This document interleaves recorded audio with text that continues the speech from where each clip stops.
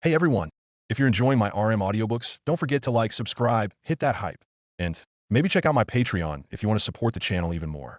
Your support means a lot and helps me keep these coming. Now, sit back and enjoy the story. The Sword Prince, Chapter 137. Author note: unlock new chapters and exclusive illustrations at https://www.patreon.com/Rayish. The morning air at Twilight Manor was still fresh, with sunlight peeking shyly through the kitchen window as Shirou began arranging ingredients for their packed meals. At the long wooden table, Lafia deftly wrapped onigiri and divided fruit into small containers, while Shirou stood by the stove, adjusting the heat as he stirred a light soup to take along. "I think we need something light but energy-packed," Lafia remarked, glancing at the available ingredients. "Agreed. Too heavy and will sink in the water instead of swimming," Shirou replied with a teasing grin. In the dining room, Aze, who had just finished wiping the last table, approached while drying her hands with a small towel. "Shirou," she said in her usual flat tone, though with a hint of pleading, "can we bring more Jagamaru-kun today?" Shirou turned, raising an eyebrow as he looked at Aze standing at the kitchen doorway. "Yagamaru-kun. More?" he repeated, tilting his head. Aze gave a small nod, her golden hair swaying. "When we take a break after swimming practice, I want to eat something tasty and warm." Lafia, who was packing the bento, turned with a cheerful smile. "Aze, you seem really excited about swimming today." "Because we'll swim together," Aze answered simply, then quickly added, "and also because of Jagamaru-kun." Shirou couldn't suppress a small chuckle before nodding and starting to slice the peeled potatoes. "All right, we'll fry more today. I'll add a special touch too. We'll use the sweet adzuki bean paste you like, Aze." "Oh." Aze nodded in satisfaction. Oil began sizzling in the pan. CRRSHH. The aroma of fried potatoes filled the kitchen, making Lafia swallow hard and steal glances at the pan with sparkling eyes. "Then I'll help wrap the finished ones, Shirou," she said quickly. Shirou smiled. "Okay, but don't sneak any snacks." Lafia turned sharply, her cheeks slightly flushed. "I'm not a child." Shirou replied, lifting a piece of Jagamaru-kun from the pan to drain. "Then who secretly ate 3 pieces before dinner yesterday?" Lafia suddenly bowed her head, pretending to be busy arranging the bento. Aze merely glanced between them before saying softly, "Actually, I was the one who ate 3 that time."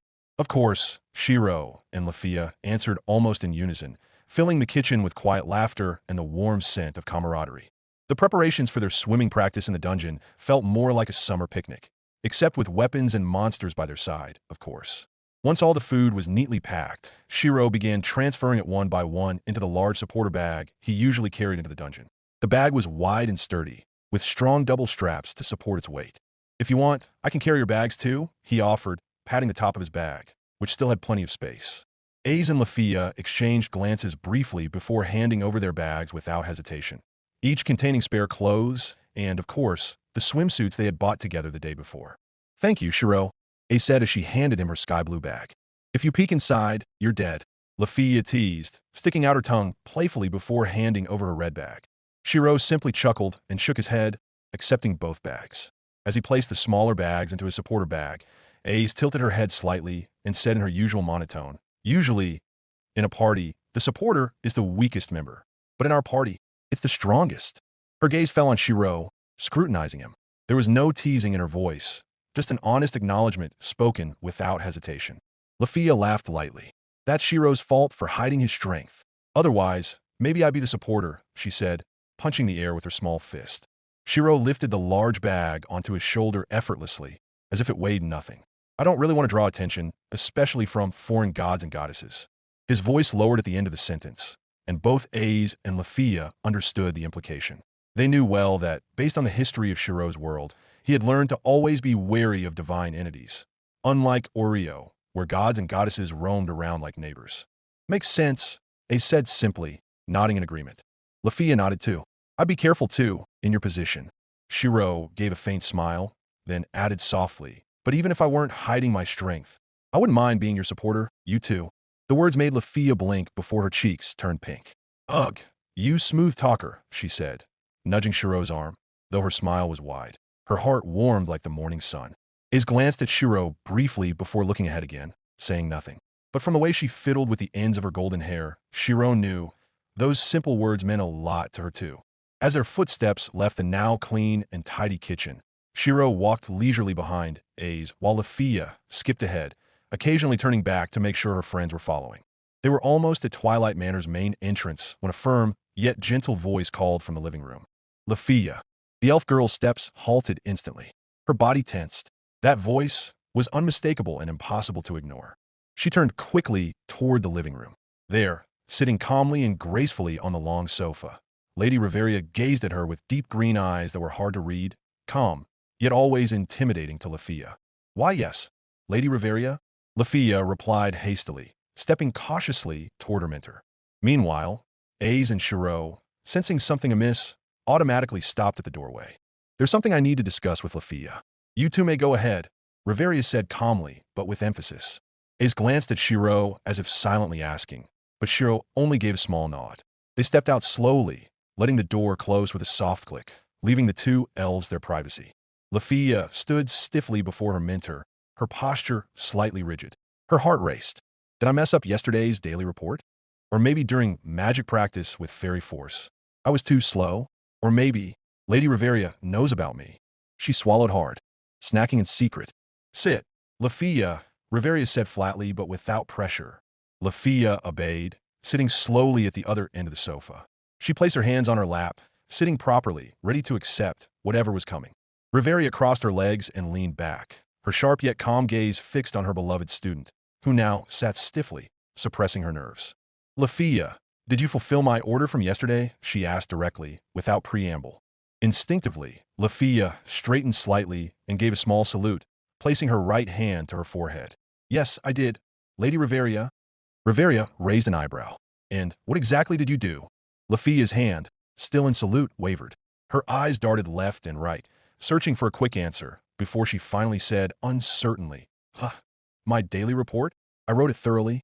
Riveria immediately closed her eyes and massaged her temples with 2 fingers, sighing deeply. That's not what I meant, Lafia. Lafia suddenly realized and lightly smacked her palm. Oh, you mean the swimsuit, right? Yes, Lady Riveria. I bought it yesterday with Aze. Riveria slowly opened her eyes. Describe it. What does it look like? Don't tell me you still bought a bikini like the one Loki gave you in Melon. Lafia shook her head quickly. It's fine, Lady Riveria. My swimsuit is a red mini dress style with spaghetti straps. Ace chose a white one with a halter neck dress cut. While the neckline is a bit low, but the back is fully covered. Ahem. Riveria coughed lightly, unintentionally turning her face away for a moment. Lafia blinked, slightly confused by her mentor's sudden reaction. Huh? Lady Riveria seems a bit flustered. Did I say something wrong? Unknowingly, she had just mentioned a part of the body that, earlier that morning, Riveria herself had exposed when Shirou touched her during magecraft training. Something she would never tell her student about. Seeing the lingering doubt in her mentor's eyes, Lafia mustered the courage to say, if Lady Riveria still isn't sure, how about I show you the swimsuit directly? Riveria furrowed her brows, her eyes scanning Lafia's body. Where is it? You didn't bring your bag. Lafia snapped her fingers. All right, my bag's in Shirou's supporter bag. I left it with him earlier. Let me go get it. Before she could turn toward the door, Riveria's firm voice called her back. No need. Lafia's steps froze. I trust you, Lafia, Riveria said, softer now. You may continue your journey.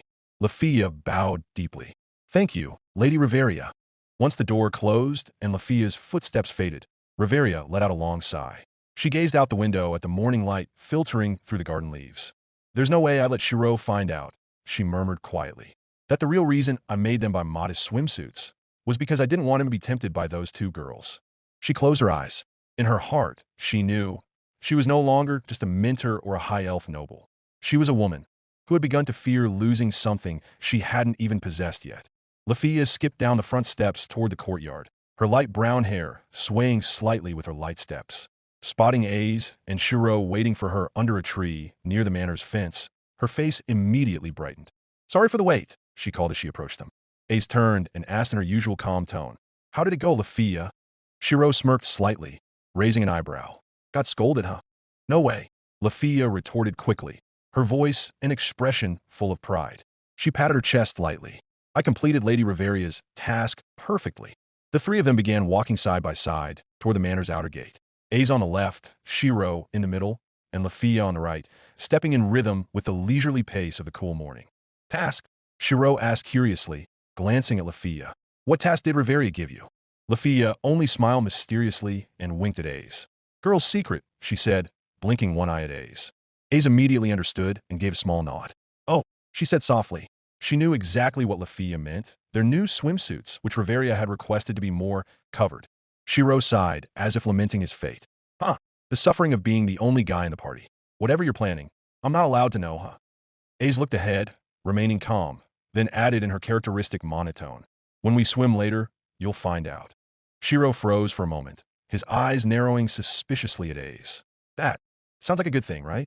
Lafia giggled while Ace showed no additional expression. A few steps later, they reached the outer gate of Twilight Manor. Outside, the streets of Orario were coming alive with adventurers and merchants setting up their morning stalls. The morning sunlight welcomed the trio, now ready to embark on their journey to the dungeon, with a large bag on Shirou's shoulder. Enthusiasm flowing in Lafia's heart, and a mysterious calmness of A's that made Shirou even more curious about how this day would unfold.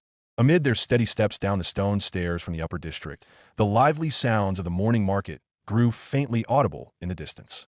Sunlight streamed through the gaps in Orario's rooftops, illuminating the three adventurers walking side by side. Lafia turned to Shirou, her steps light. "By the way, Shirou, you did pick up quests for us, right?" Shirou nodded calmly. "Of course. 2 quests, actually. But yeah, in exchange, I had to update my personal data first." A's, walking on the left, also turned, her voice soft but direct. "The receptionist didn't give you trouble, did they?" "Not at all," Shirou replied casually. "In fact, just like you said yesterday, A's, they were very helpful. One of them, Misha, even helped me choose the quests. And her senior, Rose, drew my portrait." "That's good," A said with a small nod, her tone relieved. Shirou tilted his head slightly, as if remembering something. "Ah, A's, do you know Rose?" A's nodded slowly. "Yes, she was the one who processed my registration as an adventurer back then about 9 years ago. Riveria and I registered at the guild together at the time." Lafia tilted her head, chiming in. 9 years ago? Wow. Back then, I was still living in the Wish Forest with my parents. I hadn't even joined the school district, let alone come to Orario. A smiled faintly at the memory. But soon, she turned her gaze back to Shirou.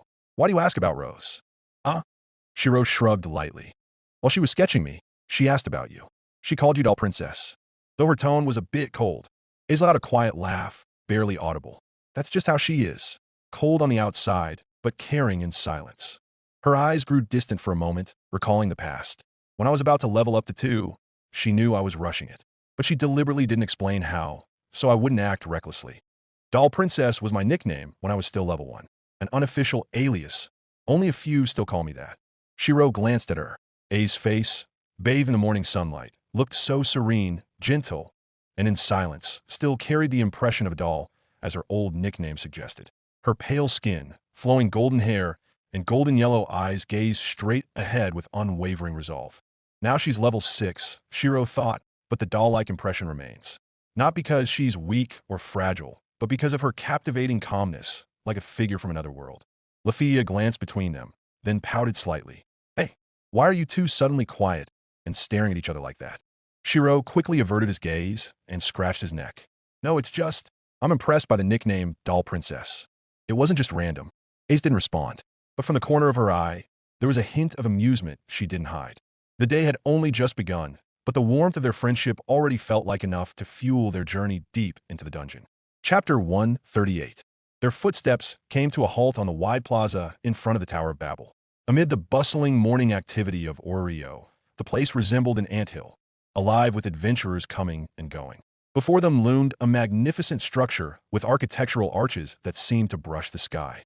At the base of the tower, a massive spiral staircase gaped wide, descending straight into the bowels of the earth, the dungeon. The clatter of metal boots echoed from adventurers descending the stairs, while others lingered above, checking equipment or sharing last-minute strategies before heading down. The air felt heavier here, as if the dungeon itself emitted vibrations that seeped into one's bones.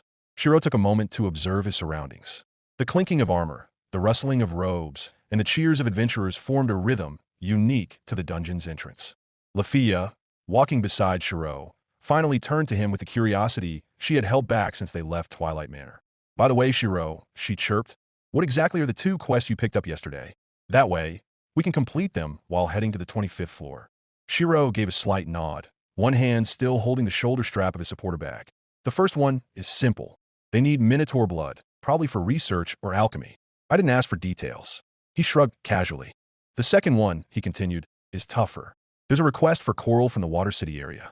That means around the 25th to the 27th floors. Hearing this, A's, standing to Shirou's left, lifted her head and asked softly but directly how much coral is needed to fulfill that quest. Shirou raised an eyebrow, then scratched his head with his index finger. I don't remember the exact amount. Lafia immediately leaned forward, her eyes sparkling as if she had found an opportunity to showcase her knowledge. Usually, the full details are on the quest parchment. The required quantity, exact location, and sometimes even quality specifications are written there. Shirou nodded in agreement and began lowering his supporter bag from his back. The heavy load produced a rough, scraping sound against the fabric.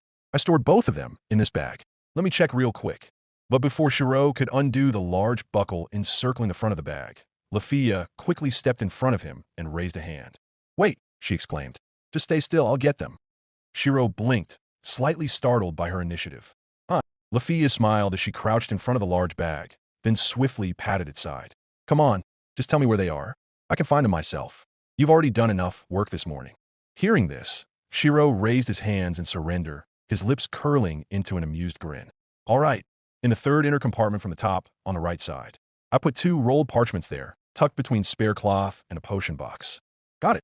Lafia immediately opened the buckle with a click and rummaged through the bag, her nimble fingers moving quickly but carefully. Occasionally, the sound of rustling fabric or the soft scrape of parchment could be heard. Aze watched the scene silently, her golden hair glowing softly under the morning light streaming through the tower's arched entrance, contrasting with the shadows of the spiral staircase below.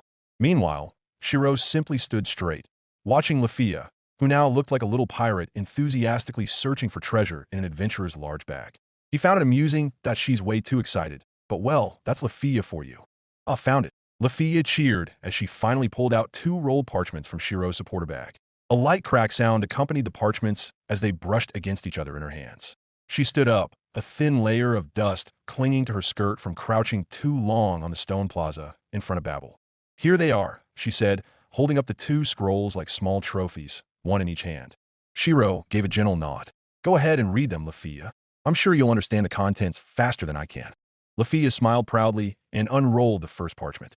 The aged paper emitted a characteristic as it unfurled, its dark blue ink still clear despite slight fading at the edges. This one, she murmured, scanning the lines of text with sharp eyes. The request comes from the Goibniu Familia. Oh, Aze turned slightly, her usually calm expression showing a hint of interest. That's the blacksmith familia I frequent, she said quietly. Desperate, my sword was forged by their smiths. The god Goibniu himself crafted it. Shirou glanced briefly at the sword sheath hanging at A's waist. Desperate, a weapon he knew held great meaning for her. Aze rarely showed her emotions, but when it came to weapons, a sense of admiration and respect was unmistakable. Lafia continued reading quickly, then lifted her chin with a confident smile. It says they need 3 kilograms of high-quality coral. It'll be used as a protective coating for their new armor. Shirou nodded slowly. It's not just any coral, but the kind with a strong structure and magic resistance, probably the type only found on the dungeon's 25th floor and below.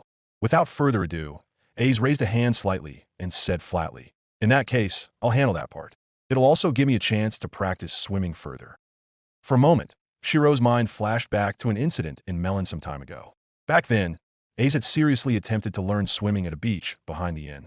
Though her determination was commendable, she had only managed to float for a few minutes before slowly sinking with her usual blank expression.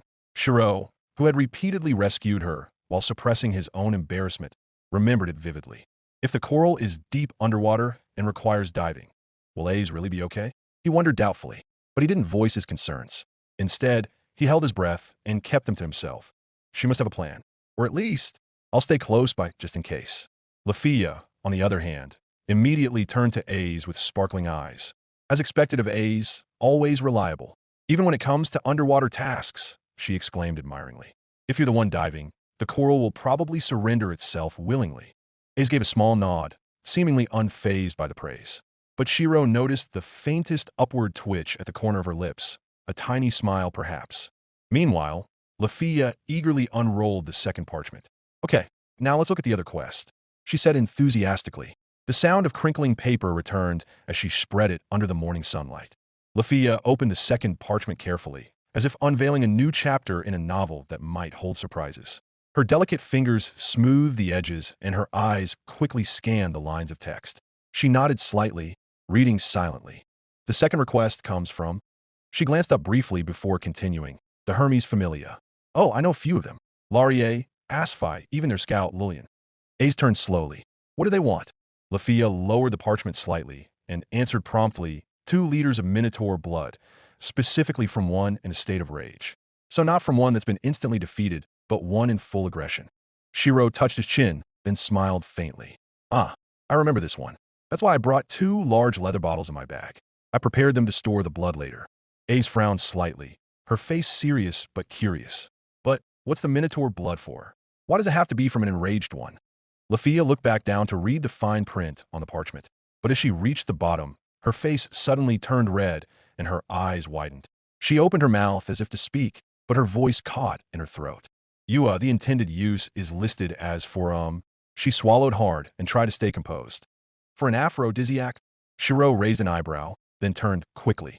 For what? Lafia covered her face with both hands, hiding the rapidly spreading blush on her cheeks. An aphrodisiac. A stimulant. Shirou fell silent for a moment. I had no idea monster blood could be used for that kind of thing. Ace, who had seemed calm, suddenly appeared as if she remembered something. Her eyes narrowed slightly, and she glanced to the left, toward the dungeon's entrance, as if seeing something from the distant past. Didn't Belle carry a bottle like that once? Lafia immediately straightened up. Right. That time. The night we explored the residential area near the Pleasure District? Ace nodded slowly. Yeah, that night, it was me, Tioni and you, right? We were investigating an alternate dungeon entrance. But Belle had just come out of the Pleasure District. Lafia suddenly stood rigid, her finger pointing accusingly at the air. That human, he even spilled that stuff on me. Shirou let out a small yelp, shocked. Seriously? Lafia glared at Shirou, her expression half annoyed, half embarrassed.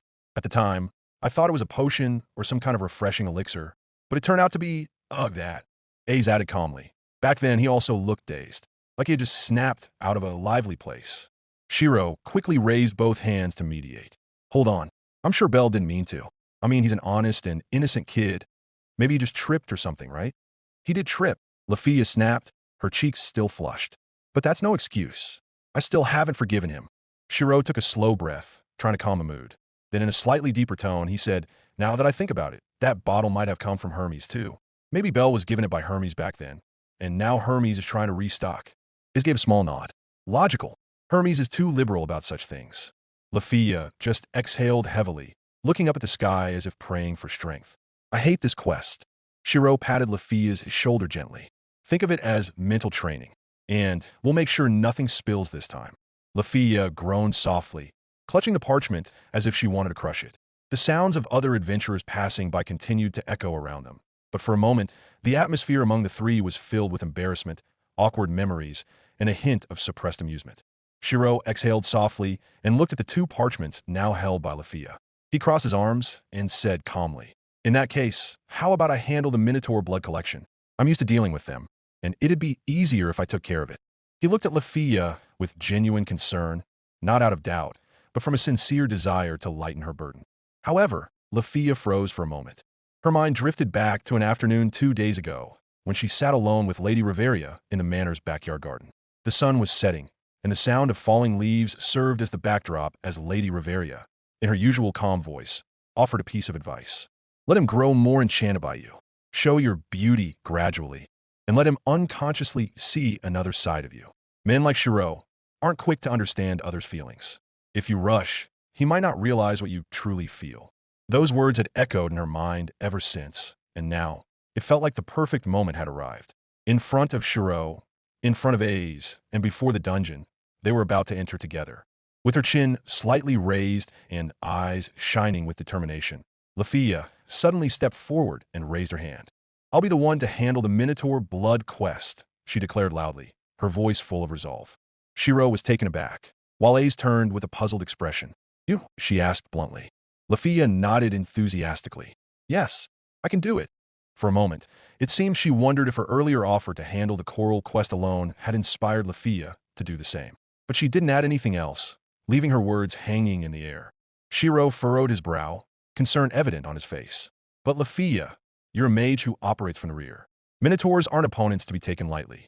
Even if you attack one, wouldn't your spells just obliterate it completely? We need its blood, not ashes. Lafia stared at Shirou with a proud and slightly mischievous expression, then placed a hand on her hip and said confidently, Shirou, don't underestimate me. I'm almost level 4, you know? Sure, my strength stat can't compare to yours, especially your SSS rank. But that doesn't mean I don't have a way. Her eyes narrowed challengingly. And who says I can't wound a monster without killing it? I have magic, and I also have a brain. Aze looked at Lafia for a moment. Then, with her usual blank expression, gave a slow clap. Clap, clap, a quiet but sincere praise, a subtle response to the admiration Lafia had shown her earlier. Shirou fell silent. He looked at the two girls standing before him. Two comrades, two warriors who both wanted to prove themselves. He knew they were strong. He knew they wouldn't act recklessly. But still, if anything happens, I'll be on full alert. No matter what, I won't let them get hurt. That thought settled in his mind. Ingrained like a mantra, he repeated every time before descending into the dungeon's darkness. Chapter 139. The atmosphere on the first floor of the dungeon was a stark contrast to the bustling city of Orario above. The trio stepped into a cold, expansive stone corridor, illuminated by a faint blue glow emanating from the cave walls. The rocks resembled crystals, emitting a soft light that created a serene yet mysterious ambience. The high ceiling of the cave seemed to conceal the whispers of monsters lurking in the depths. Lafia stood firmly, her legs slightly apart to maintain balance. In her hand, the magic staff forest's teardrop shimmered faintly, its crystal surface capturing the dungeon's light and reflecting it in calming hues of blue-green. She took a deep breath and exhaled slowly, trying to steady her slightly racing heart, fueled by excitement. Meanwhile, Aze had already drawn her short sword, desperate, from its sheath with a single smooth and calm motion. The sound of the blade sliding free, SRRT, was almost like a whisper of death. Her eyes scanned the corridor ahead, brimming with the natural vigilance of a veteran fighter. Shirou, walking slightly behind them, paused for a moment. He turned his head left and right, scrutinizing the entire corridor with sharp eyes. He made sure no other adventurers were observing them. The only footsteps audible were their own. Once certain they were alone, he raised his right hand slightly forward and then slowly drew it to the side, as if pulling something from thin air. ZZRRT cling. From the faintly trembling air, a long katana with a black sheath and a white cloth-wrapped hilt appeared, as though summoned from another dimension. The cold glint of its metal reflected softly against the dungeon's blue-lit walls. He gripped the katana firmly, his movements natural, as if he had done this countless times before. Aze, who had been observing the far end of the corridor, glanced back. Her eyes narrowed slightly before she spoke in a flat tone. Not Kancho and Bakuya. Shirou turned his head lightly, his expression calm. Not today. I can't take the risk. Aze raised an eyebrow, waiting for further explanation. Shirou lowered his voice slightly. Revis could recognize me even when I disguised myself as assassin. Back then, I used Kancho and Bakuya, even though a mask covered my face. But still, she knew I was Shirou Emiya. Aze stared intently at Shirou.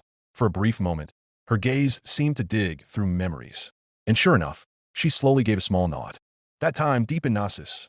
Her voice was low and even. When you saved me from Revis, I was barely conscious, but I still remember a bit of your conversation. Revis, a woman with short red hair and wild, beast-like eyes. Half human, half monster. Her murderous aura was so terrifying that it made the dungeon feel suffocatingly small. At that time, Aze had been in real danger, and Shirou had appeared like a sharp shadow, slicing through the darkness. Lafia, who had been maintaining her position behind them, interjected curiously. Then, why katana? She asked, tilting her head. Shirou shrugged lightly before sheathing the katana at his waist. No particular reason. I'm just leaning into the Far East stereotype. He offered a faint smile. Katanas are always associated with Eastern swordsmen, so I thought, why not play the part? Lafia could only stare at him with raised eyebrows before letting out a small chuckle. You're weird, but somehow it fits. Before they could advance further into the shimmering corridor of the first floor, a sudden sound echoed. Girararcane. Crack, like cracking and crumbling stone. The blue walls on either side of them trembled violently as fissures appeared, and large boulders broke loose, crashing onto the floor with thunderous impacts. Duar. In an instant, dozens of goblins poured out from the newly formed gaps like a green flood. Their eyes glowed red, their small but agile bodies leaping and climbing from every direction, raising their clawed hands with wild shrieks. Kai, Lafia, Aze, and Shirou moved without panic.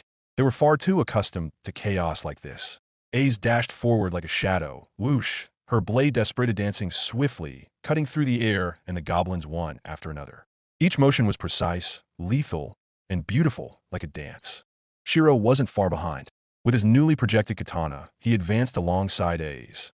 A single sharp swing cleaved 2 goblins apart, sending blood spraying into the air before their bodies turned to ash, leaving behind glittering magic stones on the ground.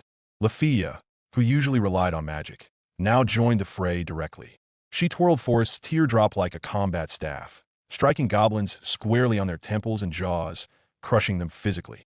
"Hiya!" she cried as she knocked 2 goblins into the wall, their bodies disintegrating into dust. A few minutes later, the corridor was silent once more. All the goblins were gone. Only small piles of faintly glowing magic stones remained amidst the monster ashes.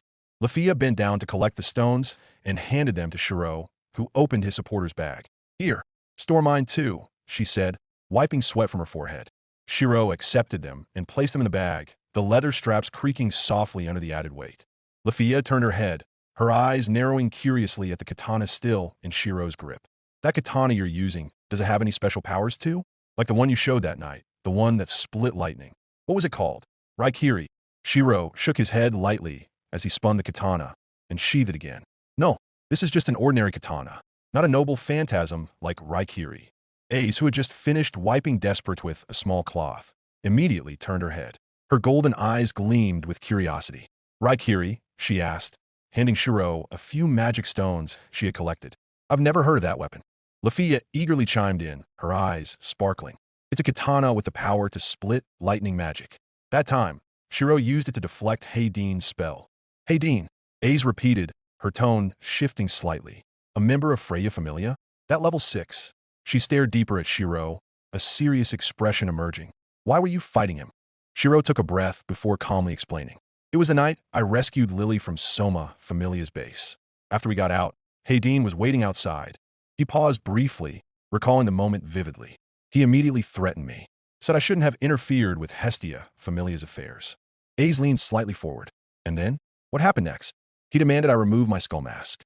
Said he wanted to interrogate me, to find out who I really was." Shirou shook his head slowly, a faint smile tugging at his lips. "But I ran." Lafia clapped her hands once, her eyes shining. "Don't tell me, when you ran, Hayden chased you and unleashed his lightning magic." Shirou nodded. "Correct. At that moment, I summoned Raikiri and slashed through his attack. But even so, the electric current still scorched my hand." He raised his right hand slightly, remembering the burning sensation from that night. "Luckily, after I returned, you healed the wound with your magic, Lafia." Lafia fell silent for a moment before her cheeks tinged slightly pink. "Oh, of course. I am the team's mage." Shirou smiled warmly. "And my savior that night." Ace watched them alternately, her calm expression unchanged, but a glimmer of curiosity still flickered in her eyes. "I'd like to see Raikiri someday. If you want to see it, maybe during a thunderstorm would be best," Shirou said with a light chuckle. Their footsteps continued descending the stone stairs, delving deeper into the dungeon's increasingly dark and silent depths. The corridors were still adorned with the blue glow of embedded crystals, but the further they went, the paler the light became, as if being swallowed by the abyss below. Throughout their journey, monsters like goblins, war shadows, and killer ants emerged from cracks in the walls, piercing through fissures or appearing from behind the faint mist hanging in the corridors. The sounds of small footsteps, rustling wings, sharp growls, and low roars accompanied every encounter. Yet, the trio was far too accustomed to such situations. Swish, clang, zzzt. With light movements and near-perfect coordination, Shirou, Ace, and Lafia dispatched the monsters one by slice through swarms of red ants. Shirou's katana shattered war shadows, and Lafia, though not using magic, bashed goblins with her staff. The monsters' bodies turned to ash, leaving behind the magic stones they collected in silence. Finally, their steps brought them to the 10th floor, a slightly wider corridor filled with a thin mist hanging in the air. Each breath felt colder, and the humidity clung to their skin like morning fog. They stopped at a branching path and turned to Lafia. "Lafia," she called softly but flatly, "what's your plan for collecting the blood of an enraged minotaur later? We won't encounter them until the 13th floor and below." Lafia seemed to ponder for a moment before replying seriously. "In that case, Shirou, could you hold my staff for now?" Shirou nodded and extended his hand. Lafia carefully handed over Forrest's teardrop, and Shirou secured it to the side of his supporter's bag with an extra strap he had prepared, ensuring it wouldn't shake during their journey.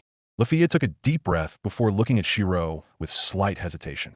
Shirou, could you help me with one more thing? Of course, Shirou replied without hesitation. Project a spear for me, about the same length as Forrest's teardrop. Hearing this, Shirou nodded slowly. He closed his eyes briefly, exhaled, then raised his hand forward. Trace on. A faint magical aura shimmered around his palm. A soft blue and silver light formed a circular pattern before Shing. A slender spear materialized from the air, its metal gleaming, its shaft pitch black with a double-edged tip. Its length and weight appeared balanced. Shirou handed it to Lafia. Here, this should suit your grip. Lafia accepted the spear with both hands, slightly awkward as she adjusted her hold. I'll use this to wound the Minotaur later, without killing it. She swung the spear's tip to the side, testing its weight. Whoosh, tap. The tip lightly touched the ground. Seeing her clumsiness, Shirou offered gentle advice. Before facing the Minotaur, it's better to test the spear here. The 10th floor is still safe, and we can help if anything goes wrong. Lafia stared at the spear before nodding firmly. Yeah, you're right. She lifted her chin, stood tall, then shouted loudly into the silent corridor. If any monsters on this floor are still alive, come out. I need test subjects. Her voice echoed into the darkness. A brief silence followed. Then, from behind the mist, low growls began to answer her call. From within the soft fog enveloping the 10th floor, a roar split the air. Growl. Suddenly, a horde of orcs emerged from the dark corridor. Hulking creatures with slimy green skin and brutish faces. They moved with heavy footsteps that shook the ground. Among them, a louder, sharper roar erupted. Brayag. A silverback appeared behind the orcs, a hulking white-furred humanoid monster with glowing eyes and fangs. Its claws struck the stone wall hard, leaving small cracks. Lafia raised her chin, undaunted. She wiped her nose with her thumb, like a street fighter brimming with confidence, while her other hand gripped the new spear tightly. Let me handle this alone, she declared in a rare show of self-assurance. Let me solo this. Shirou watched her for a moment. Considering the number of enemies, he sheathed his katana at his waist with a swift motion, then raised his hand to the side. Trace on. In a flash of prana, a large, dark bow appeared in his hand. He knocked an arrow, eyes and ears alert, ready to act if Lafia showed even the slightest sign of struggle. But Lafia noticed his movement and clicked her tongue lightly. You worry too much, Shirou.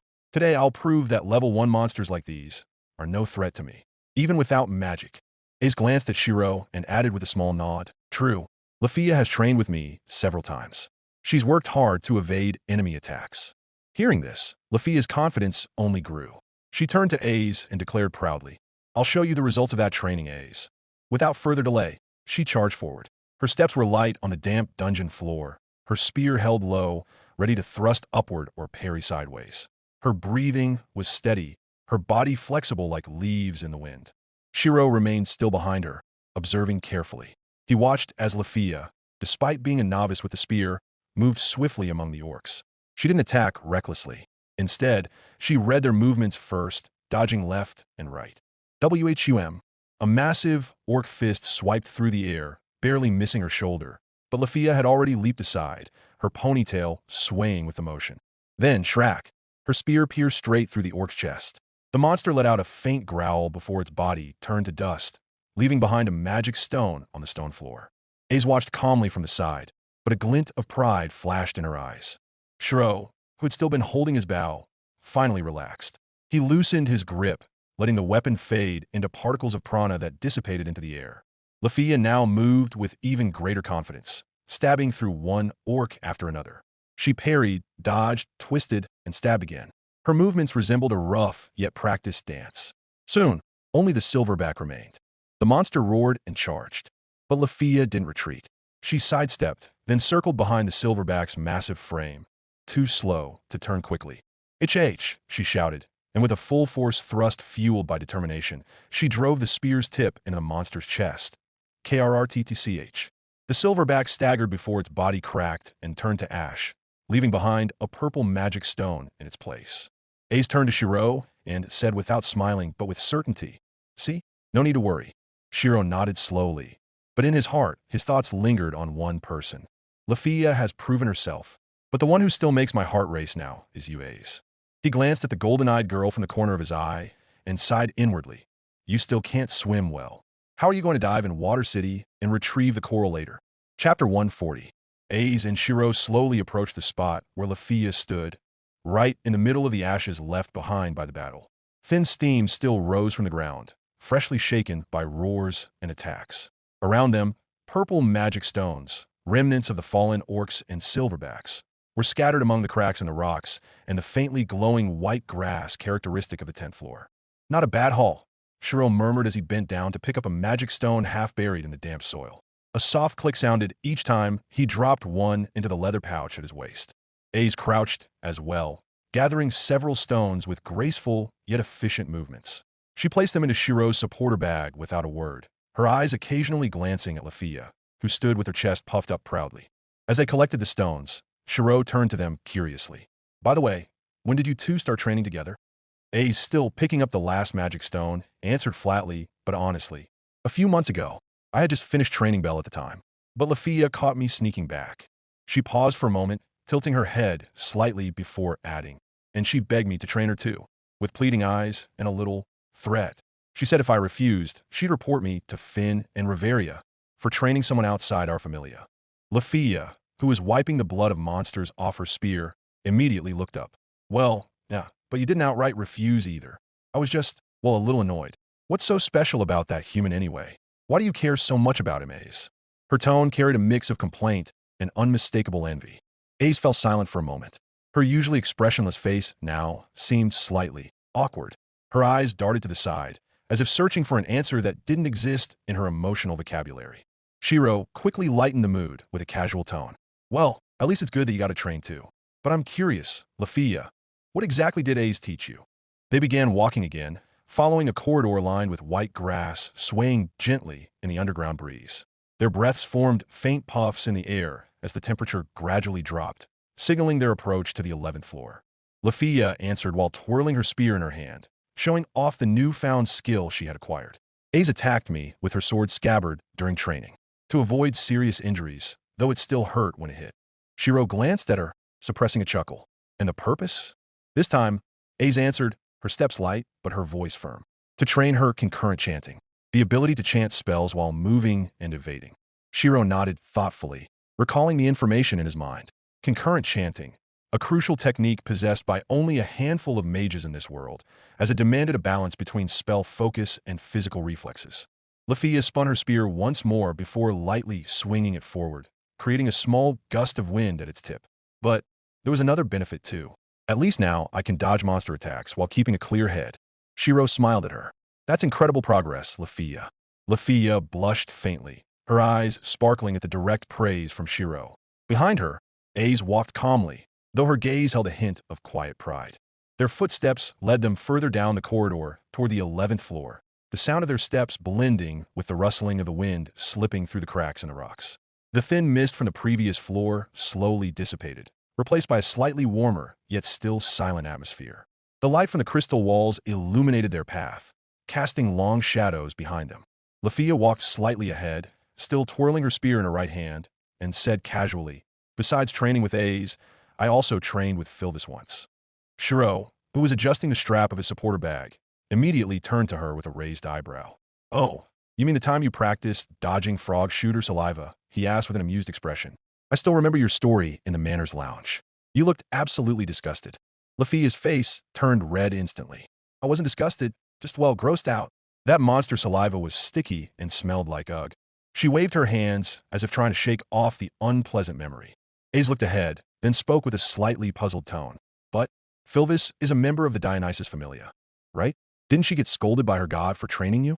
I thought training someone from another familia could be considered a violation. Lafia nodded lightly and answered confidently. Filvis must have gotten permission from God Dionysus. She's not the type to do things secretly like that. If she trained me, she must have discussed it properly with her god. Ace flinched slightly, as if struck by the statement. Her lips parted for a moment, but no words came out. Her face remained blank, but upon closer inspection, a trace of doubt flickered in her eyes. She glanced to the side, then lowered her head slightly. I never asked Finn or Riveria, let alone Loki, for permission, she thought. Did I do something wrong? Yet Ace didn't utter a single word. She simply continued walking, calm as ever, though her steps were now slightly slower, as if weighed down by something troubling. Shirou, on the other hand, noticed but chose not to press further, silently filing the observation away. Their footsteps eventually led them down to the 11th floor. The moment their feet touched the ground, the atmosphere shifted. The soft mist that had vanished earlier now crept back from the cracks in the rocks, enveloping their legs and ankles like a thin morning fog. The faintly glowing white grass covered the floor once more, swaying gently in the unseen underground wind. The blue light from the crystal walls merged with the mist, creating a magical yet quietly dangerous ambience. Lafia quickened her pace, turning back briefly with a determined expression. Her grip on the spear was firm, steadier than before. "From now on, let me handle the monsters alone," she declared confidently. "Until my quest is complete, I want to face them by myself." Ace and Shirou didn't argue. They simply exchanged a glance before letting the elf girl step forward, advancing through the mist of the 11th floor with an air of confidence unlike her usual self. The journey continued, and one by one, level 1 monsters emerged from the bushes or cave walls. Orcs, silverbacks, even hard-armoreds, giant armadillo-like creatures with steel hardbacks that rolled and rammed their prey. Like before, Lafia didn't rely on her magic. Her movements were agile, her feet barely touching the ground. She danced between the monsters' attacks, letting them miss before driving her spear into their weak points, joints, necks, unarmored stomachs. Shink, krrtch, whoosh. Monsters turned to ashes around her, leaving behind purple magic stones scattered across the white grass. Shirou crouched, carefully picking up one of the magic stones while the distant sounds of clashing spears and short roars echoed. He placed the stone into the partially open large bag on his back. Beside him, Ace picked up another magic stone and handed it over silently. "Until she completes her quest," she said softly, "it seems I'll just be acting as a supporter alongside you, Shirou." Shirou accepted the stone and tucked it into the leather pouch inside the bag. He glanced at Ace and nodded. "Sound good. Let her focus on adjusting to her new spear." The two of them stood quietly in the mist, watching from a distance as Lafia spun, leaped, and slashed. A mage learning to become a close-range fighter. And she was doing it fairly well. Their footsteps eventually carried them past the 12th floor and down the final steps to the 13th floor, entering the true territory of the middle floors. The change in atmosphere was drastic.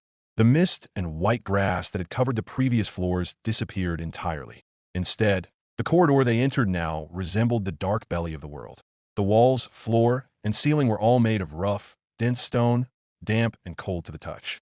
No longer just a flat path. The route now branched upward and downward, forming a three-dimensional labyrinth of interconnected tunnels.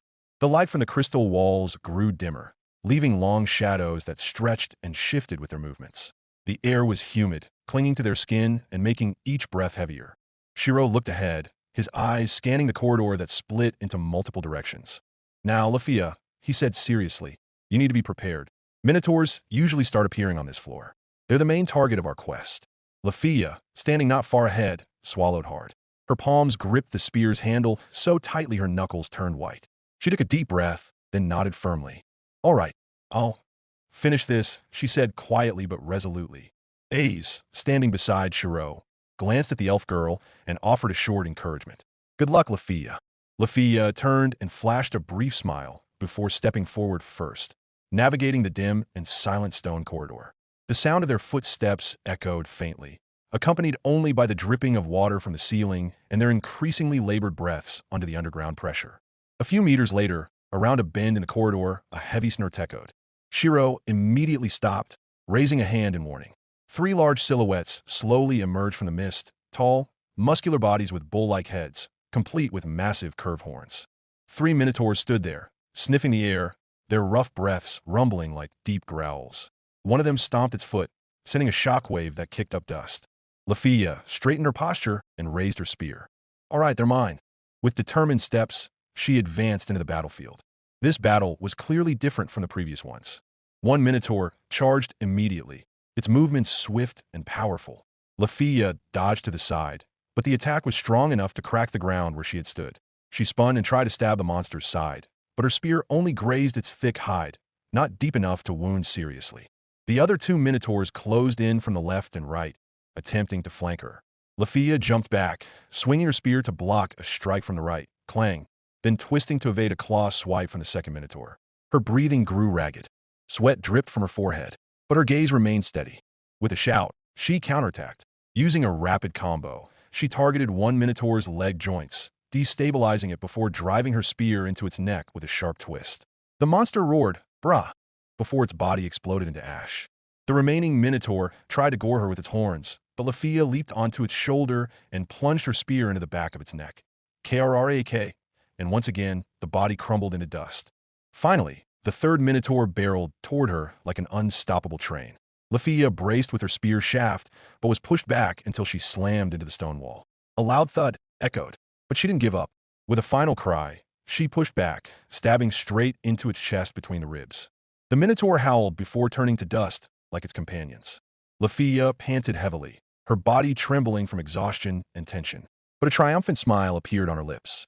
She stood tall and raised her spear overhead, posing like a hero on a battlefield. However, hurried footsteps approached. Shirou and Aiz rushed over. Shirou's expression was slightly tense. He stopped right in front of Lafia, who was still holding her pose, and looked at her with concern. "Lafia," he said softly, "you were amazing, but we need the blood of an enraged Minotaur. He glanced at the ashes on the ground, are all dust now." The smile on Lafia's face vanished instantly.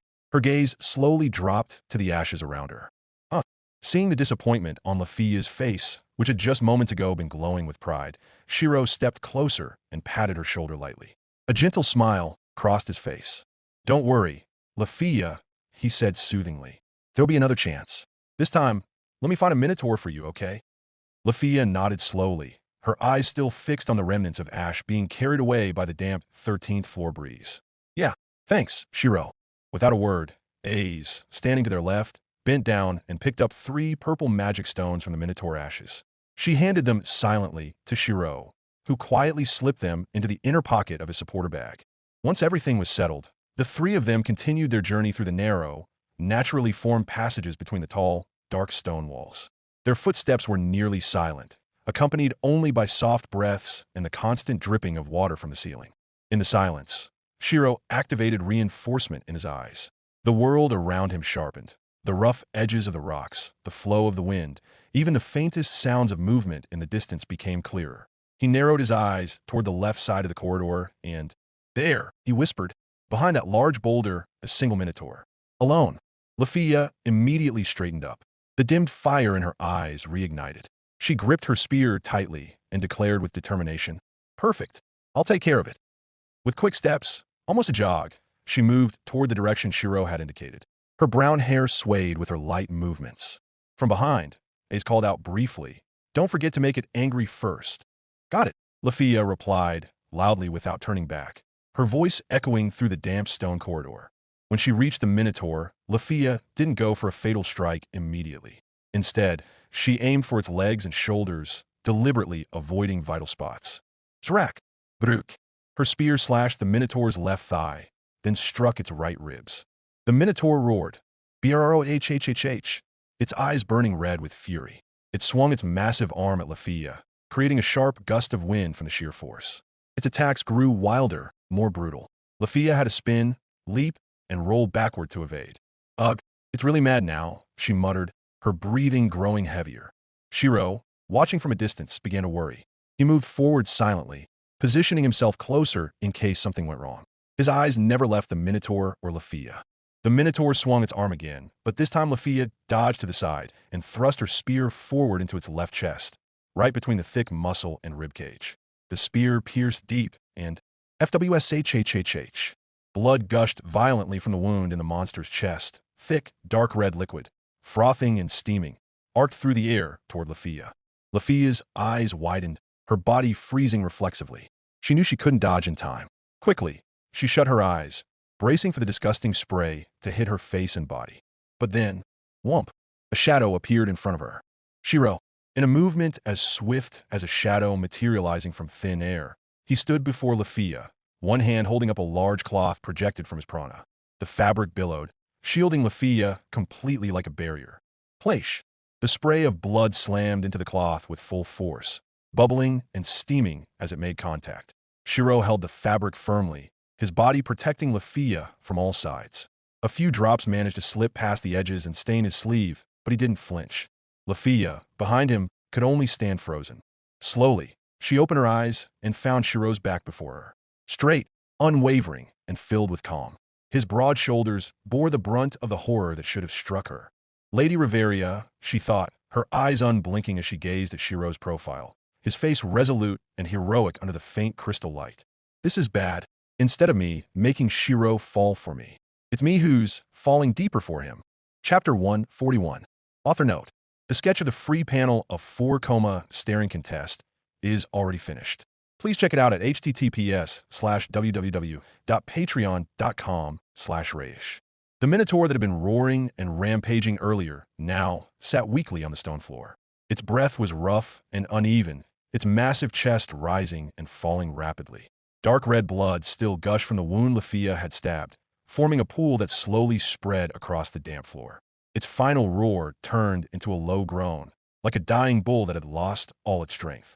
Lafia remained frozen behind Shirou, her eyes still fixed on the figure who had shielded her from the blood spray earlier.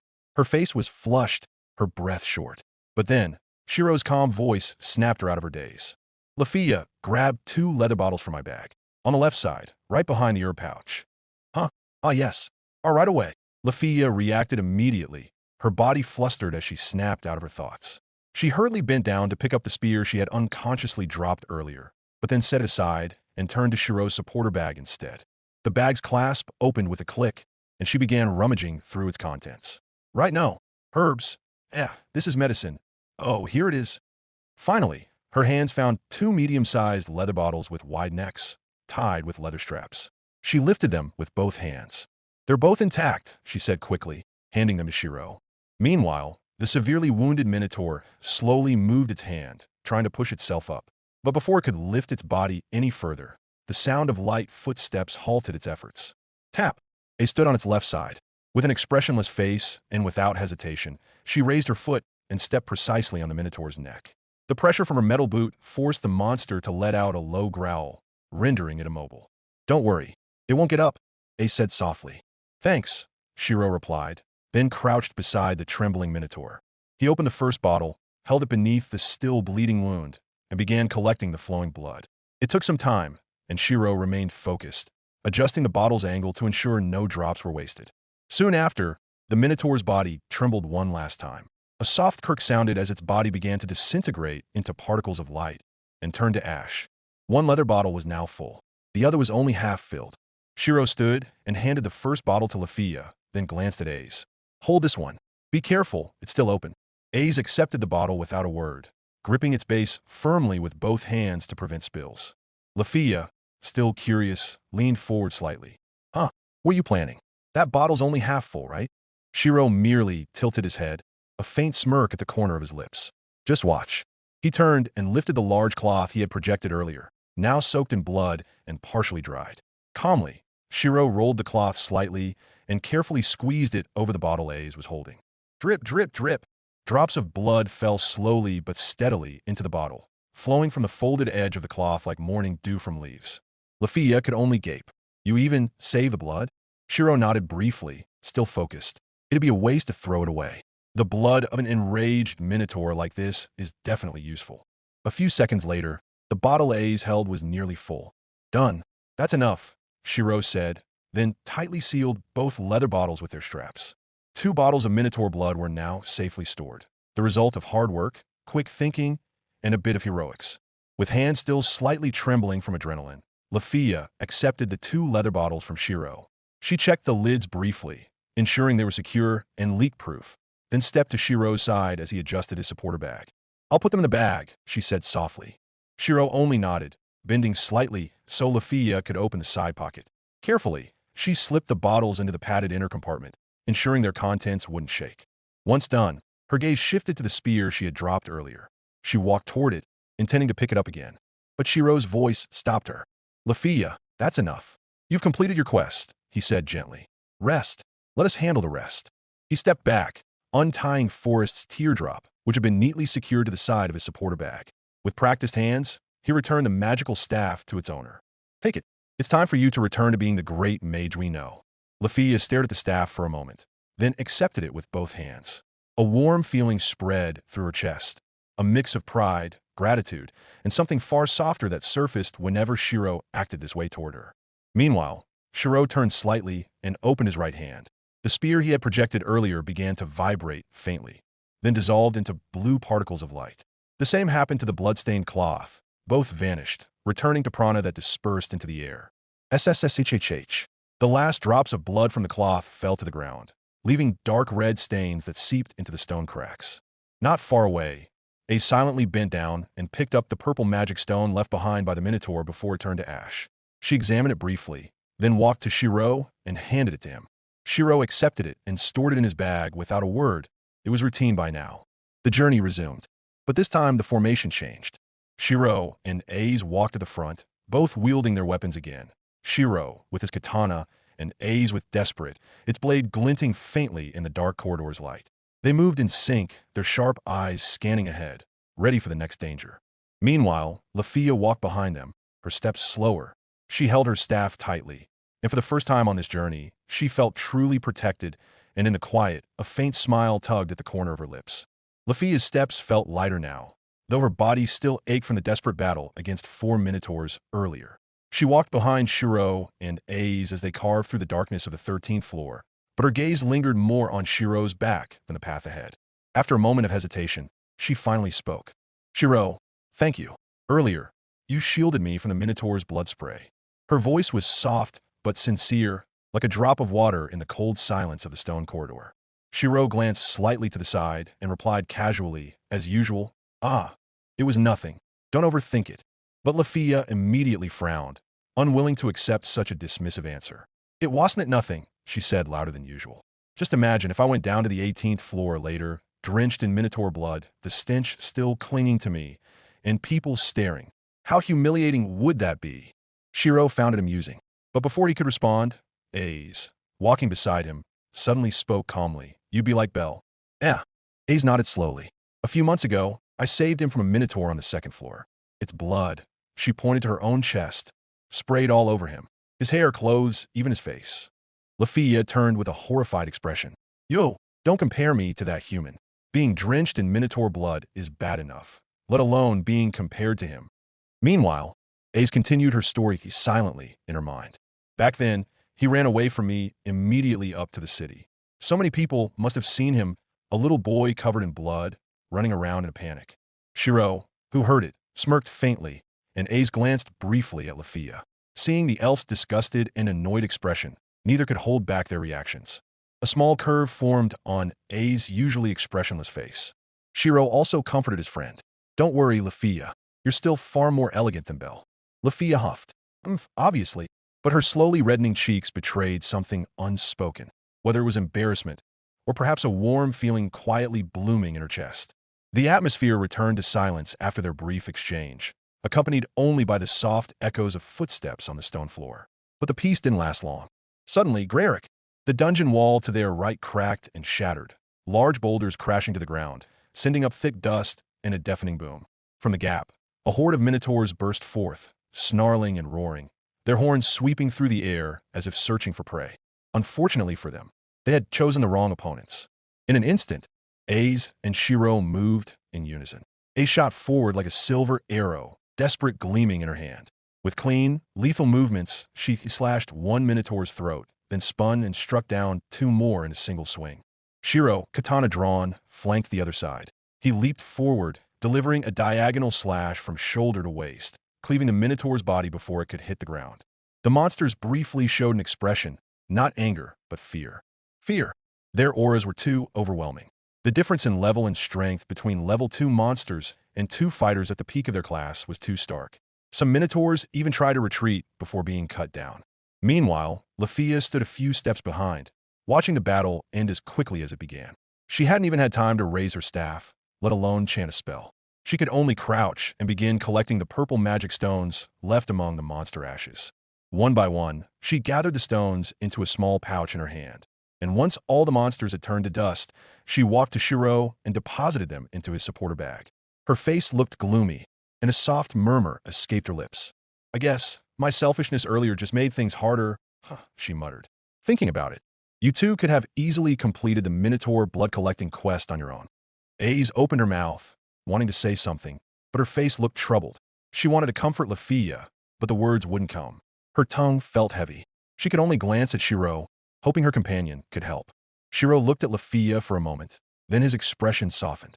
"Did you forget?" he said quietly but firmly. One of the key requirements for that quest was blood from an enraged minotaur. If A's and I'd faced them, the minotaurs would have been terrified, not enraged. Lafia's eyes widened slightly at his words. A smile began to form, though she tried to hide it by pretending to be annoyed. "Oh, is that so?" she said, lightly elbowing Shirou's arm. "So you're saying, because I'm weak, the minotaurs could get angry at me? Is that it?" Shirou chuckled softly. "Physically, you might not be as strong as us yet," he said casually. "But if you started chanting spells, I'm sure those minotaurs would pale in fear before they could even get angry." Lafia lowered her head slightly, her face reddening. But it was clear her heart was warmed by the praise. She hugged her staff tightly, hiding from direct view. A's, observing from the side, finally let out a relieved sigh. She might not be good with words, but she knew Lafia was cheerful again. And that was enough for her. The journey to the 18th floor proceeded as smoothly as they had expected. Thanks to A's and Shirou's extraordinary experience and abilities, they navigated the descending tunnels and narrow crevices of the middle floor without significant obstacles. The dark, winding stone corridors became a silent hunting ground for the trio. The monsters they encountered, though dangerous for ordinary adventurers, were little more than minor nuisances to them. A minotaur emerged from a narrow passage, roaring and charging straight at Shirou, its horns aimed at his chest. But before the creature could fully lower its head, Shirou leaped forward and swung his katana in a single straight motion. Zireke. The monster's body split horizontally, turning to ash before its hind legs touched the ground. Not long after, a group of almirage, horned rabbits with incredible speed, leaped from the tunnel ceiling, attempting to ambush them from above. But A's, who had already sensed their movements, spun and sliced two of them midair. One managed to land and tried to attack Lafia, but Shirou crouched and fired a projected arrow at close range, piercing its head. They continued descending the narrow spiral path. Ligerfang, large red-eyed cats with long fangs, emerged from the shadows. The creatures growled and quickly surrounded them. But before they could pounce, Shirou stomped the ground and projected his second katana. In an instant, he was amidst the pack, his sword dancing, reflecting dark and silver light. One by one, the large monsters fell, cleanly cut down. Meanwhile, a rumbling echoed from the end of the corridor. Hellhounds, ferocious dogs with bodies covered in black flame-like fur, charged forward, mouths gaping, ready to unleash fiery breath. A's dashed ahead like lightning, dodging the first fire blast and slashing the creature's throat in one swing. After that, it was Lafia who stole the spotlight. When a sizable pack of Ligerfang gathered in a wide crevice in the distance, seemingly unaware of the trio's presence, Lafia lowered her staff, stood calmly, and began chanting. Fusillade Falarica. Her spell echoed powerfully through the tunnel, accompanied by magical light gathering at the tip of her staff. A massive fireball shot forward, and exploded amidst the Ligerfang pack. The blast scorched the air and created a dazzling burst of light. When the smoke cleared, nothing remained but scattered ashes and faintly glowing magic stones. "Not bad," Lafia murmured, trying to hide her pride. Finally, their steps brought them to the 17th floor, to the place known as the Big Wall of Grief. The space was far wider than the previous floors, with a high ceiling resembling a grand stone hall. A massive wall loomed at the end, towering like a natural fortress carved from black stone. This was where the monster Rex Goliath usually appeared. A stepped forward, her eyes carefully examining the stone wall. "It seems he won't appear today," she murmured. "Probably defeated a few days ago." Shirou, standing beside her, glanced curiously. "How often does Goliath usually appear?" Lafia, who had walked closer while holding her staff to her chest, answered informatively. "Goliath usually respawns 2 weeks after being defeated. Same as other Monster X's. The stronger they are, the longer the respawn time." Shirou nodded slowly. His gaze remained fixed on the towering wall, but his mind drifted to the past. He still remembered clearly watching A's fight the monster Rex Udius alone to gain the experience needed to level up. He could imagine the solitude and tension of that battle. Chapter 142. Finally, after navigating through rough stone corridors and endless battles, the three of them set foot on the 18th floor, the safe zone. As soon as they stepped out of the last stone staircase, the gloomy atmosphere typical of the dungeon abruptly transformed. A soft blue light illuminated the entire area from a massive crystal embedded in the high ceiling, highlighting a vast landscape that seemed impossible to exist underground. A small forest with lush trees spread across various corners, their fresh green leaves swaying in the cool breeze. In the distance, a neatly arranged small town could be seen, built around the roots and trunk of a gigantic tree. This was Rivera, the most famous resting place for adventurers in the dungeon. Their footsteps now treaded a smooth, slightly winding dirt path leading directly to the settlement. The air here felt cleaner, almost like the surface world, and the occasional chirping of underground birds could be heard from behind the bushes. Lafia, walking in the middle, let out a light exclamation. How about we take a short break before we continue with the choral gathering? Iz gave a small nod. Agreed. It's better to replenish our energy first. Shirou also responded, turning to the two of them. That's probably for the best. When I took the quest yesterday, Misha, the guild receptionist, also suggested we rest on the 18th floor first.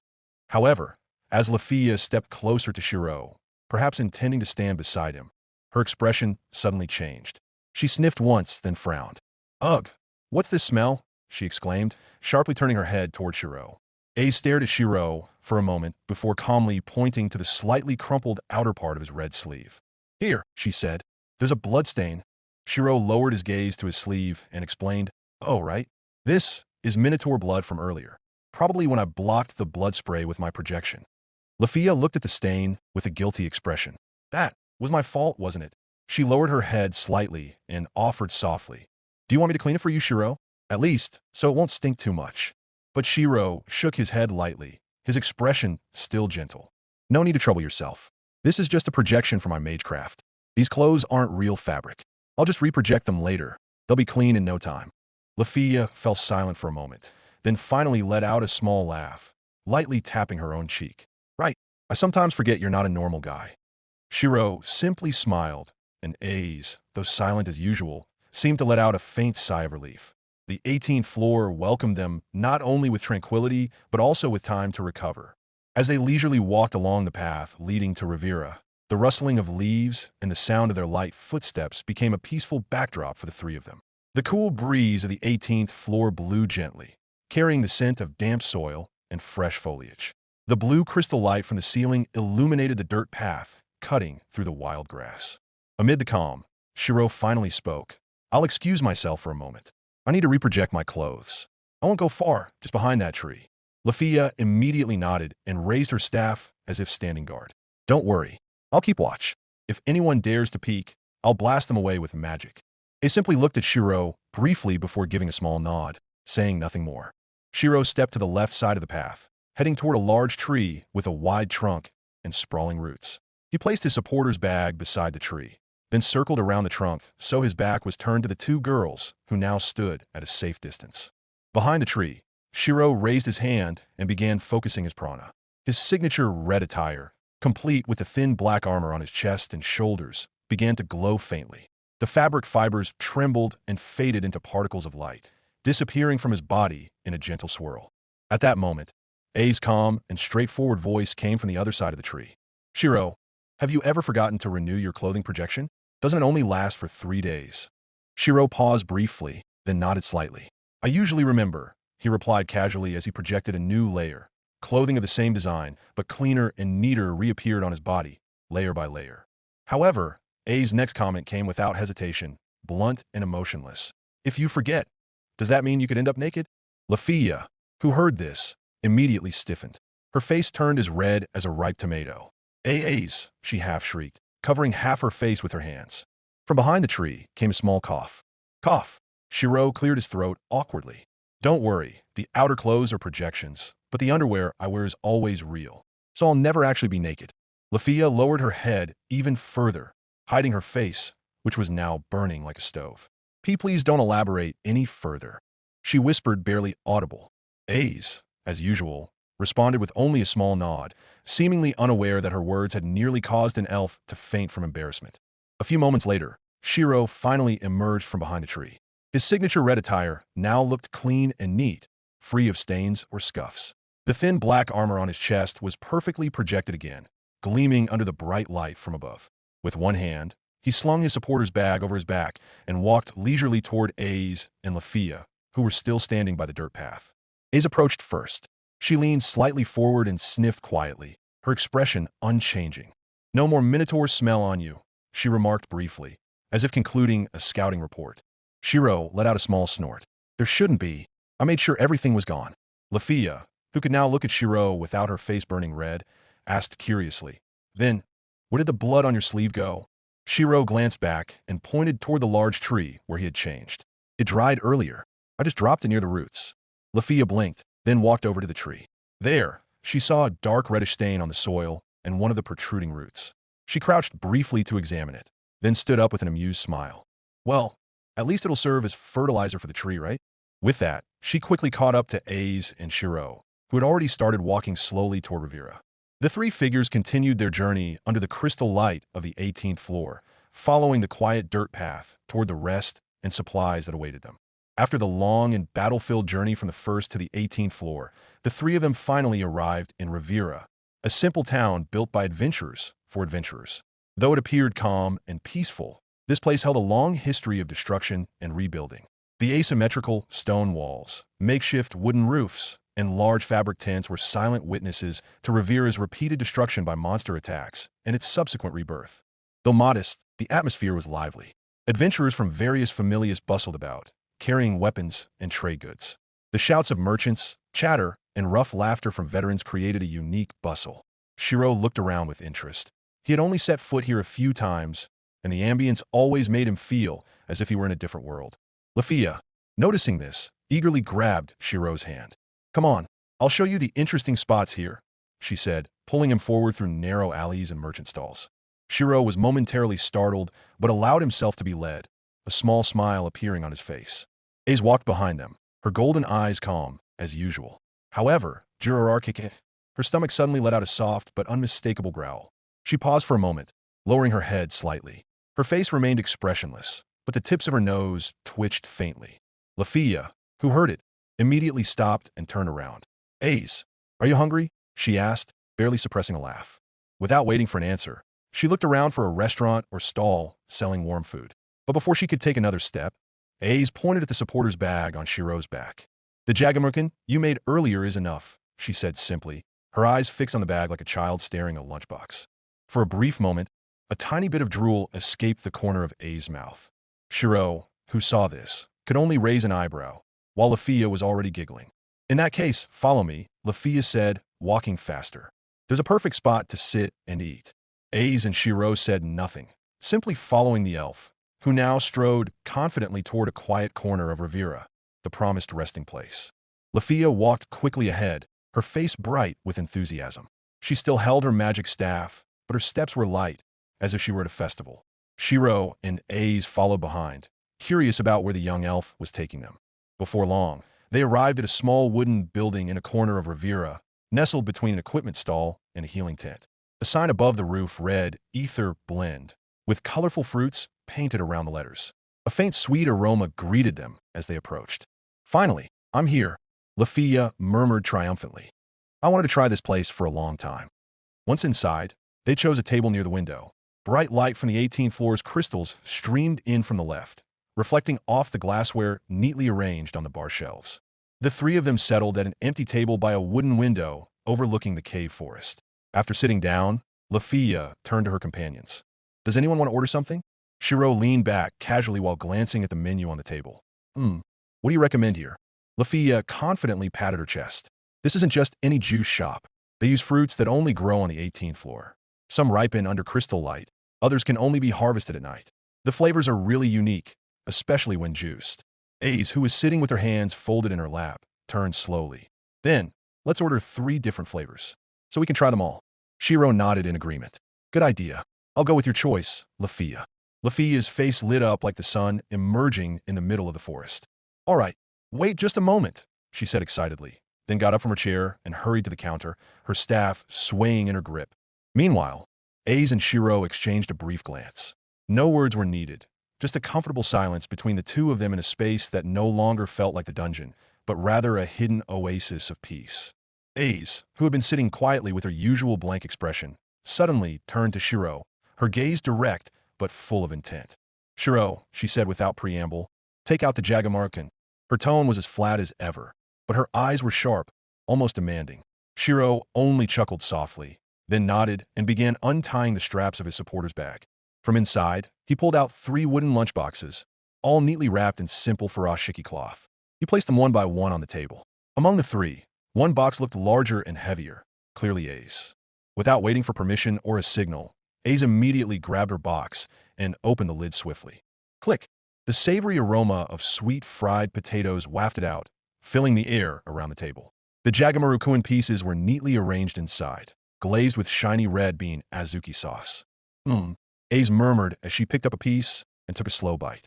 Her face remained expressionless, but her eyebrows rose slightly, a rare sign that she was enjoying the food. Azuki bean, she muttered softly. I'll start with my favorite. Shirou opened his own box.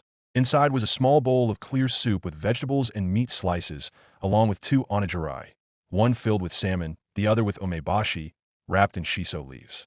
Simple, but enough to replenish his energy after the long journey. Soon, light footsteps approached from behind them. Lafia reappeared, this time accompanied by a young waiter with an apron and a friendly smile. In her right hand, she still held her staff, while her left carried a tray with 3 tall, colorful glasses. Hey wow, you guys started eating without me.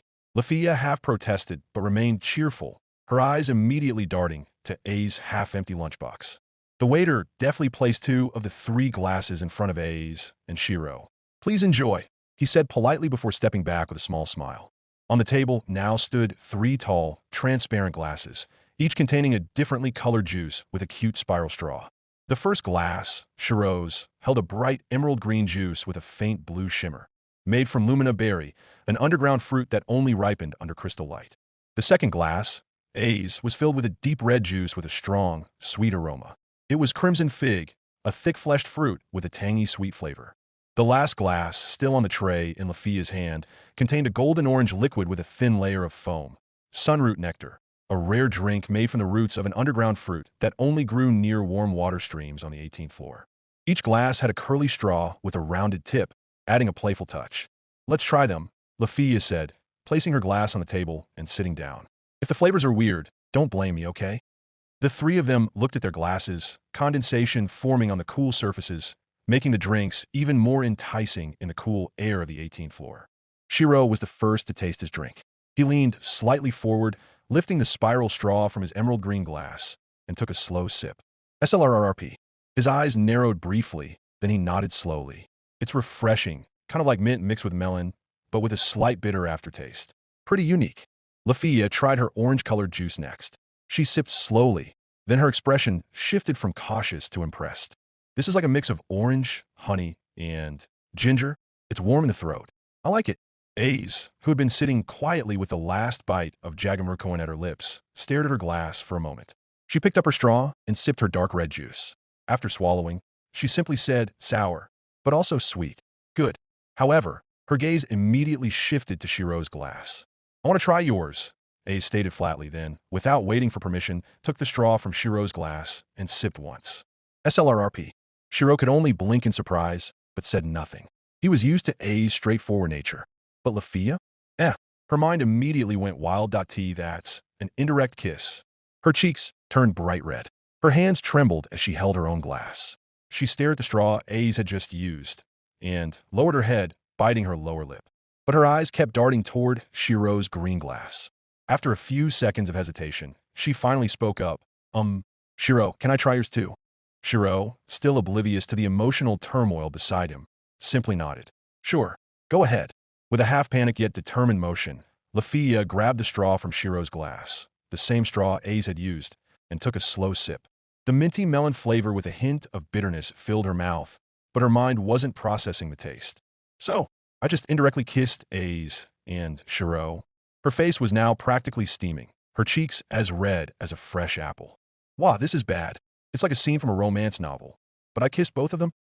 Her thoughts spiraled wildly, and vivid imaginations instantly surfaced. Shirou's warm smile, A's expressionless yet close presence, and herself trapped between them, sinking deeper and deeper. Meanwhile, Ace continued eating her Jagamaru-kun calmly, and Shirou resumed drinking his soup, unaware of how Lafia's world was being turned upside down beside them. Chapter 143.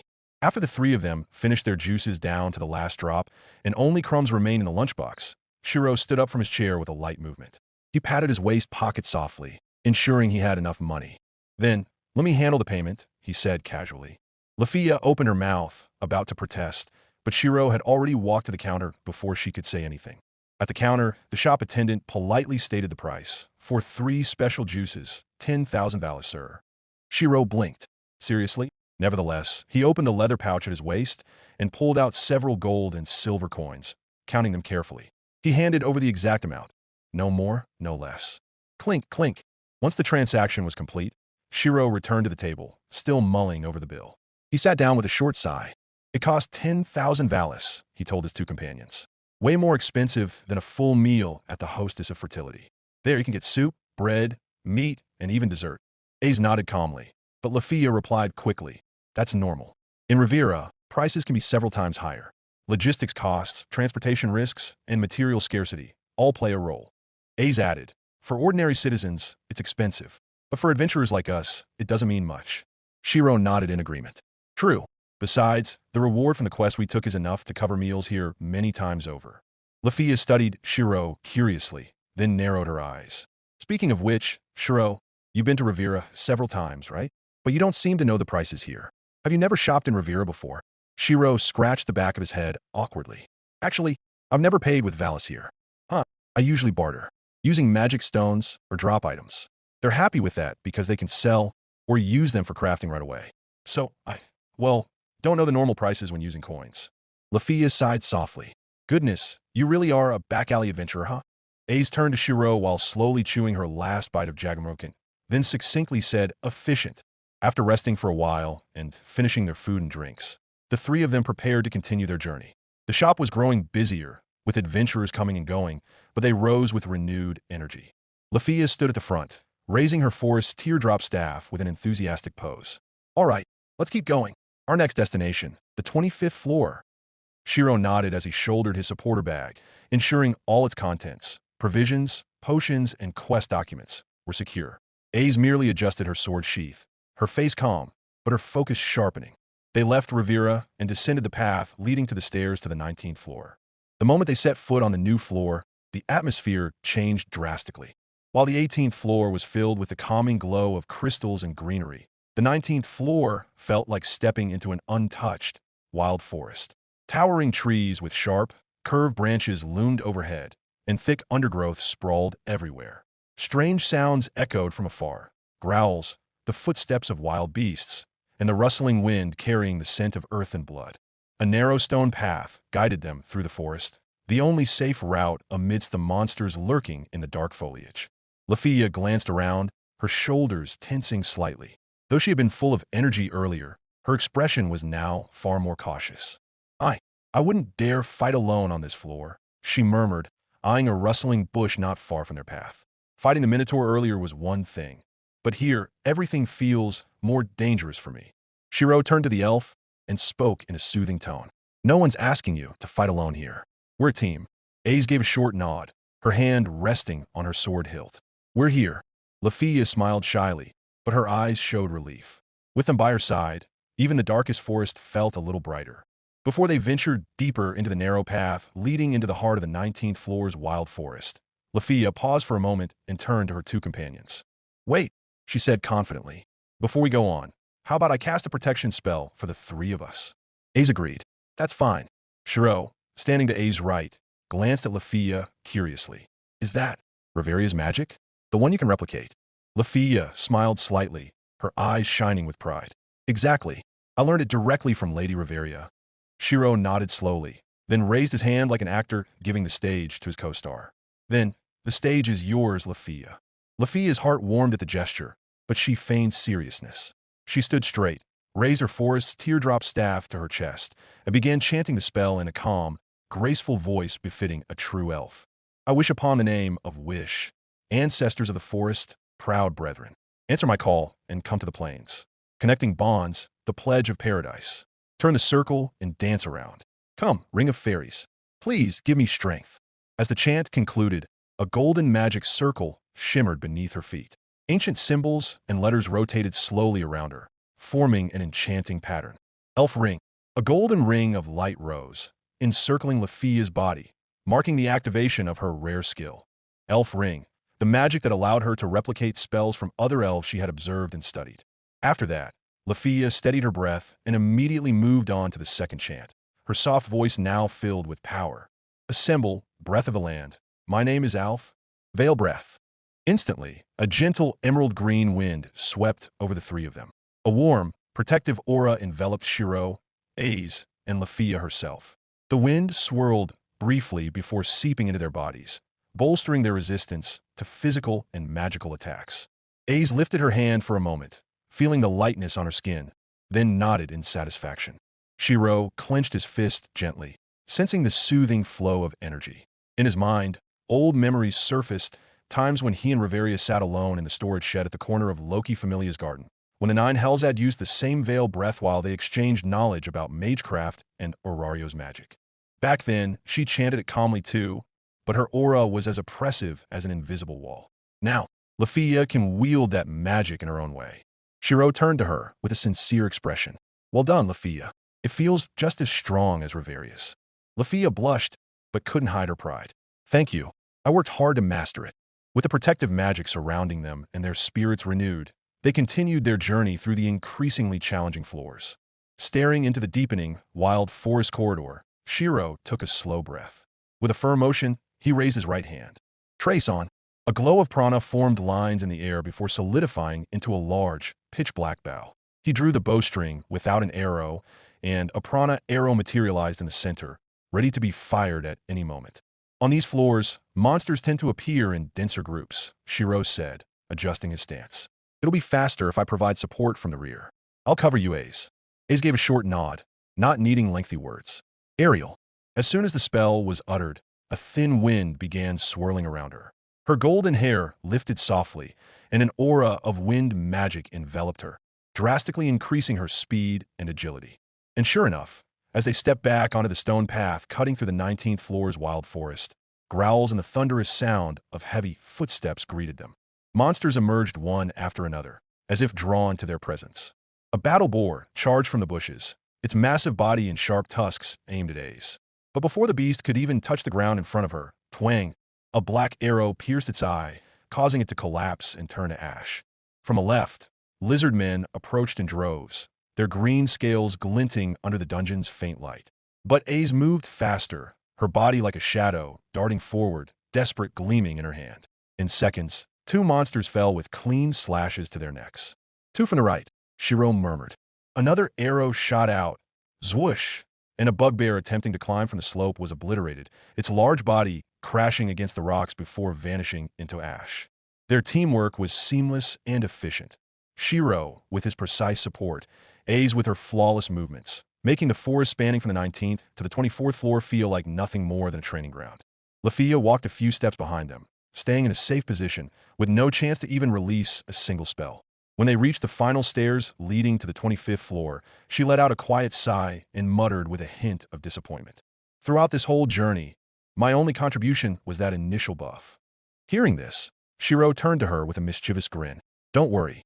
On the 25th floor, you can help Aze learn to swim with me. Lafia immediately stammered. Yeah, help teach swimming. With you and Aze? Meanwhile, Aze simply stared straight ahead and flatly added, I still can't dive. Lafia grew even more flustered. I am not a swimming instructor either. Shirou merely found it amusing and mentally prepared himself for the journey through the Water City and the potential chaos awaiting them on the water surface.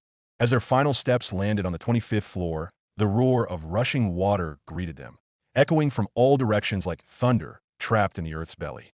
What? Lafia looked up, her eyes wide as she took in the breathtaking landscape before them. A wide underground river flowed rapidly to their left, its water clear but moving with undeniable force. The river's surface reflected the light from the high-ceiling crystals, making the entire area look like a hidden, magical world. In the distance, they could see the source of the sound. The Great Fall, a colossal waterfall cascading from the ceiling of this floor, pouring an immense volume of water directly into the depths of the 27th floor. Powerful, towering, and pure, the water fell like a giant curtain with no end in sight. A moist wind carried fine droplets of mist to where they stood, dampening their faces and shoulders. Without hesitation, Aze stepped forward toward the river's edge. She stared intently at the rushing current, then began unfastening the clasps of her breastplate, seemingly preparing to change into something more suitable for swimming. But Shirou immediately gave her a wary look and quickly stepped closer. Wait, he said firmly. Aze, it's better not to do it here. The current's too strong. If you get swept away and fall into the Great Fall, we won't be able to catch you. A's turned, her expression unchanged, but her hands paused on the clasps. I see, she murmured. She refastened her breastplate without protest, heeding Shirou's advice. It's better to find a safer spot, Shirou continued. A calm, small pool, maybe a recess separated from the main river. The three of them then split up, following the river's rocky and slippery banks, their eyes sharp as they searched for crevices, shadows, and pools that could serve as a training area. Their footsteps echoed softly against the stone cliffs and the deep-rooted vegetation clinging to the river walls. Before long, a loud voice broke the silence. Shirou, A's, over here. Lafia's voice came from the right side of the river, slightly higher than where they stood. Shirou and A's exchanged a glance, then wordlessly turned and ran toward the sound. Shirou's fingers gripped his supporter bag tightly, while A's had already loosened her sword sheath, ready in case monsters appeared. When they arrived, they found Lafia standing at the edge of a small slope leading to a tranquil pool, separated from the main river, surrounded by flat, warm rocks reflecting the crystal light. The water was clear and almost ripple-free, perfect for training. I think this place is perfect, Shirou said with a relieved sigh. Once they reached the edge of the calm pool, Shirou slowed his steps and crouched. He dipped his fingertips into the water, letting its temperature and depth register on his skin. It was cool, but not freezing, and the bottom was deep enough for practice, but not dangerously so. Just right, he muttered. Spacious enough, and not too shallow. Good for swimming lessons. A's, standing beside him, turned slowly and asked with her usual straight-faced expression. Then, can I change now? Yep, Shirou replied shortly, standing and slinging his supporter bag in front of him. He opened the main clasp, rummaged inside, and pulled out two small bags of different colors. This one's for you, A's, and this is yours, Lafia. He handed each bag to its owner, and they accepted it with grateful gestures. After receiving her bag, Lafia turned to A's and pointed to a corner. Let's find a place to change, she suggested, starting to walk toward the rocks near the pool. But their steps were immediately halted by Shirou's voice. Wait a second. A stopped and turned, puzzled. Shirou, are you coming too? Shirou's face turned red instantly. And no, that's not what I meant. He quickly raised his hands. I mean, let me project tents, so we can store things and, well, change clothes too. Lafia turned slowly, and a small, amused smile appeared at the corner of her lips as she watched Shirou suddenly fumble over his words. With a slightly teasing tone, she added, in that case, project two. One for you, and one for the two of us. All right, Shirou answered quickly, then closed his eyes briefly to focus his prana. Trace on. In an instant, two modern tents appeared before them, sleek and practical in design, with waterproof outer layers and soft flooring suitable for quick rests in the dungeon. One was dark blue, and the other silver gray. Lafia immediately chose the gray one and glanced at A's, tilting her head. Come on, A's. A said nothing, simply following with her usual calm steps. Shirou watched them walk into the tent, then turned to the other one. He shifted his supporter bag to his left shoulder and stepped inside. As he closed the tent flap, his mind couldn't fully focus. The last time A's wore a white bikini was in Melon. When she came out after changing, her beauty combined with her innocent charm was mesmerizing. And now, with Lafia added to the mix, Shirou shook his head slowly, trying to dispel the wild thoughts as he began untying his shoes. Focus, focus, Emiya Shirou, he whispered to himself, but a small spark of anticipation still flickered in the corner of his mind.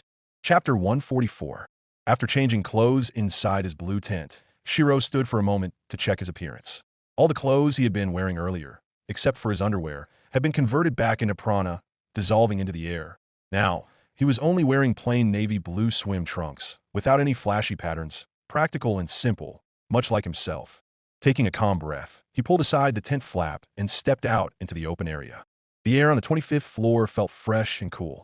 The soft light from the crystals above reflected off the clear water surface, making the pond shimmer like a gemstone. But as he stood outside, waiting for his companions to emerge, his ears inadvertently caught a soft voice coming from the gray tent. A's, the strap around your neck is a bit crooked. Wait, let me fix it. Like this. Why, yes. But the chest part, the fabric is clinging a bit. Oh dear, I'm getting nervous too. Shirou froze. His eyes were fixed on the river, but his mind wandered and his face turned red. Ugh, not my business. Not my business. He quickly slapped his cheeks lightly, trying to dispel the wild imagination creeping into his mind. Shortly after, the sound of a tent zipper echoed, followed by light footsteps. Sorry for the wait. Lafia called out first, her voice slightly trembling but trying to sound cheerful. Shirou turned his head, and his eyes widened for a moment. Ace stepped out first.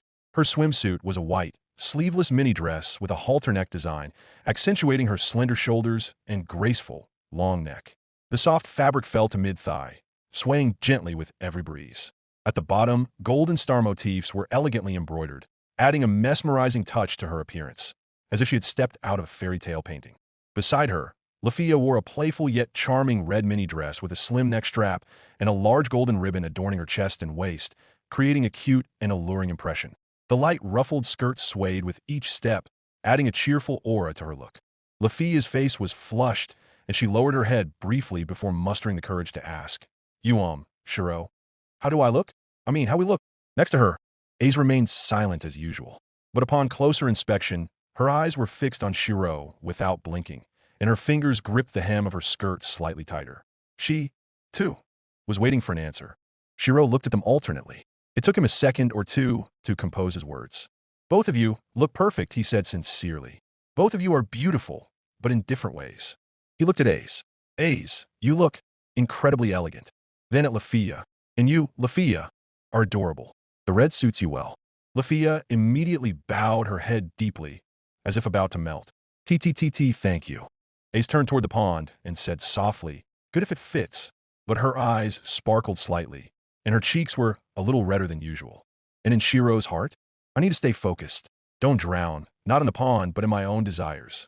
As Shirou's praise reached the elf's ears, Lafia's face instantly heated up like boiling water. She bowed deeply, unable to meet Shirou's gaze, and tried to hide her wide, uncontrollable smile. I'll go first. With a quick step, she dashed forward and splashed. She jumped into the small, clear pond, creating a beautiful arc of water in the air. The sound of ripples echoed softly around the rocks and moss. Once she surfaced, Lafia's light brown hair was wet and clung to her face and shoulders. She let out a small laugh, enjoying the freshness of the water, then swam toward the center with light, graceful movements. Come on, you two. Join me, she called, waving from the middle of the pond. Ace remained standing at the edge of the pond, her gaze not on the water, but on Shirou. Her stare was steady, calm, but clearly she was thinking about something. Shirou, noticing this, tried to break the silence. Lafia, how deep is this pond? He asked, leaning forward slightly. Lafia paused, then turned from the center of the pond.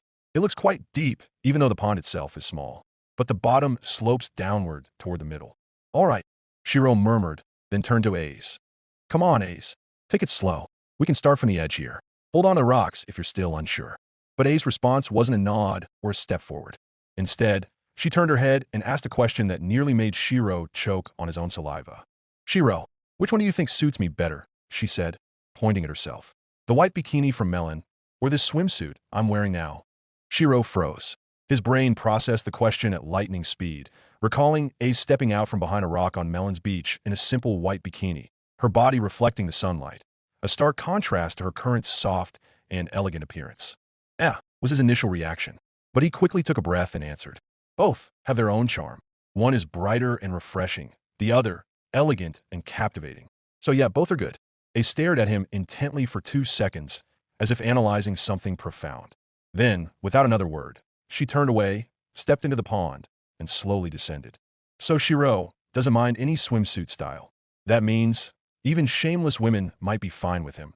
Ace thought innocently, unaware that her hand was still covering the hem of her skirt even as she stepped into the water. Shirou slowly entered the water, following Ace, who was now standing at the edge of the pond. He approached, keeping a close but respectful distance to avoid making her feel pressured. I'm here, so don't worry. We'll start with the basics, he said with a smile, trying to reassure her. Ace nodded slightly, then took a step deeper, until, her body swayed slightly. Her feet no longer touched the bottom. She tensed up reflexively and grabbed Shirou's shoulder with her left hand. Easy, Ace. I've got you, Shirou said quickly, supporting her with one hand. It's a bit steep here. Just hold on to me until you regain your balance. Ace nodded slowly, though her gaze was slightly panicked. But before Shirou could continue with his swimming instructions, a panicked voice from the center of the pond shattered the calm. Eawawa. It was Lafia. Her scream was loud, and from the corner of his eye, Shirou saw the elf flailing wildly, bobbing up and down in chaotic movements. Water splashed violently around her, the high sprays signaling her panic. Ace immediately reacted. But Shirou quickly grabbed her arm. Wait, don't. You can't swim yet. You might drown too. Ace paused, her lips tightening, then nodded slowly. Then help me by getting a potion. If she's hurt, we'll need to treat her quickly. Got it. Ace turned and sprinted out of the pond toward the blue tent where Shirou's bag was. Meanwhile, Shirou shifted his gaze to Lafia, who was still panicking in the center of the pond. Taking a deep breath, he pushed forward. Swash! The water parted as Shirou swam swiftly toward the middle, his arms and legs moving deftly. His eyes were locked onto Lafia's struggling figure. Stay calm. I'm coming, Lafia. As Shirou reached the center of the pond, he found Lafia, her body flailing, her light brown hair disheveled, and her limbs thrashing wildly. Her eyes were wide with fear and confusion. Mind's eye activated. Instant crime de danger.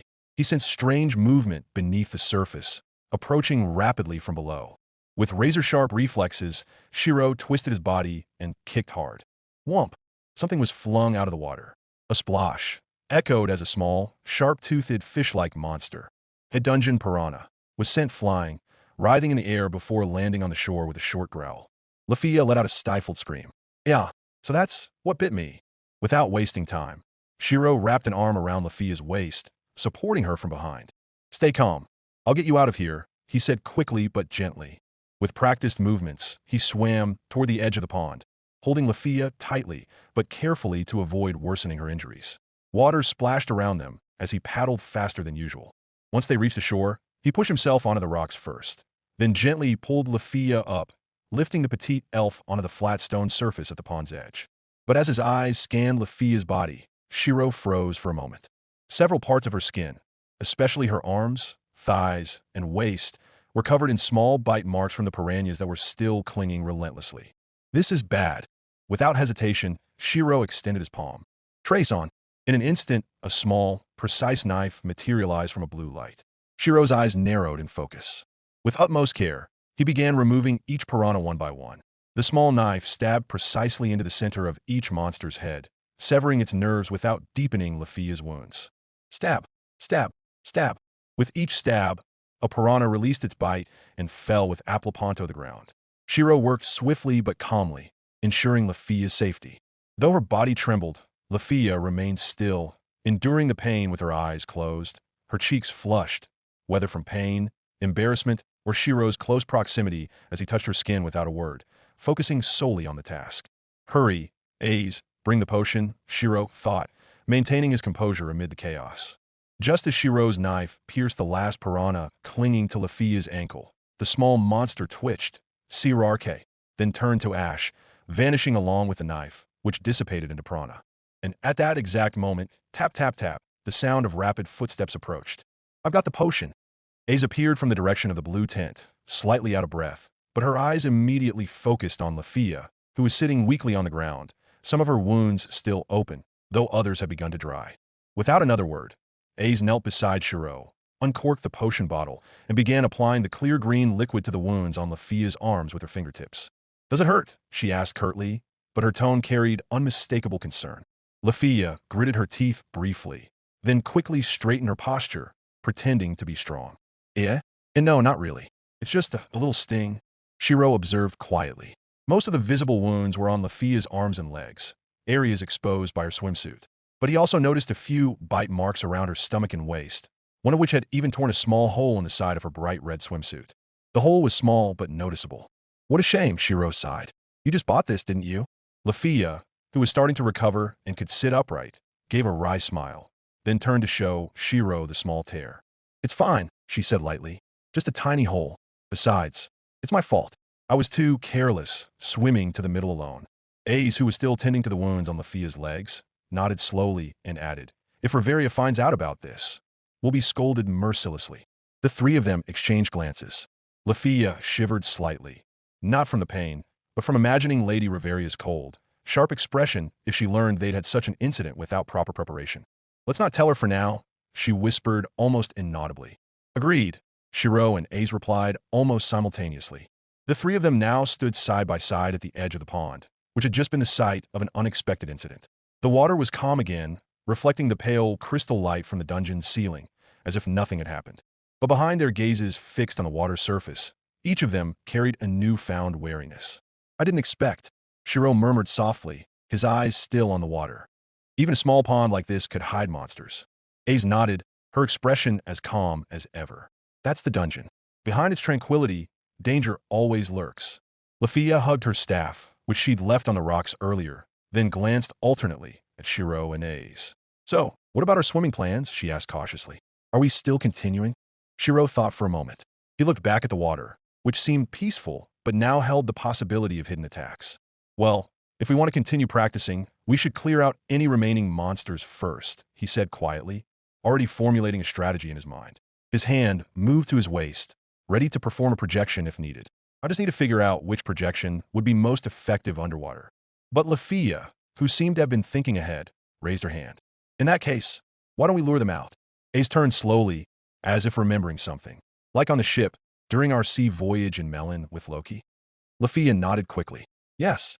Back then, we lured out the Velas by using a similar tactic. Shirou raised an eyebrow, then smiled slightly. That could work. He raised his hand. Trace on.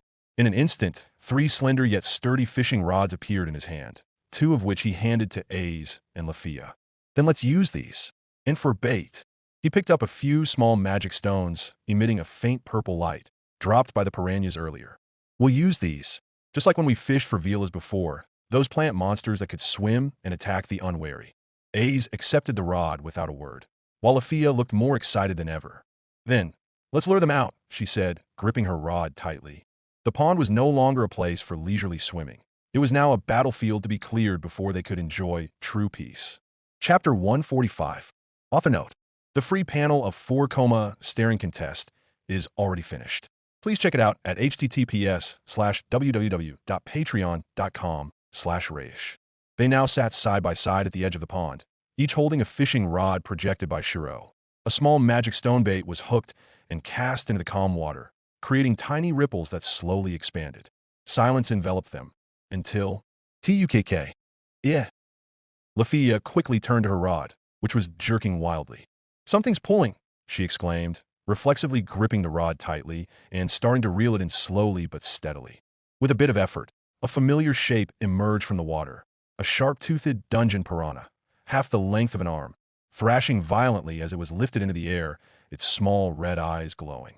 Shirou immediately stood up, raising his left hand. Trace on. A sleek knife gleamed in his grasp. He walked toward Lafia, ready to stab the monster, but... Wait! Lafia cut in sharply, her eyes blazing. Let me do it! Shirou blinked in surprise, but calmly handed her the knife. Lafia took it, gripping the handle tightly. She glared at the piranha, still dangling from the hook, and let out a small huff. This is for all those disgusting bites earlier. Stab. The knife plunged deep, right into the monster's head. The piranha let out a faint groan before turning to dust. And this is for tearing my clothes. And for embarrassing me in front of Shirou and Ace. Stab, stab.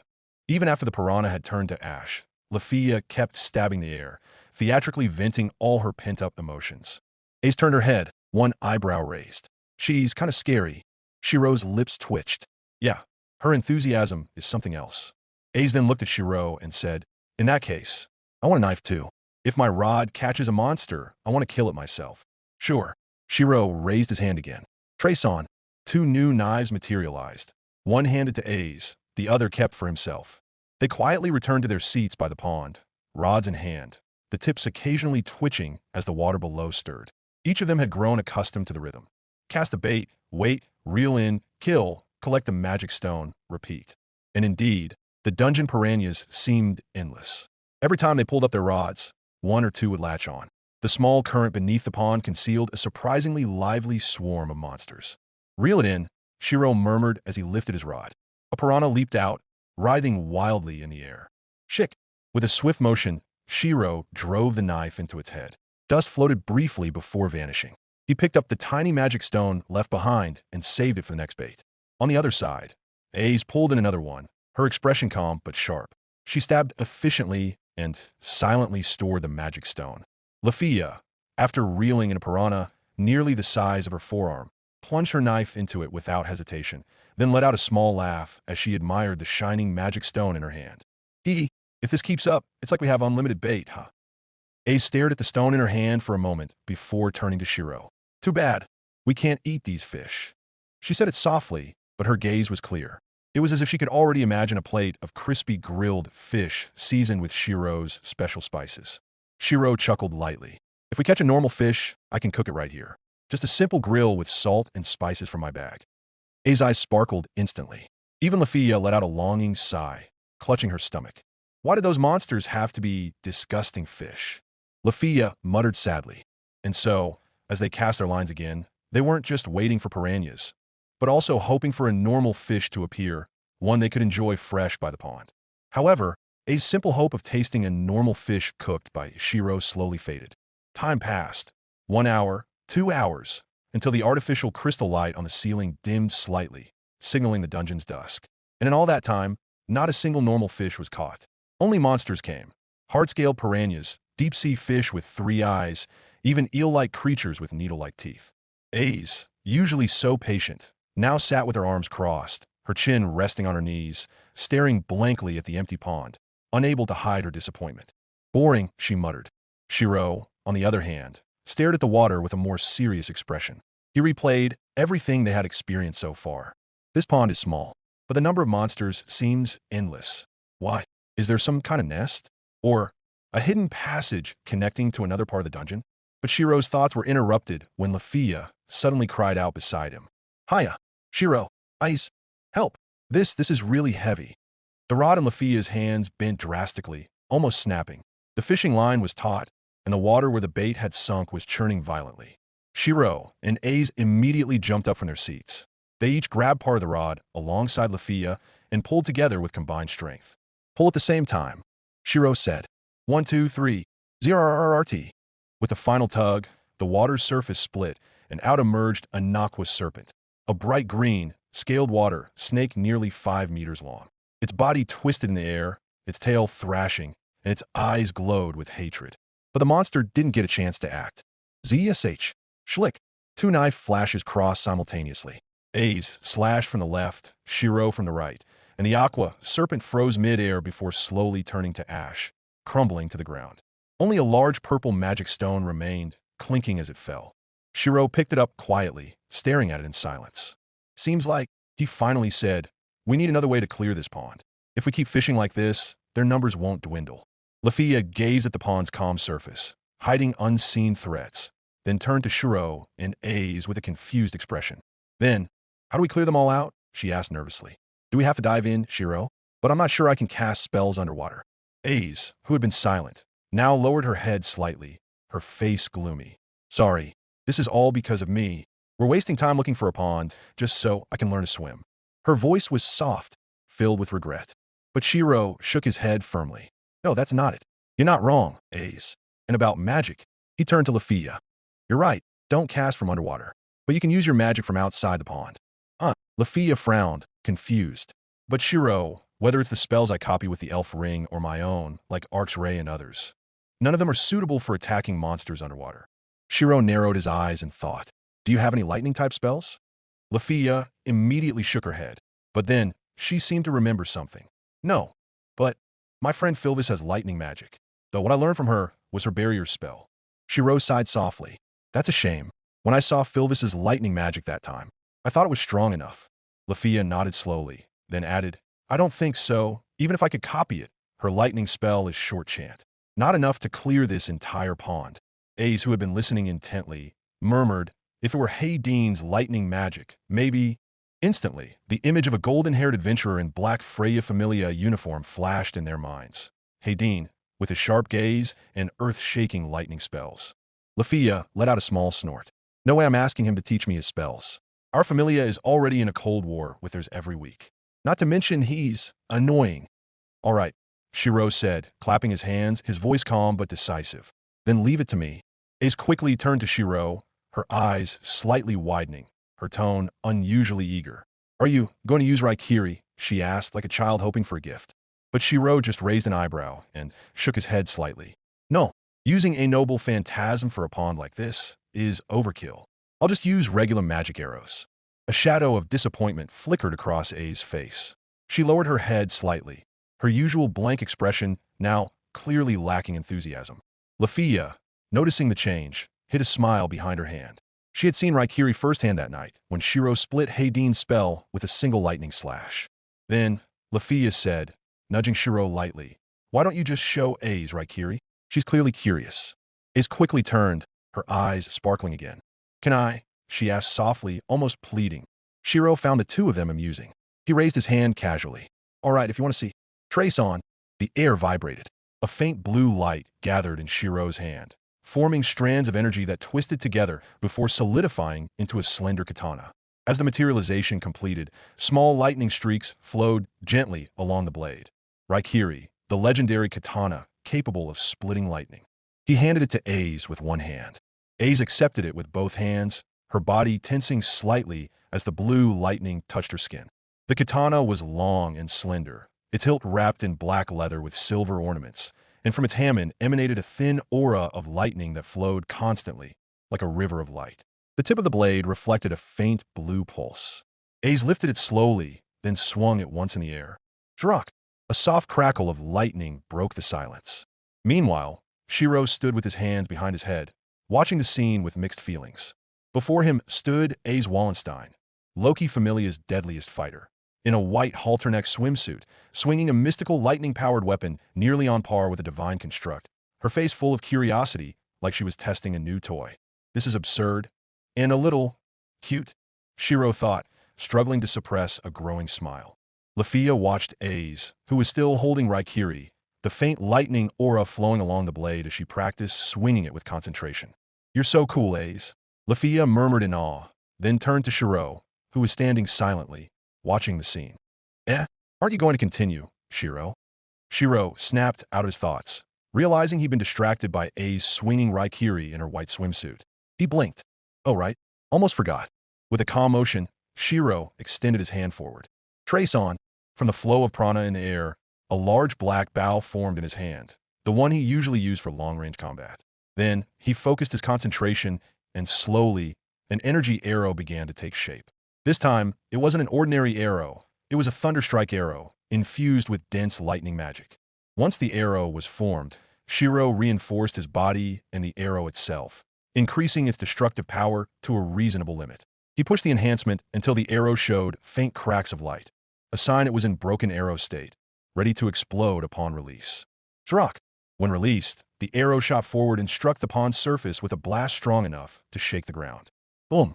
A surge of water mixed with lightning shot upward, illuminating the ceiling of the 25th floor. Ripples of electric energy spread in all directions, and the remaining water became a temporary electric field. Amid the chaos, A's, still excitedly holding Raikiri, innocently tried to slash at the residual lightning sparks jumping in the air. Zadak! Her swing missed. The lightning zapped her own hand, making A's stagger slightly, her blonde hair standing on end from the static. Got zapped, she stated flatly, staring at the sword in her hand as if blaming it. A's. Lafia stepped forward, but zap! She too was hit by a stray spark from the puddles and reflexively jumped back, biting her lip to suppress the shock. Watching this, Shirou nearly choked back a laugh but managed to hold it in. He cleared his throat and said, "Step back a bit, you two. I'll do it 2 more times to make sure all the water monsters are cleared." A's nodded while tilting her head, still eyeing Raikiri like a malfunctioning toy. Lafia retreated cautiously, keeping a wary eye on the water to avoid more sparks.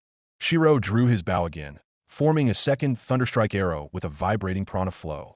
Once more, he reinforced it to the breaking point, broken arrow, and released it into the center of the pond. Drak! Boom! Water splashed high, lightning bolts splitting the air and spreading like a web across the pond surface. A few seconds later, he did it once more. The third explosion lightly shook the ground, and the blue light radiating from the pond made the ceiling crystals above them glow like party lights. A's and Lafia, who had retreated near the tent, could only watch wide-eyed from a distance, hands ready to cover their ears. Once it was over, the two slowly approached, stepping carefully among the rocks, still warm from the residual energy. "Is it done?" Lafia asked, gazing at the now much calmer pond, though it still steamed slightly and carried a faint burnt smell.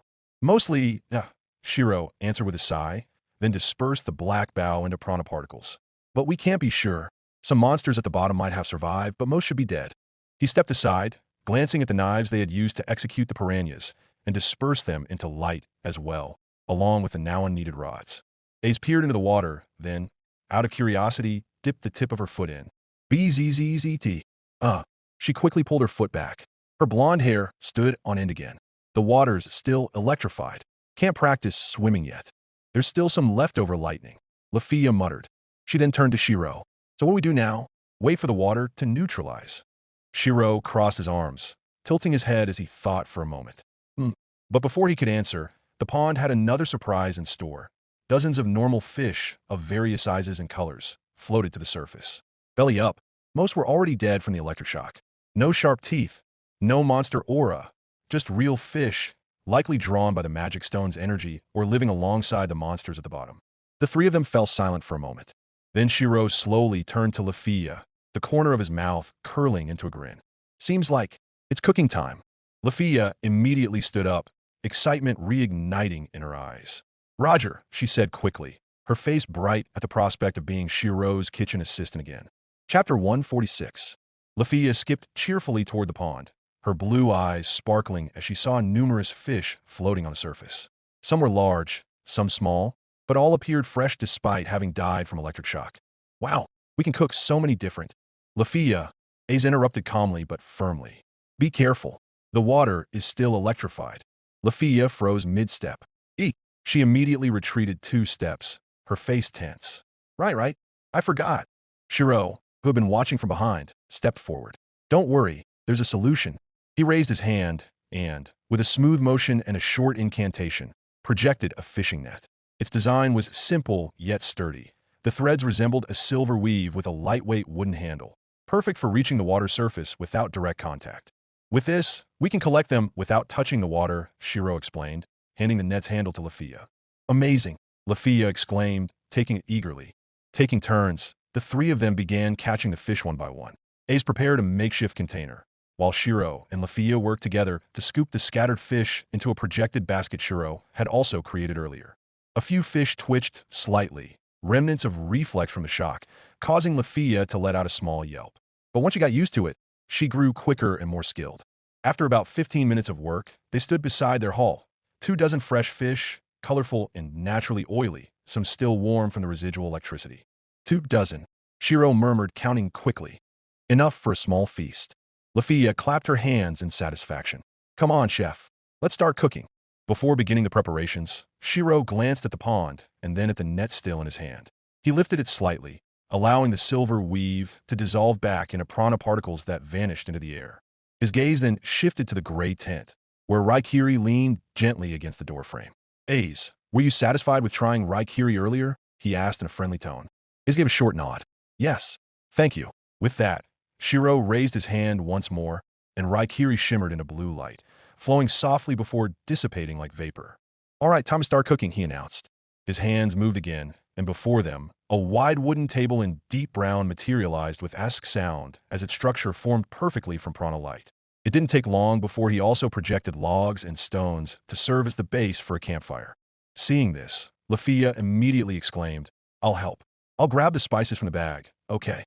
Without waiting for a response, she dashed off towards Shirou's blue tent, lifting the hem of her swimsuit slightly to avoid tripping. Meanwhile, Ace sat beside Shirou as he arranged the dry logs and stones to secure the fire. So, you making grilled fish? She asked, handing him a few small twigs. Yup, Shirou nodded while lighting the fire. Simple, but if the seasoning is right, it can taste incredible. Ace watched him for a moment, then said softly, I'm looking forward to it. Soon, quick and light footsteps approached from the direction of the blue tent. Lafia reappeared excitedly, carrying a small wooden box filled with glass bottles and cloth pouches containing various spices and seasonings. The spices are ready, she declared, carefully placing them on the projected cooking table. Thanks, Lafia, Shirou said as he began cleaning the fish one by one on a wooden cutting board. Using a small projected knife, he scaled, gutted, and rinsed them quickly and efficiently. Lafia promptly took her place beside him, helping prepare the seasoning mix by grinding spices and blending salt, pepper, and a bit of lime juice. Meanwhile, Ace stood on the other side of the table, watching their activities with a hesitant expression. Her hands lifted slightly, as if she wanted to join, but she wasn't sure what to do. I want to help too, she said quietly.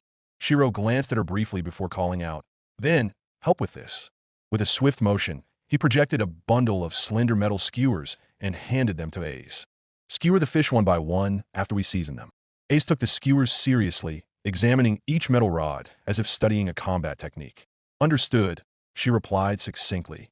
After all the fish were cleaned and seasoned by Shirou and Lafia, Ace carefully took on her task, skewering each fish with precision. Though her movements were a bit stiff at first, she learned quickly. Before long, the three of them sat cross-legged around the campfire, which now burned steadily in the center of their campsite. Each held skewers of fish that slowly blackened at the tips, their skins sizzling as the spices caramelized, releasing a mouth-watering aroma that made their stomachs growl. The light from the dungeon's ceiling crystals had dimmed further, leaving only a soft blue glow. Floor 25 seemed to dissolve into an artificial night. The only sounds were the gentle crackling of the fire and the faint trickle of water from the pond behind them. The campfire's glow illuminated the three of them, still in their swimwear, their skin slightly damp and hair beginning to dry from the heat. Small smiles graced their faces, peaceful and content, as if momentarily forgetting they were in the world's most deadly place. The aroma of grilled fish filled the air, mingling with the thin smoke that curled upward and faded into the warm atmosphere of floor 25. The fish were crispy on the outside, tender on the inside, with the spices perfectly infused, a result of their teamwork that felt like more than just cooking.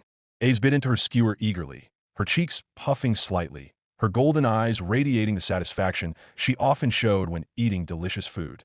After swallowing, she turned to Shirou, who sat across from her, his face illuminated by the firelight. "Shirou," Ace murmured softly, "why did you learn to cook?" Lafia, who had been blowing on her fish to cool it, quickly looked up. Her long ears perked with curiosity. She didn't say anything, but her body leaned forward slightly, waiting for the answer. Shirou paused for a moment, staring at the embers crackling quietly before him. The firelight flickered in his eyes, reflecting shadows of a past that still felt vivid. "My adoptive father," he said quietly. "Kiritsugu, he's the reason." Lafia immediately asked, her eyes shining. "Was your adoptive father also a great chef?" Shirou exhaled lightly, his smile tinged with bitterness. "Quite the opposite." He chuckled softly, not because it was funny, but because the memory, once painful, now felt warm. "When I was little, he once tried cooking for me, but the result nearly burned down the kitchen." Shirou shook his head slowly. "After that, I started learning on my own. At first, it was out of necessity, but over time I began to enjoy it. I cooked for him every day, and it felt like the only thing I could give him." Ace gazed at him intently, then said in a calm, sincere tone, "If Kiritsugu could see you now, he'd be proud." Shirou smiled faintly, but his eyes remained fixed on the embers. Silently, his heart replayed the soft voice of his adoptive father, the rare laughter he seldom heard, and the hopes he once couldn't understand. "I hope so," he whispered, barely audible. Deep inside, he still held onto that old promise, the promise to become a hero, to fulfill the dream of the person who had once saved him. As they enjoyed the warmth of the campfire, the three of them continued their simple dinner. The savory aroma of grilled fish lingered in the air, its tender flesh disappearing one skewer at a time. Unsurprisingly, Ace was the fastest and the biggest eater. With calm movements and her usual expressionless face, she finished far more skewers than Lafia and Shirou. Yet no one minded, they were used to seeing her like this. Lafia hummed, patting her stomach gently. "Looks like we'll be sleeping in the dungeon tonight. The coral gathering quest isn't done yet." "Yeah," Ace added between bites. "I also haven't started learning to swim." Shirou glanced at the remaining untouched fish, only 8 skewers left. He placed them in a small projected storage box to keep them warm and fresh. "Then let's save these for breakfast tomorrow," he said, "so we don't have to rush cooking again." The other two nodded in agreement. Lafia stood up and retrieved the spice box she had brought earlier, handing it back to Shirou. "Here, there's still some left." "Thanks." Shirou accepted it with a small nod. He then stood, brushing the sand off his slightly damp swim shorts, and began dissolving the cooking table. Slowly, the structure shimmered before vanishing like glowing dust swallowed by the air. The unused skewers also disappeared, returning to prana energy. Night settled quietly over floor 25. The light from the dungeon's ceiling crystals grew dimmer, leaving only the warm glow of the campfire at the center of their campsite. After finishing dinner and cleaning up, the three of them sat briefly to arrange a watch schedule for the night. "I'll take first watch," Shirou said, standing and stretching his shoulders. "I'll take second," Ace declared without hesitation. "Then, I'll take last," Lafia nodded, though she sounded a bit weary from the long day. Once the schedule was set, Ace and Lafia returned to their gray tent. Both looked tired, but still managed to exchange small conversation as they carried their spare clothes. Meanwhile, Shirou remained seated by the campfire, still in his blue swim shorts. He hugged his knees, watching the flames crackle softly. The warmth enveloped him, but he knew the dungeon's air would soon grow colder. After a few minutes of contemplation, Shirou rose and walked toward his tent, thinking to change before the temperature dropped further. But as he reached the back of the gray tent, his steps halted. Ace and Lafia had already changed into their usual clothes, Lafia in her corset dress and Ace in her fitted white top. They seemed busy trying to dry their still damp swimsuits, Ace holding hers in one hand, while Lafia struggled with a makeshift clothesline tied from ribbons. Seeing their difficulty, Shirou stepped forward. "Let me help." They turned, momentarily startled, then nodded. Quickly, Shirou projected a short post and 2 horizontal supports from prana. In seconds, a simple drying rack with slender yet sturdy metal rods took shape. "This should work for tonight. They might dry slowly because of the humidity, but it'll do," he said, securing the last hook.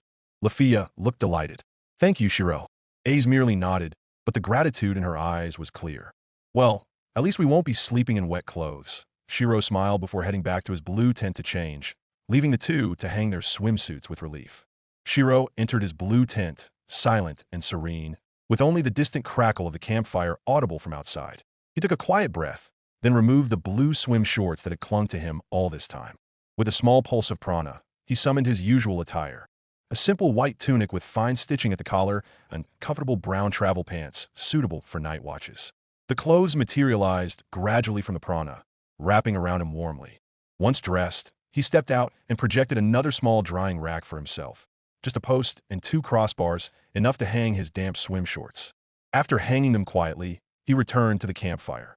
The orange flames danced on his face as he sat cross-legged, now alone. The dungeon's air had grown colder, but the fire's warmth kept him comfortable. He stared into the fire in silence. Seconds passed without a word. In his mind, faces from long ago surfaced one by one. Taiga, Tosaka, Rin, Sakura. The faces of his past flickered in the firelight, like distant dreams fading away. That world, his original home, felt increasingly far with no path back. He had long accepted that reality. "I hope you're all doing well," he thought. He clasped his hands in his lap, feeling the cold stone beneath his palms. The night in the dungeon felt long, but he would keep watch and continue protecting those now beside him and those left far behind. Elsewhere, far from floor 25 where Shirou stood guard, a different atmosphere enveloped floor 4, Twilight Manor. The magic stone lamps in the hallway glowed dimly, casting a soft light along the quiet stone corridor. Inside one of the elegant and tidy rooms, a high elf with long emerald green hair stood before a mirror. A dark green night robe draped over her shoulders, made of thin yet warm fabric, with gold embroidery along the edges that signified her noble elf status. Reverial Joe's elf was preparing. She tied her hair half up with a simple ribbon and adjusted her collar. Her serene eyes reflected the moonlight from the window, yet her expression remained as composed as ever. Knock, knock, knock. A heavy but gentle knock sounded at the wooden door. Garrett's deep voice came from the other side. "Reveria, are you coming tonight?" Finn said he'd join later. Reveria sighed softly before replying in a formal yet warm tone. "Yes, be patient, Gareth. I can't possibly go out with messy hair, can I?" Soon, the door opened. Reveria stepped out, carrying the scent of fresh leaves and a faint elf blossom fragrance. Her green robe swayed gently with her steps, blending with the night's tranquility. Gareth stood with his arms crossed, waiting, then nodded in satisfaction at seeing his longtime friend ready. "Well, at least you didn't make me wait half an hour like you used to," he muttered, turning away. "Age brings wisdom," Reveria replied with a faint smile, following behind him. The night had just begun, and the 3 founders of Loki Familia were preparing to spend time together, as they once did, though much had changed. Author note: the sketch of Shirou grabs Reveria's feet to stop her from floating away is already finished. Please check it out at https://Rayish. Chapter 147. That night, Reveria and Gareth walked through the streets of Orario, which were beginning to empty. The night was calm, with a gentle breeze carrying the scent of the towering Babel Tower in the distance. The glow of hanging lanterns cast a warm hue on the cobblestone paths, reflecting the silhouettes of the 2 longtime friends walking side by side. Their destination wasn't a grand party or a noble banquet, but something far simpler. A relaxed evening, free from the formalities and responsibilities of their familia. After a few minutes of walking, they arrived near Hearth Mansion, the base of the Hestia Familia. Across from it stood a small yet elegant cafe. Wish Cafe, a 2-story building with large windows, showcasing a serene and natural interior filled with hanging plants and soft crystal light. Reveria stepped inside first, greeted by the warmth of the room and the aroma of coffee blended with herbal flowers. She approached the counter, where a young elf stood with a polite smile. "Do you have a private room available tonight?" Riveria asked, her voice soft but clear. The clerk, who immediately recognized her, bowed respectfully. "Yes, Lady Riveria. Please wait a moment." After checking the reservation sheet, the clerk nodded and gestured. "Right this way, upstairs. We'll bring your order shortly." Gareth turned to the clerk without preamble. "A bottle of your strongest ale," he said, his voice deep and brisk. Riveria added calmly, "And 1 elven green tea, along with a plate of salad and cheese for the 3 of us. Finn will be joining us later." They ascended the stairs to the private room, a cozy space with wooden walls and a window overlooking a small garden, illuminated by flower-shaped hanging lanterns. Soon after, a soft knock sounded at the door. A polite waiter entered, carrying a large tray with their order: a bottle of aged ale labeled in an ancient script, a steaming pot of green tea, 3 cups, and a plate of fresh salad with an assortment of neatly arranged cheeses. For a moment, they sat in silence, accompanied only by the faint clinking of plates and the soothing aroma of their drinks. Once the waiter quietly closed the door, Gareth immediately grabbed the bottle of aged ale and poured into the iron mug he had brought from home, claiming it tasted better than the cafe's glasses. With one long swig, he drained the mug. "Ah, now this is what I call a night," he murmured contentedly, leaning back into the plush wooden chair and gazing at the night sky through the window. Across the table, Riveria remained composed, her hands folded neatly on her lap. Her teacup was untouched, its steam slowly rising and dancing in the air. She gazed out the window gracefully, waiting for someone. "I'll wait for Finn first," she said quietly, as if answering an unasked question. Gareth's eyes shifted to the salad in the middle of the table, his expression turning skeptical. He picked up a small slice of tomato, tasted it, and frowned. "Salad? With ale?" he grumbled, then snorted. "No way." He slapped the table twice loudly. "Order a plate of smoked meat and roasted potatoes. And if possible, add some spicy sauce." Riveria closed her eyes briefly and sighed. "Gareth," she said flatly, yet sharply, "this isn't a roadside stall. At least, behave properly." Gareth turned to her, his mouth slightly agape. "Huh, I'm just eating and drinking. What's wrong with that?" "Your tongue is dripping with grease, and your voice is practically echoing through the entire building," Riveria replied, her tone elegant but cold. Gareth snorted but sat up straighter. Fine, fine. Sorry, Lady Riveria," he muttered, smirking slightly. But Riveria wasn't done. She began critiquing his posture, the way he wiped his mouth, and even how he held his cup. "Seriously, if you want formality, why don't we just reserve a palace instead?" Gareth shot back, starting to get riled up. "We came here to relax, remember?" "Relaxing doesn't mean abandoning manners," Riveria retorted quickly. "Oh, forgive me, Your Highness the Elf of Etiquette," Gareth sneered with a rough laugh. "At least I don't guzzle ale like a starving orc." The argument grew heated. What was supposed to be a peaceful table now echoed with clashing glasses, sarcastic remarks, and increasingly raised voices. Unnoticed by either of them, the door creaked open slowly. Finn Dame stood at the threshold, wearing his long black coat, one eyebrow arched high as he watched his 2 longtime friends, usually the wise and composed pillars of their familia, bickering like teenagers. He stood silently for a few seconds, glancing between them. "Am I late?" Finn murmured, unsure whether to enter or wait until one of them threw a fork. Finally, after a moment of hesitation, he sighed softly and stepped into the room.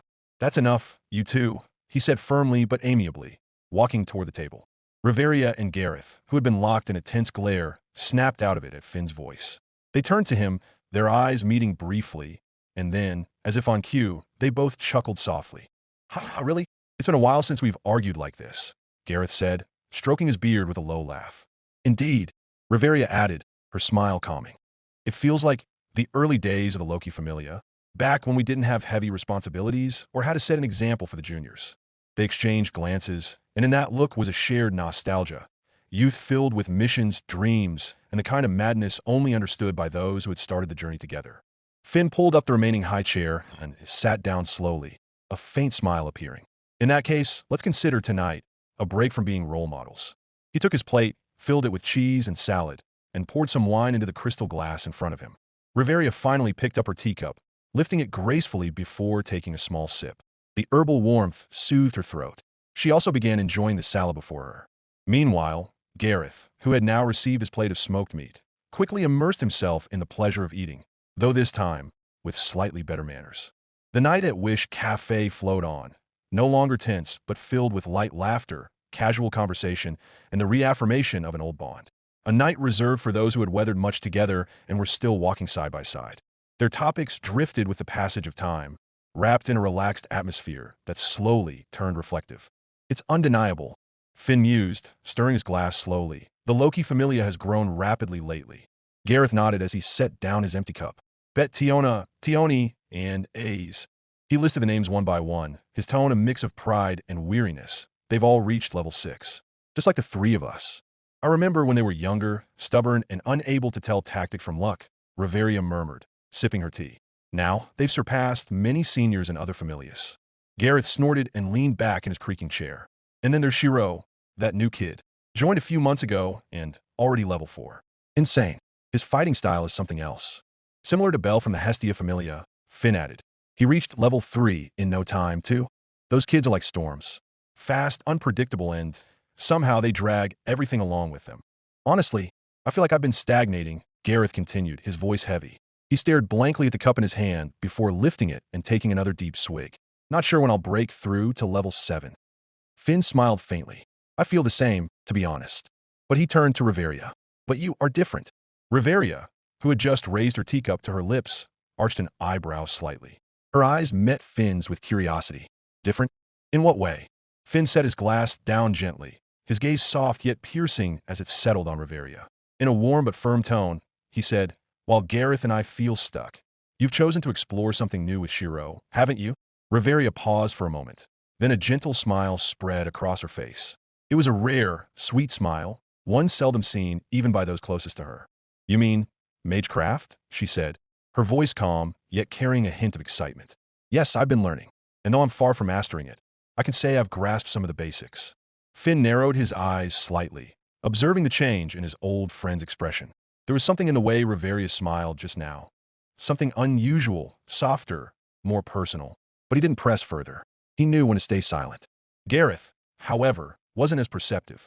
He raised his bushy eyebrows and exclaimed, Oh, then show us. I'm curious what you can do. Riveria considered for a moment, her eyes flickering to the table. All right, she replied simply. She focused on a large bottle of wine in the center of the table, took a deep breath, and extended her hand.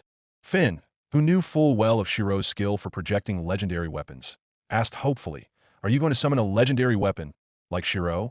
Riveria chuckled softly. That's far beyond my reach, but for something simpler. She closed her eyes briefly, her fingers touching the neck of the wine bottle. With a subtle, yet steady concentration, she channeled her prana into the bottle. No spell, no chant, just reinforcement. A magecraft technique to enhance the structure and properties of the object. The bottle trembled faintly, almost imperceptibly, like a soft resonance across its surface. Riveria opened her eyes and calmly poured the contents into Gareth's glass. Try it and compare, she said softly. Gareth took his glass, eyed the clear liquid skeptically, then downed it in one go. Whoa, he exclaimed, blinking. It's stronger, sharper, but smoother. The alcohol's more potent, but doesn't burn. Finn, curious, extended his glass as well. Riveria poured from the same bottle, and Finn took a slow sip. He nodded slowly, his blue eyes widening slightly. The effect is real. It's like it's been polished with precision. Riveria simply smiled faintly.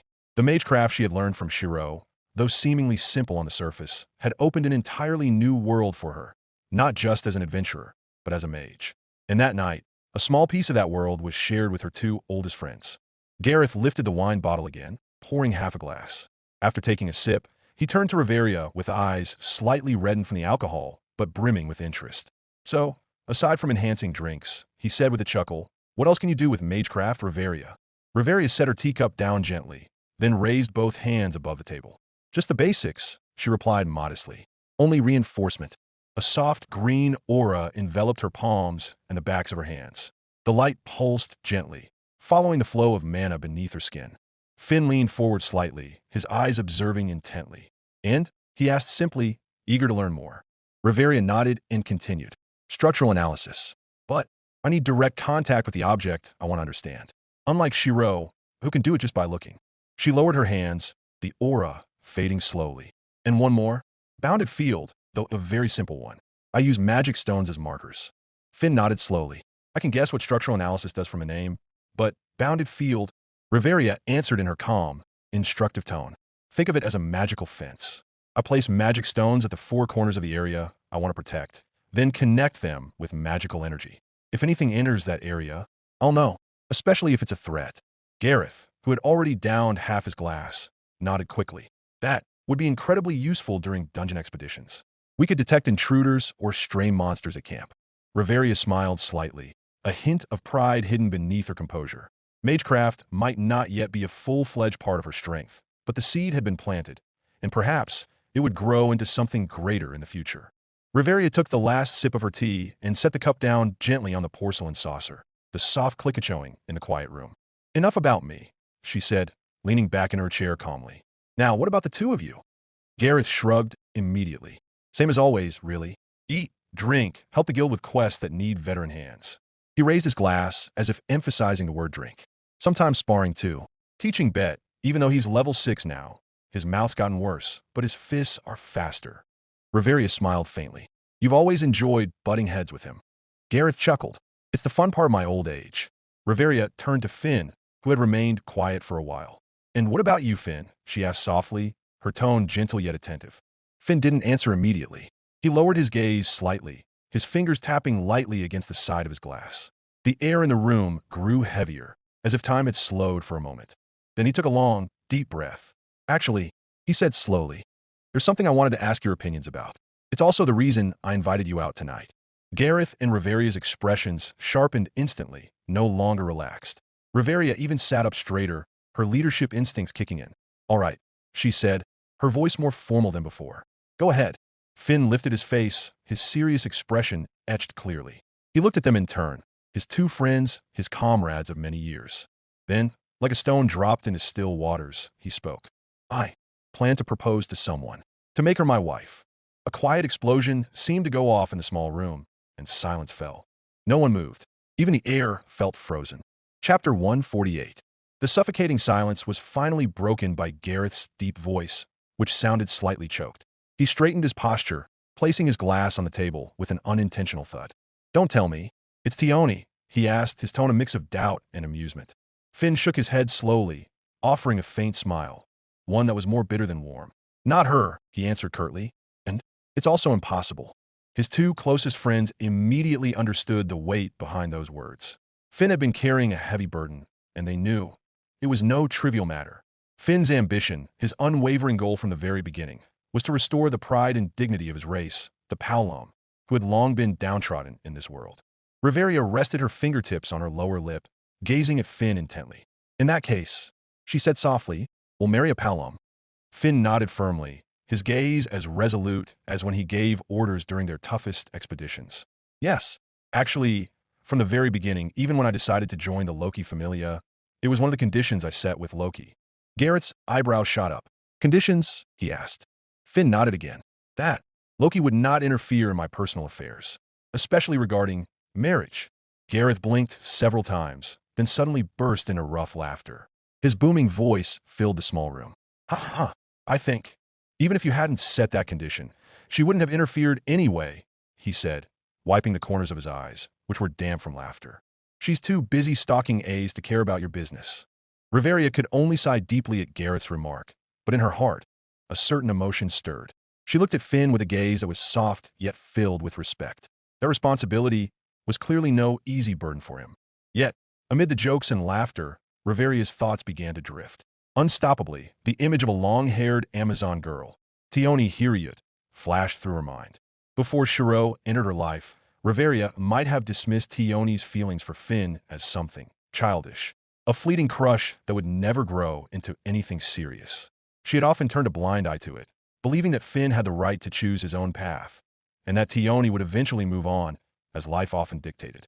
But now, after experiencing for herself the depth and sweetness of the love she had secretly harbored for Shirou, her heart had become far more empathetic. A dark thought crossed her mind. What if one day Shirou suddenly came to her and said he was going to marry another woman? Just imagining it made her chest tighten. Driven by emotions she couldn't suppress, Riveria set her empty teacup down on the table with slightly more force than usual. She straightened her posture, fixing Finn with a sharp stare. And before she realized it, a firm voice escaped her lips. know very well that Tioni has liked you for a long time, Finn, she said, staring directly at the Palom with piercing eyes. What will you say to her? Finn, who had been sitting upright, fell silent for a moment. His expression shifted slightly, caught off guard by Riveria's unusually sharp tone. With a heavy sigh, he finally spoke. I know, but honestly, I plan to keep this from her.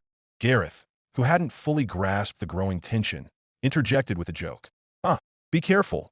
Your future wife might get kidnapped and threatened by Tioni. Ha ha ha. But the joke only poured fuel on the fire burning in Riveria's chest. Her icy glare immediately turned to Gareth. This isn't something to joke about, she said sharply. Her tone as piercing as an arrow. Do you think someone's feelings, especially ones they've held for years, are just a passing breeze?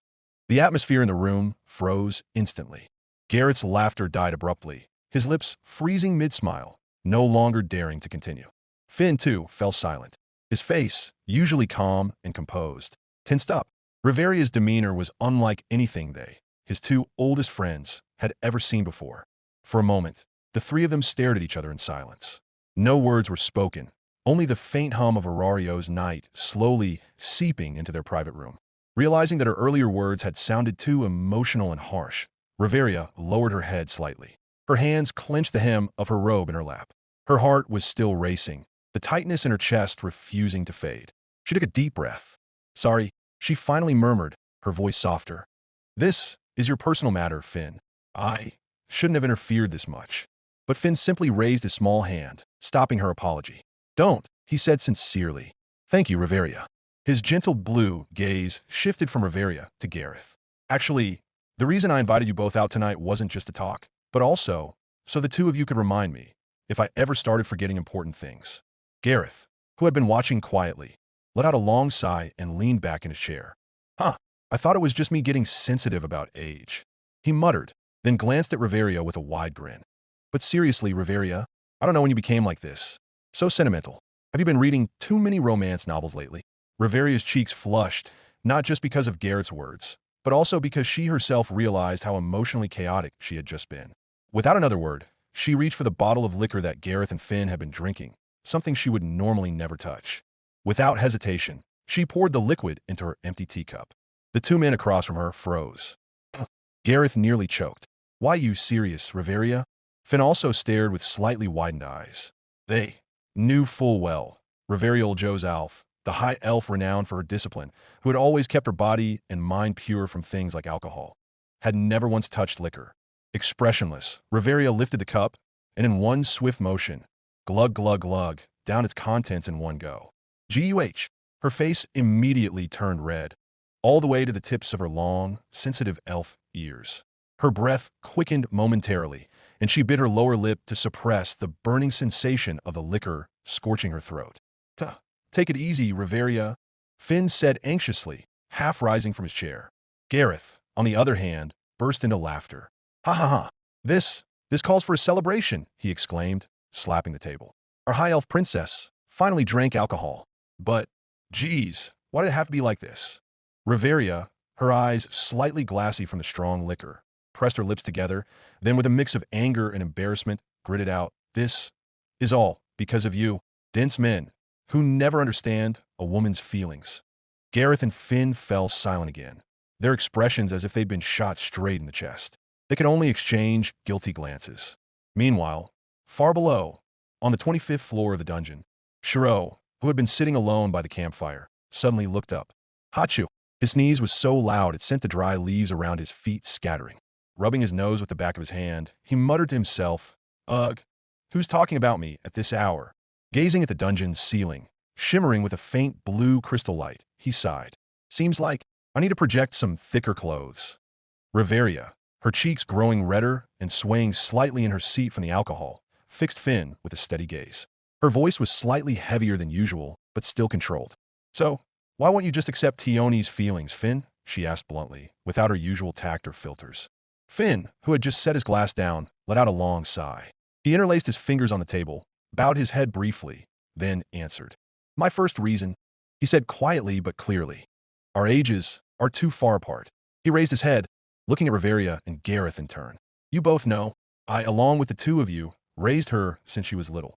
From the moment Tioni first joined the Loki Familia, I've been like an older brother to her, or more accurately, like a parent. Riveria, her head slightly heavy from the alcohol, furrowed her brows. Age difference isn't an issue, she murmured, half to herself, glancing at her glass. In her heart, she was thinking of something far more personal. Shirou and I are also far apart. I don't care about that. She then continued in a more controlled tone, but the affection you felt for her all this time isn't romantic, is it? Finn nodded slowly. Correct. He took a deep breath, then added in a heavier tone. And the most important reason, his two friends immediately sharpened their focus. Tioni isn't a Palom. She's an Amazonas. Gareth, already half drunk, chuckled softly while scratching his head. Haha, come to think of it, if the two of you ever had a child, it'd definitely be an Amazonas, huh? Finn only smiled wryly. Exactly. It's the law of nature. Amazonas genetic traits are always dominant. They're instinctively drawn to men far stronger than them, to bear even stronger Amazonas children. He placed his hands on his lap, his expression far more serious than before. Perhaps Tioni's feelings for me arose, back then, when I defeated her so easily, right before she joined the Loki Familia. For a moment, the three of them fell silent. Riveria, hearing this explanation, could only stare at her empty glass. Uncontrollably, her thoughts drifted back to someone, the man who had been relentlessly occupying her heart lately, Shirou Emiya. Finally, Riveria let out a long sigh and surrendered. Her emotional urge to defend Tioni gradually subsided. She knew Finn's decision wasn't made lightly, especially after hearing all his reasons. In a calmer, gentler tone, she said, "All right, I won't push anymore. This is your life, your choice." She closed her eyes briefly, suppressing the lingering turmoil in her chest from the alcohol. But before Finn could feel relieved, Riveria opened her green eyes and continued firmly, pointing a finger at him. "But you must promise me one thing." Finn straightened, giving her his full attention. "Long before your wedding date is set, you must tell Tioni. Don't let her feelings linger any longer, Finn." Gareth, who had been lounging, nodded in agreement. Finn exhaled heavily, as if he'd already anticipated this. "I know, it'll be the hardest conversation of my life, but..." He clenched his fist on the table. "I'll do my best." Hearing that, Riveria finally nodded, with relief, though not complete satisfaction. "Good." The tension eased slightly. Gareth raised his glass again. "Ah, your kid's gonna have it tough," he mused with a crooked smile. "That child will carry a heavy burden, having to uphold their father's legacy, becoming the pride of the Palom race." Finn smiled faintly, but there was a serious glint in his eyes. "Precisely. That's why the woman who becomes my wife must meet that condition. She must be someone worthy of standing by my side as the braver." Gareth and Riveria's eyes immediately flicked to each other, curiosity bubbling within them. "Oh, in that case." Riveria leaned forward, resting her chin on her interlaced fingers. With a tone half teasing, half serious, she asked, Who is the woman capable of meeting the high standards of a braver?" Finn remained silent for a few seconds, before finally answering in a low but clear voice. "Lilaruka Arde." Silence instantly enveloped the room. Gareth's eyes widened. Even Riveria, still slightly drunk, snapped to full alertness. "What?" Gareth nearly shouted. Riveria was equally stunned. That name was very familiar to her. Lilaruka, from the Hestia Familia? That's a porter? Level 1. Riveria uttered in disbelief. Finn straightened, as if bracing himself for their reactions. Calmly but with conviction, he began to explain, "Even though she's still level 1, Lilaruka has caught my attention." Gareth and Riveria waited silently for him to continue.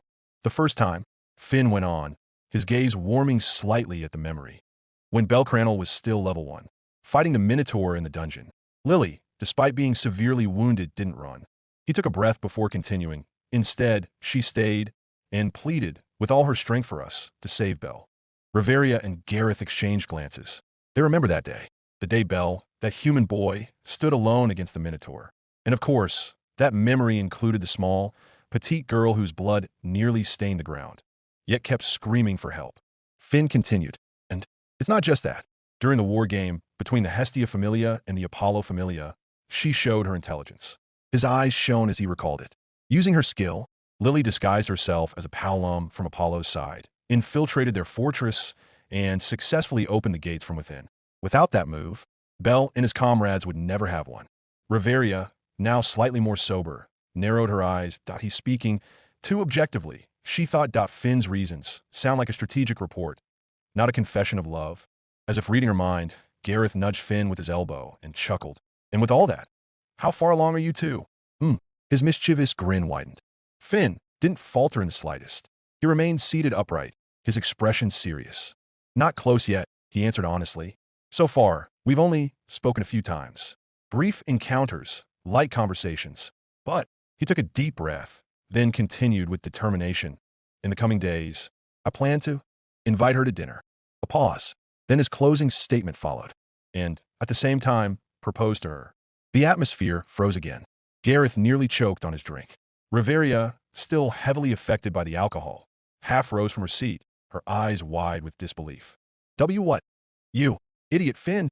The high elf's loud voice echoed through the private room, causing Finn and Gareth to cover their ears reflexively. Chapter 149. Finn stared at Riveria with ease, not showing even a hint of guilt. In a flat yet light tone, he said, Is there something wrong?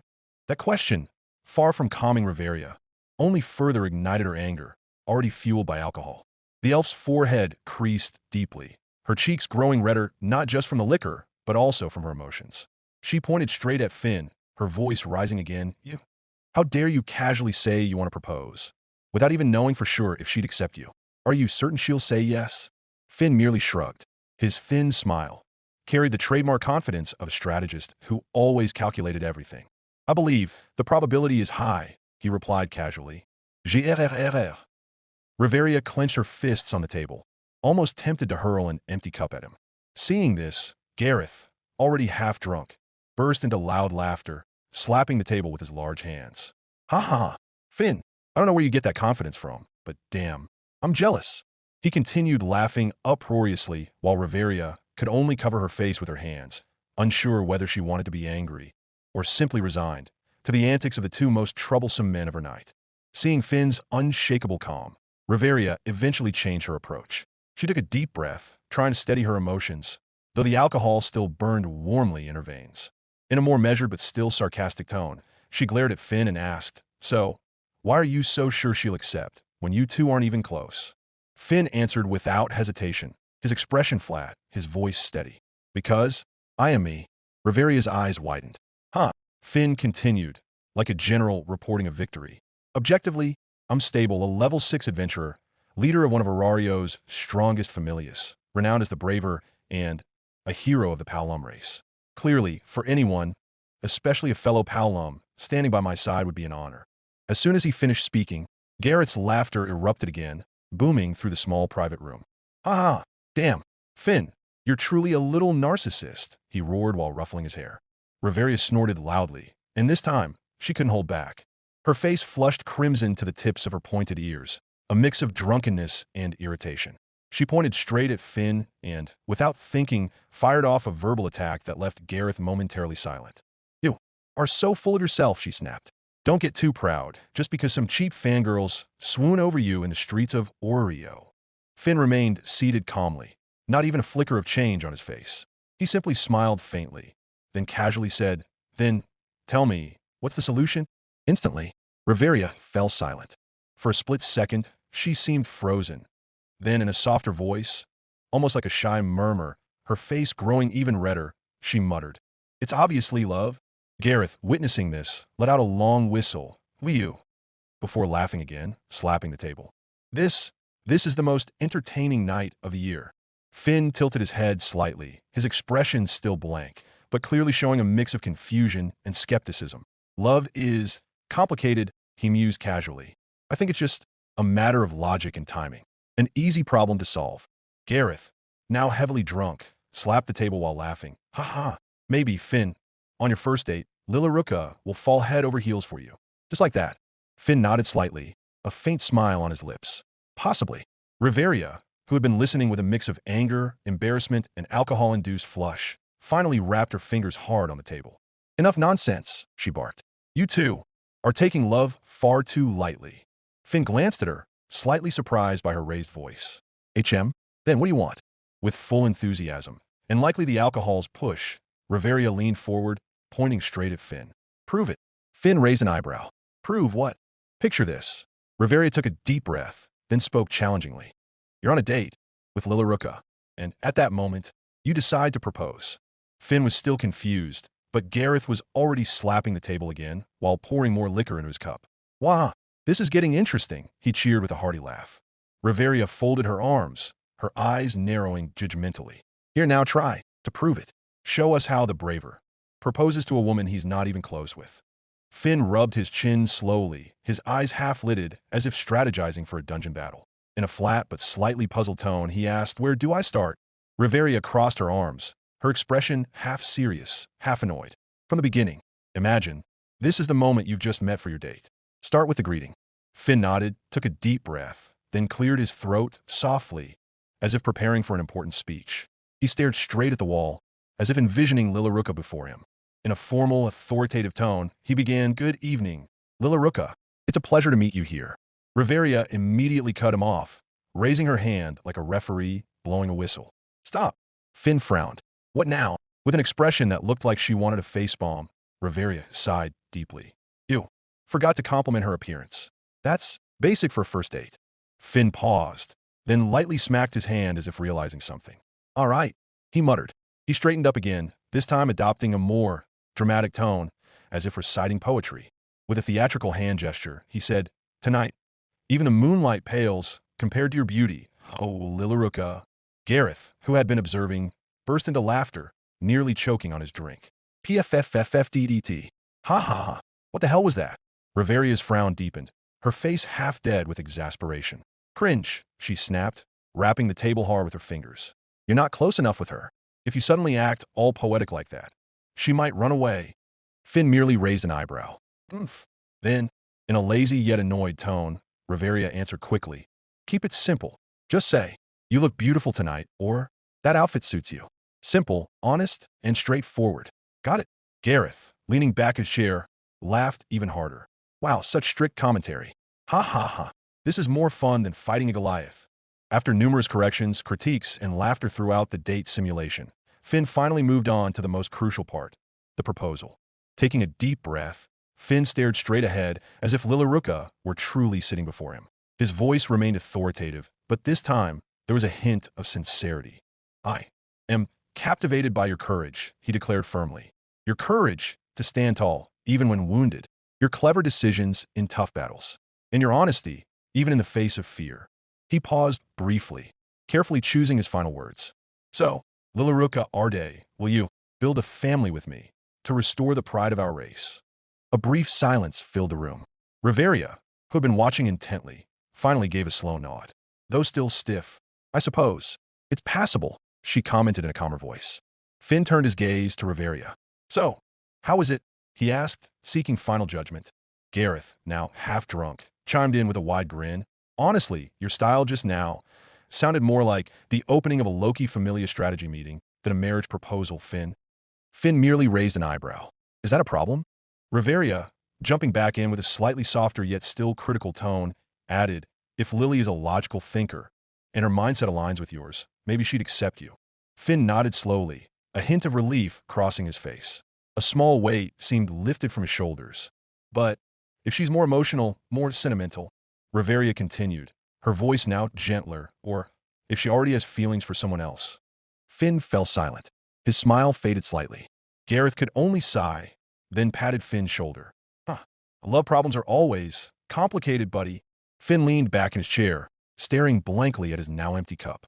In a quiet yet calculated tone, he murmured, "I suppose that's the biggest landmine in my plan." Gareth and Riveria exchanged glances. Without words, their thoughts drifted to the same person. "Don't tell me," Gareth muttered softly. Riveria furrowed her brows. "Bell Crannel?" Finn gave a slight nod. "Yes, him."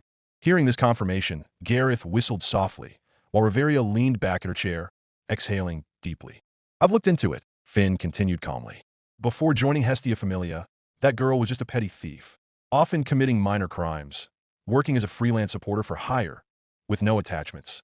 Gareth took another swig of his drink. "And after becoming Belle's permanent supporter, she changed?" "Correct," Finn affirmed. "A drastic change. Her behavior, loyalty, fighting style, everything improved rapidly. And I'm fairly certain the biggest factor is that Belle." Gareth leaned his head back with a chuckle. "Huh, seems like that kid's kindness ended up winning the Palom girl's heart." Riveria, her eyes half-lidded and her voice low, recalled the events of that time. No wonder, back then, even when wounded, she didn't run away. She begged us to save Belle, even though she was on the verge of death. For a moment, Riveria fell silent, her gaze softening as her thoughts wandered. I, too, might have done the same if it were for Shirou. Her face suddenly grew hot, and she quickly poured more liquor into her small cup, drinking swiftly to hide the blush spreading across her cheeks and ears. Finn stared emptily at his cup, his fingers tapping lightly on its rim, as if weighing a major decision. At first, I thought Lily's feelings for Belle wouldn't be a big issue, he murmured quietly, then slowly turned to Riveria. But after you said love matters, I suppose I can't just ignore it. Riveria was momentarily stunned by his admission, especially since Finn's tone sounded more sincere than usual. Gareth, who had been busy refilling his drink, chimed in, his voice gruff. So, you giving up now? Calling it quits? Finn shook his head slowly. No. He took a deep breath before speaking in a deeper, more serious tone. Before this, there was another Paolum who was actually a perfect match for me, even long before Lily. Gareth, who had been about to take another sip, suddenly froze. Riveria did the same. That name surfaced simultaneously in all their minds. Lyra, Gareth uttered heavily, his voice quiet but clear.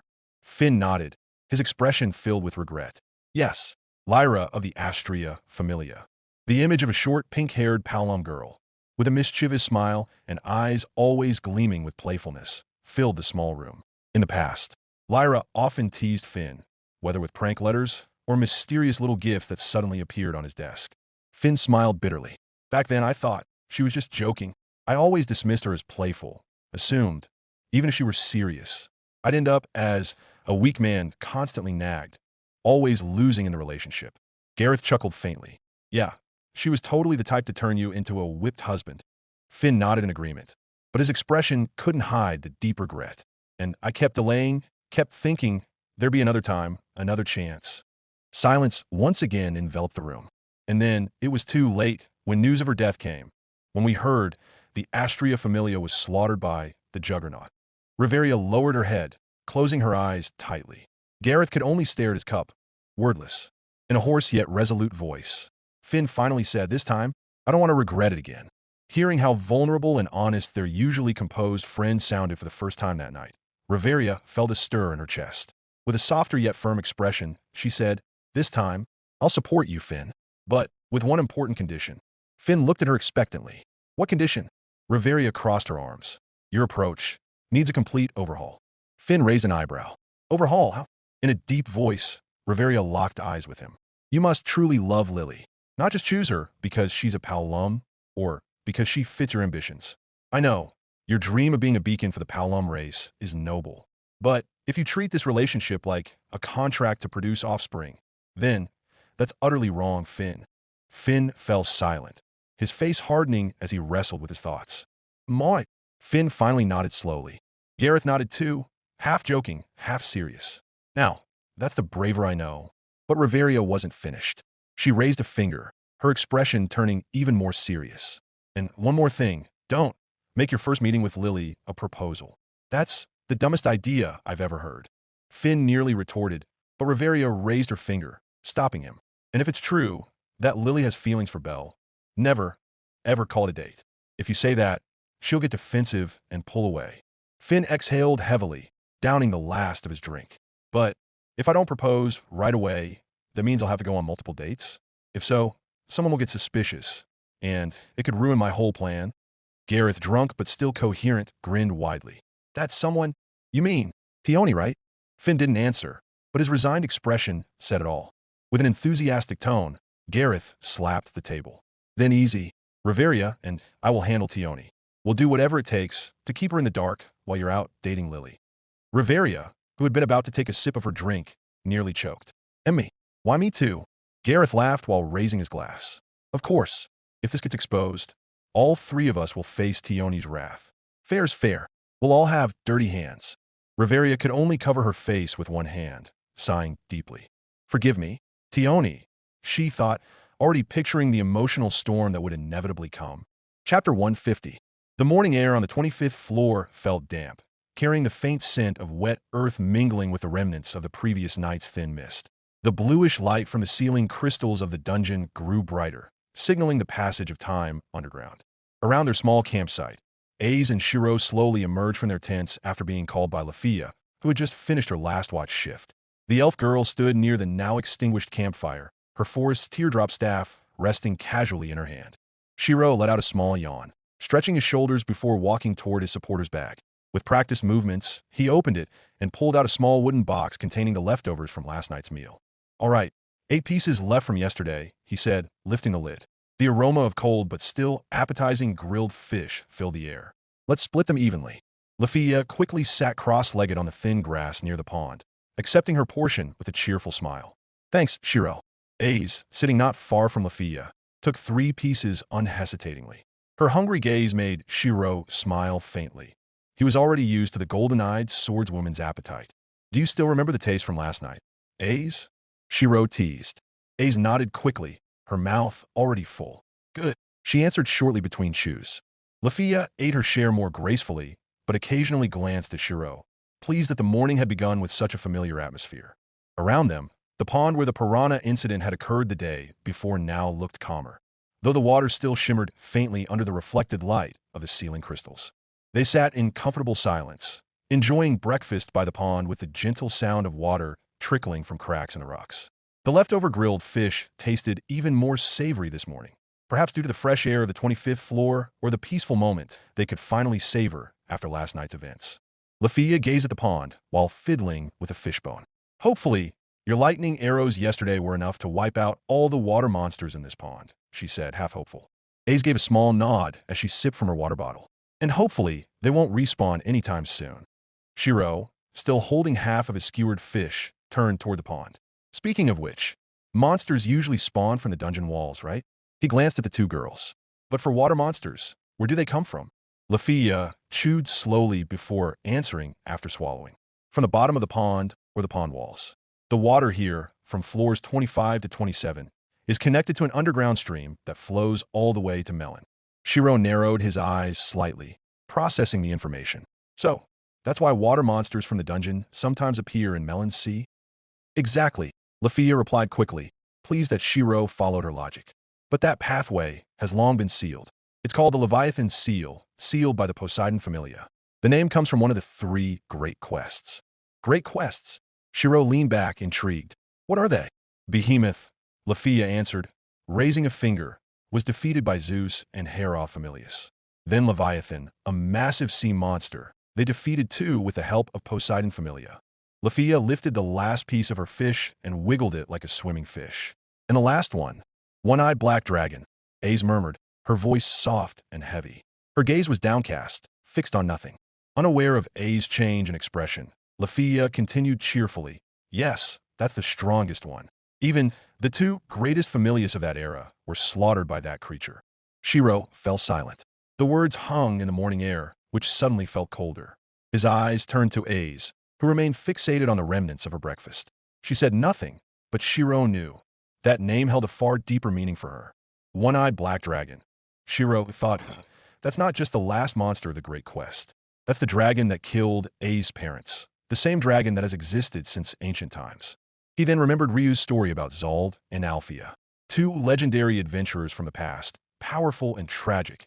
Did they also take part in the quest against those 3 great monsters? Did they face the dragon's wrath? The fish in his hand suddenly lost its flavor. Quietly, Shirou stored those questions in his heart. Someday, he knew, the answers would lead him to a greater destiny, and perhaps to the reason why he, Shirou Emiya, was in this world. After the last of the grilled fish was eaten and the smoky morning aroma faded with the gentle breeze, the 3 of them slowly rose from their seats around the campfire, now reduced to ashes. Lafia brushed crumbs off her outer dress, then turned to Ace with sparkling eyes. "Come on, Ace. Time for a swim. Let's change first in the tent," she chirped, pointing toward their gray tent. But Ace only stared blankly, her expression unreadable. "You go first. I'll catch up later," she replied curtly. "Okay," Lafia answered casually before turning and walking away, her steps light as if eager to return to the water. Shirou watched Ace, who remained standing still. Her gaze was fixed on the pond's surface, but her mind was clearly elsewhere. Her face wasn't as calm as usual. A shadow lingered in her golden eyes. He walked over slowly, keeping a respectful distance but close enough to speak warmly. "You're remembering it, aren't you? That black dragon." Ace didn't answer, only lowering her head slightly. her blonde hair cascading over her cheeks. But Shirou knew she heard him. He took a breath, then spoke in a firm yet gentle voice. Back then, on the manor's balcony, remember? That night, I promised that someday, together, we'd defeat the one-eyed black dragon. A's golden eyes lifted, meeting Shirou's gaze briefly, then softening slightly, as if the weight in her chest had lightened a little. I remember your promise that night, she murmured, yet clearly. Shirou smiled faintly and continued. And just as I promised to defeat that dragon, I also promised to help you defeat another enemy standing in front of you right now. Ace blinked, momentarily confused. Water, Shirou said, tilting his chin toward the pond. So cheer up. A pause, then a small, rare smile curved A's lips. Sweet and fleeting. All right, thank you, Shirou, she whispered softly but meaningfully. Then she turned and walked after Lafia toward their tent. Her blonde hair swayed in the wind, and her steps were lighter. Shirou watched her go, glad to have lifted some of the clouds in her heart. All right, time to fulfill my promises, one by one, he whispered to himself before turning back toward the extinguished campfire. Shirou finally moved, heading toward the back of his blue tent. There, his swim trunks, which he had hung to dry the day before, were now dry in the warm, humid underground air. He grabbed them with one hand and stepped back inside the tent. Calmly, he let his fabric tunic and brown pants fade away. The prana forming their structure dissipated in a smooth flow, leaving him in just his underwear. He quickly pulled on his now-dry swim trunks. When he stepped out, his timing almost matched the emergence of the two girls from their gray tent. Aze was back in her white swimsuit with golden star details, while Afia wore her bright red dress with a large golden ribbon at the waist and chest. Their dry clothes looked far more comfortable now. Lafia was brimming with energy. She strode quickly toward the pond, almost as if she wanted to jump right in. But at the edge, she suddenly froze, her face tensing. Aze, standing beside her, asked bluntly, "Why'd you stop?" Lafia clutched the hem of her skirt and complained, "I'm traumatized, getting bitten by piranhas yesterday. It hurt, you know." Shirou, who had just approached, joined them. "You'd make great fish bait, Lafia," he said with a mischievous grin. Instantly, Lafia's face turned red. Huh. Without another word, she quickly stepped behind Shirou, who didn't notice her intent. With both small hands, she pushed his back toward the pond. What are you doing, Lafia?" Shirou exclaimed in surprise, but he didn't resist, letting himself be pushed forward as if surrendering to fate. "Now it's your turn to be fish bait," Lafia shouted, shoving with all her might. Splash! Water sprayed everywhere as Shirou landed with a loud splash, drenching Lafia's and A's legs. Bubbles surfaced briefly before Shirou's head reappeared, shaking his wet red hair. "Wow, it's cold this early in the morning," he muttered, wiping water from his eyes. "But at least no one's biting me yet, so it seems safe." Lafia stood at the pond's edge, hands on her hips, a satisfied smile on her face. Aze simply nodded slowly, then turned to the pond, preparing to follow. Lafia and Aze stood at the water's edge, the clear surface rippling gently after the big splash from Shirou, who now floated leisurely, his hair wet as he occasionally wiped his face. Aze stepped forward, intending to descend into the pond, but suddenly Lafia's hand shot out, blocking her chest. "Wait a second." Aze paused, turning slowly to her friend. "What's wrong, Lafia?" she asked, confused. Narrowing her eyes, Lafia pointed toward the middle of the pond with her chin. "Look at Shirou. He's just staying near the edge, thinking about it. What if monsters like yesterday are still lurking in the middle? Maybe they're just hiding." Then, with a slightly sly tone, she pointed at Shirou. "Shirou, go check the middle first, see if it's safe." Shirou, who had been trying to enjoy the morning tranquility, raised an eyebrow and sighed deeply. "Sigh? I'm really being used as bait." "Huh," he grumbled, but resignedly began paddling slowly toward the center. "Fine, if it'll put your minds at ease." Once he reached the middle, he floated and closed his eyes. His breathing slowed, his body almost merging with the water. He focused entirely on his skill, mind's eye, trying to detect any monster vibrations, movements, or hostile intent around him. Several seconds passed. Silence. Time crawled by slowly, but there were no vibrations, no sudden currents below, and most importantly, no piranha ambushes like yesterday. Shirou opened his eyes and waved. "All clear. So far, I don't feel anything."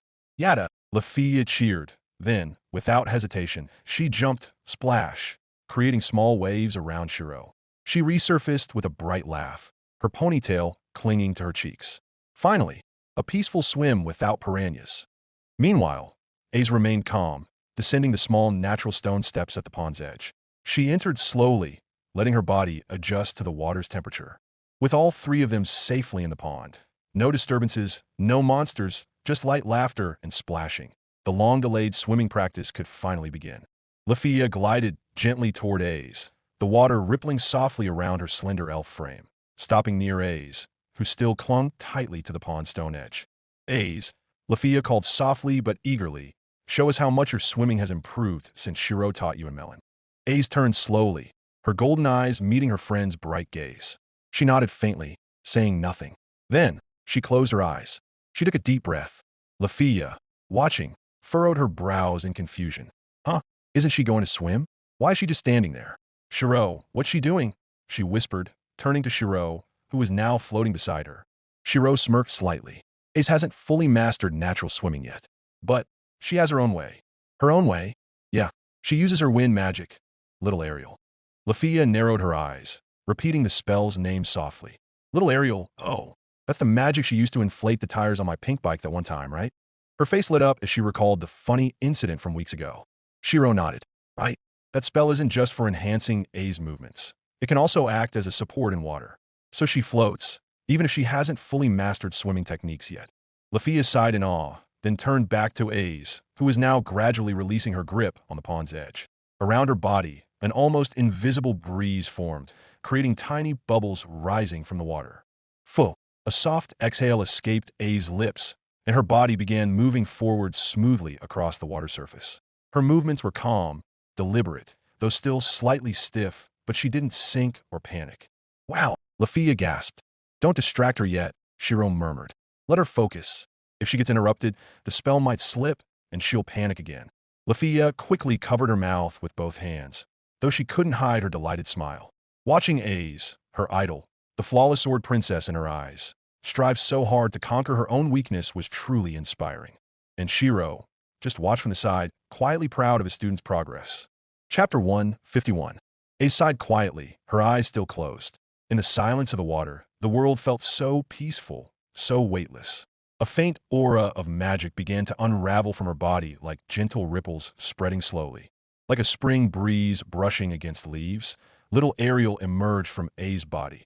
Unlike the fierce, storm-like magic of Ariel that sliced through the air with destructive force, this wind was soft, almost like an embrace.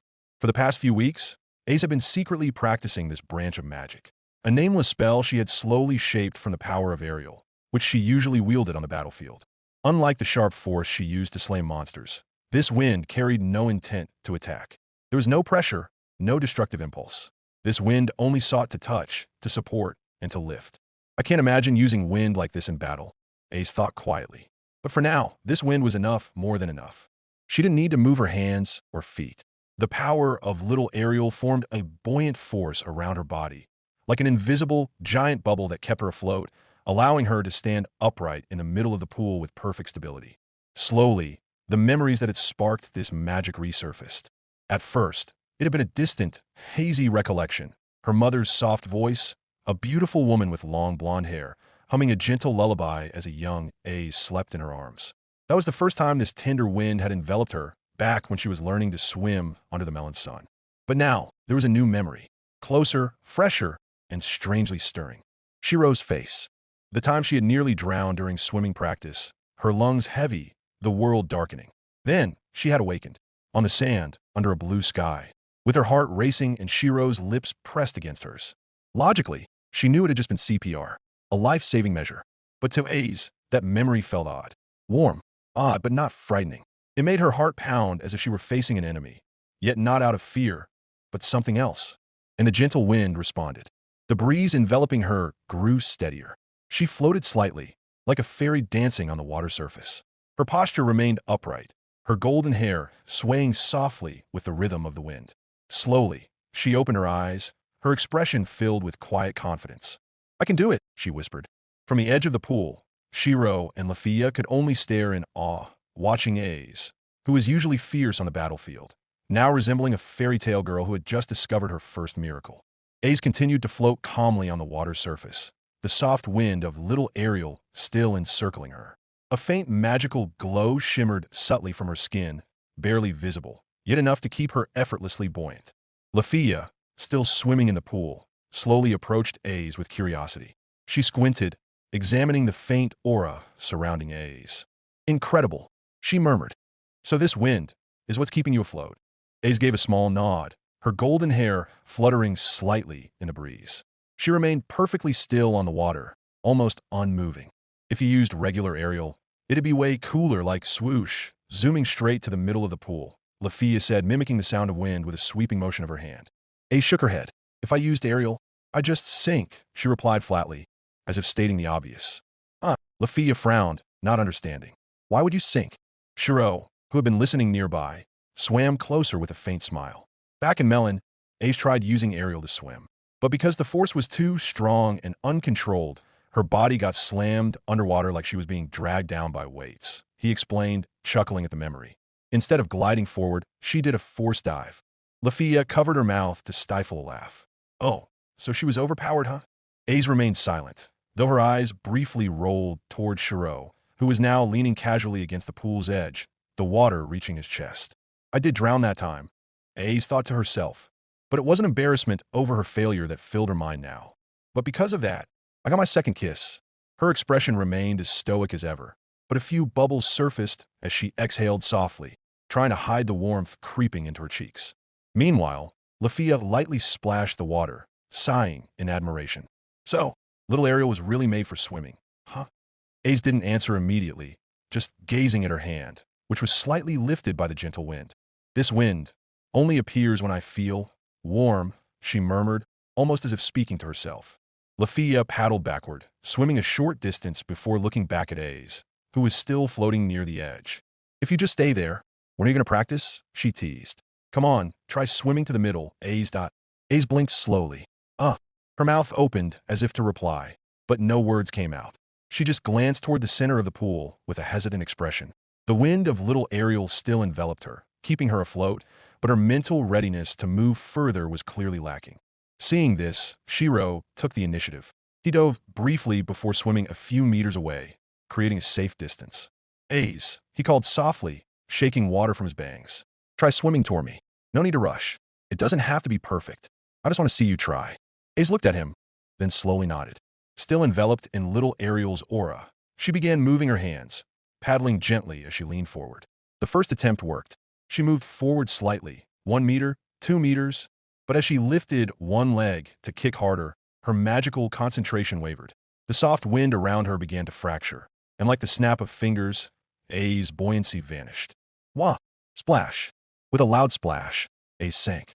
Without a second's hesitation, Shirou sprang into action. His body shot through the water like an arrow, his eyes focused, his hand outstretched.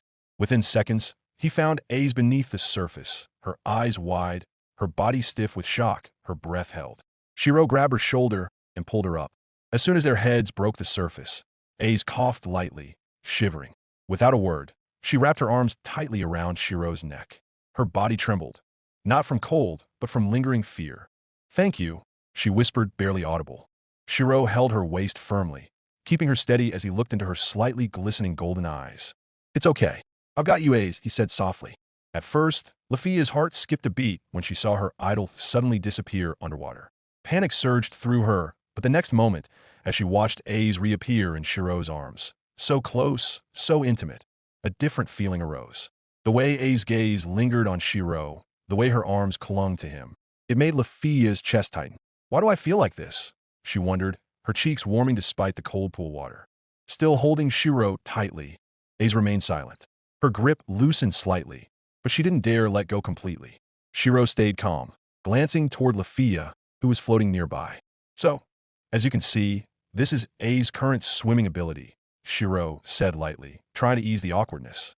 I need your help, Lafia, to help her practice. Instantly, the heat and tightness in Lafia's chest vanished, replaced by surprise and nervousness. And me, she pointed at herself, her expression shifting like a subordinate suddenly entrusted with an important task. What should I do? Shirou began explaining calmly. We'll set up a practice line. I'll be on one side, you on the other. Ace will swim from me to you. If she starts sinking, whoever's closest has to catch her. Lafia nodded quickly. Got it. Leave it to me, she said enthusiastically, then began swimming away from Shirou. Small splashes marked her path as she glided into position. Once there, she brushed her wet bangs behind her pointed ears. I'm ready to catch you, Ace, so don't be afraid. Ace, who had finally calmed her breathing, gave a small nod. Though her face was pale from the water, determination flickered in her eyes. Her grip on Shirou's neck tightened slightly as she prepared to try again. Shirou smiled, feeling a hint of pride. That will start here. One small but important step. The water around Ace rippled softly as the faint wind enveloped her once more. She closed her eyes, took a deep, measured breath, then slowly released her hold on Shirou. The gentle breeze of little Ariel lifted her again, letting her float upright as if cradled by invisible hands. Her hands began paddling slowly, like a child learning to swim for the first time. Though her posture remained stiff, the soft push of the magic carried her forward, inching toward Lafia. Each movement was awkward, yet full of resolve, reflecting the perseverance of a warrior conquering her weakness. But when she was just a few meters from Lafia, a wave of anxiety struck. The memory of drowning flashed in her mind, destabilizing little Ariel. A's body tilted, her shoulder dipping first, and the magic dissipated. "Ah," she gasped, panic flashing across her face. "Stay calm. I'm here," Lafia called, darting forward to catch her. Splash. The water rippled as Lafia grabbed A's just as she began to sink. A's clung to her immediately, like a frightened little girl, her face buried in Lafia's shoulder. "She's so cute," Lafia thought, feeling A's slight tremble in her arms. To her, A's had always been a symbol of strength, an untouchable idol, far above her. But now, the roles were reversed. The girl who usually led the way was leaning on her, vulnerable and in need of protection. A faint smile touched Lafia's lips. She hugged A's tighter, gentle yet firm. "I won't let you drown, A's. I promise." Though her breath was still uneven, A's golden eyes burned with renewed resolve. With a soft motion, she closed her eyes and summoned little Ariel once more. The gentle aura wrapped around her, and after giving Lafia a small signal, she began gliding back toward Shirou, who waited calmly a few meters ahead. But as before, nervousness crept in as little Ariel weakened. A's movements faltered, her breathing grew ragged, and then, splash. "A's," Shirou called, diving swiftly and reaching for her. A's trembled slightly as Shirou pulled her back to the surface. The moment her face emerged, she wrapped her arms tightly around his neck again, her shoulders rising and falling with each ragged breath. "I failed again," she murmured but didn't loosen her grip. Shirou held her firmly by the waist, keeping her steady. "No, you tried, that's what matters." Though he tried to stay neutral, his gaze flickered briefly over A's form. Her white halter-style swimsuit clung to her body, elegant yet not overly revealing. "Thank goodness it's not a bikini like in Melon," he thought, taking a deep breath. At least I can stay focused this time. Despite repeated failures, A showed no signs of giving up. Each time she sank, whether on her way to Lafia or back to Shirou, one of them was there to catch her without hesitation. Splash. "Got you," Lafia cheered, pulling A's up before she could lose control again. Splash. "Don't be afraid," Shirou reassured as A's fell into his arms once more. Over and over, they repeated the pattern, a rhythm filled with determination. The faint glow of the dungeon's hidden crystals cast a soft light over the rippling water, mirroring A's unyielding spirit. Lafia sighed, pushing back her wet hair. "A's, you're really stubborn," she said. "Yes." A's nodded slightly in Shirou's arms. "But I have to succeed." Shirou and Lafia could only smile before returning to their positions for the next round. Round after round, progress became evident. Though A's body still trembled whenever she released little Ariel, her movements grew steadier.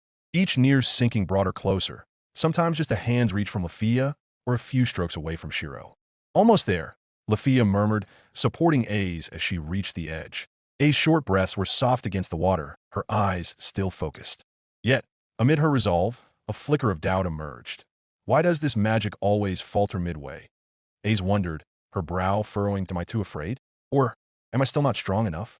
Her thoughts spiraled into uncertainty. And at that moment, without realizing it, her control over little Ariel slipped again, the gentle wind slowly fading from her body. Splash. A sank once more, this time right in the middle between Lafia and Shirou. Their reflexes were lightning fast. Shirou dove from the right, Lafia from the left. Each grabbed one of A's shoulders, pulling her back to the surface where she gasped for air. Amid her ragged breaths, A's closed her eyes. Her fear of water wasn't just about drowning. It was about loneliness, about having nothing to hold on to, about childhood trauma. Quietly, she realized something. It wasn't fear she felt, but understanding. Every time I feel alone, that's when little Ariel falters. But now, Her hands were held by two people who had saved her without hesitation. She turned her head to the right, Shirou's slightly damp face, his worried gaze. Then to the left, Lafia's reassuring smile, though she looked just as tired. That I'm not alone anymore. Ace met their eyes. Slowly, her heart, once cold and hardened, felt warmth. Tsubaki's words, which she had once dismissed, now echoed loudly in her mind. You're like a sword always drawn. But now, you found your sheath, your place to return to. Tsubaki, you were right, she thought, recalling the blacksmith's words, which had struck like a hammer-shaping metal, that I'm no longer a sword fighting alone. Ace took a deep breath, then looked at them with golden eyes shining with confidence. Thank you, Shirou, Lafia, she said softly. She pulled away from their grasp, then spoke calmly yet with conviction. Next time, I'm sure I can do it. Shirou felt relieved. That's the spirit I've been waiting for. Lafia clenched her fist. Let's keep going, Ace. Chapter 152. Slowly but surely, Ace stepped into the pool. The water touched her feet, then rose to her waist, and finally her shoulders. She closed her eyes, took a deep breath, and whoosh, a gentle breeze wrapped around her body, lifting her slightly above the water surface. Little Ariel was active again, helping her float calmly. With her body upright and legs dangling, Ace began to paddle with her hands. Her movements weren't fast, but they were steady. She moved straight across the pool, heading in the opposite direction from where she started. Soft ripples formed around her. Her golden eyes remained closed, her focus unwavering. Yet, as she passed the midpoint of the pool, the faint pressure began to waver. The flow of little Ariel weakened, and A's body swayed slightly. Instantly, an old memory surfaced, the shadow of her younger self, trembling in a damp dungeon corridor, alone. Her body pale, her breath choked, the distant echoes of monsters growling. I'm gonna drown again.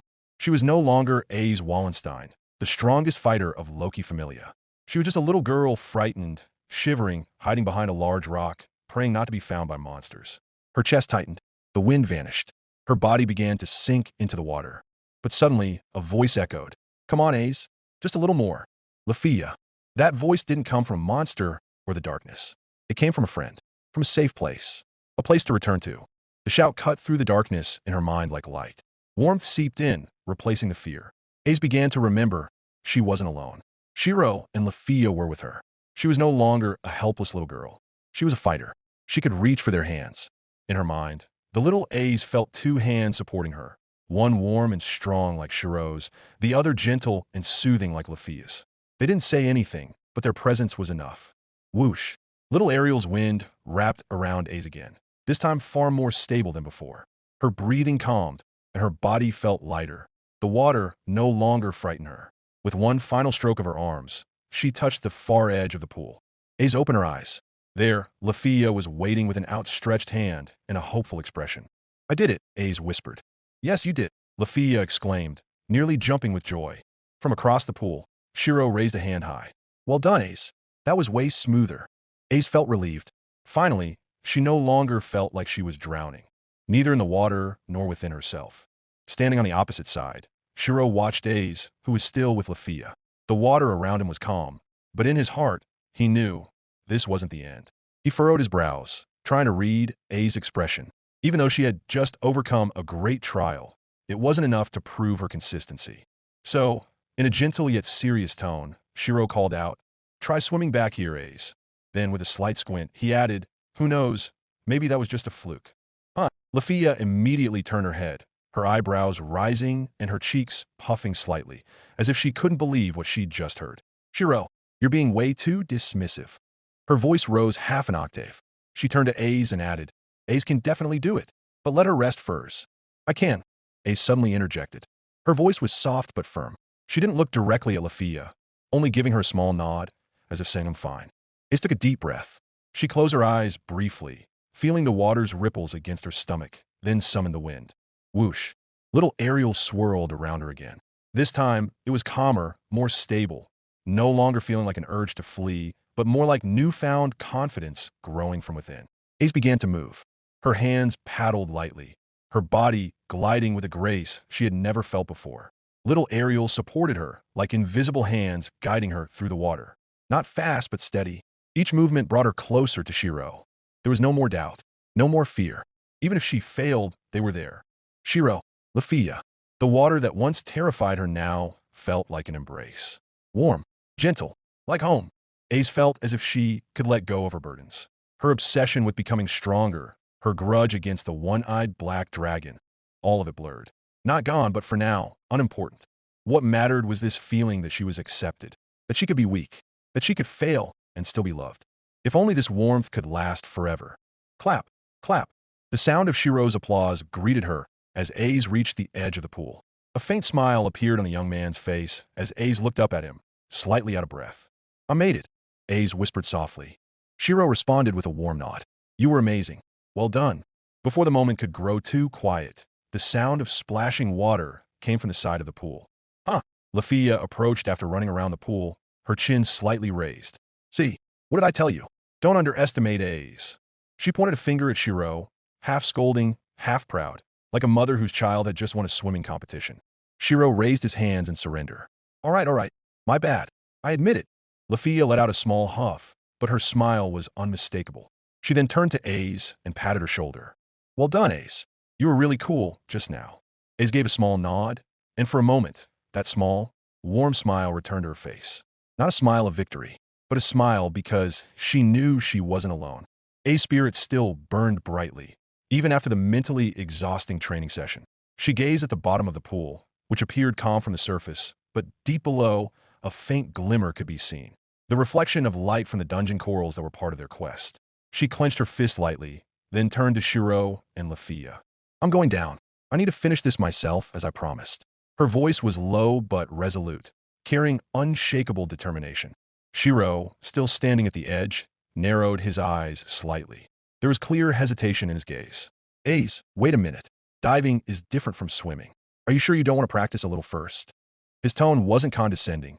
It was sincerely concerned. He knew Ace was stubborn, but he also knew that trauma didn't always disappear so quickly. Yet Ace's golden eyes met his without a trace of doubt. The water is no longer my enemy, she stated flatly, yet with conviction. And little Ariel is stable now. I can control it completely. Shirou still looked uncertain, but before he could say anything else, Ace took a deep breath and bent forward, ready to dive. However, just before her body touched the water, Ace's expression changed. She froze. Her face remained as calm as ever, but there was a slight furrow in her brows, a sign that something was bothering her. Her chest felt tight, not from fear, but from a sudden loneliness rising from within. Slowly, she turned back to the two people who had been with her throughout this training. Can you dive with me? She asked softly, almost like a shy whisper. I'll still collect the corals myself, but I want you there with me. Lafia looked at her for a moment, then smiled gently. But before she could respond, Shirou was already answering, of course. If you feel like you can't handle it, just let us know. He then dropped into the pool with a soft splash and swam to Ace's side. Raising his head above the water, he grinned slightly. Besides, who could bear to let you dive alone now? Lafia followed, gracefully jumping into the pool with a small splash. She pinched her nose briefly, then frowned. But how do we talk underwater? We can't chat like we do on the surface, right? Ace answered simply. She raised her hand and tapped her shoulder twice lightly. If I tug your shoulders, that means I need help.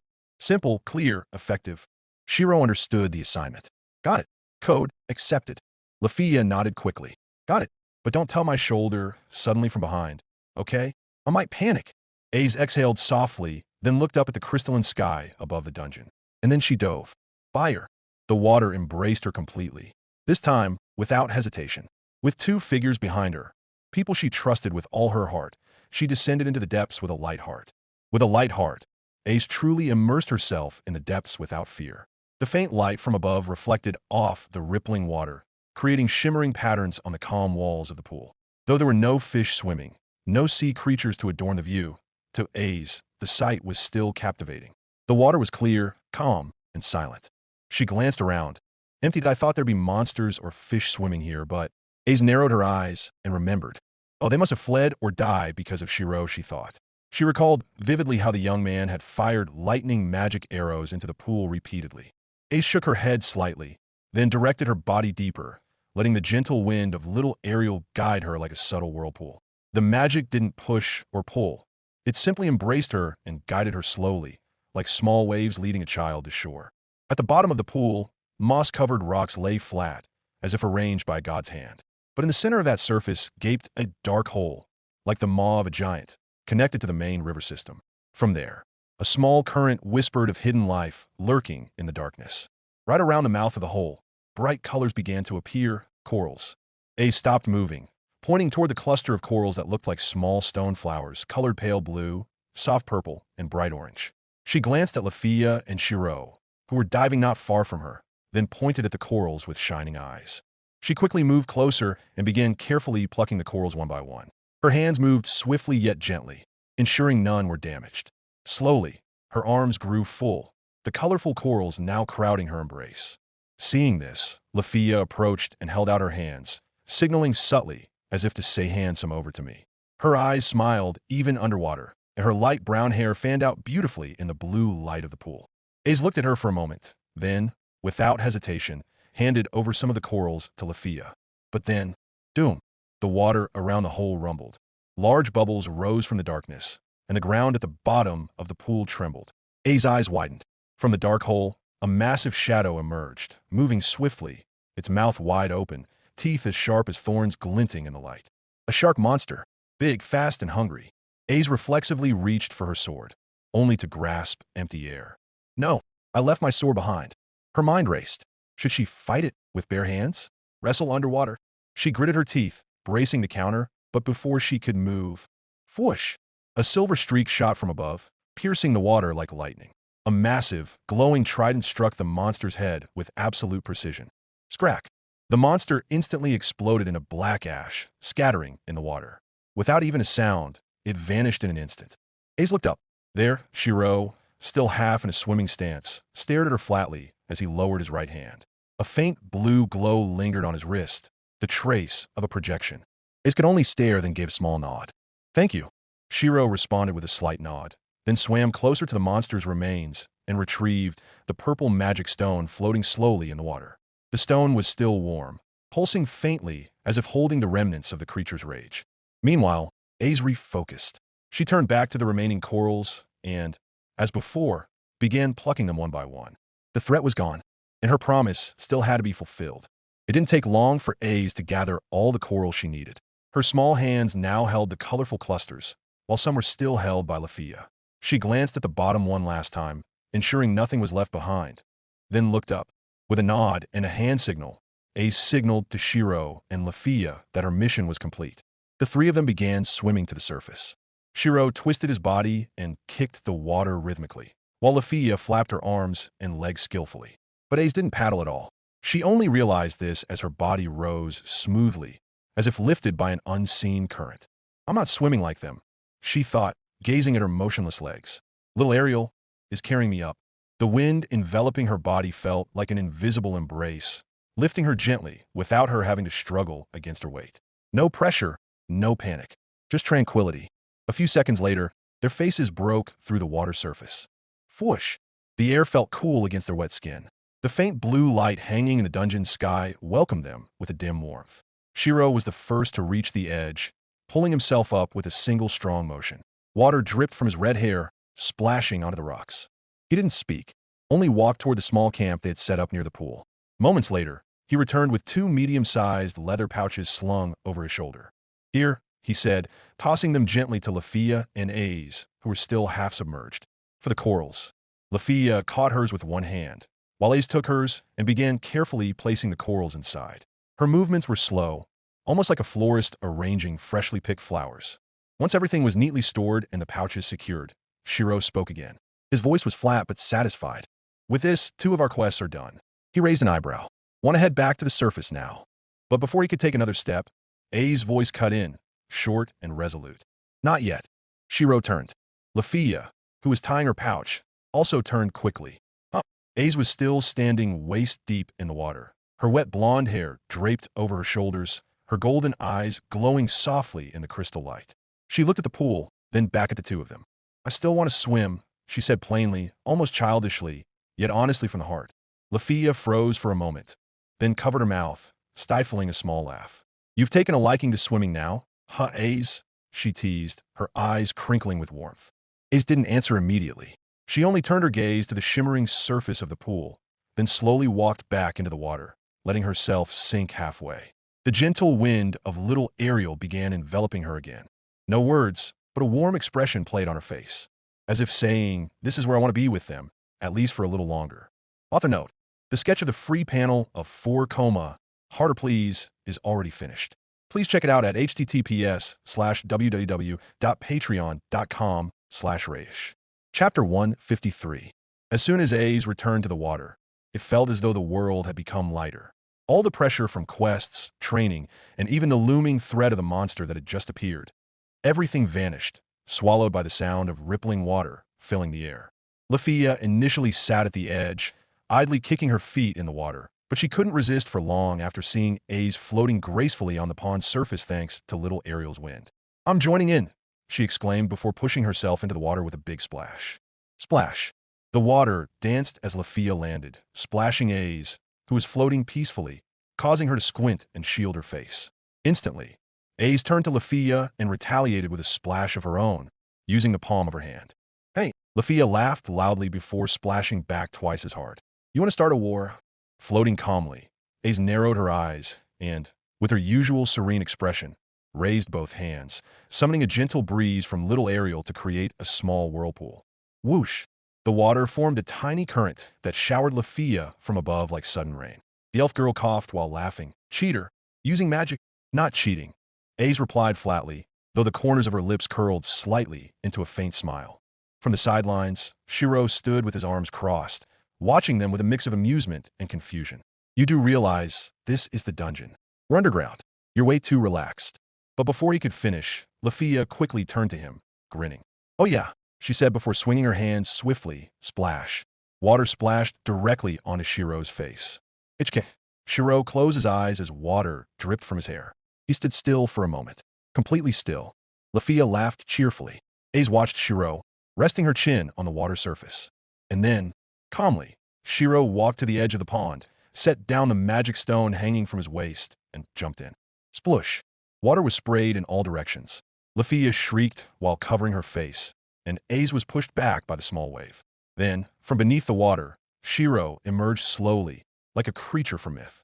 He smirked. "My turn now," he said flatly. And with those words, the water battle began. The three of them, who were usually in life-or-death situations, whose daily lives were filled with heavy duties and exhausting training, were now just 3 teenagers in a pond, splashing water, laughing, dodging, and sometimes letting themselves get hit on purpose. At one point, Lafia tried hiding behind A's. "Protect me, A's." "Can't," A's replied, dragging Lafia back to the front and pushing her toward Shirou, who already had both hands ready to splash. "AIZ," Lafia shrieked before being thoroughly drenched. After they'd had their fill of playing in the water, the three of them leaned against the edge of the pond, letting their bodies float in silence. Only the sound of dripping water and the gentle flow around the pond accompanied them. Their hair was wet, their swimsuits clung to their bodies, but none of them felt uncomfortable. A's gazed up at the glowing ceiling of the dungeon, her eyes squinting slightly from the faint light of the crystals above. "This pond is more fun than I expected," she murmured softly. Shirou nodded. "Sometimes, the dungeon can be a place to relax, if you find the right spot." Lafia brushed her hair back, still smiling. "Let's not rush back, just a little longer." And in that rare moment of tranquility, the three of them let time slow down. No sounds of monsters, no pressure from the expedition, no burdens as adventurers. Just 3 hearts opening up in a small pond where new memories were being made. Several peaceful hours passed. The laughter and ripples of water had faded, leaving only calm in their wake. The three of them finally decided they'd had enough. Their bodies were starting to feel cold, their skin wrinkled from the water, and their stomachs were slowly signaling hunger. With lazy movements, they climbed out of the dungeon's small pond one by one. Shirou was the first to stand on the rocky edge of the pond. He raised his hand. A flash of blue light flickered across his palm. "Tray-san," and in an instant a large gray towel appeared in his grasp. He began drying himself, starting with his dripping hair, before moving to his shoulders and damp chest. Not far away, A's quietly made her way back to the small gray tent they had set up earlier. She pulled the entrance flap aside, carrying a towel and a change of clothes. A few seconds later, the faint sound of fabric rustling could be heard from inside. Meanwhile, Lafia remained standing near the pond, half-dazed, or more accurately, mesmerized. Her gaze was fixed on Shirou's exposed back as he wiped the water from his body. The light from the dungeon's ceiling crystals reflected off his damp skin, accentuating the lines of his shoulder and arm muscles. Lafia knew she should look away, but it was too hard. Oh my gods, why does he look so cool like this? She panicked internally. When we first met, he seemed plain and ordinary, but now... Huh. Her gaze lingered a little too long on Shirou's abdominal muscles, and for some reason, she started imagining things she shouldn't. Her cheeks flushed. Then suddenly, Shirou turned his head, raising an eyebrow slightly. Lafia, what's wrong? Is there something weird on my body? Dirt. His voice nearly made Lafia choke on air. Yeah, no. I mean, not because of you. I mean, not your body or your muscles. I mean, I wasn't paying attention to that. Shirou only tilted his head, clearly not catching half of Lafia's flustered rambling. Lafia quickly racked her brain for an excuse. Her eyes landed on Shirou's bangs, which were dripping water and partially covering his eyes. Like magic, she found a saving grace. Your hair. Your hair's gotten so long now, she blurted out. Shirou blinked, then raised a hand to his bangs and pulled them down. His red hair fell almost to the tip of his nose. I guess it has, he murmured softly. I probably need a trim. Lafia sighed in relief, then took half a step closer with a smile. You look different, you know. When you first joined the Loki Familia, your hair was like a hedgehog, all spiky and rough. Now it's softer and falls down. Are you using special shampoo? Shirou shrugged lightly. Not really. I just used the hair oil Seer gave me. Seer? Lafia repeated, slightly intrigued. But before she could ask more, the sound of the tent flap being pulled aside interrupted them. They stepped out with quiet footsteps. She had changed, now wearing a clean white outfit paired with light armor on her shoulders and chest. Her golden hair was still slightly damp, but neatly combed back. As usual, she looked like a warrior from a painting, cold, beautiful, and untouchable. Ace glanced at Lafia and asked flatly, Aren't you changing? Lafia turned quickly, her eyes widening. Right? I'll go to the tent first, she stammered before hurrying off to the tent, covering her face, which was now burning. Not from embarrassment of being told to change, but because she just realized she'd been caught staring at Shirou for way too long. Once Lafia emerged from the tent, now wearing her new outfit, a light mint green tunic with short sleeves and embroidered leaf details on the right side, she looked much fresher. The ends of her hair were still damp, but she had braided it, making it more practical for the journey back. Done, she said cheerfully, patting her cheeks as she approached Ace and Shirou, who were packing up their equipment. Shirou turned and gave a small nod. He raised his hand, and a faint blue light enveloped the tents around them. Within seconds, the sturdy gray and blue structures that had stood moments ago faded, shrinking and dissolving into particles of light that dissipated back into prana. Done, he said simply, then slung a large supporter's bag over his shoulder, filled with leather pouches containing quest materials and loot from their journey. He glanced at the two girls. Ready. Ace replied succinctly, standing straight as usual. Lafia nodded firmly. Let's go home. Their journey back to the surface began. They ascended from the 25th floor, and for some reason, everything felt faster than when they descended. Perhaps because the weight on their hearts had lightened. 2 quests were complete. The coral from the hidden pond and the Minotaur's blood from their earlier battle. No tension, no lingering pressure. The monsters that appeared were few, and when they did, they were dealt with efficiently. Ace only drew her sword when necessary. Shirou is helping from a distance with projected arrows. Meanwhile, Lafia, though rarely using magic, stayed vigilant in the rear, guarding the group's defenses. Before they knew it, the white light of the ascending path welcomed them. By the time they emerged from the spiral staircase and returned to Orario, it was already midday. Gray clouds hung in the sky, casting a gentle shadow over the city, but it didn't dampen the lively atmosphere. The streets were bustling as usual, merchants shouting, adventurers wandering, and the sound of cart wheels mingling with the laughter of children running around. On their way to Twilight Manor, Shirou paused for a moment, patting the bag on his shoulder and looking at the two of them. You two go ahead, he said. I'm stopping by the guild for a bit. Need to submit the report and hand over the Minotaur blood and coral to the receptionist, so the quest can be officially closed. Ace looked at him for a moment. Want me to come with you? Shirou shook his head. No need. You must be tired too. Rest first. I'll catch up later. Lafia seemed like she wanted to say something, but ended up just nodding. Then be careful, Shirou. Always. Shirou gave a faint smile before turning and heading toward the guild office, his steps steady as he carried the fruits of their hard work. Ace and Lafia walked side by side through Orario's cobbled streets, making their way back to Twilight Manor. Their pace wasn't rushed, but it wasn't slow either. A comfortable silence settled between the two friends who had just completed another adventure. When they arrived at the towering doors of the manor, a soft growl sounded. Ace paused for a moment.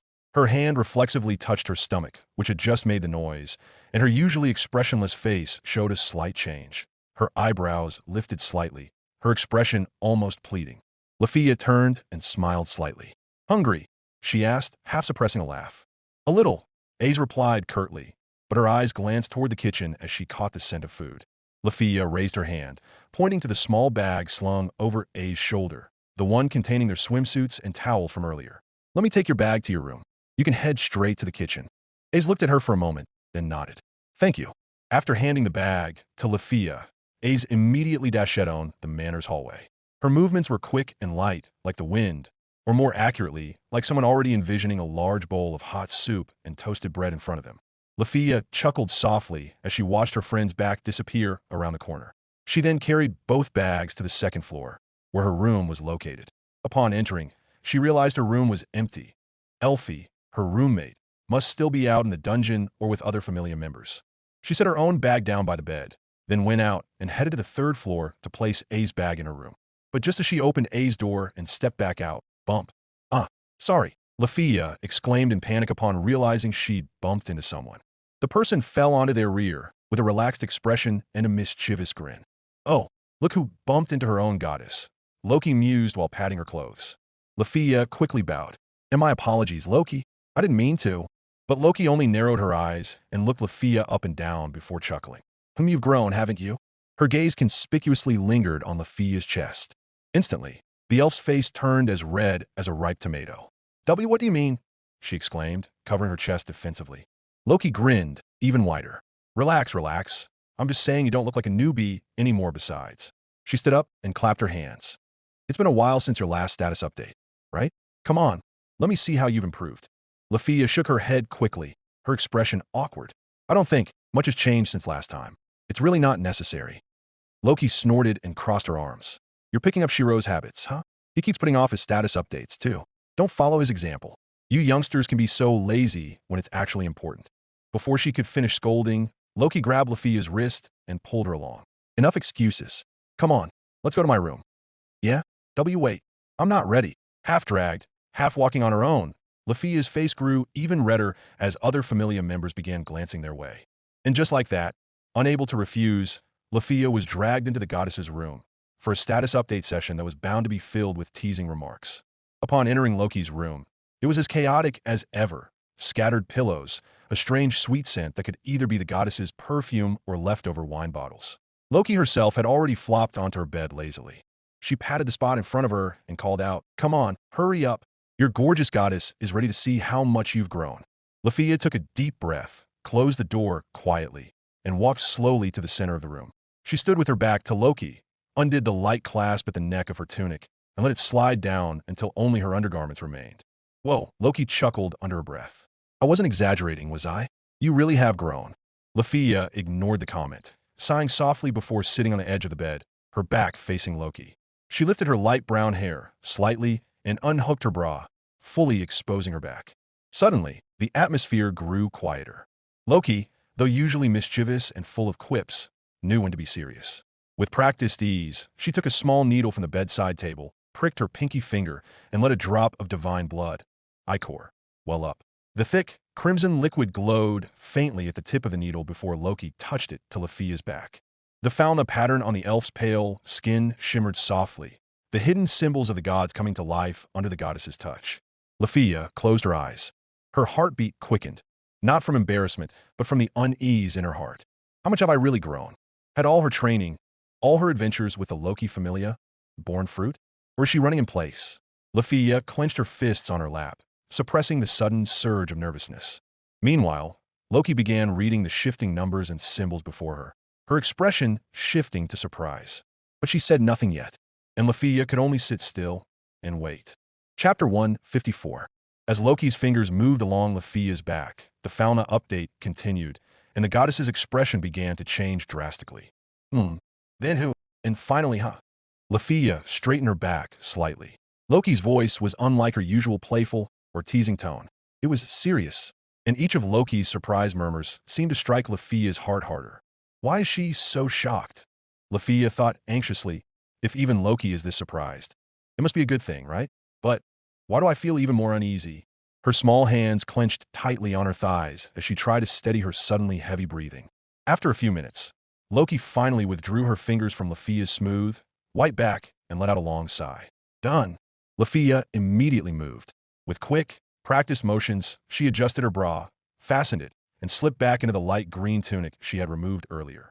She didn't dare ask anything yet, but her eyes kept darting to Loki's hand, where a copy of her new status, inscribed with magic ink on a piece of parchment, was still held by the goddess. Loki raised an eyebrow as she looked at her. Lafia, when was the last time you updated your status? Lafia took a breath before answering. After the expedition to the 59th floor. That was around a few months ago. Loki snapped her fingers. All right, back then, you were already ready to level up to level 4, but I told you to hold off. We were waiting for your magic to reach rank S, so you'd get the maximum boost when leveling up. Yeah. Lafia nodded slowly, then smiled faintly. Even Shirou has surpassed me in level now. But before she could continue, Loki cut in quickly. Hey, don't compare yourself to that weird kid. His brain's wired to another dimension or something. Lafia giggled softly. Loki then extended her hand, handing the status parchment to Lafia with a grin. But this time I have good news for you. The parchment felt heavy, not because of its weight, but because of everything written on it. Lafia stared at it with bated breath, and her heart began to beat faster. With trembling hands, Lafia unrolled the parchment, and as her eyes traced the rows of numbers and letters, her breath hitched for a moment. Lafia Vortis. Level 3. Strength I. 70. H. Som. Endurance. H. 140. H. 182. Dexterity. H. 174. G. 213. Agility. G. 240. G. 278. Magic. A. 870. S. 910.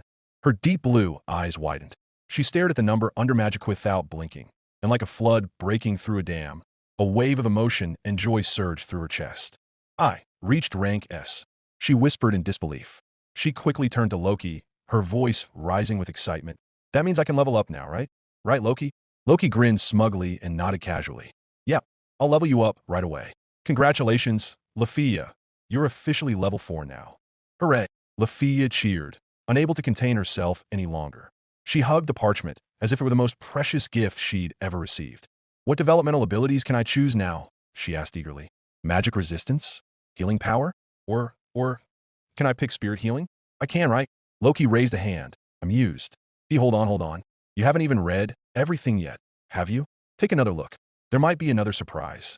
All right. Lafia nodded quickly, took a deep breath, and lowered her gaze back to the parchment. She read the next section. Developmental abilities. Mage, H. Abnormal resistance, I. She frowned slightly. My developmental abilities haven't changed ranks. They're the same as before. Loki just winked. Keep going.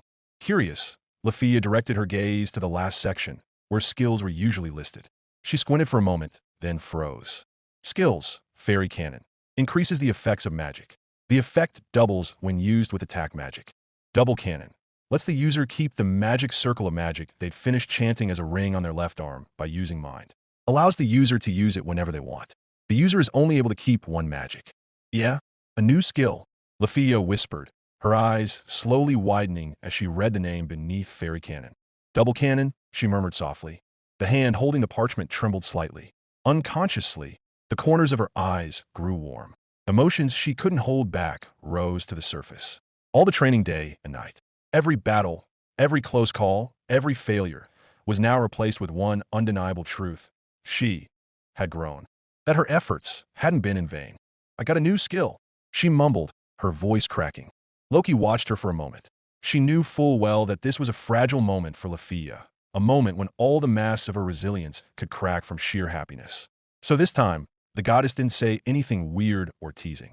She simply patted Lafia's shoulder gently, softly, but meaningfully. You're amazing, Lafia, she said sincerely. Truly amazing.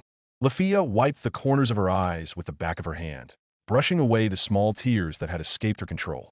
Her cheeks were still warm, but now adorned with a bright, determined smile. She clutched her status parchment tightly and looked at Loki with sparkling eyes. In that case, I want to try double cannon right now. Loki blinked, momentarily confused, but before the goddess could even rise from her seat, Lafia was already standing in the middle of the room, her hands raised, her fingertips trembling slightly as she channeled mind. What surprised Loki the most however, were the words that spilled from the young elf's lips. Unleashed streak of light, bow limbs of the holy TR. Loki immediately stood up, her eyes wide. Hey, whack. The goddess's hand landed squarely on Lafia's head. The girl flinched, crouching down while clutching her head with both hands. Ow. Ho, she whined, scrunching her face. That hurt, Loki. What do you think this place is? My room isn't a training ground. Loki grumbled, half angry, half worried. If you recklessly activate a new skill you haven't mastered yet, what if something weird happens? Or worse, what if it explodes? Lafia was still rubbing her head, her lips pursed like a scolded child. I was just curious. I wanted to know what it felt like to store magic in my hand. Loki took a deep breath and sighed heavily. After a few seconds, her voice calmed. If you really want to try double cannon, wait until your next training session. Ask Riveria to supervise you. She'll definitely be able to monitor the effects. Lafia nodded slowly, still wincing a little. All right, I'll wait, but I'm still curious. She murmured, glancing at her hand, as if hoping to see a magic circle appear out of nowhere. Loki just shook her head, raising an eyebrow, before lightly patting Lafia's back with a half-teasing expression. If you want to test it, don't do it in my room. It's already messy enough. I don't need a fire on top of that. Lafia smiled faintly, her cheeks still red from the scolding. Ah, sorry, Loki. I got too excited. Then the young elf bowed slightly, lowering her head respectfully toward Loki. Thank you so much, Loki. I'm really happy to see the results today. I'll take my leave now. But just as she turned halfway, Loki's voice cut in. Trying to run away? You forgot something, Lafia, she said, crossing her arms, her tone teasing but meaningful. You were so eager to pick a developmental ability earlier, and now you're forgetting to choose one. TSK tisk. Lafia froze for a moment, then lightly smacked her forehead. Oh right, I forgot. She quickly turned back, sitting on the edge of the bed as her deep blue eyes looked at Loki with hopeful anticipation. The goddess's half-lidded red eyes gleamed mischievously and calmly, like a cat who'd just found a new toy. So what are my options? Lafia asked. Loki raised a finger, swinging it slowly. I'll list them one by one, but don't decide right away. Think carefully first. Lafia nodded obediently. Okay. Loki cleared her throat. Ahem. First, you can choose magic resistance. It'll strengthen your resistance against magical attacks. Oh, that's good, Lafia commented, nodding. Especially against our arch-nemesis, the corrupted spirits, since they use magic too. Correct.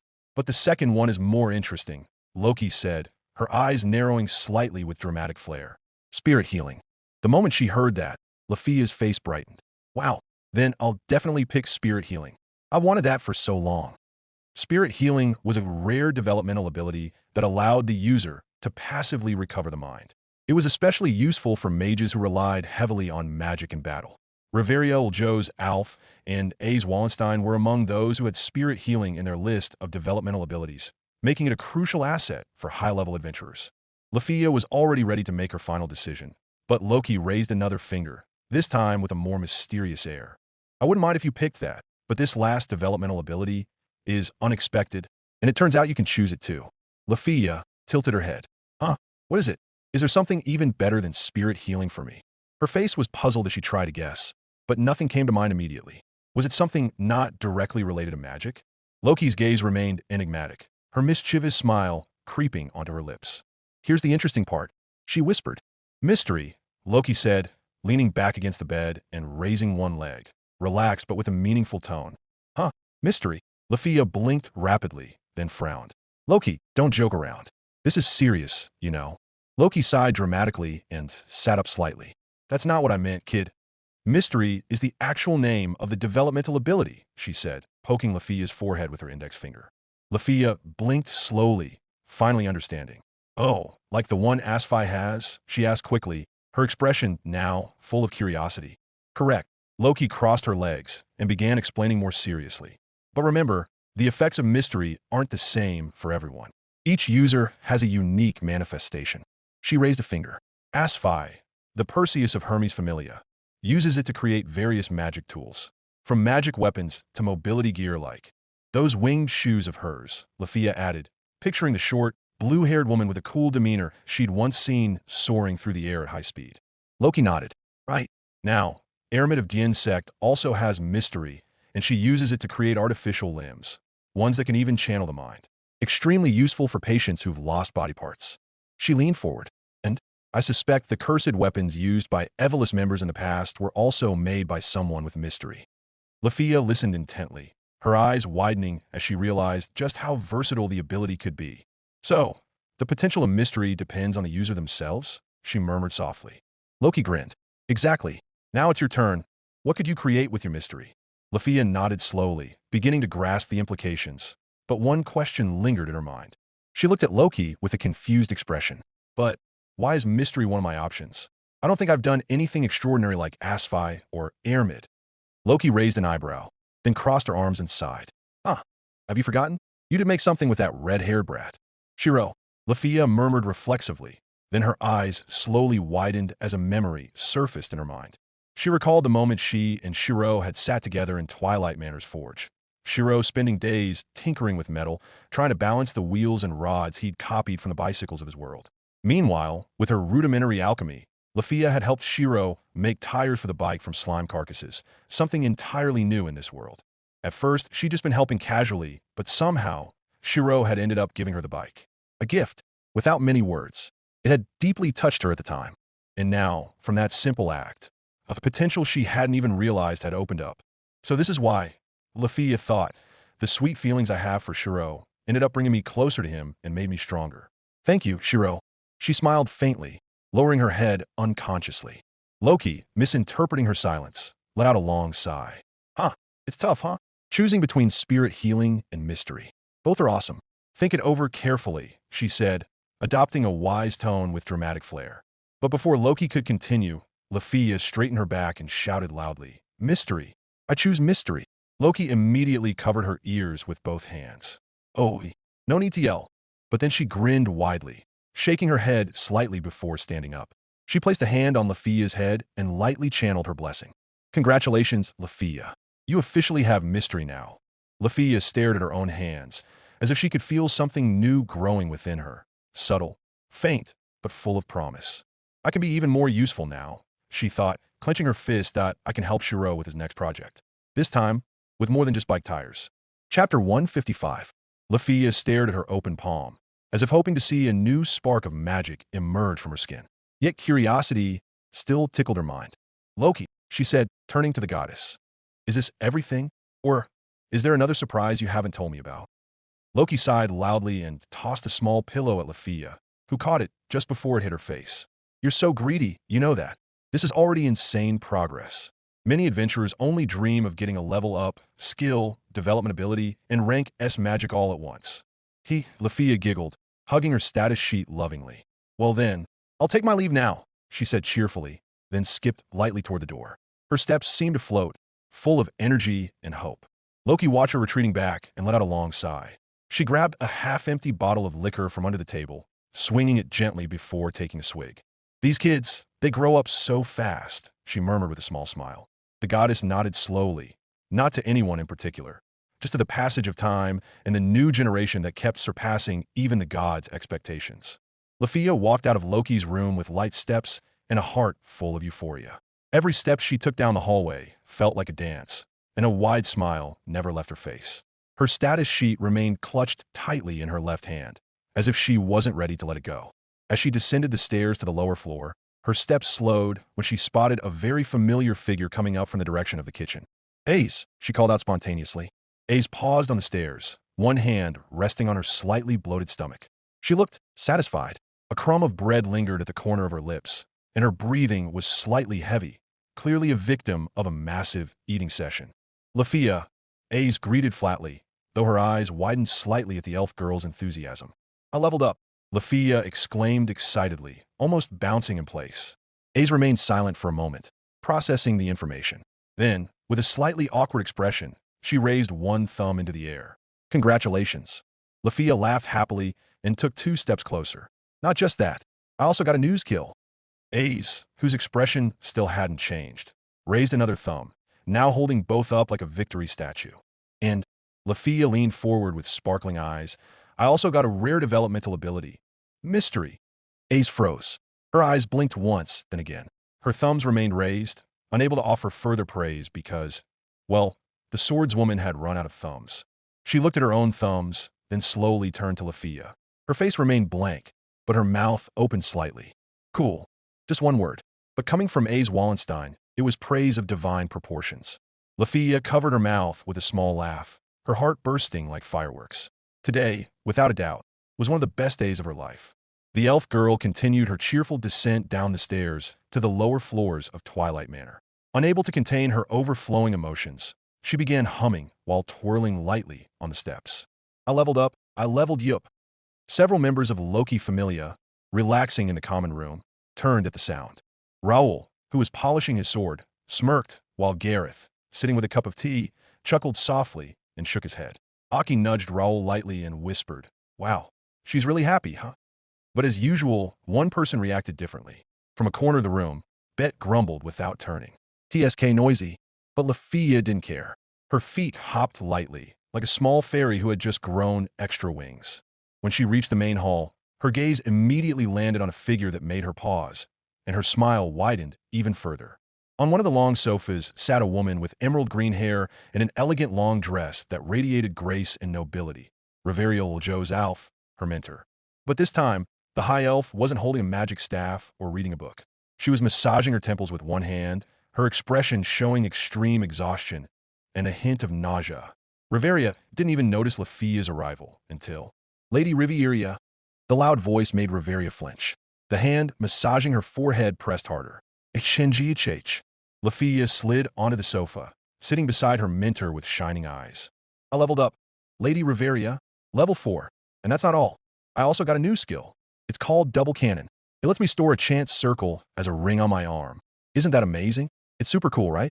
Riveria still held her forehead, as if Lafia's magic wasn't a double cannon butt headache amplifier. But as a noble elf and her mentor, she maintained her composure. With a barely visible smile, she nodded slowly. Of course. I'm listening, she said softly, trying to sound calm and dignified, though her voice was slightly hoarse from the hangover.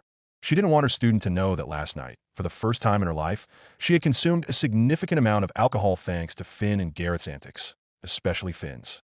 Embarrassed? Absolutely. Especially if another elf, let alone her own student, found out. Gracefully, Riveria stood up while massaging her temples again. That's wonderful, Lafia. We'll discuss the details tomorrow, or maybe the day after. During magic training, okay. Okay. Yes, Lady Riveria. Lafia replied, standing and saluting with unwavering enthusiasm, completely oblivious to her mentor's attempt to escape the awkward situation.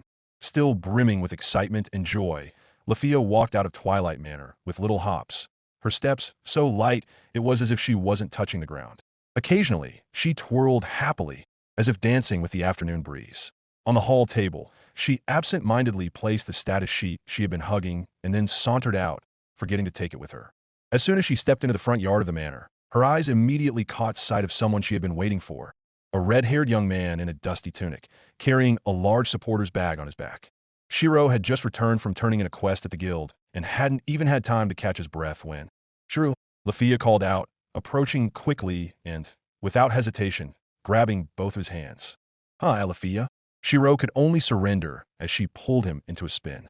Wait, what's? Surrounded by Lafia's cheerful laughter, they spun once, twice, several times, until Lafia finally stopped with a small laugh, slightly dizzy. Huff. Sorry, I'm just too happy, she said, still holding Shirou's hands. Shirou smiled in confusion. You look really excited. Good news. Lafia nodded quickly, her eyes shining with enthusiasm. I leveled up, Shirou. Now I'm level 4, just like you. Wow, congratulations, Shirou said sincerely, a little surprised but happy at the news. That's amazing. But wait, there's more. Lafia added eagerly, her voice full of excitement. I also chose a new development ability, and I picked mystery. So now I can help you even more with our projects. Faker Company, remember? Mystery, huh? Shirou furrowed his brow, tilting his head slightly. The name's a bit confusing. What does it do? Lafia raised a finger, ready to explain. But as soon as she opened her mouth, she paused, her eyes drifting upward as if searching for an answer in the sky. Actually, I'm not entirely sure myself, she admitted with an awkward laugh. Huh, Loki didn't explain it to you. Shirou raised an eyebrow, looking puzzled. Every user can have different effects, Lafia answered quickly, trying to salvage her dignity. For example, Asfi from Hermes Familia, she can make amazing magic items. Like those winged shoes she wears. She made them herself. Shirou nodded slowly, beginning to understand. So it depends on the user. Wow. Then you can discover your own unique potential through it. Lafia smiled sweetly, her eyes never leaving Shirou. And I want to use it to support you. Shirou was touched by her words and nodded gently. Thank you. I really appreciate that. But yeah, I wonder when we'll get to work on projects at the fort again. It feels like forever since we last made that bicycle. Lafia immediately puffed out her chest, her spirit blazing. I'm ready anytime. Just say the word. Shirou chuckled. Yeah, your enthusiasm is incredible. But he leaned slightly closer, looking at Lafia with a more serious tone. You should probably figure out how your mystery ability works first. It wouldn't be fun if it turns out differently from what you expect. Lafia opened her mouth to reply, but Shirou suddenly clapped his hands as if remembering something. Oh right, HM? What is it? Lafia asked, slightly confused by Shirou's sudden change in expression. Earlier, when I was at the guild, I saw Asfi there too. She looked really busy, handling something at the reception desk, Shirou said, scratching the back of his head. Really? Is she still there now? Lafia asked, her eyes widening with hope. Probably, Shirou replied, recalling. She said something like, I'm spending the whole damn day at the guild today, so chances are she hasn't left yet. Maybe you can keep her company for a bit, and ask her about mystery while you're at it. She's the expert on that, right? Lafia didn't waste a second. You're right. Shirou, thanks for the idea. Without waiting for a response, she turned and strode quickly toward the manor's gate. Her steps were light, her arms swinging confidently, and her smile never faded. Finally, I can ask the expert directly, she murmured excitedly, breaking into a light run as she headed toward the guild through the bustling streets of Orario. That afternoon, the aroma of spices and broth wafted from the kitchen of the hostess of fertility. Shirou stood in front of a large stove, wearing his signature green uniform. His face was serious, focused on measuring spices while tasting the broth he was preparing. Beside him, Seer helped with a gentle smile, chopping fresh vegetables and arranging meat on plates. Just a little, Shirou, not too much pepper, Seer said softly, leaning toward the pot, her breath almost brushing Shirou's shoulder. Shirou nodded. Oh right, this beef stew is for table 7. They asked for it not too spicy. From outside the kitchen, lively chatter and laughter filled the air. Anya hopped around carrying a tray full of glasses. Chloe teased an old customer who laughed heartily, and Ryu moved swiftly yet calmly, delivering a large plate of steak to another table. Another order, 3 salads and 2 stews for table 3. Ryu peeked in from the kitchen door, her voice firm but not as sharp as usual. Then she vanished like the wind. Mamma Mia stood in a corner of the kitchen, arms crossed, watching everything with sharp but proud eyes. Come on, don't let the waitresses outpace you. Don't keep the customers waiting. Yes, Mamma Mia, Shirou and Seer replied in unison. Time passed steadily. The sun crept downward, replacing its warm rays with an orange glow that swept across the restaurant's windows. Customers came and went, chairs emptied and filled again, and food continued to flow from the kitchen. Eventually, night fell. Magical lamps flickered on one by one, casting a warm, dim light throughout the room. The last customer left, wiping their mouth in satisfaction. Anya and Chloe had already gone home early for their morning shift the next day, and Mamma Mia had left to tally the day's earnings. Now, only Ryu remained, cleaning the tables, Seer rearranging the chairs, and Shirou, still in the kitchen, quietly tidying up the remnants of the day's cooking. The atmosphere grew quiet, broken only by the sound of cloth wiping tables and soft footsteps on the wooden floor. Shirou dried his hands with a towel and stepped out of the kitchen. The 3 of them stood in the now empty room, accompanied only by the lingering aroma of food and the gentle sway of magical lights. Night had fully descended upon the hostess of fertility. As they stood near the door, ready to leave together, Seer narrowed her eyes at Ryu. Wait a second. She lightly touched a strand of Ryu's hair that fell beside her cheek. Ryu, your hair? It's gotten long. Reflexively, Ryu touched her pale hair, which now fell past her pointed ears. Ah, you're right. She pulled a few strands forward, noticing how the ends brushed her shoulders. I haven't cut in a while. Shirou chimed in, observing carefully. And it looks like your natural color is starting to show. He pointed to the roots of Ryu's hair, where her original blonde hue was beginning to peek through, contrasting with the fading pale green. Ryu frowned slightly, surprised by the realization. I thought I could still hide it. Guess not. Seer suddenly turned sharply to Shirou, raising an eyebrow with a teasing smile. Speaking of hair, she stepped closer and pinched Shirou's bangs, which hung over his eyes. You're the same. Your bangs are touching your eyebrows, almost reaching your nose. Shirou nodded slowly, brushing his bangs aside. Yeah, you're right. My hair's gotten pretty long. He agreed. Maybe it's time for a trim. Seer crossed her arms and sighed dramatically. Honestly, you too. If this keeps up, you won't be waiters. you'll turn into mountain hermits. Without warning, she reached behind her apron and, clink, pulled out a pair of scissors and a small comb from who knows where.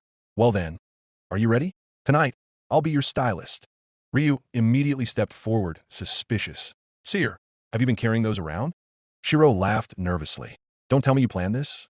Seer grinned at them with determined eyes. You two are my personal grooming projects tonight. No one's escaping. And so, their adventure for the day wasn't truly over, because a late-night haircut session under Seer's hands was about to begin. Chapter 156. Seer clapped her hands enthusiastically. Come on, you two.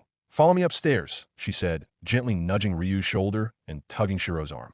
They climbed the creaky wooden stairs leading to the restaurant's upper floor. As they walked down the hallway, Shirou glanced at the wall and felt a warmth in his chest. There, neatly displayed on a wooden shelf, was a miniature ship, a souvenir he had once brought back from Melon. The small wooden vessel reflected the warm glow of the magic lamp, evoking a hint of nostalgia. It still looks beautiful, he murmured. Ryu also glanced at it briefly, her eyes softening for a moment before she refocused on following Seer's lead.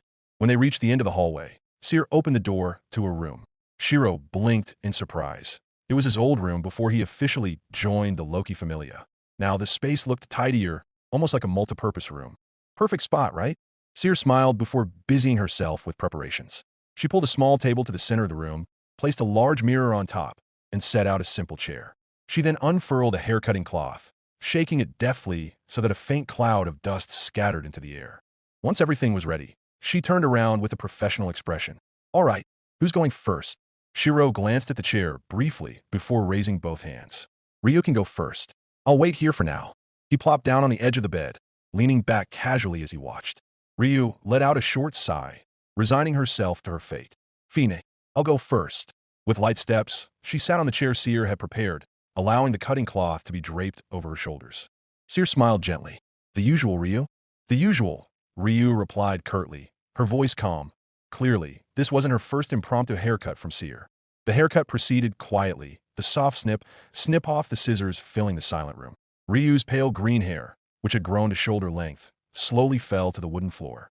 Seer meticulously trimmed the back, cutting it to her signature neck-length style. Shirou, lounging on the bed, watched the process for a while before finally speaking up. Ryu, do you really think just dyeing and cutting your hair like this is enough to hide your true identity? His voice was quiet, carrying a hint of concern. He didn't say the word criminal, but the implication was clear. Ryu stared at her reflection in the mirror for a moment before sighing softly. I think it's enough. Back when I was still an active adventurer, I almost always wore a mask. My comrades back then also called me by my last name, Lion. Her lips curved into a faint, melancholic smile. They're all long gone now. Shirou fell silent, his eyes lowering. In his mind, memories surfaced, moments from the past when Ryu had stepped in during the war game to help Hestia Familia against Apollo Familia. Even then, Lafia had been able to spot the resemblance between the green-haired waitress of Hostess of Fertility and the masked adventurer who appeared on the battlefield. If even Lafia could guess, is this really enough? Shirou thought, his worry lingering. As Shirou lost himself in thought, Seer's soft voice suddenly broke the silence. Ryu, you've really come to trust Shirou, huh? The scissors paused briefly. Ryu turned slightly, her brow furrowing. Huh? What do you mean, Seer? Seer smiled, her eyes flicking to Shirou before returning to Ryu. You're sharing your past with someone else, Ryu. That's not something you do lightly. Ryu froze for a moment, only now realizing what she had just revealed. Her usually expressionless face flushed slightly, and she reflexively looked down. I didn't realize. Shirou turned to Ryu, about to say something, but in the end, he only gave a small nod. Meanwhile, Seer giggled softly, resuming the haircut as she remarked. Ha! This proves you two are closer than I thought. Ryu exhaled sharply, her face still slightly red as she muttered. This is all your fault, Shirou. Asking weird questions until Seer got the wrong idea. Shirou tilted his head slightly, his expression a mix of confusion and amusement. Huh, why am I the one being blamed? Seer stifled a laugh between the snip of the scissors before setting them down on the small table. You two are so funny. Calmly, she picked up a small bowl of pale green hair dye and began applying it to Ryu's strands. By the way, Shirou, you should listen to your senior's words, you know? Shirou raised an eyebrow. Senior? Ryu seized the opportunity. It wasn't often she could turn the tables. With her usual flat expression but a slightly smug tone, she added, That's right.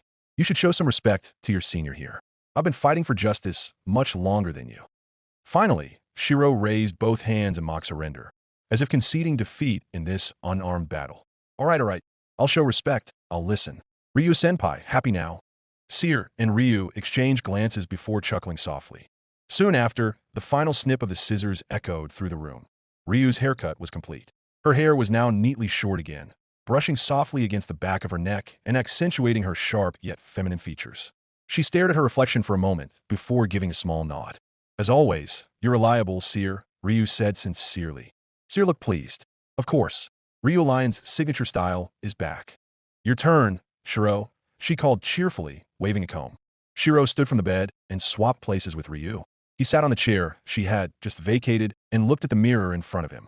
Seer examined Shirou's slightly messy red hair, his bangs hanging down, almost covering his eyes. What kind of hairstyle do you want? She asked, dramatically raising the comb in the air. Shirou shrugged. Up to you. TCH, such a boring answer. No fun, Seer grumbled, pretending to pout. But she soon smiled again and began running her fingers through Shirou's hair, deftly parting the red strands. Your hair's pretty thick, huh? She experimented with a few styles, brushing it to the side, forward, then upward. Occasionally, she tilted her head, judging her own handiwork. Shirou, as usual, could only resign himself to her whims. Eventually, Seer brushed his hair back, lifting his sharp bangs and sweeping them backward. Wow, this suits you too. This style really matches your sharp eyebrows, Shirou, she said cheerfully.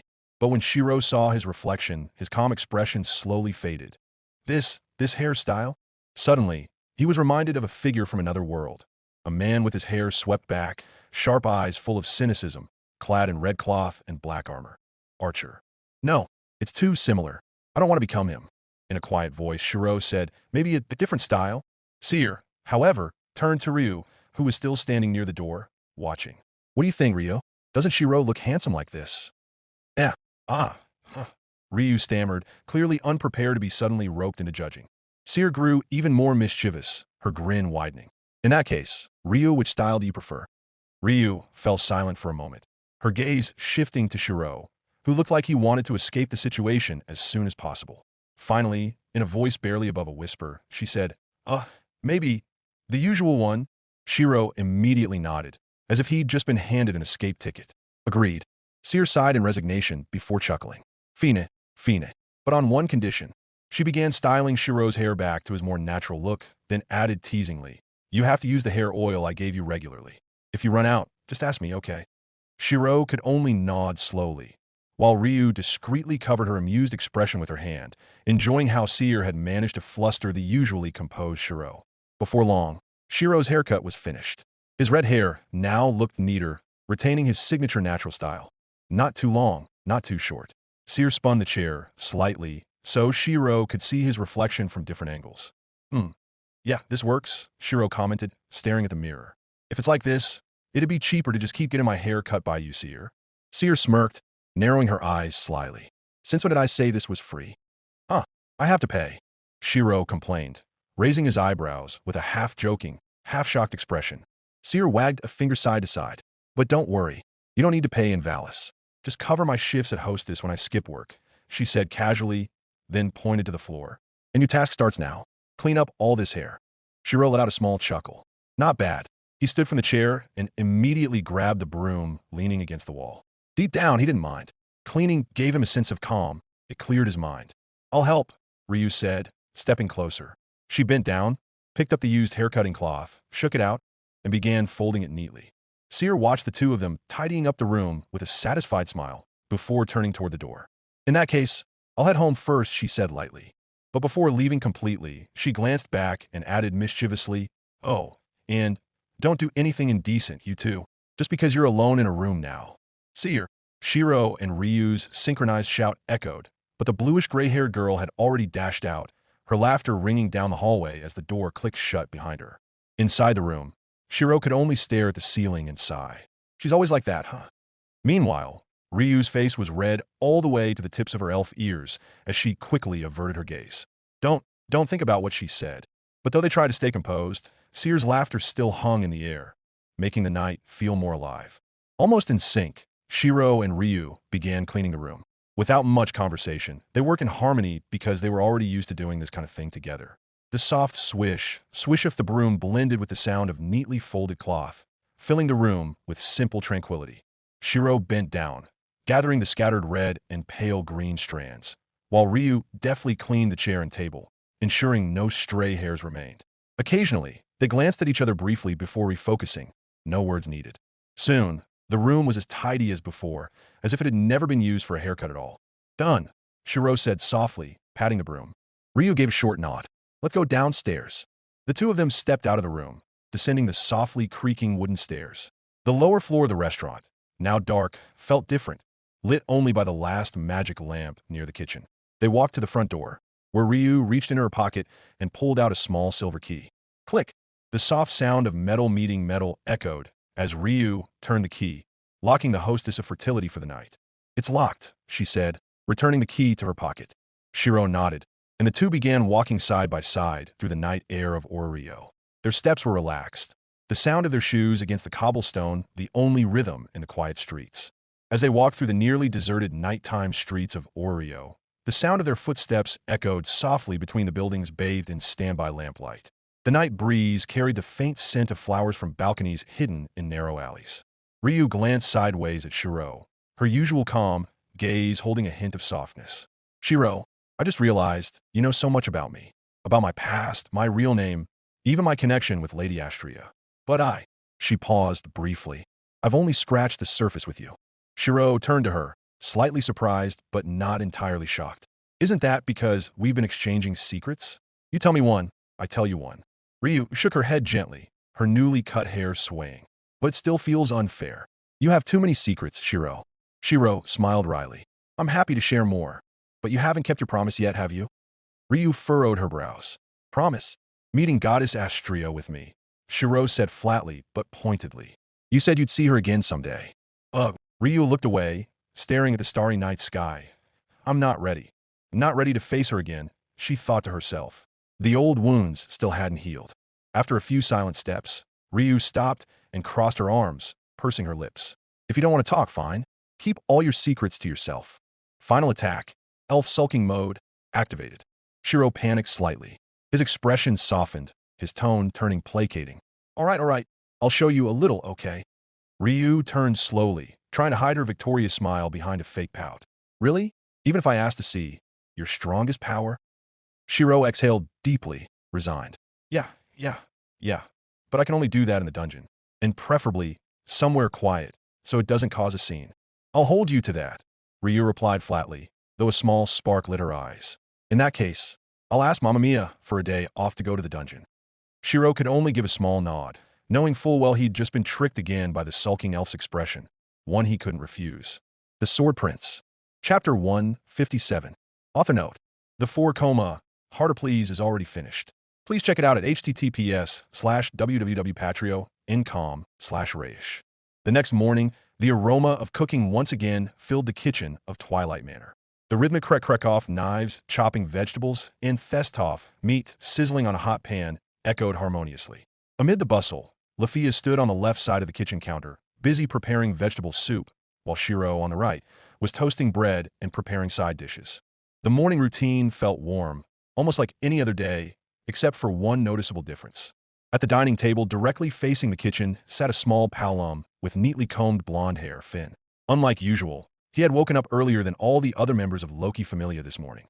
His petite frame sat upright on a tall chair, while a stack of letters, reports, and documents from the guild lay spread out before him. The soft rustling of paper mixed with the scent of breakfast being prepared.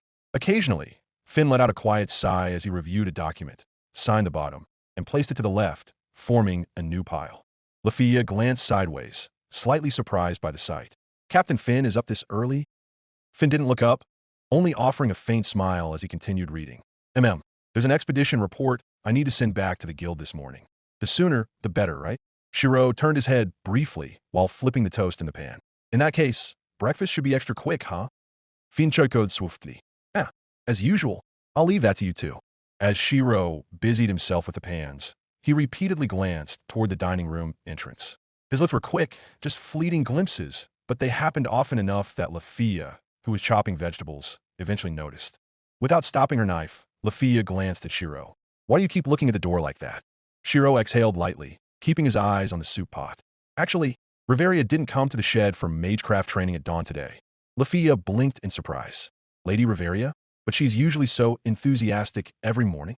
Her voice was full of disbelief.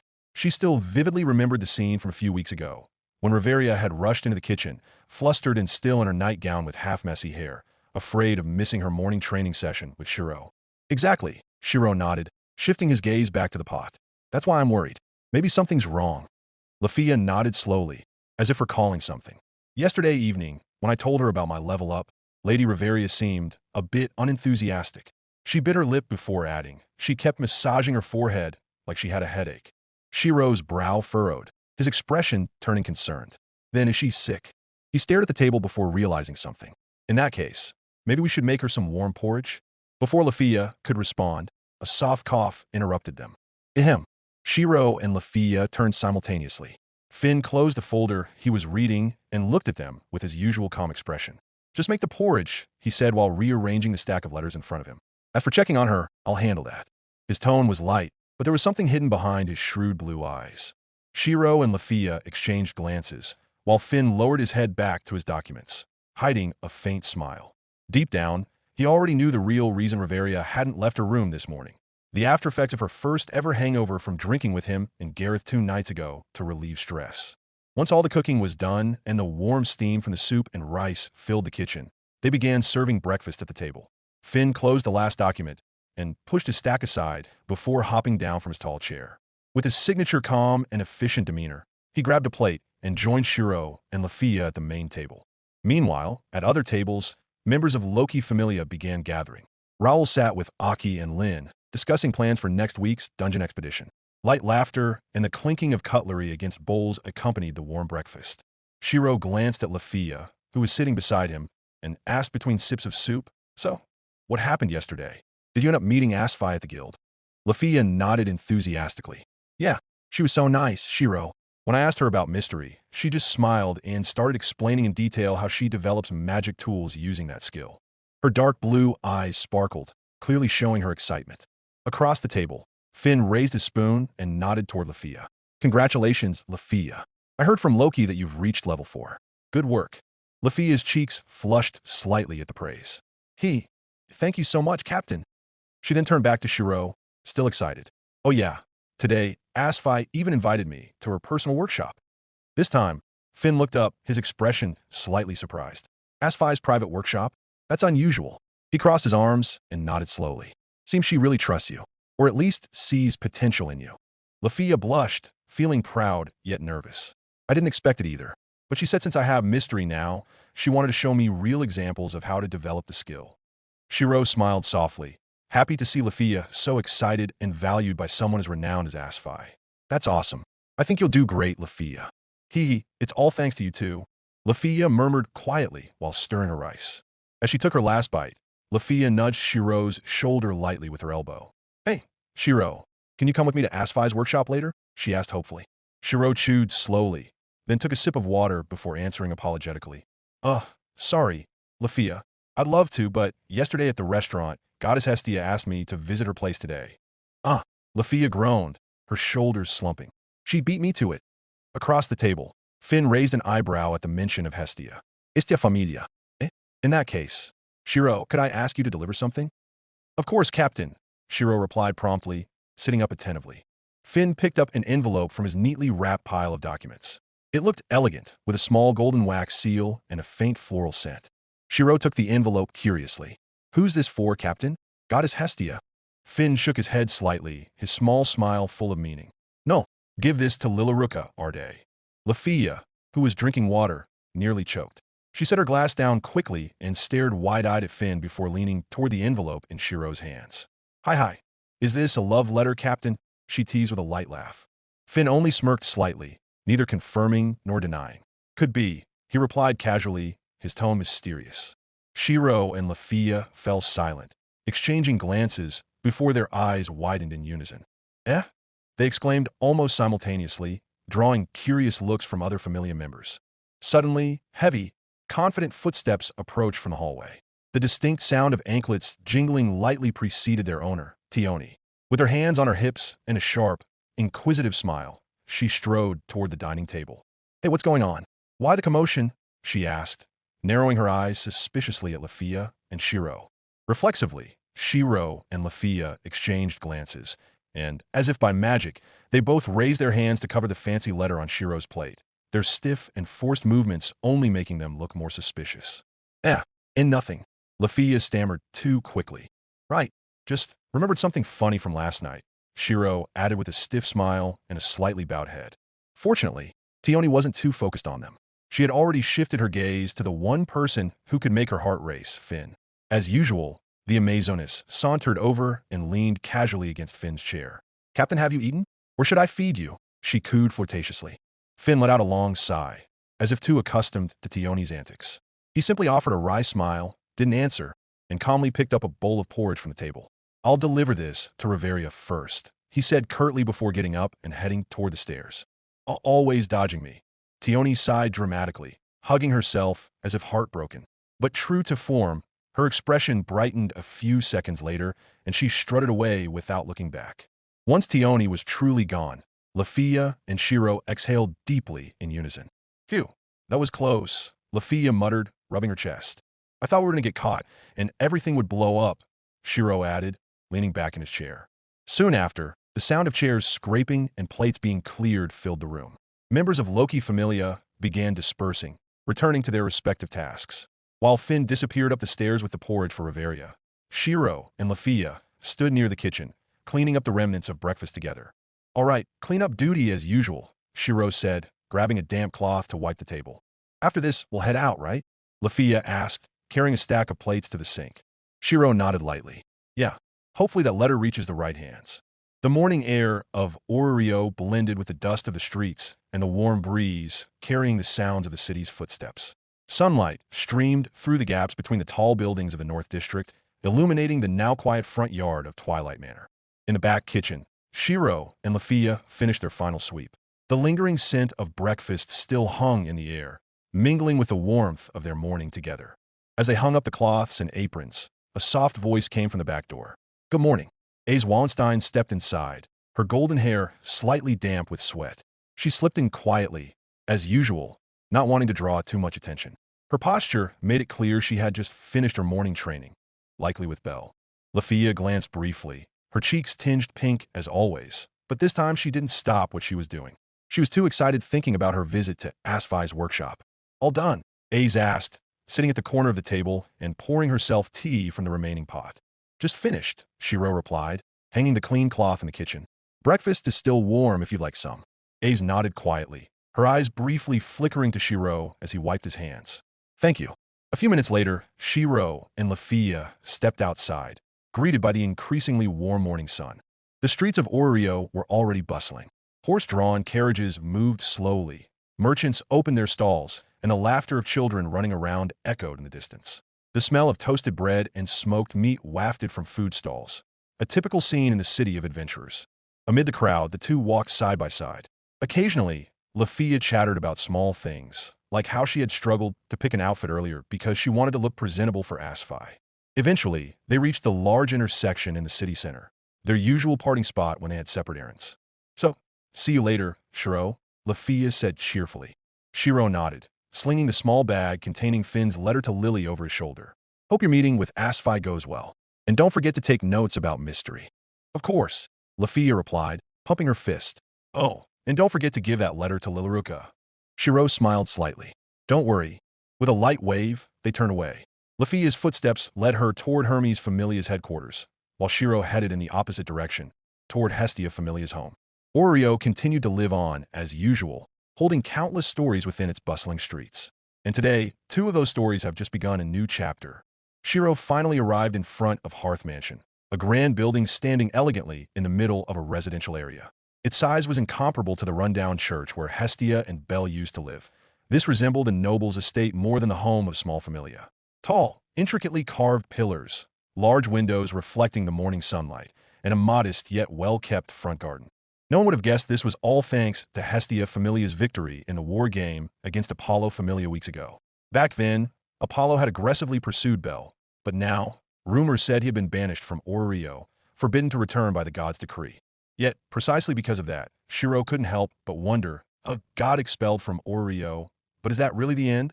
His brow furrowed. Will he try to retaliate? Gods have eternity and long grudges. The thought lingered momentarily, but he quickly dismissed it. There was no point worrying about something that might never happen. Just as he approached the mansion's large door, a pungent smell hit his nose.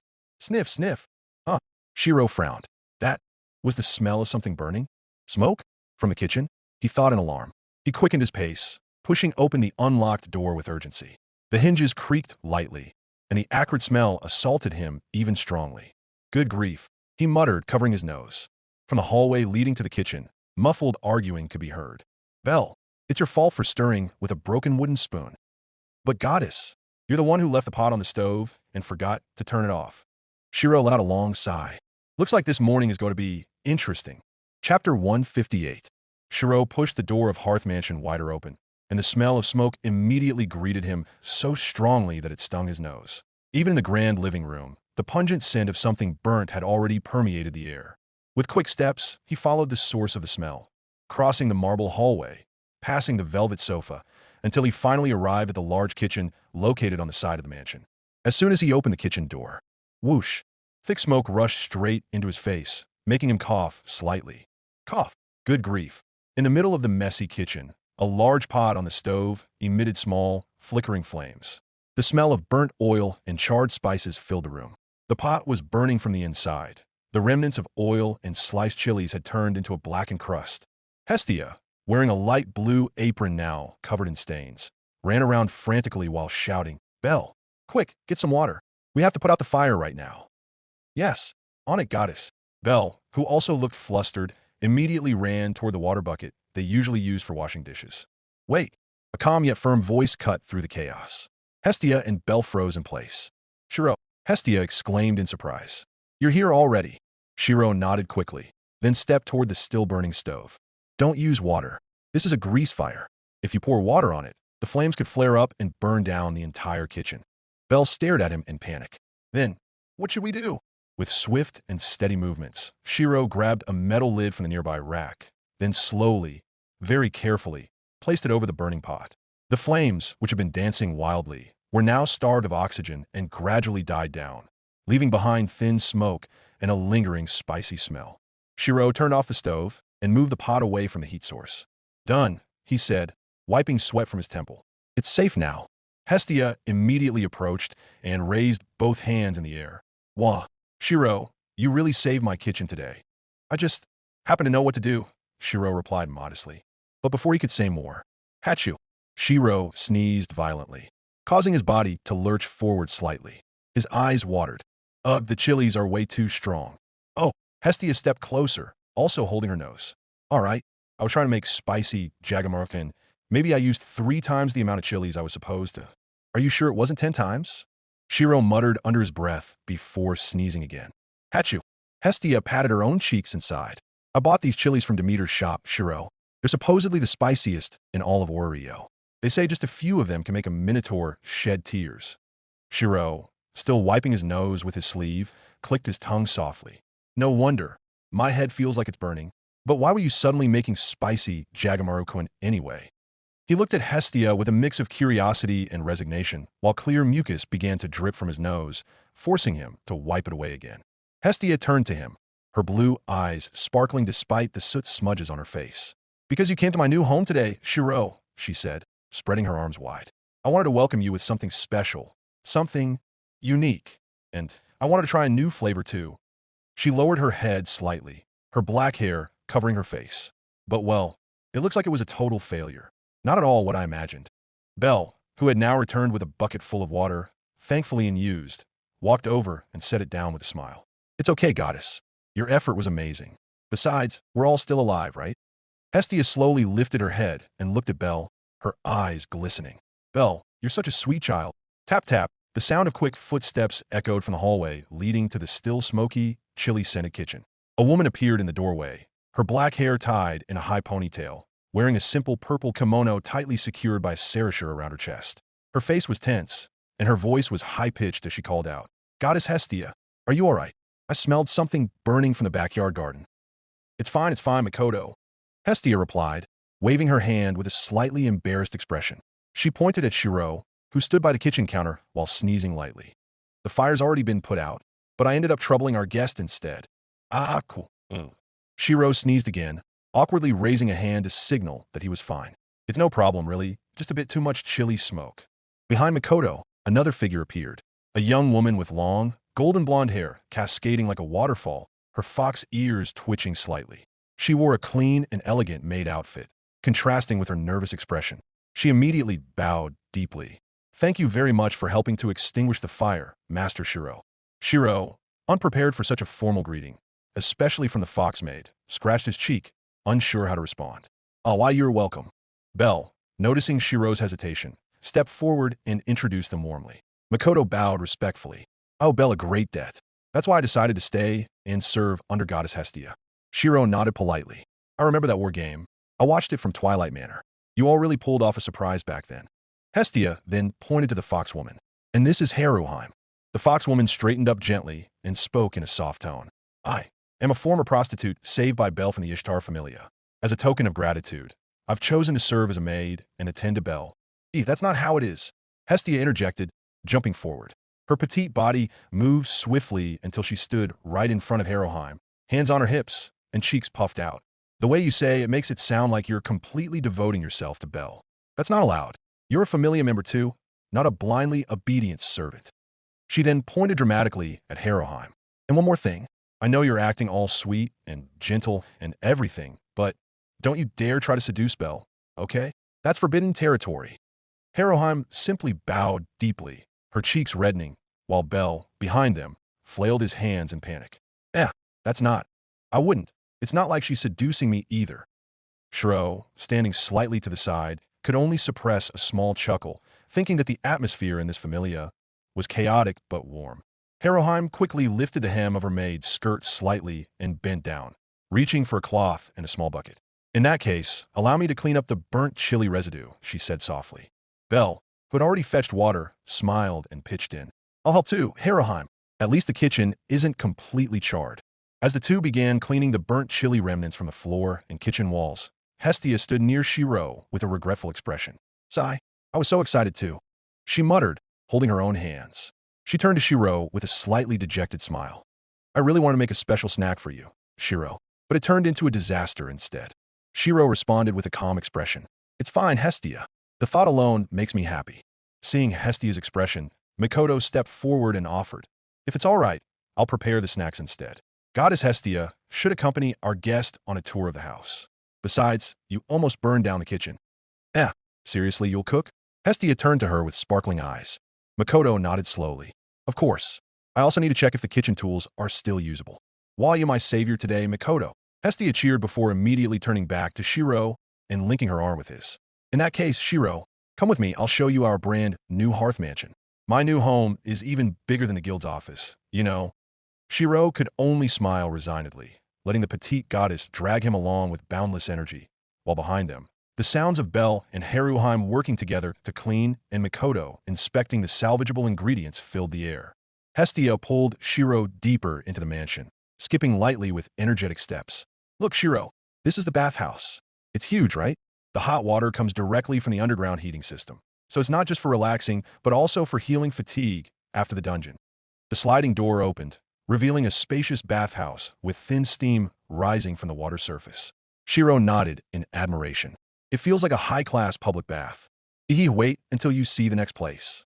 Hestia closed the door and dragged Shirou out through a side hallway to the outdoor courtyard. The sound of clanging metal echoed clearly there. Clang, clang, and the scent of hot iron greeted them. Here's the forge. Look, Wel's working hard over there, Hestia said, pointing toward a red-brown-haired man busy forging a sword. Wolf only glanced briefly and nodded before refocusing on his work. Hestia descended 3 steps and led Shirou to the mansion's central courtyard. Now, this is the courtyard we use for light training. Sometimes Belle and Makoto spar here early in the morning, she explained proudly, spreading her arms wide. Shirou looked around with deep respect. You all really make good use of this place. Then, his gaze landed on a section of the wall near the mansion's entrance, where a large metal emblem shaped like a bell encircled by flames was mounted. Shirou approached and stared at it silently. This emblem, he murmured softly. I know Familia emblems have meanings. For example, the Loki Familia's emblem is a jester, symbolizing Loki's own cunning and playful nature. But A burning bell? What does it mean? Hestia stepped closer and also gazed at the symbol. Her eyes softened, and her voice grew quieter. That is the symbol of our bond. I am a goddess of the hearth. And Hestia smiled faintly, her eyes filled with meaning as she looked at the emblem. He is Bel Cranel, the little bell brave enough to challenge the world. She touched the emblem with her fingertips. The heart's flame will always be a home for that bell. No matter how many times the world strikes him, I'll still be here, burning, shining, for him. Shirou fell silent, looking at Hestia with a gentle expression. He had never seen the goddess's emotional side so clearly before. Behind her childish antics and spoiled demeanor lay deep affection and loyalty. An eternal bond? Shirou said quietly. Yup, Hestia replied cheerfully, her mood instantly brightening again. But don't be jealous, Shirou. You're special too. I'm glad you came today. Shirou scratched his head, which wasn't itchy. Thanks. Hestia opened next door and stepped inside with light steps. And this is our library, she declared proudly. Shirou followed behind, his eyes immediately catching the rows of tall wooden shelves filled with books of various sizes and colors. The air in the room felt slightly cooler and quieter than the rest of the mansion, with the faint scent of old paper lingering. It's quite neat, Shirou mused, running his fingers along the edge of the shelf. But this room is pretty spacious. Was it always like this? Actually, you wouldn't believe it, Hestia answered, placing her hands on her hips and shaking her head in amusement. When this mansion still belonged to Apollo, this entire room was filled with statues of him. Statues of him. Shirou furrowed his brows. From wall to wall, Hestia pointed emphatically at every corner of the room. Some sitting, some standing, some lying down, and even some singing, all made of marble. Do you know how narcissistic he was? Shirou suppressed a chuckle, imagining a large room filled with dramatic statues of a god. That's incredible in the worst way. Hestia snorted. That's why I had Welf and Bell haul all those statues out when we first moved in. I couldn't stand relaxing or reading while being stared at by dozens of Apollo's faces from every angle. Shirou smiled faintly, then asked seriously, speaking of Apollo, aren't you worried he might seek revenge? I mean, after the war game, he lost and was exiled from Orario. A god might not take that defeat lightly. Hestia folded her arms, her expression growing calmer, even wiser. Not really, Shirou. Honestly, Apollo has many flaws, especially his brain being used for perverted things. But he's not the type to hold grudges. Even back in Tenkai, he wasn't a god who clung to anger for long.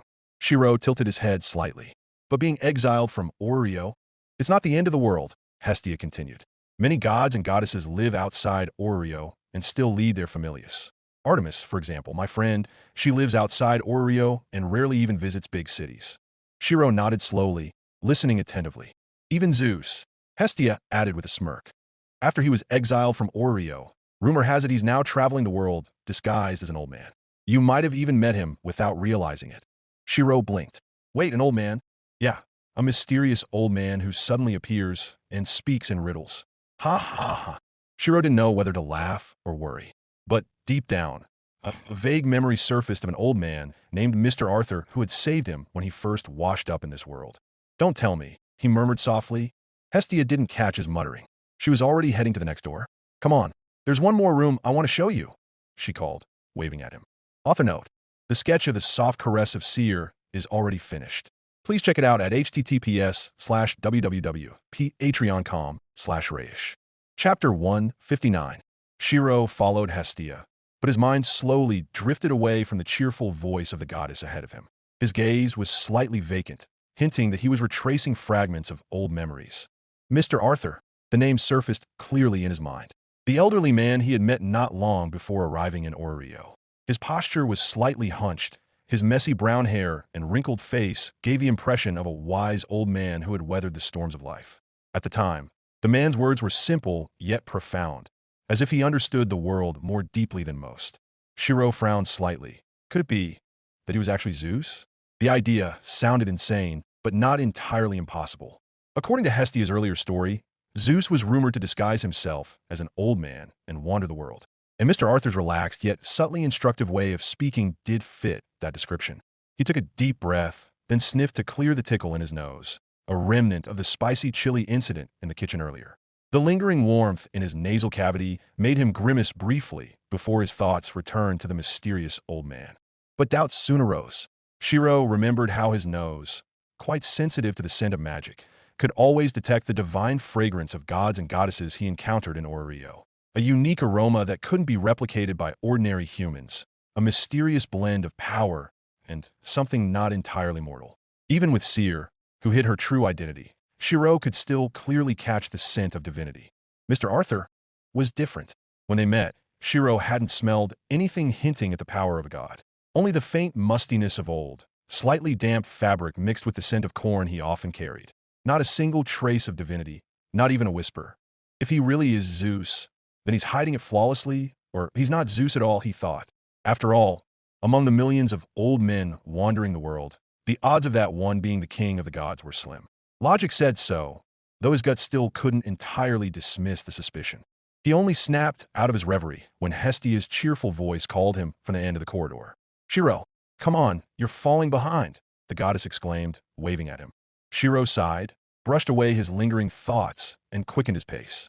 Yeah, I'm coming," he replied, though in his heart, the mystery of Mr. Arthur still lingered in the corner of his mind. Shirou strolled beside Hestia, trying to mimic a light-hearted tone despite his serious thoughts. "If I may ask, the power of gods is sealed by arcanum when they descend to the lower world, right?" he said, pretending to admire the wall decorations they passed. "But how can Zeus disguise himself as an old man? Isn't that some kind of ability?" Hestia glanced at him briefly, then smiled faintly, as if this were a question she'd heard before. "Shirou, arcanum is more than just a disguise. It's a god's domain. If Zeus truly used his arcanum, Orario could be flattened by his divine lightning in an instant," she explained, raising her hand and making a boom gesture with her fingers. The word sent a slight tremor through Shirou's heart. He imagined flashes of lightning, unavoidable, splitting the Tower of Babel and leveling entire districts. In his heart, he marked the warning: never provoke the gods. If a deity truly unleashed their wrath, the casualties would be beyond counting. "So," Shirou concluded, rubbing his chin, "if Zeus uses his power to disguise himself, doesn't that violate the gods' agreement not to use arcanum in the lower world?" Hestia nodded lightly beside him. "Exactly."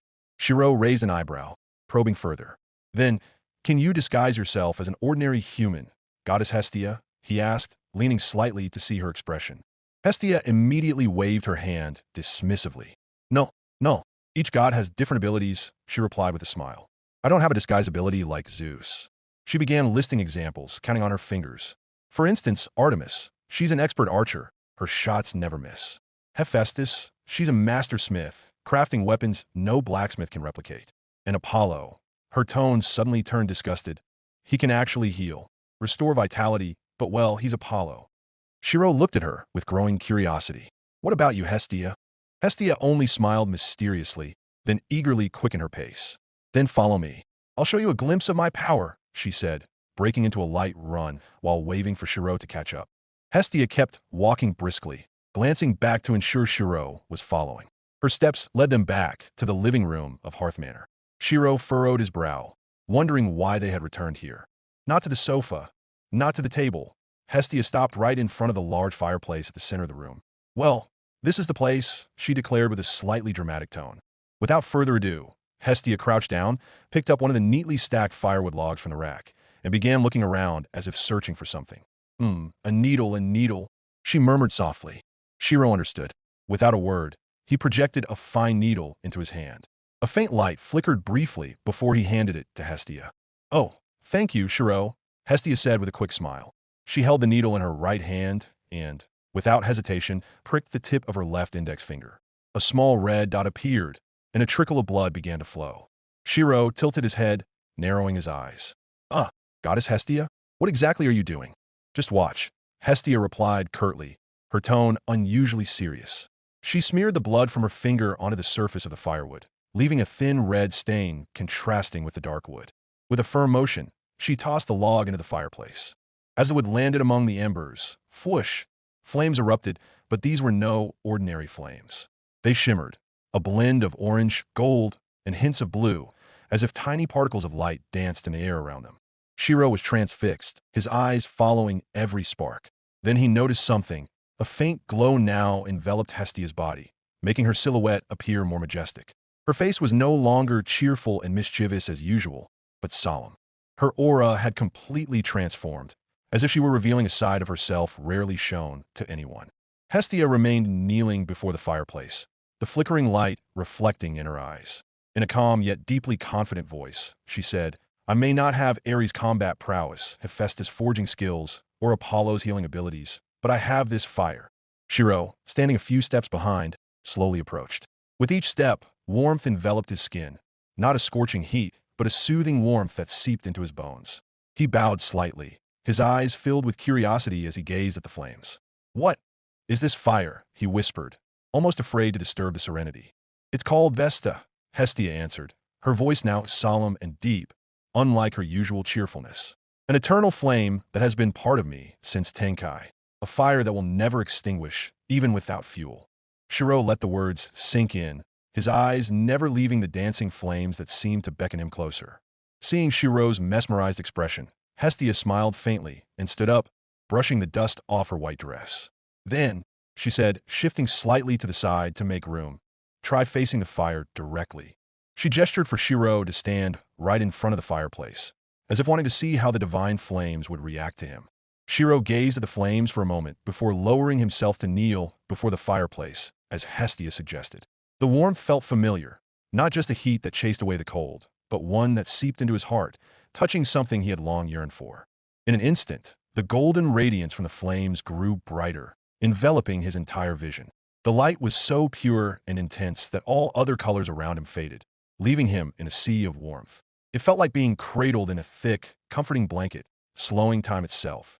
As the glow gradually subsided, Shirou opened his eyes and found himself no longer in Hearth Manor. The wooden floor had been replaced by neatly arranged green tatami, the familiar scent of dry straw in the air. The shoji screens were slightly open, letting in the soft spring sunlight that warmed the room. Senpai, you're awake. A gentle, warm voice came from beside him, making Shirou turn. Sakura knelt nearby, her face serene with a small, affectionate smile. Before he could respond, a light pinch landed on his cheek. Taking it easy just because it's vacation, huh? Rin said, her tone half annoyed, half teasing. Her long hair cascaded freely, and though her words were playful, there was relief in her eyes, as if she was glad to see Shirou here, whole and real. Shirou fell silent. His throat tightened. This sight, their voices, that warmth. Rin and Sakura, two people he thought he would never see again after being stranded in another world, were now sitting before him, so close. Suddenly, the sliding door opened wide. Congratulations on your graduation, Shirou. Fujine cheered, entering with a handful of handmade confetti, scattering it in the air. She wore casual striped clothing and beamed with her usual enthusiasm. Shirou could only stare at them, his heart full yet aching. Deep down, he knew this wasn't real. He knew the fire, Vesta, had brought him into an illusion showing a future he might have had, a warm, peaceful future filled with companionship. A future he could never reach, because in reality, he had been sucked into the Grail's portal and stranded in another world. Yet, even knowing it was just a shadow, Shirou couldn't resist indulging in it for a little while. Sitting among them, he let himself be swept up in the happiness that felt so real, if only for a moment. Another shoji screen slid open softly, the sound of wood brushing against wood faint. Light seeped in from the gap, and Shirou turned curiously. But what he saw next stole his breath.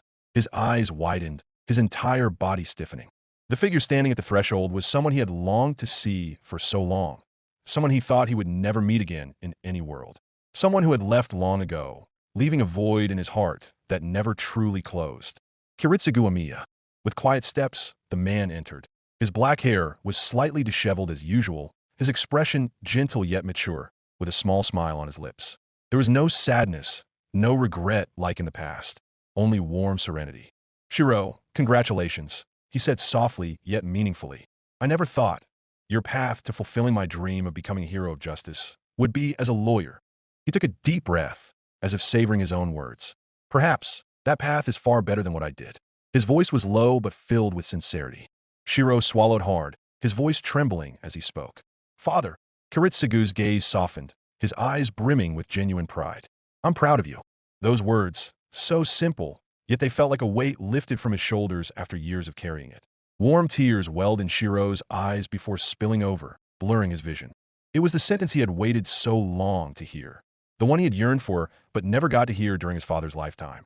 Fujine, sitting cross-legged across from him, immediately noticed Shirou's change in expression. She clapped her hands once, then with her usual cheerfulness, tried to lighten the mood. All right. Instead of moping, since you rarely come home, tell us, how's life at the dorm? Fun, right? She asked, leaning forward with sparkling eyes. Shirou quickly wiped the tears from his cheeks and forced a smile. I'm at a lot of new friends there. Plenty of challenges too. But most importantly, it's a place that accepts me for who I am. He chose his words carefully, masking the truth that he was really thinking of the Loki Familia. He couldn't explain the world and the people he had truly met, but his heart warmed at the thought of them. Rin, hugging her knees, raised an eyebrow. What about your magecraft? Did you forget all about it because of school? Her tone was half accusatory, her lips slightly pouted. Shirou sighed softly but smiled faintly. No, on the contrary, my magecraft has improved a lot. I even have a student now. In his mind, he pictured Riveria, the high elf's focused expression during their training sessions. Sakura, who had been quiet until now, looked at him with concern. Senpai, are you eating well there? You're not skipping meals, right? I'm Fine. Shirou nodded reassuringly. In fact, I almost always cook breakfast with a friend for the others. He didn't mention Lafia's name, but the elf's face flashed in his mind, smiling as she stirred a pot, occasionally exchanging glances with him. Kiritsugu, who had been observing quietly, finally spoke. When will you continue your journey? Shirou lowered his head slightly. Soon, he knew full well the illusion from Vesta's flames was temporary. His heart rebelled, wishing to stay longer, even as his rational mind reminded him this was all just a fleeting shadow. Then you must hurry, Kiritsugu said, his voice calm yet firm. Shirou clenched his fists, looking straight at his father. If I keep chasing our dream, and I never see you all again, what then? Kiritsugu met his gaze steadily. A gentle smile graced his face, but his eyes were filled with resolve. Don't look back, Shirou. The words struck deep into his heart, and before he could respond, the world around him began to fade. Colors blurred, and the voices of those he cherished slowly grew distant. When his eyes opened again, he was back in front of Hearth Manor's fireplace. The warmth of the flames still enveloped him, but the air now felt empty. His breath was heavy, and a quiet sob escaped his throat. He bowed his head, hiding his reddened eyes. Even knowing it was just an illusion, the sense of loss was all too real. Chapter 160. The gentle glow of the fireplace slowly dimmed, leaving behind its usual reddish-yellow light. The divine radiance that had filled the room earlier seemed to have been swept away by the wind, vanishing without a trace. Only its warmth remained, caressing the skin like a final embrace before departure. Shirou, still kneeling before it, took a deep breath. Strangely, his heart felt a little lighter, as if the burden he had been carrying, one he had never even admitted to himself, had evaporated along with that light. Ever since being stranded in this world, he had forced himself to believe there was nothing to regret. He repeated that phrase like a mantra, no regrets, every time the faces of those he had left behind surfaced in his mind. Yet, the lingering longing had never truly disappeared, and that brief moment in the illusion had only made him realize just how deeply he missed them. Tears still trickled thinly from the corners of his eyes, leaving warm trails on his cheeks. He tried to wipe them away with the back of his hand, but it only made his already runny nose feel colder and wetter. Sniff, sniff. The sound of him inhaling his snot was impossible to hide. Hestia, who had been standing slightly behind him, stepped forward with an understanding expression. My divine fire isn't just an eternal flame. It can restore many things. Curses, charm effects, hypnosis, even mental attacks that shatter the mind. She explained softly, like an older sister comforting a younger sibling who had just returned from a grueling journey. Shirou took a shallow breath while sniffling, trying to suppress the sound of his runny nose. He didn't know whether to thank her or feel embarrassed for appearing so vulnerable in front of the goddess. But well, Shirou accepted it with a slightly confused look, then wiped his nose gently. The warmth of Vesta's fire still lingered in his body, but the chill of reality, along with the faint, lingering scent of burnt peppers from the kitchen earlier, reminded him that he was back in the real world. Hestia gazed at Shirou seriously, her voice soft yet full of concern. So, what did you feel from it, Shirou? She asked, tilting her head slightly. Shirou exhaled slowly, staring at the embers fading in the fireplace. I saw my hometown, he murmured. The crackling of the dwindling fire almost drowned out his voice. A hometown I can never return to, he continued, his words sounding faint and heavy, as if he had to drag them out from the depths of his heart. His eyes no longer looked at Hestia, but instead stared deep into the flames, as if trying to grasp the scenery he had just witnessed once more. Hestia didn't press further. She simply stood there, then spoke with pride yet warmth. That is one of the powers of my divine fire. I am the goddess of the hearth, a flame that reminds you of home. Though behind her words, she herself was surprised at how deeply Vesta had affected Shirou. Normally, the fire only evoked a faint warmth, not bringing someone so close to memories that felt almost real. Thank you, Hestia. Shirou wiped away the remaining tears and dried his face, trying to steady his breathing. If someday I asked to see Vesta again, would that be all right? He asked cautiously. He knew, deep down, that such a request wasn't healthy.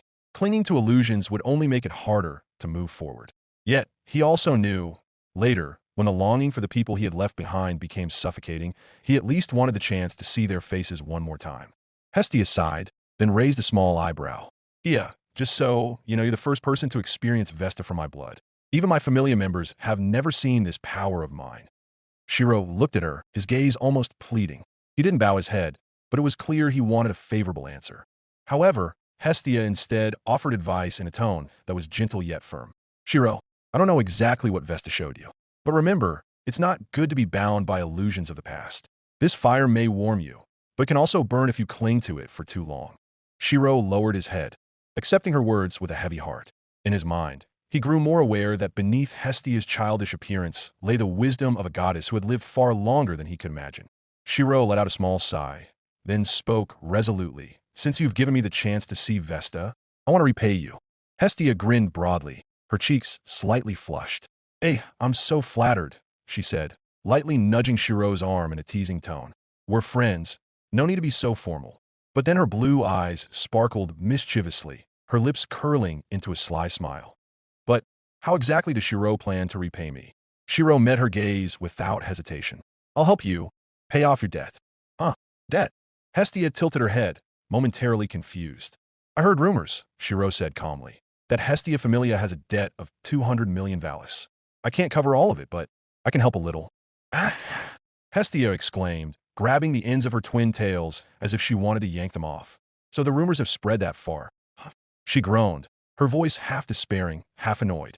I thought it was just gossip, but it's already reached your ears. Shirou merely raised an eyebrow, waiting for an explanation.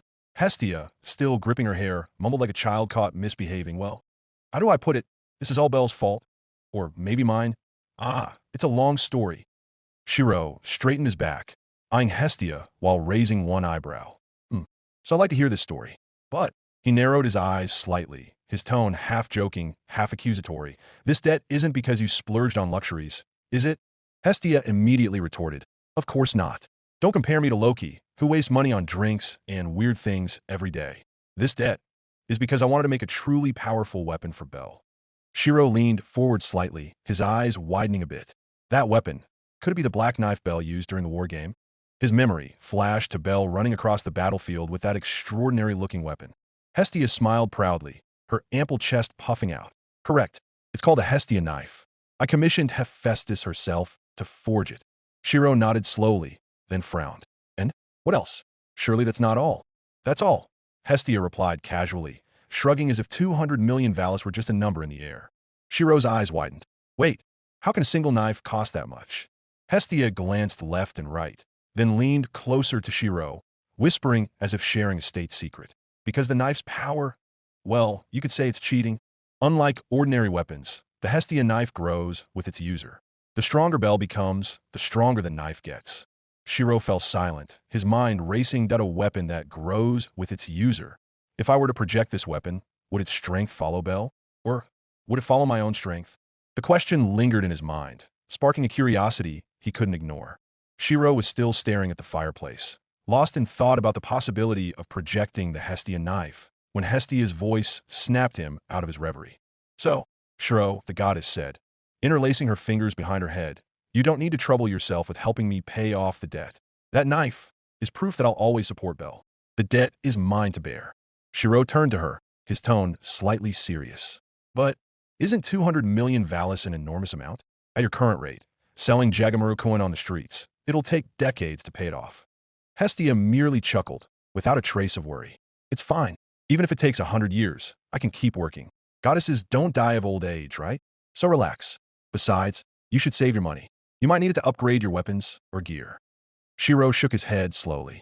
I don't need to do that. His voice was low but firm. Hestia squinted, then huffed with a hint of envy. Damn, Loki Familia really is different. So much money, but no idea what to spend it on. Fine, if you can't think of anything, why not donate it to orphans? Shirou looked at her, a flicker of interest growing.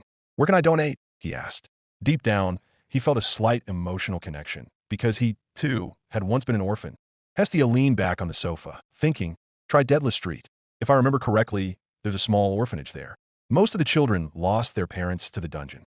Shirou nodded slowly, storing the information in his mind. There was something resolute in his tone, as if he had just found another meaningful thing to do in this world. Before long, the sound of footsteps echoed from the hallway. Makoto, Haruhime, and Belle appeared at the living room entrance, the sweet aroma of something freshly cooked wafting in with them. Ah, perfect timing. We've finished cooking, Makoto said with a proud smile. The three of them joined, sitting on the sofas around the low table. Shirou chose to sit beside Belle, while Haruhime carefully placed a large tray on the table.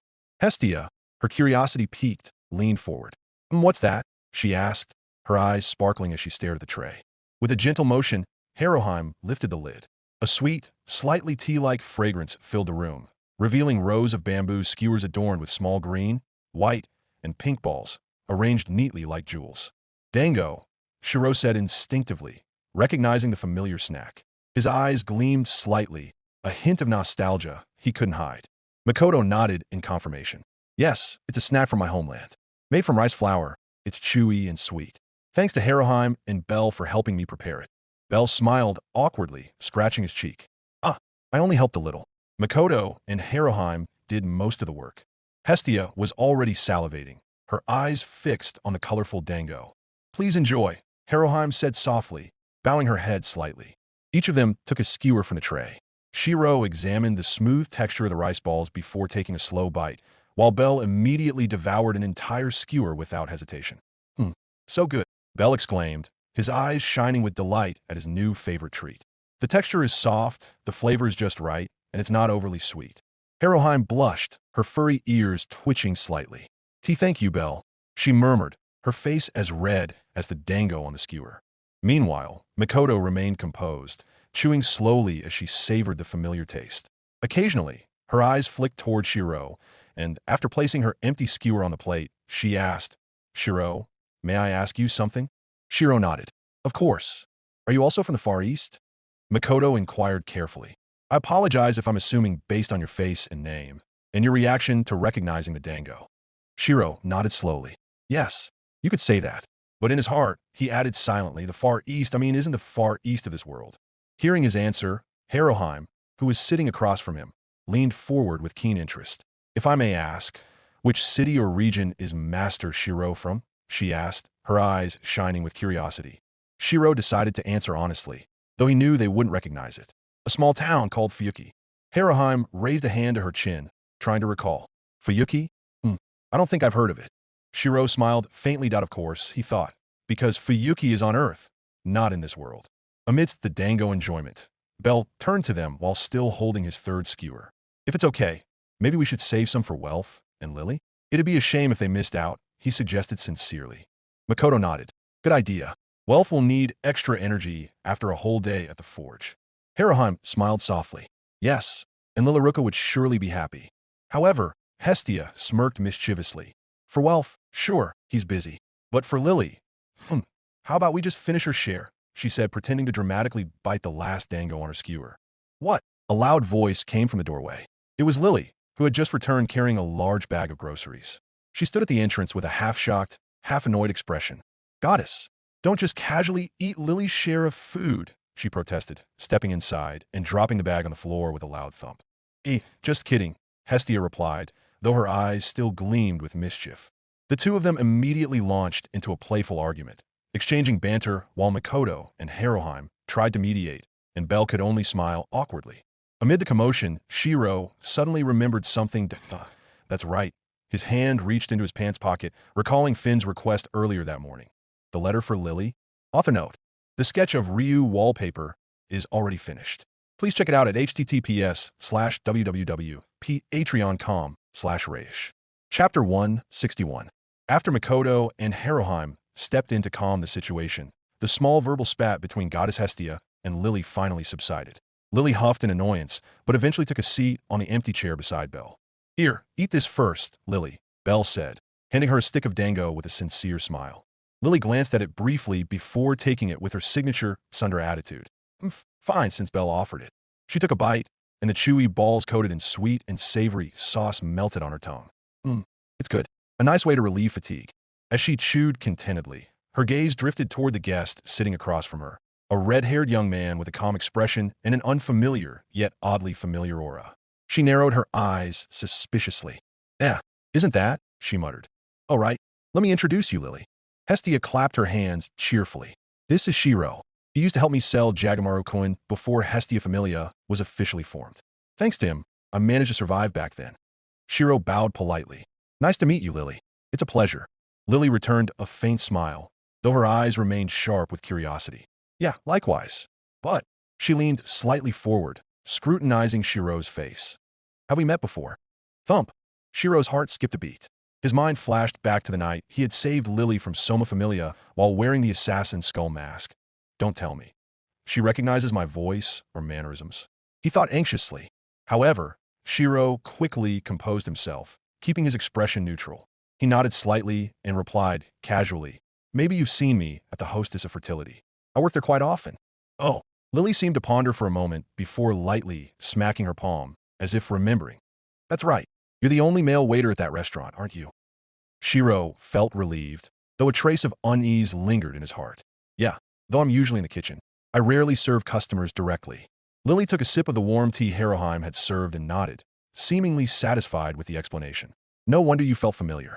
When it comes to cooking, you and Belle seem like a good match." She glanced at Belle, making the white-haired boy scratch his head sheepishly. Shirou exhaled quietly. Thank goodness, for now, she hasn't connected me to the masked figure from that night. Yet a thin thread of worry still lingered in the corner of his heart.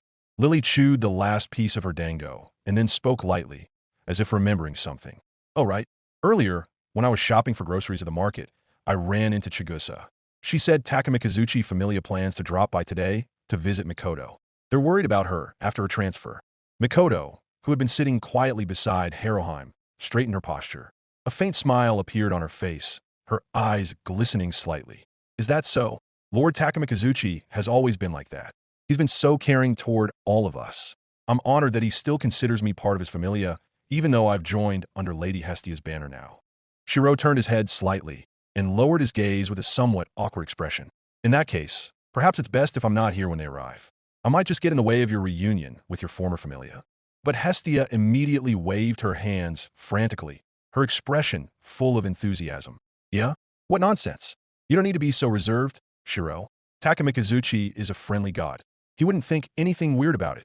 Belle nodded quickly in agreement. "That's right. Lord Takamikazuchi is known for his kindness. He wouldn't mind your presence at all." Shirou smiled faintly, though doubt still lingered in his eyes. He sighed softly and said, "Actually, I was planning to leave soon anyway. Aside from visiting Hestia Familia's new home, I still have other matters to attend to." The room fell silent at his words. Everyone turned to Shirou, curious about what he meant. Shirou merely stared at his teacup, avoiding direct eye contact. Haruheim, sitting politely at the edge of the sofa, leaned forward slightly, her fox ears twitching with curiosity. Her voice was soft but clear. "What is it, Master Shirou? Is it something important?" Shirou lowered his head briefly before reaching into his pants pocket. He pulled out an ivory-white envelope adorned with a small golden wax seal, its intricate design glinting under the room's light. As soon as the envelope appeared, a faint floral scent, subtle yet distinct, wafted through the air, making everyone exchange curious glances. Belle, sitting beside Shirou, couldn't help but comment while scratching his head. "Wah, this looks like an official letter. The seal is so neat. Is this from Loki Familia, Shirou? But why would they bother sending a letter here? We're just a small familia. I doubt there's anything important they need from us." His tone carried a hint of self-deprecation, as if comparing the vast gap between Loki Familia and Hestia Familia. Shirou shook his head slowly, his eyes shifting to Lily. "No, Belle, this isn't an official letter for the familia.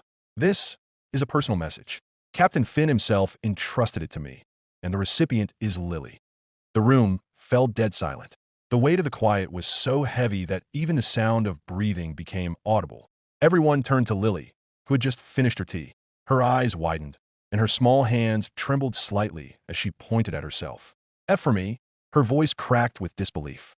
She repeated in a whisper, heavy with shock, "From Finn, the Palom hero, for me." Her words echoed in the living room, shifting the atmosphere as if everyone had just realized the gravity of a luxurious envelope now resting in Shiro's hands. With both hands, Lily accepted the envelope from Shiro. Her round eyes sparkled with curiosity, and without hesitation, she slid her finger under the partially melted wax seal. Crack! A soft sound echoed as the seal broke. Shiro suddenly recalled his brief conversation with Lafia earlier that morning. The elf girl had seen Finn handing him the letter and teased with a mischievous smile. "Is that a love letter, Captain?" Finn had merely shrugged and replied in a joking tone, "Could be." Those light-hearted words now echoed in Shiro's mind. What if it really is? He thought awkwardly. He quickly leaned forward, raising a hand slightly. "Lily, maybe it's better if you open it later, in private. A letter like this could be very personal." But Lily immediately waved him off, her suspicious glare piercing him. "Why bother? How important is a letter to me that it needs to be hidden? If it's truly important, I'll read it right now." Without giving anyone a chance to interject, she pulled out the perfumed paper and began reading quickly, her eyes scanning each line. At first, her expression was blank, but slowly, her brows furrowed, the corners of her lips tightened, and her breathing grew heavier. Her face twisted into a mix of disbelief and confusion. Mikoto, sitting beside Haruheim, couldn't hold back her curiosity. She leaned forward slightly, her voice calm but eager. "Sorry, Lily, but may I ask, what does the letter actually say?" Haruheim, sitting demurely on the sofa's edge, clasped her hands in her lap with a worried expression. Her fox ears twitched slightly, betraying her unease. Her voice was soft, almost a whisper. "Is it bad news, Lilaruka?" Lily shook her head quickly, her cheeks puffing slightly in indignation. "No, nothing bad. It's just, Finn invited me to dinner. He said there's a restaurant specifically for Palums, and he wants me to join him there." "Eh?" Hestia let out a long exclamation, her blue eyes widening with curiosity before a mischievous smile spread across her face. "What business does Finn have inviting you? Don't tell me. You charmed him, too." "Huh, Lily," she teased, nudging Belle beside her. "No way." Lily immediately retorted, her face flushing with embarrassment and irritation. Her hands clenched on her lap. "He said he was impressed by my bravery. As a fellow Palom, he wants to talk to me more. That's all." Shiro, who had been observing quietly, sighed inwardly in relief. "Thank goodness. At least it's not a love letter. I was starting to imagine all sorts of things," he thought before discreetly glancing at Belle. Belle, with pure admiration in his eyes, spoke without hesitation. "That's amazing, Lily. To think you'd catch the attention of Captain Finn himself." His tone was genuinely impressed, without a hint of envy. But instead of being pleased, Lily stomped her foot lightly on the floor with a scowl. "That's it? That's all you have to say, Belle? If I really go to dinner with Finn, is that all you can say?" Belle blinked in confusion, tilting his head slightly. "Ushu, what's wrong?" Lily stood up abruptly, her chair sliding back slightly. She snatched her shopping bag from the floor and turned away with a sour expression. "Well then, I'll go get ready. Dinner with Finn, who's way cooler than stupid Belle, is clearly more important." Tap, tap, tap. Her quick footsteps echoed as she headed to her room, leaving everyone in the living room behind. Belle could only sit there dumbfounded, his shoulders slumping as he muttered, "Hia?" Shiro patted Belle's shoulder gently, trying to encourage him. "Don't worry about it, Belle. Sometimes, people get angry for reasons we don't understand. Maybe she just needs time." Belle lowered his head, his white hair partially covering his eyes. He clenched his fists and asked in a quiet, confused voice, "But Shiro, why do you think Lily suddenly got so mad? I really don't get it." Shiro fell silent for a moment. His lips moved as if to answer, but no words came out. Deep down, he admitted, even he often didn't understand a girl's changing emotions. He could only sigh softly. "I don't know, Belle. I don't have an answer either." Meanwhile, on the other side of the room, Hestia, Mikoto, and Haruheim exchanged glances, whispering quietly but audibly. Hestia crossed her arms and huffed. "Honestly, these two blockheads. It's so obvious, yet they still don't get it." Mikoto covered her mouth with the back of her hand, her expression calm, but her eyes gleaming with amusement. "I agree, Lady Hestia. It seems they truly don't understand a woman's feelings. Maybe too honest or too dense." Haruheim, her cheeks slightly flushed, added softly, "Indeed, sometimes men can be so oblivious." Lilaruka's intentions were so clear. The three of them simultaneously turned to Shiro and Belle, who were still bewildered, and sighed in unison, as if resigned to the typical cluelessness of men. After some time had passed and the atmosphere had settled, Shiro finally stood up. He bowed slightly, his tone polite but firm. "Thank you for the hospitality. I should take my leave now." "Leaving already?" Hestia looked slightly disappointed, but still waved cheerfully. Take care on your way back, Shirou. Bell bowed as well. Thanks for coming, Shirou. Mikoto and Haruheim gave small farewells, while Lily only let out a quiet huff from behind her bedroom door without coming out. Shirou walked slowly toward the main door of Hearth Mansion, the hinges creaking softly. The midday breeze brushed against his face, sweeping away the warmth he had felt in the living room. The cobblestone path to the gate was quiet, with only the sound of his footsteps echoing, tap, tap, tap. As he reached the gate, his eyes caught sight of a group approaching from the street. They stood out, dressed in traditional Far Eastern attire. At the center walked a man in a simple gray yukata, his long black hair tied back in a classic samurai style. Beside him was a short-haired girl with thick bangs covering part of her face, walking calmly with a mysterious aura. Shirou paused for a moment. Ah, that must be Takamikazuchi familia, he thought. He instinctively tried to sniff out their divine scent as usual, but his stuffy nose from his cold rendered the attempt useless. TCH, he muttered, rubbing his nose in slight frustration. As they drew closer, the muscular man looked Shirou up and down before asking loudly, "Hey, are you a new member of Hestia Familia? Nice to meet you, if so. I'm Uka from Takamikazuchi Familia." Shirou quickly stepped aside, opening the gate while bowing politely. "Oh no, I'm just a guest. My name is Shirou. Nice to meet you, Uka. But excuse me, I need to head home now." Uka nodded firmly. "I see. Well then, until next time, Shirou." Meanwhile, the man in the gray yukata and the girl with black bangs only nodded slightly with calm expressions. Shirou stepped out, his figure passing by the group as they made way for him. Tap, tap, tap. His footsteps faded as he left Hearth Mansion and the brief encounter behind. Uka strode confidently through the gate, while Chigusa, the polite girl with bangs, followed with light steps. The two of them ventured deeper into Hearth Mansion's courtyard, leaving behind the increasingly warm midday air. However, behind them, the god remained standing at the gate. Takamikazuchi stood rigid, his gaze fixed on Shirou's retreating figure on the cobblestone path. Each of the young man's steps grew fainter, tap, tap, tap, before disappearing into Orario's bustling streets. "Lord Takamikazuchi." Chigusa's soft voice called out hesitantly. She turned her head slightly, her eyes hidden beneath her bangs. "Aren't you coming in?" Takamikazuchi snapped out of his daze. "Oh, go ahead without me. I'll catch up in a bit." Chigusa bowed deeply, accepting his answer without further questions. "Understood, my lord." With light steps, she followed Uka, leaving the god alone at the gate's threshold. Silence settled briefly.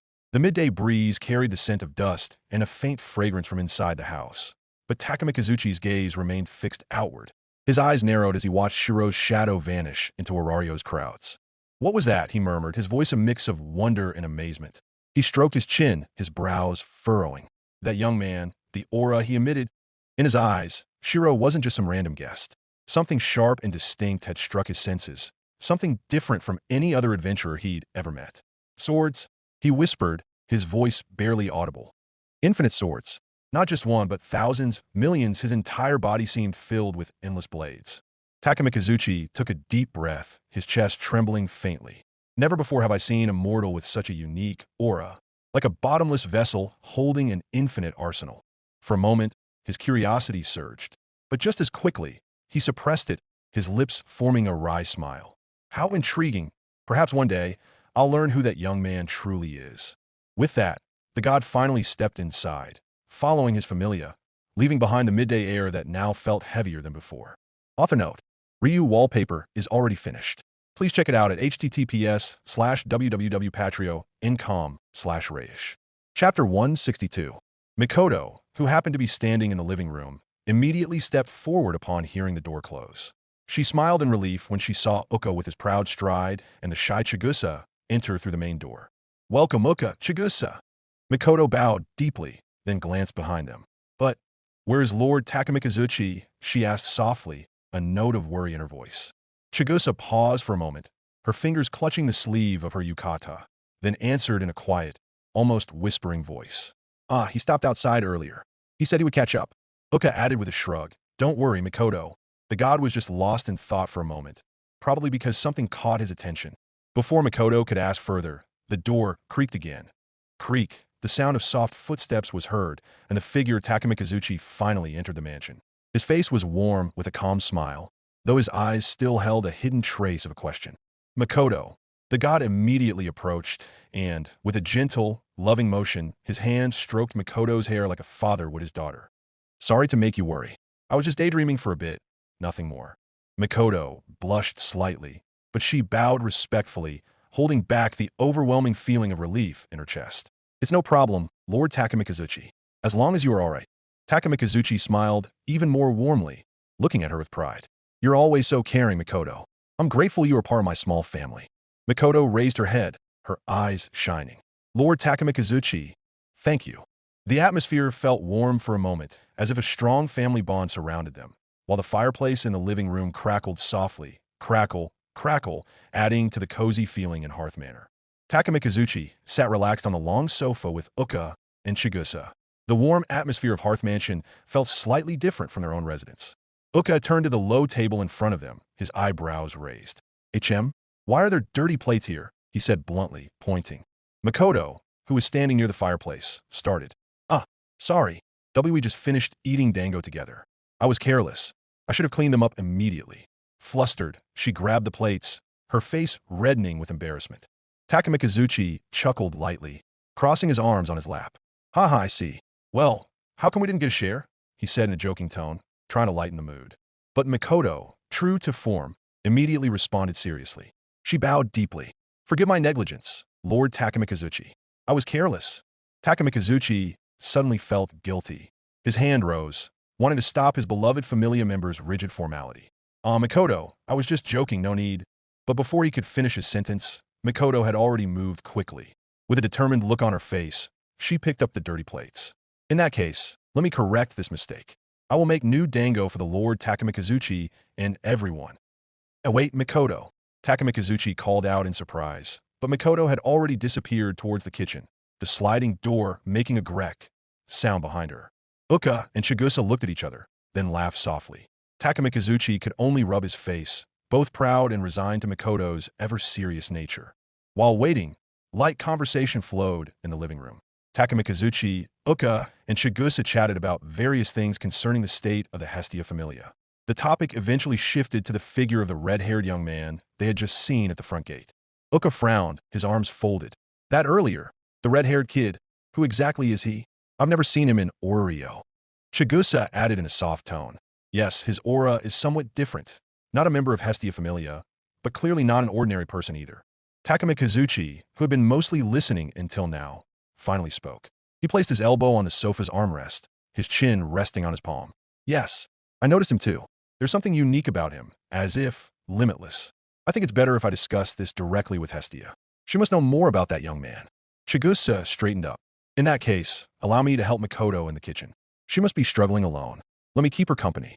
She rose, then stepped towards the kitchen door, her steps light, yet full of grace. Uka also stood up, but headed in a different direction. I'm curious about their smith, Welfkratzo. I heard he has great talent in weapon forging. If possible, I'd like to know if he accepts commissions, or maybe gives me a discount. He smiled faintly, then stepped out towards the forge. Now, only Takamikazuchi remained alone in the living room. He stood up, straightened his back, and began walking through the mansion's hallways with calm steps. His eyes scanned around, searching for Hestia's presence. All right, let's see. Hestia, where are you hiding? I want answers about that red-haired young man. He murmured softly. Takamikazuchi walked slowly down the mansion hallway, his gaze searching for the person he sought. At the end of the hallway, he saw Haruhime diligently sweeping the floor with gentle movements, her foxtail swaying slowly to the rhythm of her sweeping. Upon realizing the god's presence, Haruhime immediately straightened her body and bowed respectfully. Good afternoon, Lord Takamikazuchi, she said politely. Takamikazuchi smiled faintly, returning a small nod. Good afternoon to you, too, Haruhime. Sorry to disturb your work, but do you know where Hestia is right now? Haruhime paused for a moment, then turned towards the window, facing the inner garden. If I'm not mistaken, Goddess Hestia is resting in the inner courtyard, Lord Takamikazuchi. She went there earlier carrying a small pillow. Is that so? Takamikazuchi nodded, then before leaving, he added in a flat yet attentive tone, oh yes, one more thing. Your guest earlier, a red-haired young man. Do you know him? Haruhime's green eyes widened slightly. Then she smiled softly. Master Shirou? I just met him today, same as Lord Takamikazuchi. He introduced himself politely. According to Goddess Hestia, he is an old friend of hers. I see. Takamikazuchi narrowed his eyes, as if storing something in his mind. In that case, I really must ask Hestia directly. He bowed his head in thanks. Thank you, Haruhime. Continue with your work. Takamikazuchi then continued on his way. The sound of his wooden sandals clacked softly against the wooden hallway floor as he walked towards the courtyard. Upon arriving in the inner courtyard, the sight made him let out a small sigh. Under the shade of the lush, sheltering trees, a hammock hung between two wooden poles. On it, Hestia lay relaxing, her arms folded behind her head, her legs swinging lightly. Her black twin tails swayed gently with the movement of the hammock. As usual, you look like you're truly enjoying life, Hestia. Takamikazuchi murmured softly while watching her with a faint smile, then walked closer. Hestia, who was lulled by the hammock swing, suddenly frowned when her ears caught the crek sound of footsteps on the wooden floor of the inner courtyard. Lazily, she opened one eye while yawning widely. Ew, who's disturbing this cute goddess's relaxation time again? She grumbled, half annoyed. But when she turned and saw who had appeared, her face immediately brightened. That long hair tied in a traditional Japanese style, that distinctive aura of calm. Hestia instantly recognized her old friend. Nimbly, she jumped from the hammock, her twin tails swinging along. "Takamikazuchi," she called out cheerfully. The god responded with a warm smile. Hestia." Hestia's expression suddenly turned into a pout, though her cheeks held a hint of anger. "You're showing up suddenly. I wasn't prepared to welcome you, you know." Takamikazuchi chuckled softly, shrugging as if understanding. Yeah, my fault. "So, how is this new mansion of yours? Do you like it?" Hestia's eyes sparkled. She pointed towards the spacious building around her with great enthusiasm. "It's great. Look, it's spacious, magnificent, and there's a forge too, not to mention the new super-large bathhouse. All thanks to the help of the Goemyu Familia. I'm really satisfied." She paused for a moment, her face lowering slightly. "But," Takamikazuchi raised an eyebrow. "But what?" Hestia let out a long sigh, then rubbed her own arm. "This mansion, it's too big. When Belle and the others go to the dungeon, I'm left alone. It feels lonely, so quiet." Takamikazuchi grinned slightly. "Haha, so there's finally a downside, huh? A magnificent home, but it makes you lonely." Hestia immediately looked at him with sparkling eyes, half running closer and grabbing the sleeve of the god's yukata. "In that case, keep me company. If I'm alone, come visit here. It's fine to bring Mayek too, right? Your Familia members often go to the dungeon too, so we can make this house livelier." Takamikazuchi fell silent for a moment, seeing how innocent the request was. Finally, he nodded with a sincere smile. "All right, if that makes you feel more at ease, I agree." "Yay!" Hestia cheered softly while jumping for joy, her twin tails swinging vigorously. Hestia walked ahead with enthusiastic small steps, occasionally waving her hand to point out room after room in the mansion. Come on, Takamikazuchi, look around. My new mansion is so cool. Don't miss out on my exclusive tour," she said happily, her hands clenched at her chest. Takamikazuchi just smiled while following from behind, his hands tucked inside the sleeves of his yukata. As they walked, Hestia suddenly pouted, her cheeks puffing out. "But you know, if only you had come sooner, I could have shown off this mansion to you and Shirou at the same time. So I wouldn't have to bother explaining from the start twice." "Shirou," murmured Takamikazuchi, his eyes narrowing slightly. "I did pass by him at the gate earlier." "So, he's an old acquaintance of yours, huh?" Hestia glanced back with a grin. "Right. He's my friend. A friend who helped me a lot back when I was alone. Shirou often kept me company, even before I had a Familia. So don't you try anything funny." Takamikazuchi nodded slowly, then asked in a serious tone, "All this time, has there been anything strange about him? His aura, habits, or anything you find unusual?" Hestia stopped walking for a moment, putting a finger on her chin while thinking. "Strange, huh?" Her eyes glanced upward, as if searching her memory. Then suddenly she exclaimed, "His cooking. It's too delicious. It made my loyal customers switch sides. You know, my Jagamaru-kun. But ever since Shirou started cooking at his Familia, that Wallen Watsit, my most frequent customer, hardly stops by anymore. That really pissed me off." Hestia crossed her arms over her chest, snorting with a sulky face. Takamikazuchi fell silent for a moment, his lips forming a flat line. "That's not the answer I was hoping for," he said quietly, letting out a long sigh. Hestia stopped walking, turning with an annoyed face while raising her eyebrows. "So what exactly is your problem, Takamikazuchi? You've been asking roundabout questions about Shirou." Takamikazuchi slowly rubbed his chin, his eyes narrowed, as if weighing something. "I just want to know, how strong exactly is that young man? Or do you know if he has any special, unusual abilities?" Hestia answered in a casual tone. Shirou? As far as I know, he's just a supporter. His special ability is his cooking is really delicious. That's all." Takamikazuchi leaned his body slightly forward, staring intently. "That's all?" he asked, as if unsatisfied with that simple answer. Hestia scratched her cheek awkwardly, then suddenly remembered something. Earlier, when I showed him Vesta, he said it felt like he was truly seeing his own hometown. I'm not sure if that counts as a special ability, though. Maybe he was just really homesick. Missing home, you know. Takamikazuchi froze for a moment, his gaze growing more serious. Inside, he murmured, "Reacting directly to a god's power? That's no trivial matter. An ordinary human shouldn't be able to do that." Takamikazuchi finally stopped touring, looking at Hestia with a face more serious than before. "Hestia, could you arrange a meeting for me with him? With that young man named Shirou." Hestia immediately narrowed her eyes, suspicious of her friend's unusually serious tone. She put her hands on her hips while leaning forward slightly. Why are you suddenly so interested in Shirou? Don't tell me you're curious about his cooking? Or are you up to something?" Takamikazuchi just smiled faintly, his voice lowering as if hiding something. "It's not that. It's just, I see something in him. A potential I rarely encounter. It would be a shame if you were only considered a supporter." Hestia snorted while waving her hand, her face sulking in annoyance. "In that case, handle it yourself. I can't be bothered dealing with Shirou's goddess. Dealing with him is troublesome enough." Takamikazuchi raised an eyebrow, curious. "Oh, who exactly is Shirou's goddess?" In a tone full of irritation, Hestia answered while folding her arms across her chest. "That Loki, the flat-chested one who likes to meddle in other people's business. I really can't be bothered talking to her." Takamikazuchi let out a long sigh, then nodded with an understanding face. "If it's her, then yes, that would be very troublesome. I can understand why you're reluctant." His gaze momentarily became distant, imagining how difficult it would be to deal with that cunning goddess. He then looked back at Hestia with a faint smile. "In that case, just let me know if Shirou comes to visit your mansion again. That way, I can talk to him directly without having to deal with Loki." Hestia stared at him for a moment, then clicked her tongue in annoyance. "You're really unusually full of schemes. Fine, if he happens to drop by again, I'll let you know. But don't blame me if Loki finds out and causes a huge fuss."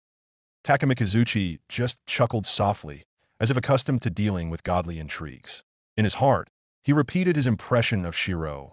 That young man's aura was like an endless sword, something so strange and so intriguing to be ignored. Chapter 163. This morning, after parting ways with Shirou at the crossroads, Lafia continued on her own. The elf girl glanced back, watching Shirou's figure slowly recede into the distance, heading towards the Hestia Familia mansion. A faint warmth lingered in her chest, but she quickly brushed that feeling aside. She had other matters to attend to. With light yet determined steps, Lafia headed towards her destination for the day, the Hermes Familia home base. The streets of Orario were still bustling with merchants, adventurers, and pedestrians, but Lafia remained focused, only occasionally brushing aside her flowing, light brown hair so it wouldn't obstruct her view. Finally, after walking for several minutes, she arrived in front of a large building that stood out from the surrounding houses and shops. Her eyes widened in amazement. "This is the Hermes Familia home base, right?" she murmured softly, as if confirming it to herself. The building stood majestically with a striking classical style. Its walls were made of dark brown wood, covered in intricate carvings that seemed to tell stories of gods and humans. Stained glass windows in blue and green reflected the morning sunlight, shimmering beautifully like neatly arranged jewels. On one side of the building rose a small, round tower with a pointed spire, adding an elegant, almost noble impression. Sturdy stone and with stairs led directly to the main entrance, while small balconies on several floors were adorned with pots of fresh green plants, making the atmosphere feel more lively. Lafia could sense a distinct aura from this place, a mix of luxury and cunning. It was as if this building, for all its beauty, hid secrets not easily guessed. "Truly fitting for the god Hermes," she whispered under her breath, her lips forming a thin smile. She knew that god was flamboyant, playful, but also full of tricks, and this home base reflected all of that perfectly. She took a deep breath, gently patting her cheeks to psych herself up. "All right, Lafia, time to go in." With steady steps, she climbed the stairs one by one towards the main door of the Hermes Familia home base. In front of the grand, magnificent door, Lafia took a moment to calm herself, then raised her hand and knocked softly. Knock, knock, knock. The sound of heavy wood echoed, making her heart beat faster. The door creaked open, and a figure she completely didn't expect appeared before her. A young Amazoness woman with healthy, tan skin, a tall and sturdy build, and an exotically beautiful face. Her long black hair cascaded beautifully, partially covering the right side of her face, giving her a mysterious air. A pair of sharp purple eyes stared straight at Lafia with a hint of curiosity. Her attire also made Lafia blink in surprise. A tight purple top that only covered her chest, loose, flowing, translucent light purple harem pants, and various gold ornaments adorning her stomach and chest. Gold earrings swayed gently with her every movement, adding a seductive aura to her appearance. Who is this? I've never seen a Hermes Familia member like this before. Lafia thought to herself, feeling slightly nervous. The Amazoness grinned slightly and leaned against the doorframe. "Oh ho, a sweet little elf has come. What business brings you here?" Her voice was deep, soft, and seductive, as if every word carried a flirtatious tone. As sweet, Lafia felt her face grow hot. Instantly, she remembered her friend Tioni, who also often acted flirtatious. But somehow, the Amazoness before her felt more intense, more seductive, as if she knew how to make the person she was talking to lose their footing. I came to see Asfi," Lafia stammered in reply, her hands gripping the hem of her uniform skirt tightly. "Oh, so you're Lafia, huh?" The Amazoness tapped her chin with a mischievous smile. "Asfi did mention that a pretty elf will be stopping by. Let me introduce myself. I'm Aisha Belka. I just joined the Hermes Familia after, well, the Ishtar Familia disbanded." Lafia's eyes widened in recognition. "Ah, and nice to meet you, Aisha." Aisha stepped aside, making way. "Come on in. No need to be so shy, darling." Her fingertips suddenly touched Lafia's cheek softly, stroking it briefly as if teasing her. Ahem. Lafia reflexively took half a step back, her body stiff and her face flushed bright red. She even let out a small sound of surprise. Aisha covered her mouth with her hand, then giggled amusedly. "Fufufu, your reaction is so cute. No wonder Asfi said you need looking after. If you were somewhere else, you might have already become someone's plaything." Meanwhile, Lafia, still trying to calm her wildly beating heart, could only hold her hot cheeks. Why? Why do I feel like this woman is even more dangerous than Tioni? Aisha casually waved her hand, inviting her inside, seemingly enjoying every second of the young elf's flustered state. "Wait a moment. I'll call Asfi first," Aisha said, turning her head towards the inside of the house, her soft voice mixed with its usual teasing tone. She leaned her body against the doorframe, her long hair swaying slowly with her movement. "Seems like she's busy in the workshop in the basement." "Oh, okay." Lafia nodded awkwardly, finally able to breathe a sigh of relief after Aisha was no longer clinging to her. She clenched the hem of her uniform skirt, tried to calm her still racing heartbeat. "Calm down. She's just one of the Hermes Familia members. Nothing to be afraid of, right?" Not long after, light footsteps were heard approaching. From inside emerged a woman with neatly styled pale blue hair, wearing white clothes with distinctive wizard accessories. Asfi Al-Andromeda, the woman known as Hermes' right hand, finally came out of the basement. "Not at all. I just arrived," Lafia replied quickly, offering a reassuring smile. Asfi gave a small nod, then glanced briefly at Aisha, who just smiled mischievously. "In that case, let's get straight to it. Follow me to the workshop," Asfi said. With a light, authoritative movement, she turned around and started walking towards the stairs leading to the basement. Her steps were firm, unlike Aisha's earlier seductive ones.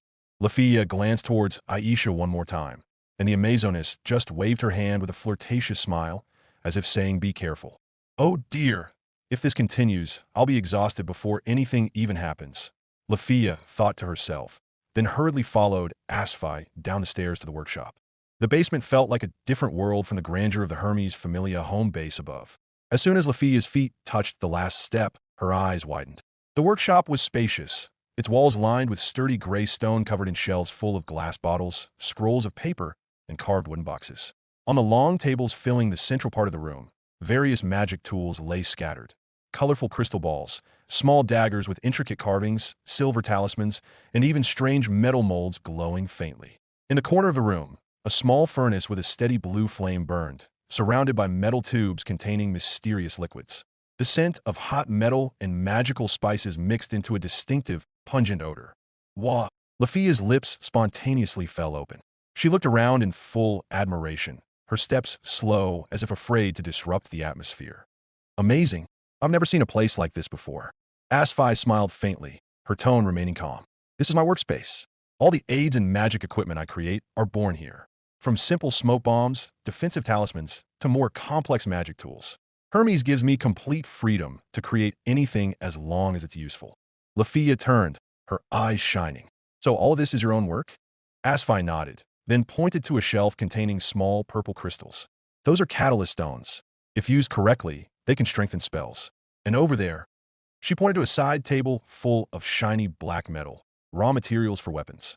The elf approached curiously, her slender fingers touching the small silver balls stacked on the table. What are these? She asked innocently. Instantly, Asfi's hand shot out, grabbing Lafia's fingers and pulling them away from the object. Be careful. Her tone was sharper than usual. That's a bomb. A bomb. Lafia immediately got goosebumps, her face pale. She quickly pulled her hand back to her chest. Relax. The one you just touched is only a smoke bomb. Asfi explained more softly, though her gaze remained sharp. But there are various other types here. Explosive bombs, flash bombs, even some laced with poison. If you touch the wrong one. She let the sentence hang. Eat. Lafia shuddered, her ears even twitching in panic.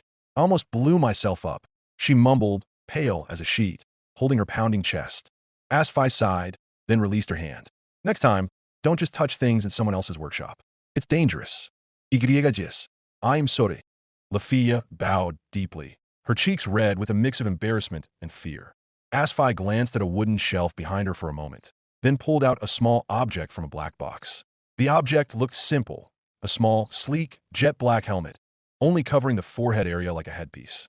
There were no excessive carvings, just a faint gleam from its smooth metal surface. If you want to try something safe, there's this, Asfi said in a flat tone. Lafia leaned forward, her eyes wide with curiosity. May I try it? She asked eagerly, her curiosity overcoming the fear she had just experienced. Asfi gave a faint smile and then shook her head slowly. I won't lend this one out directly. Let me demonstrate first. She lifted the helmet to her forehead, adjusting it just above her eyes. As soon as the black metal made contact, Lafia blinked, and instantly, Asfi's figure vanished.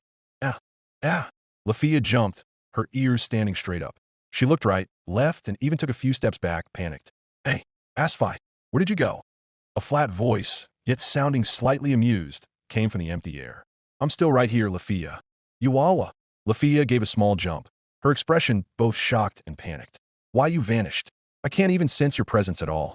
A few seconds later, the air in front of her shimmered faintly, and Asfi reappeared, removing the helmet from her forehead. This small helmet functions as an illusionary camouflage device. It merely makes me invisible, you see. Lafia swallowed hard, still holding her hand to her chest. That's incredible. It's not magic, but like a man-made supernatural power. Asfi put the helmet back into its box, her eyes cool, but with a hint of subtle pride there. Magic equipment can do things that are sometimes impossible for ordinary spells. And this is the reason I keep working here, to create things that can even surpass the limits of traditional magic. Lafia was still trembling slightly, her ears twitching unconsciously. Really? I feel like a little girl who stepped into a dream world. She murmured in awe. With irrepressible excitement, Lafia grabbed the black helmet from Asfi's hand. I'll try it, she said cheerfully.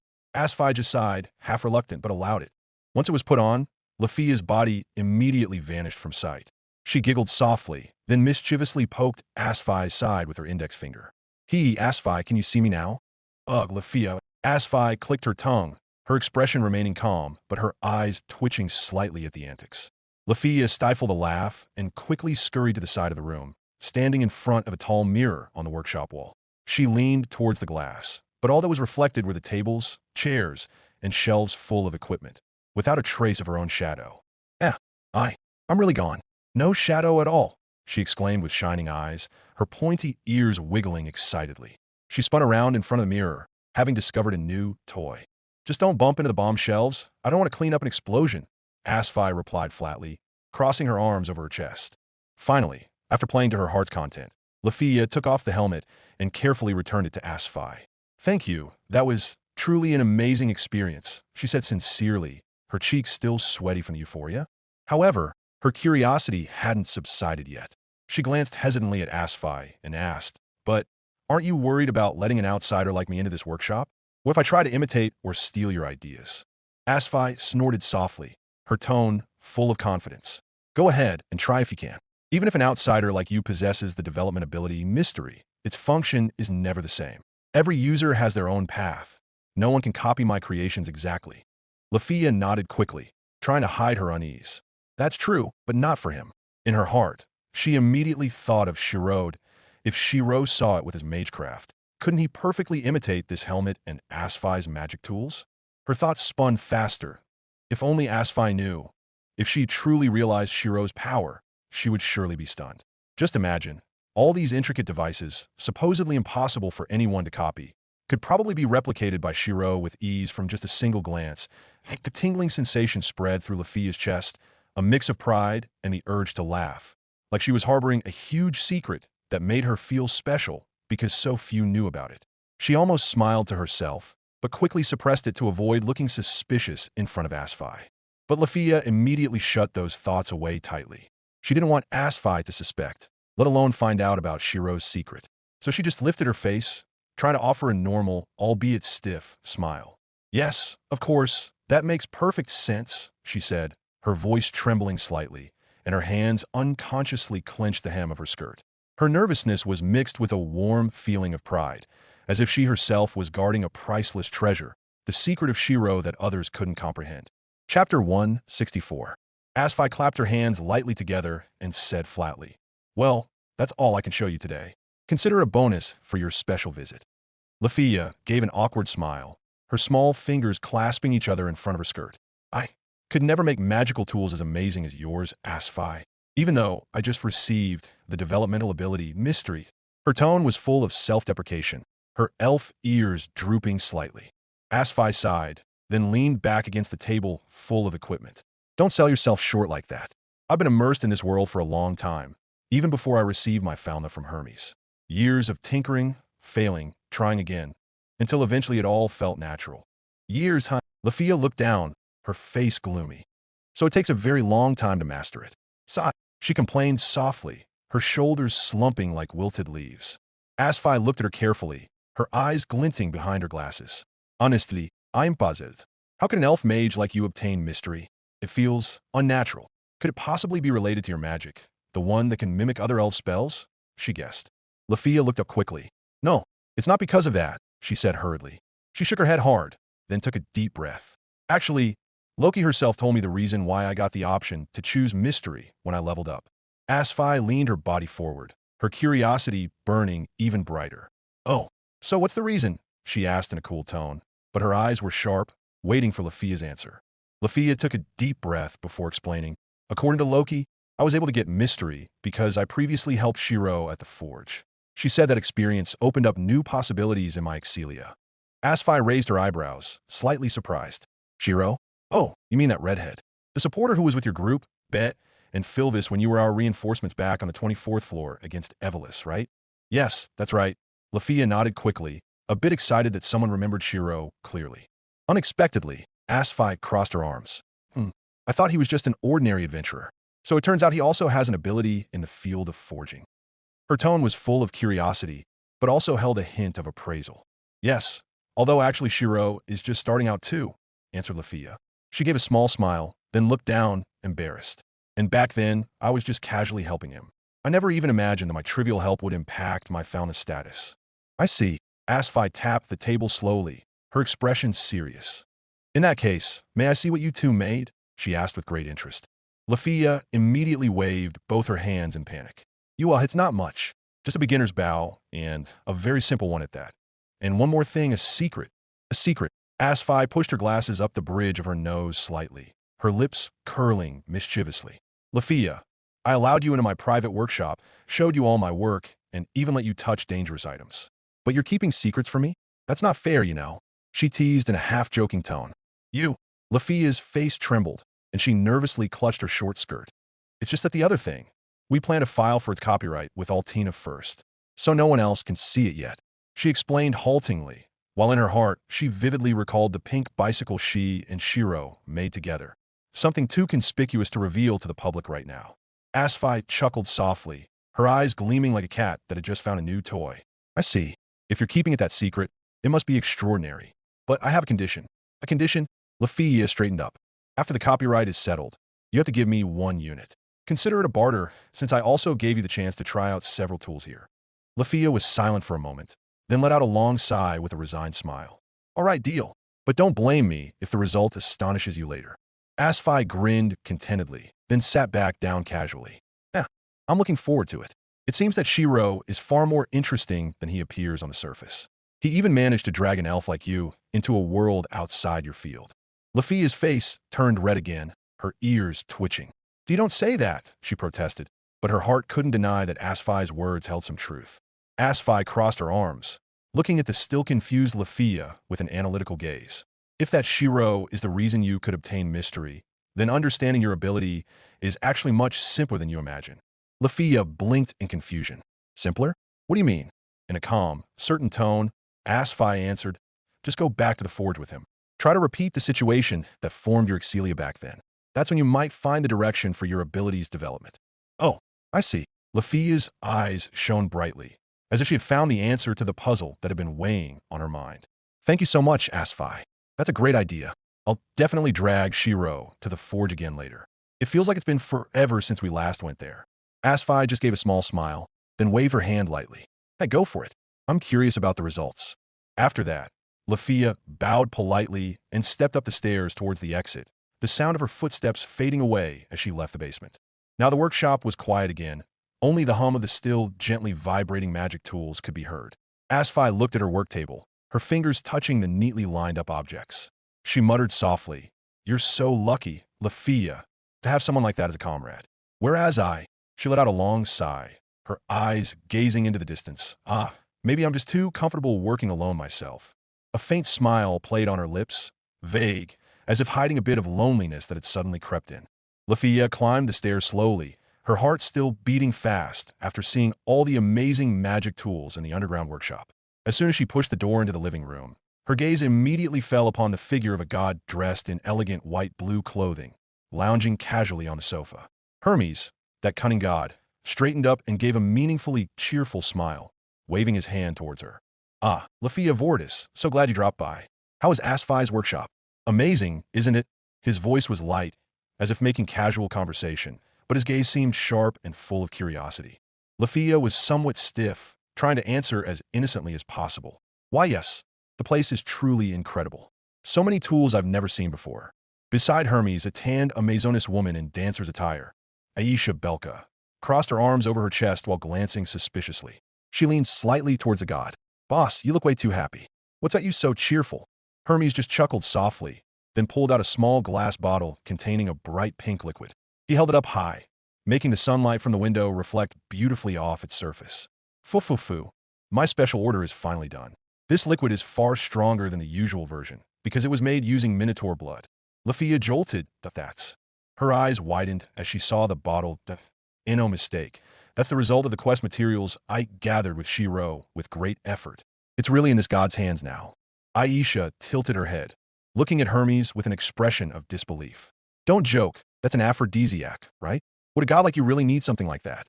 Her tone was full of sarcasm. Hermes just smirked mischievously, patting the small bottle. "Actually, I don't need it, but after sleeping with Ishtar, who sucked me dry, I thought it wouldn't hurt to have an extra weapon. Besides, this supply should be with me rather than falling into the hands of irresponsible people." "An extra weapon, huh?" Aisha clicked her tongue. "Too bad. Goddess Ishtar has vanished from this world. So, you don't have an outlet for that weapon anymore." Her sarcasm was biting, making the room fall silent for a moment, except for Hermes's unshaken soft laughter. The god brought the bottle closer to Aisha's face, his eyes narrowing temptingly. How about you try it? We could test its effects together." "Tui." Aisha immediately spat in disgust, turning her face away. "No way I'd sleep with my own boss. You think I have no standards, huh?" Lafia, who had been standing stiffly all this time, heard all that conversation with an increasingly reddening face. Naughty images sparked by the adult talk made her ears burn. She quickly bowed down, covering her pointed ears with both hands, and let out a soft scream, "Hi-yi-yi." Without waiting any longer, she bowed quickly towards Hermes and Aisha. "Excuse me, I have to go now." Her voice trembled with embarrassment before she fled the room, her footsteps hurriedly descending the stairs. Behind her, Hermes held back his laughter while patting his knee, while Aisha shook her head, though the corners of her lips were curled in amusement. "Ha, look at that. Our innocent elf girl can't even stand hearing conversations like this," said Hermes, chuckling contentedly. "Really, you're disgusting, boss," replied Aisha, but the slight smile on her face showed she was also entertained by Lafia's reaction just now. The next morning, the dining room of the Loki Familia was filled with the aroma of warm breakfast. At the long table, Members were busy with their plates one by one, while from the kitchen, the faint clink-clang of cooking utensils could still be heard. Shirou sat relaxed with his plate, the result of the cooking he had just helped prepare with Lafia as part of their usual morning routine.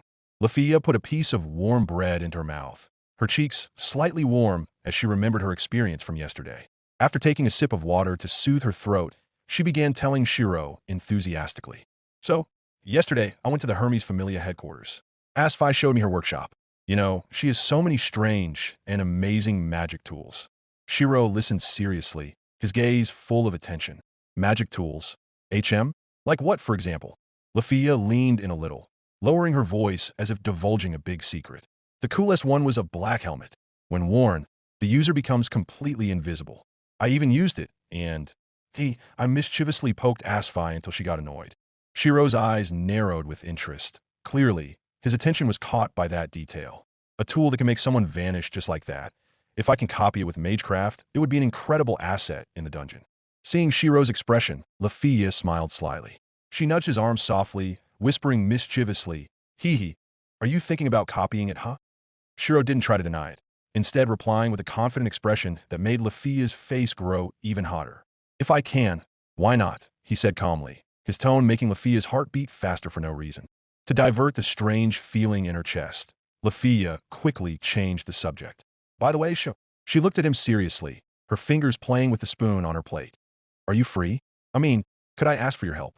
Shirou put down his chopsticks, tilting his head. "Of course, I can arrange my schedule. What is it? Do you need something?"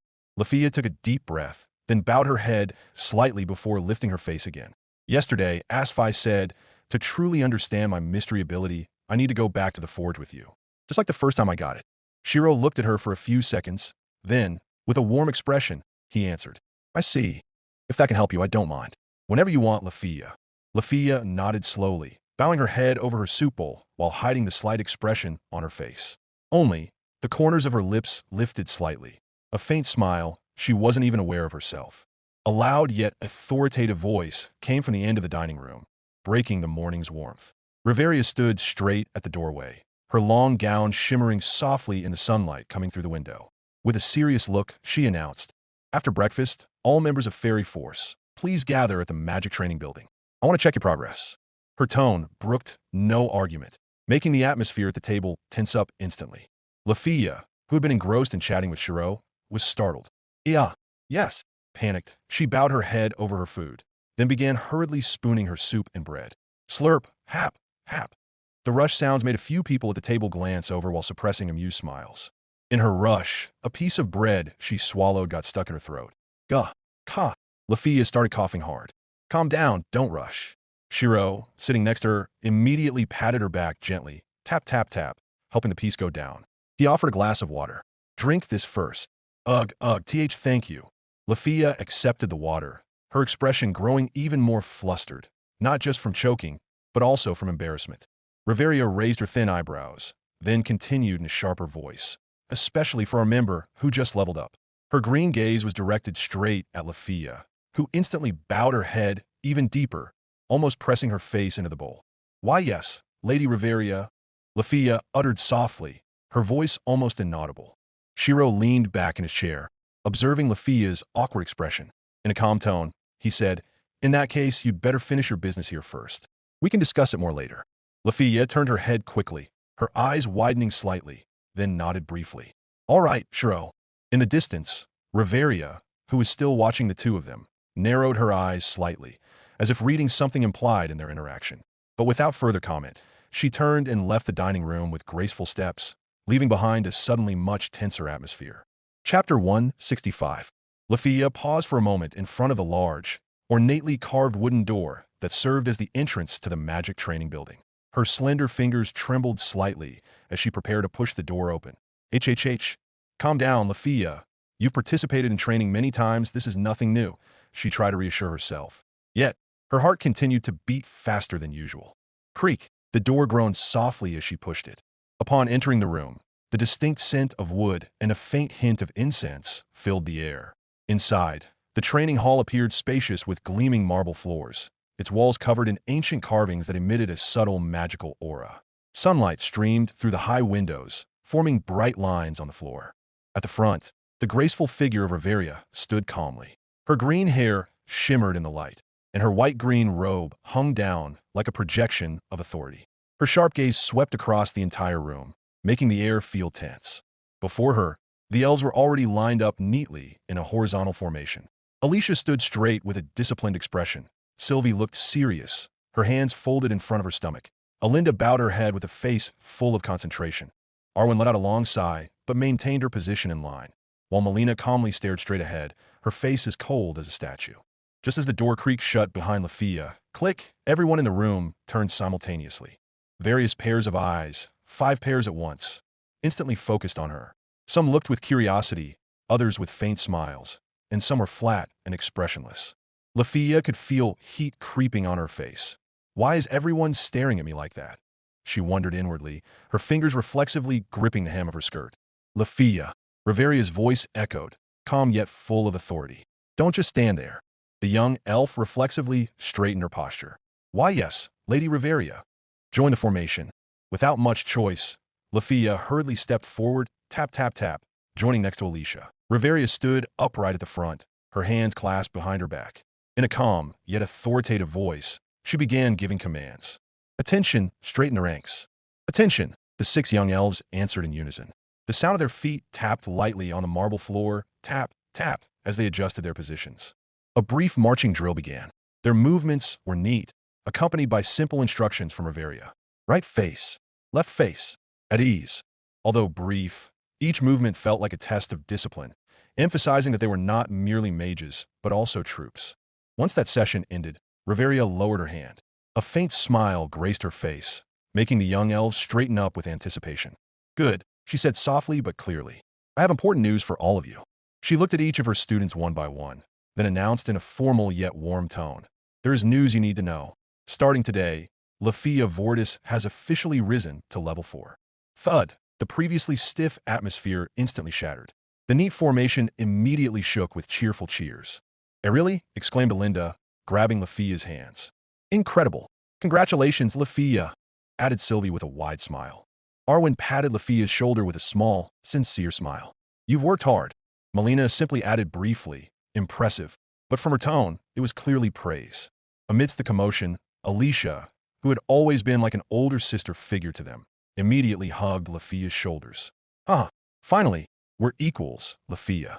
Now you're level 4 like me. She nudged her chin in a teasing manner. Well then, do you want to be the vice team captain? I'm ready to hand the position over to you, you know. Vous pouvez en minute. I can't do that. Lafia immediately waved both hands in a panic. Her cheeks flushed bright red. I'm not worthy of being vice captain yet. Ha ha ha. Cheers and light laughter erupted from the formation. Sylvie even covered her mouth to hold back her amusement, while Alinda half bent over laughing at Lafia's panicked expression. Riveria herself did not stop the commotion. Instead, she just watched with a calm gaze, letting her charges rejoice. There was a faint smile at the corner of her lips, almost invisible, but enough to show she was happy to see her students so enthusiastic. Lafia, amidst all the cheers and congratulations, could only lower her head with a small smile. Level 4. I've really come this far, she thought, her chest feeling warm. Riveria cleared her throat softly, ahem, and instantly the noise from the young elf stopped. Everyone stood straight again, their cheerful faces turning serious. Since you have leveled up, today's magic training will begin with you, Lafia, said Riveria in a calm, yet pressuring voice. Lafia brought her feet together and bowed respectfully. Ready, Lady Riveria, she answered loudly, although her heart was beating a little faster than usual. With steady steps, she advanced to the center of the room, heading towards the open field area that was the core training ground. The field itself was a vast square space, roofless, so the morning sunlight streamed directly in, illuminating the entire arena. The floor was made of hard white stone, yet full of battle scars. There were long cracks snaking across its surface, black scorch marks from explosions, even human-sized holes from high-level magic impacts. The surrounding walls were no exception, covered in marks from scratches and shattering, showing just how intense the training conducted there usually was. The air in the area still held the faint smell of burnt ozone, as if remnants of magical energy hadn't completely dissipated. A few small birds had perched on the top fence, but quickly flew away when they felt the lingering magical aura. Standing in the middle of that battle-scarred field, Lafia felt a different kind of pressure, as if all the blast marks around her were demanding she prove herself worthy of being called a Loki Familia mage who had just reached level 4. All right, I have to be serious. I must not disappoint Lady Riveria and everyone here, she thought, taking a deep breath, trying to calm herself before Riveria gave her next instruction. Lafia swallowed hard, then carefully raised her hand while looking at Riveria. Lady Riveria, will I be testing my own magic, or copying another elf's magic as usual? She asked, hesitant. Riveria looked at her with a firm but confident gaze. Use your own magic. It is the power you are most familiar with. And now, with your new level, its power will be easier to control compared to other elves' magic. Lafia nodded quickly. Okay, Lady Riveria. Taking a deep breath, she stepped forward, her magic staff slowly rising. Her fingers trembled slightly, not from fear, but from a mix of enthusiasm and nervousness. Then her lips began chanting the spell, her voice soft yet clear, echoing in the silent training field. Unleash streak of light, bow limbs of the holy tree. You are an expert of the bow. As the chant began, a golden magic circle appeared spinning beneath her feet, emitting a soft light. A magical aura enveloped her body, causing her light brown hair to flutter as if blown by a gentle breeze. Lafia's dark blue eyes locked onto the target at the far end of the field, a large wooden dummy with an iron shield in its hand. Her breathing was steady as she continued the chant with full confidence. Shoot, sniper of the fairies. Penetrate, arrow of absolute accuracy. Her magic staff vibrated intensely, its tip glowing brightly. Archray, zing, a thick beam of light shot forth, transforming into a holy energy arrow that streaked from the tip of her staff. In an instant, boom, a powerful explosion hit the target, sending the wooden dummy flying backward, its iron shield split in two. Fragments of wood and metal flew everywhere, leaving behind thin smoke and a large scorch mark on the arena floor. Lafia jumped back slightly. This is much stronger than usual. Her face paled, and she broke into a sweat, both shocked and embarrassed for accidentally blasting the training target more severely than she had imagined. The field fell silent for a moment, only the crackly off residual magical energy still vibrating in the air. This strong. Is this my magic power now? Thought Lafia, staring wide-eyed at her own hand. Joyful cheers echoed from the line of young elves. Wow, that's amazing, Lafia, exclaimed Sylvie, her eyes shining. The explosion was huge. It even shattered the target, added Melina, clapping enthusiastically. Alicia just grinned proudly, crossing her arms over her chest. Oomph, you finally managed to show your progress in front of everyone. Riveria stepped forward, her voice calm but firm, cutting through the noise. That is the reason Loki told you to hold back that time. Waiting until your magic status reached rank S before ascending to level 4 was the right decision. Otherwise, your magic power wouldn't be this strong. Lafia bowed slightly, her face still showing pride. Thank goodness, I followed Loki's advice. Otherwise, I might have just caused trouble for everyone. In her heart, she felt deep gratitude, not only to her goddess, but also to the people who had been by her side. Riveria looked at her again, her gaze full of attention. Lafia, do you still wish to continue? We can stop here if you feel it's enough. But Lafia gripped her staff tighter, her eyes shining with determination. No, Lady Riveria. I also want to test my new skill. I want to know how far I can use this power. A small outcry was heard from the young elves. A new skill too? Arwen exclaimed in disbelief. Wow, it must be nice to level up. Your magic gets stronger, and you gain new skills, commented Alinda in an envious yet excited tone. Lafia is really getting further ahead, murmured Melina, patting her own cheeks. The atmosphere grew noisy again, the young elves commenting and debating amongst themselves, while Lafia stood in the center of the arena with her heart pounding, ready to reveal her new power in front of everyone. Riveria raised an eyebrow, looking directly at her student with great interest. Very well. So, what exactly is this new skill of yours? She asked calmly, yet clearly curious. Lady Riveria, didn't I explain it 2 days ago? Lafia pouted, her voice sounding like a small protest. Riveria fell silent for a moment, then coughed awkwardly. My apologies. It seems I was not very focused at that time, so I don't really remember it. Lafia raised an eyebrow, then smiled understandingly. That's right. You did have a headache then, so it's natural you forgot. Alicia, who had been listening with great curiosity, took half a step forward. So what is your new skill? Don't leave us hanging like this, Lafia, she said in an urging tone, her eyes glittering with anticipation. Lafia straightened her posture, holding her staff tightly. Her gaze was now serious, different from usual. Its name is Double Cannon. The room fell silent for a few seconds after she uttered it. Double cannon? Sylvie repeated, confused. Its usage. Lafia raised her staff, a faint smile playing on her lips.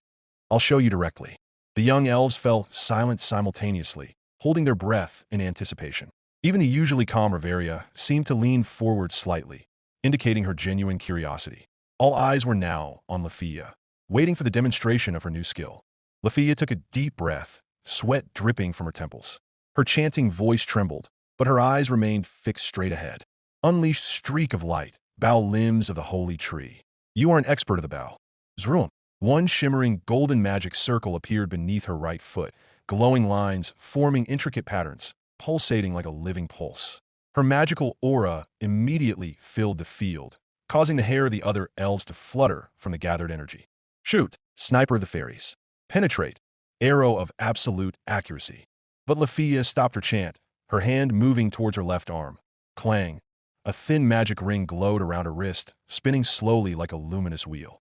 She pressed her lips together briefly, then spoke again. Proud warrior, snipers of the forest, take up your bows before the advancing plunderers. Whoosh! A second magic circle bloomed beneath her left foot, this one shining brighter, causing the golden lights to clash with the patterns of the first. The magical aura enveloped the field, a faint wind rustling fiercely as if emanating from Lafia's body. Eh! The voices of the young elves broke out simultaneously. Sylvie gaped, while Melina covered her mouth with both hands. Impossible! 2 magic circles at once. Alinda exclaimed in a high-pitched voice. Alicia stared seriously, her eyes wide with understanding. So that's why it's called double cannon. She's invoking 2 spells at the same time. Riveria, standing at the front, though her face remained calm, her eyes reflected shock. Incredible, but dangerous. Controlling 1 spell already demands great focus and mind. If she fails to maintain stability. Meanwhile, Lafia began to sway. Sweat poured down her face, and her shoulders trembled under the strain of the wild energy flowing through her body. Her lips quivered as she tried to finish the unfinished chant. And no, I have to finish it, she whispered almost inaudibly. The aura of light grew hotter, as if it would explode at any moment if she faltered. Lafia's head throbbed intensely, the pain like a knife blade piercing directly into her brain. It hurt so much, she hissed, her body shaking uncontrollably. She closed her eyes for a moment, her lips quivering with the desire to stop. Forget it. This is just the first attempt. No one will blame me if I fail, she thought bitterly. However, in the darkness behind her closed eyelids, an image appeared. Someone's back, firm, full of conviction. In the past, that back belonged to A's, the female swordswoman she had always admired and followed with a mix of awe and respect. But now, the one that appeared was clearly different. Shirou's back, sturdy, simple, yet radiating a steadfastness that made her heart tremble. No, I can't stop here. I want to stand alongside them. I will chase after them. Lafia's eyes snapped open wide. Even though her vision was blurred by the pain assaulting her, her gaze filled with determination. She resumed the chant, even though every word felt like it was forcing her brain to crack. Answer the call of your brethren and ready your arrows. Tinge them with flame, the lamplight of the forest. Release them, the fire arrows of the fairies. Falling like rain, burn away the savages. Fusillade Philerica. Whoosh! Hundreds of sparks blossomed from the magic circles, shooting into the sky before falling like a meteor shower, burning the target dummies on the field. The sound of explosions and the heat of the flames made the air vibrate. But Lafia wasn't done yet. Gritting her teeth against the pain, she raised her staff again. Cannon. Archray. Zrak. A thick white light shot out from the tip of her staff, streaking forward with insane speed. The arrow of light pierced through the rain of fire, igniting huge sparks as the two collided. Fire and light merged, a dazzling, bright explosion filling the field as if daylight had become brighter than the sun. Duum. A wave of heat swept over the faces of the watching young elves, their hair fluttering, some even having to shield their eyes from the blinding light. Lafia, having expended all her mental strength, finally collapsed onto the floor, her breath heavy and rapid. I did it, she whispered, her face pale and drenched in sweat. A moment of silence enveloped the room before a tumult of applause and cheers from the young elves echoed. Lafia, that was amazing, Sylvie exclaimed, her eyes shining. 2 spells at once, it's unbelievable, added Arwen in admiration. Even Alicia smiled broadly while clapping. If you keep this up, we won't be able to catch up to you, Lafia. The cheers flooded the atmosphere, while Lafia just bowed her head, her cheeks red, her body weak. In her heart, she whispered to herself, Shirou, I can also go further. I will chase after you. Author note, A's wallpaper sketch is already finished. Please check it out at https:/www.patreon.com/Rayish. Chapter 166. That morning, the atmosphere at the Hostess of Fertility was, as usual, bustling with the aroma of freshly cooked food from the kitchen and the noisy sounds of customers beginning to arrive. Yet, amidst the hustle and bustle, a small conversation near the cashier's table caught the attention of a few people. Ryu, with a calm yet slightly tense expression, stood before Mama Mia. Her voice was soft, but there was a firmness behind her words. Mama, I'd like to request a leave of absence, just for a few days. Mama Mia, who was counting inventory, immediately stopped what she was doing. Her eyebrows shot up, and she narrowed her eyes to stare at the elf standing straight before her. Oh, leave? Don't joke around, Ryu. Just a while ago, you disappeared all on your own, without even asking for permission. And now you're asking officially? You think it'll be that easy, H.A.? Her tone was heavy, making some customers near the door glance over curiously. Ryu remained slightly bowed, not arguing, only answering with her characteristic calm. I understand that was a mistake, and I promise to make up for it this time. After I return, I will work harder than usual. Work harder, eh? Mama Mia grumbled softly, then crossed her arms. Well then, before I consider your request, go clean the bathroom floor until it's sparkling. Understood?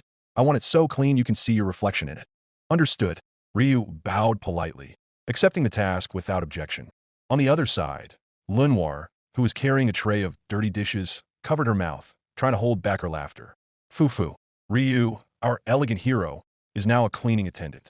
Anya, her cat ears twitching, added in a mischievous voice, Nya, I wonder, will the bathroom become as radiant as Ryonayan's graceful face? Chloe didn't miss her chance either, leaning against the table with a mischievous grin. Hey, if you need help, just say the word, Ryu. I can help. As long as you pay me with a sweet smile. The three of them giggled together, lightening the atmosphere. Meanwhile, from behind the kitchen door, Shirou, who was chopping vegetables, paused for a moment and glanced over with a sigh. He could hear the conversation clearly. Ryu is even willing to do extra work just to get some time off, he thought, while his hands continued deftly slicing onions. Mamma Mia shot a look at her giggling waitresses and then snorted. You lot just can't keep your mouths shut. If you have time to laugh, you'd better go wash dishes or serve customers. Hi-yi mama, the trio answered in unison, though their faces still wore amused smiles. Ryu was unaffected by their teasing. She turned with light steps towards the cleaning supply storage room, ready to carry out her task. For a moment, her pale, green hair swayed, her gaze still cool, yet holding something deeper. Shirou refocused on his kitchen work, but inwardly, he felt intrigued that, is Ryu that curious about me? The waitresses returned to their daily rhythm. The clinking of plates, the clattering of glasses, the voices of customers mixed with the aroma of food wafting from the kitchen. Lenoir deftly served the front tables. Anya nimbly ran around carrying trays, while Chloe was busy teasing the regulars. However, one thing made the atmosphere feel slightly off-kilter. From morning until noon, there was no sign of Seer whatsoever. When the sun began to slant, the midday shift ended. Mamma Mia sat in her chair with her arms crossed, her face deeply furrowed. Tisish, where has that girl gone off to now? Don't tell me she's run off on her own again. Her voice was heavy, making the other waitresses automatically bow their heads, reluctant to provoke her anger. Shirou, who was tidying up the leftover kitchen ingredients, remembered something. His conversation with Seer a few nights ago. The girl had smiled sweetly, but her tone was serious when she said, the reward for cutting Shirou's hair was that he would cover her shifts whenever she played hooky. Remembering that promise, Shirou took a deep breath. In that case, let me work harder in the kitchen. I can cover for Seer's absence. Mamma Mia turned sharply towards him, then waved her large hand as if swatting the air. No need, kid. Even if I had to manage the kitchen myself, it'd be no problem. The problem isn't the kitchen. The problem is that girl. Is she serious about working or not? The boom of Mia's voice made the dining room fall silent for a moment. Shirou could only stay quiet, not daring to argue. Just then, Ryu, who had just finished her cleaning task, approached with her calm face. She bowed politely. If Mama permits, let me be the one to look for Seer. No need. Mamma Mia cut in quickly, waving her hand. You've worked hard since morning, Ryu. Let Shirou look for her. That boy is closer to Seer, isn't he? Shirou was surprised, momentarily pointing at himself. Me? Yes, you. You're the one who's been hanging around that spoiled girl the most lately, so you must know where she usually runs off to. Mamma Mia snorted, then crossed her arms again. Though somewhat hesitant, Shirou nodded obediently. All right, then I'll go look for her. He then took off his apron and prepared to leave. As the door of the hostess of fertility closed behind Shirou, Mamma Mia let out a long snort, then glanced towards Ryu, who was still standing near the kitchen door. Oomph. When Seer gets back, I'll have her clean the toilet bowls together with you, Ryu. Ryu fell silent for a moment, her face still cold, though her eyebrows twitched slightly. I will do it without complaint, if that is the punishment. Ah, so stubborn, Mamma Mia muttered, though the corners of her lips turned up slightly, half amused, half annoyed. Meanwhile, the atmosphere moved on. The waitresses exchanged glances, chuckled softly at Mamma Mia's odd decision, and then returned to their work. That afternoon, Shirou was still wearing the green hostess of fertility waitstaff uniform. He walked the streets of Orario with a somewhat confused gaze, occasionally stopping to scratch his cheek. Finding a girl who disappears on a whim is harder than finding a shortcut in the dungeon, he muttered with a sigh.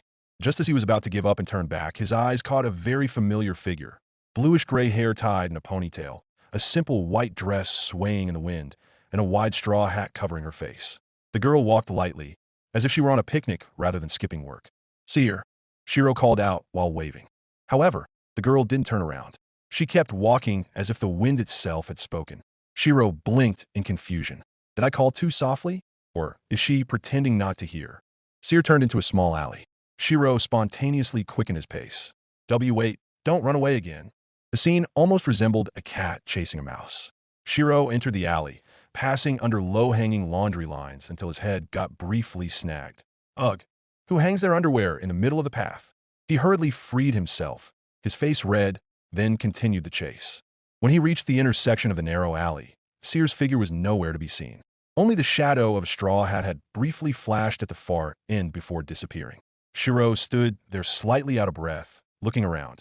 Seriously? I was just a second late, and she disappeared like a ninja. He grumbled in frustration. He only then realized that the place he was standing now was Deadless Street, the famous labyrinth of intricately tangled streets. Great. Looking for Seer here feels like looking for a needle in a haystack. Shirou let out a long sigh, then patted his cheeks. Oh well, no turning back now. If I don't find her, Mamma Mia will definitely make me clean the toilets with Ryu. Half resigned and half curious, Shirou stepped deeper into the winding alley, hoping he could still find Seer, who seemed to be casually playing hide-and-seek with him. Sniff, sniff. Shirou raised his head, his nose working hard. A faint scent of winter flowers, Seer's signature fragrance, drifted amidst the damp smell of old brick walls and the kitchen smoke wafting from the chimneys of nearby houses. He sharpened his senses, his eyes narrowed in concentration. Good thing my nose isn't stuffy anymore, he muttered in relief, remembering his recent cold caused by Hestia's peppers. Otherwise, I could get lost here until nightfall. He walked quickly, following the trail of that scent, turning left, then right, then descending a narrow stone staircase. The more he focused, the clearer the direction became. But from the perspective of anyone who happened to see him, the sight was quite strange. A young man in a green waitstaff uniform sniffing the air, sometimes bowing his head, sometimes raising his face as if searching for an invisible trail. Hey, isn't that a waiter from the hostess of fertility? Whispered an older woman, holding back a laugh. Oh my, don't tell me he's, has some weird fetish? Replied another young man with a disgusted expression. Shirou hurriedly lowered his face, his cheeks slightly red. Crap, people must think I'm a pervert. But I'm just chasing Seer. A church? Shirou whispered in surprise. Before him stood a large wooden building, dulled with age, but still standing majestically. Many of its glass windows were broken, and its door was half open, creaking in the wind. Its front yard was spacious, yet deserted, overgrown with unkempt weeds. A stone fountain stood in the middle of the yard, but it had long been dead, the water dry, only moss and cracks remaining. Shirou stared at it deeply, a strange feeling creeping into his heart. The shape of the building, it reminded him of the old church where Hestia Familia used to live. Is this a coincidence? Or, he took a slow breath, his eyes narrowing, his body tensing. Why would Seer scent lead here? He whispered, stepping slowly toward the half-open wooden door. Carefully, Shirou pushed the half-open wooden door. Creak! The creaking sound echoed through the empty hall. Before he could step further, the sound of small footsteps and a loud shout came from inside. Charge! Thump! Shirou's body was immediately swarmed by a group of children of various races. A tiny human, a small palom, even a giant-throat girl with happily twitching furry ears. Even a hesitant half-elf joined in. They didn't attack hard, but it was enough to make Shirou lose his balance and nearly fall on his rear. Got you, you stalker! Shouted the palom boy at the front, punching Shirou's stomach with his mini fist, which didn't hurt at all. Don't bother Big Sis Seer anymore, added the giant throat girl, pulling on his sleeve. Eh, wait a second, I'm not. Shirou raised his hands to protect his head, but had no intention of fighting back. Good grief. I'm really getting mobbed by kids right now. They hit him like a training dummy, but it sounded more like playful roughhousing than a serious attack. Shirou could only resign himself, letting them swarm him and accuse him of all sorts of things. Puff. A soft laugh came from the corner of the room. The children immediately stopped moving, turning in unison towards the source of the sound.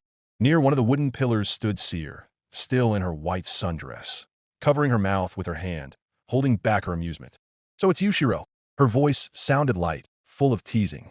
Shirou, still half-crouched and surrounded by kids, could only look at her with a resigned expression. Seer. The children quickly moved away, some of them even pushing each other and giggling, feeling embarrassed for attacking a guest who turned out to be someone Big Sis Seer knew. A brown-haired human boy, his cheeks covered in scrapes and full of suspicion, frowned while folding his arms across his chest.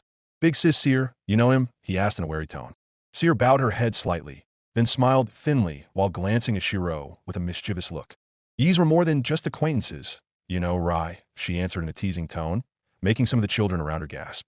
He's your boyfriend, exclaimed a blonde chine-throat girl, her tail wagging excitedly, her furry ears perked up high. Nope, Shirou replied quickly with a flat face, making all the kids let out a disappointed cry in unison. We're just co-workers. And I'm here because she skipped work, he continued, his tone sounding resigned. Seer patted her cheek, pretending to pout. Didn't you promise to cover for me if I skipped? She complained coyly, as if blaming Shirou. Shirou sighed, remembering Mamma Mia's grumbling earlier. Well, I wouldn't mind, but Mamma Mia clearly wasn't having it. So I had to come find you, he replied honestly.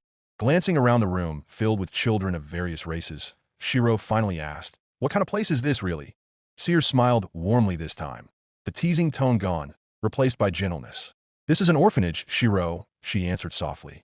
The children who had attacked Shirou earlier were now running around again, some playing hide-and-seek, others trying to climb rickety wooden benches. Shirou observed his surroundings more carefully, the old wooden walls, dusty windows, and the small yard visible from the side door. The place was indeed shabby, but filled with the laughter and play of children.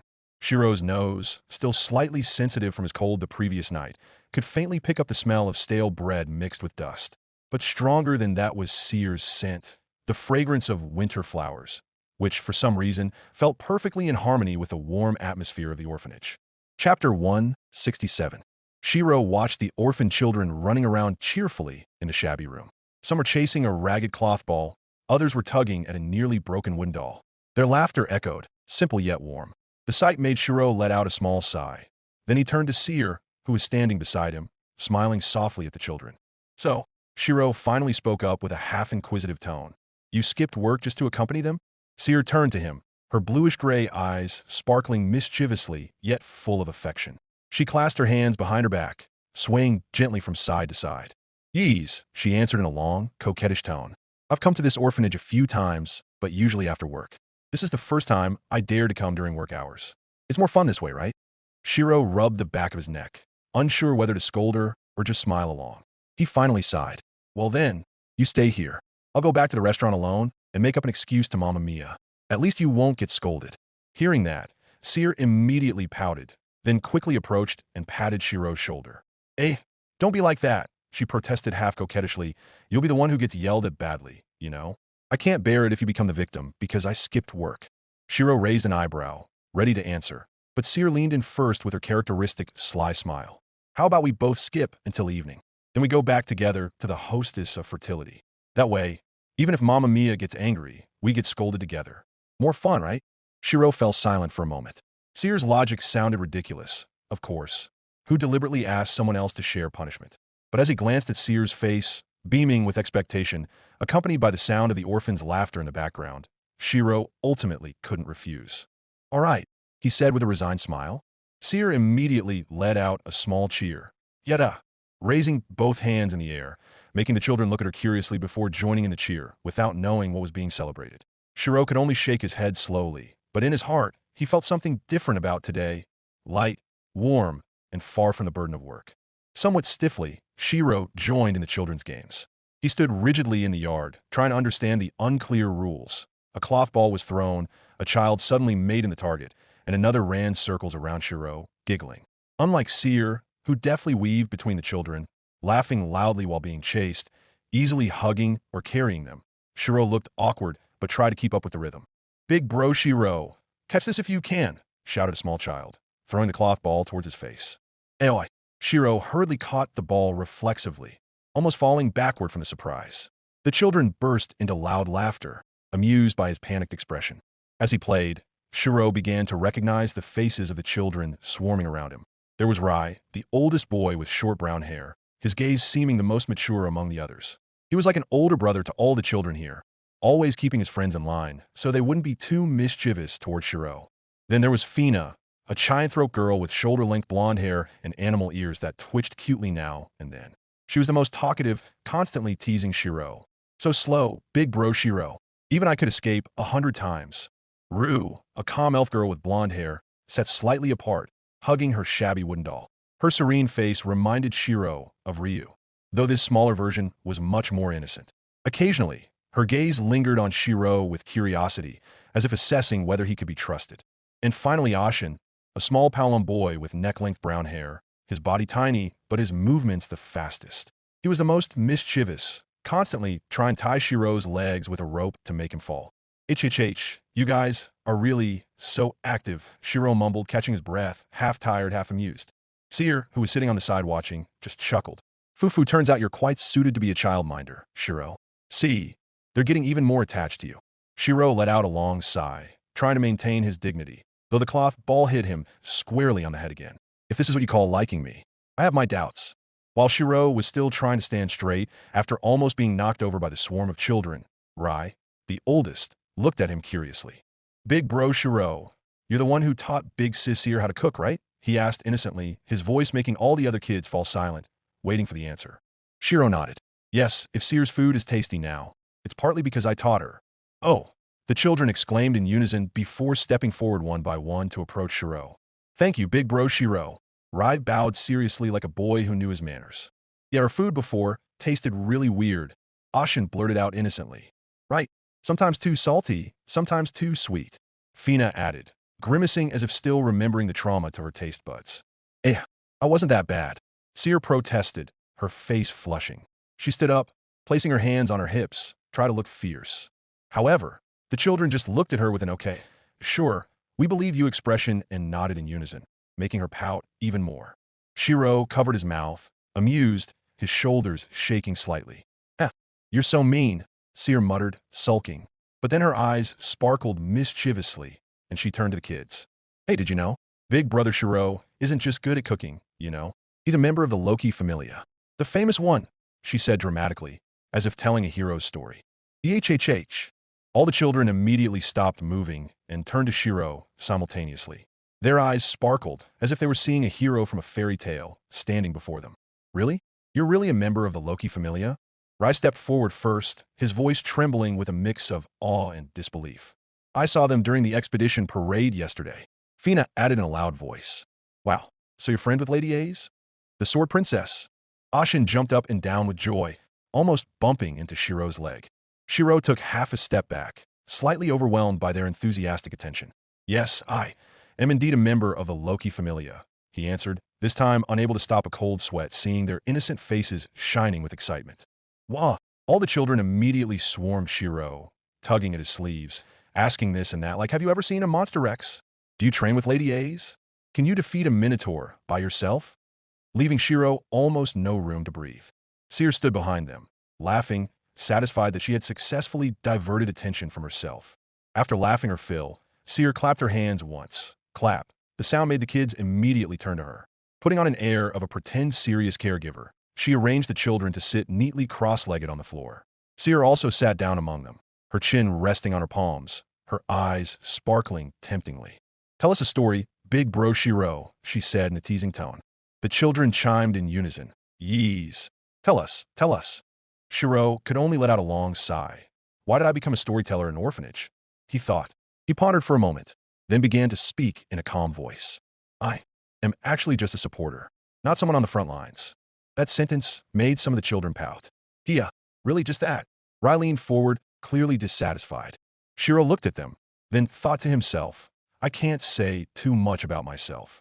Keeping his tone even, Shirou continued, I'm usually in the back, helping with my bow. But from there, I can clearly see the incredible strength of the Loki Familia members. The children began to focus again. Ashin, with round, excited eyes, immediately raised his hand.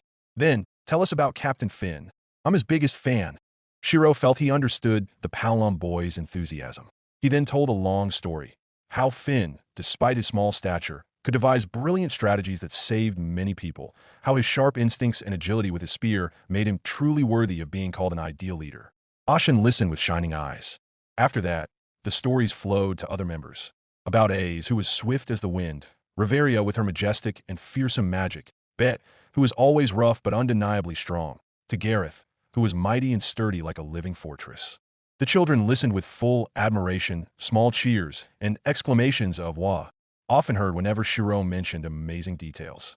Meanwhile, Seer just smiled contentedly, watching Shirou, who had finally been unwittingly drawn into the role of a hero storyteller for these orphan children. Before they knew it, the sunlight began to fade, signaling the arrival of evening. Soft footsteps were heard from the entrance to the orphanage hall, followed by the warm call of a woman. Children, come on, it's evening. Time for a bath before dinner. The children who had been sitting around Shirou let out soft grunts, some whining because they still wanted to hear stories. However, upon seeing the figure of the woman, her black hair neatly tied up, wearing a simple cream-colored dress, they didn't dare argue. One by one, they got up and walked out, though clearly reluctant. The woman smiled kindly, then approached Seer and Shirou. Sorry about them. Once they start playing, it's hard to make them stop. Seer just shrugged casually. It's normal, Mrs. Maria. They're always that energetic whenever I come. Mrs. Maria? Shirou asked politely. The woman nodded gently. Yes, my name is Maria. I've been taking care of this orphanage for a long time. Shirou bowed his head slightly. Emiya Shirou. Nice to meet you. Maria returned his smile, then looked at Shirou with a thoughtful gaze.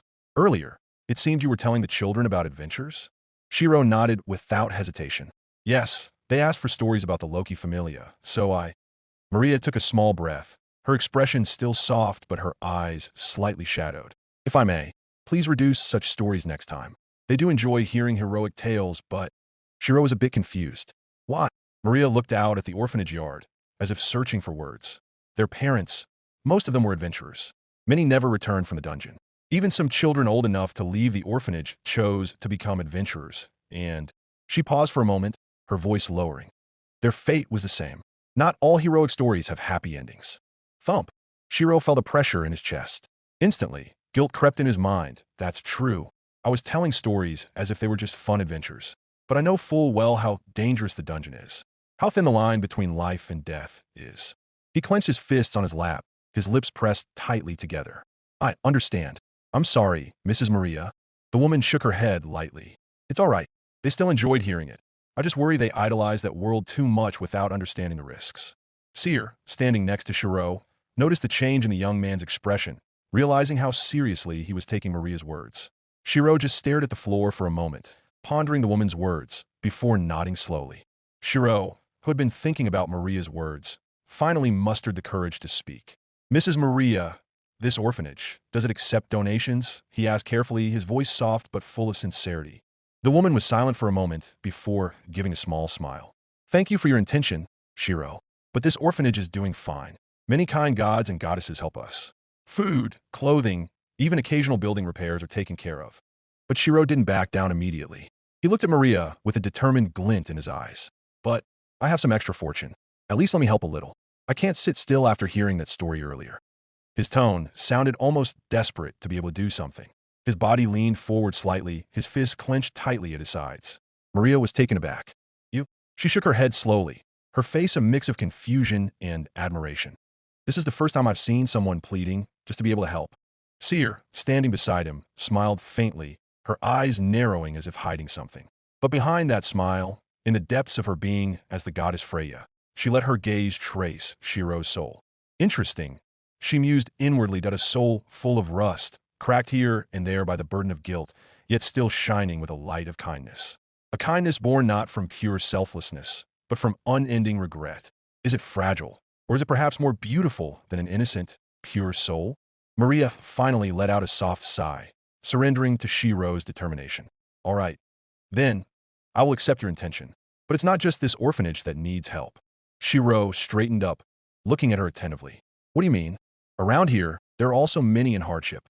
An old folks' home for elderly parents who no longer have family, small houses for widows whose husbands fell in the dungeon, and simple dwellings for those with disabilities. Everyone in this neighborhood is always struggling to survive. Shirou felt his chest grow heavier, as if each of Maria's words added weight to his shoulders. Yet he also felt more resolute. In that case, please show me the way, Mrs. Maria. The woman smiled warmly this time, full of sincerity. Come, follow me. They walked out of the church, their steps simple, yet carrying great meaning. In front of the yard, Maria raised her hand and pointed towards several simple buildings lined up around the area. Their wooden walls were starting to rot, their roofs patched, yet they stood firm as shelters for those with no other choice. Over there, Maria explained softly. If you truly wish to donate, it's better to channel some to them as well. Every bit of help, no matter how small, will mean a lot. Shirou looked at the buildings with deep eyes. He clenched his fists tightly, then nodded firmly. Okay, I will do it. Seer and Shirou finally said their goodbyes to Mrs. Maria. The woman bowed her head gratefully, while the children, now bathed, waved from the door. Don't forget to come again, big bro Shirou. Big sis Seer. Rayish shouted, jumping up and down. Shirou just waved back awkwardly. Leaving the area of the wooden church, Seer glanced sideways. So, do you want to donate now, Shirou? She asked, swinging a small pouch at her own waist. Shirou rummaged through the pockets of his green uniform. Jingle, jingle, only copper coins made a sound. Not much. With an awkward face, he said, It seems I need to go back to Twilight Manor first. Get some Valis there. Seer held back her laughter as she patted his shoulder. Hey, now don't rush. Accompany me to the restaurant first. Remember, your task today was to catch me skipping work, she said in a playful yet demanding tone. Shirou sighed, but finally nodded. All right, I'll come along first. They stepped out onto the winding streets of Deadless Street. The evening sunlight filtered through the gaps between rickety buildings, making their shadows stretch long on the cobbled road. Seer occasionally glanced at Shirou's face, then started a conversation in a teasing tone. But Shirou, you're still a novice adventurer. It's dangerous if you run out of money like that. What if you need to buy potions or equipment later? Shirou shook his head casually. No problem. At the Loki Familia, my supplies are still plentiful. So even if my money runs low, I won't run out of basic gear. He looked down slightly, his voice lowering. Besides, I was an orphan too.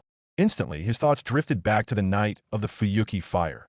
Flames, screams, the smell of burning steel. His fists clenched tightly. If only I could have been faster, stronger back then, he whispered inwardly, blaming himself, as usual. Seer paused for a moment, looking at Shirou's face from the side. Within herself as Freya, she saw the rust growing denser, enveloping Shirou's soul, the guilt that never faded. Yet precisely because of that, its luster became even clearer to her, emitting something she couldn't ignore. Without a word, Seer reached out. Her soft fingers slipped into Shirou's red hair, stroking it gently. In a motherly tone, she rarely showed anyone, she said, I'm proud of you, Shirou.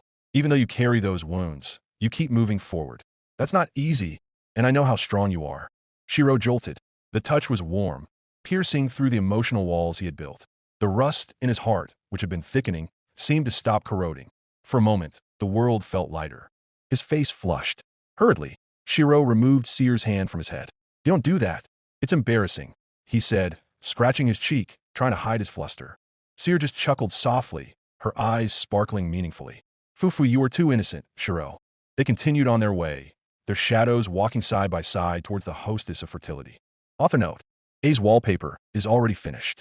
Please check it out at https:/www.patreon.com/Rayish. Chapter 168.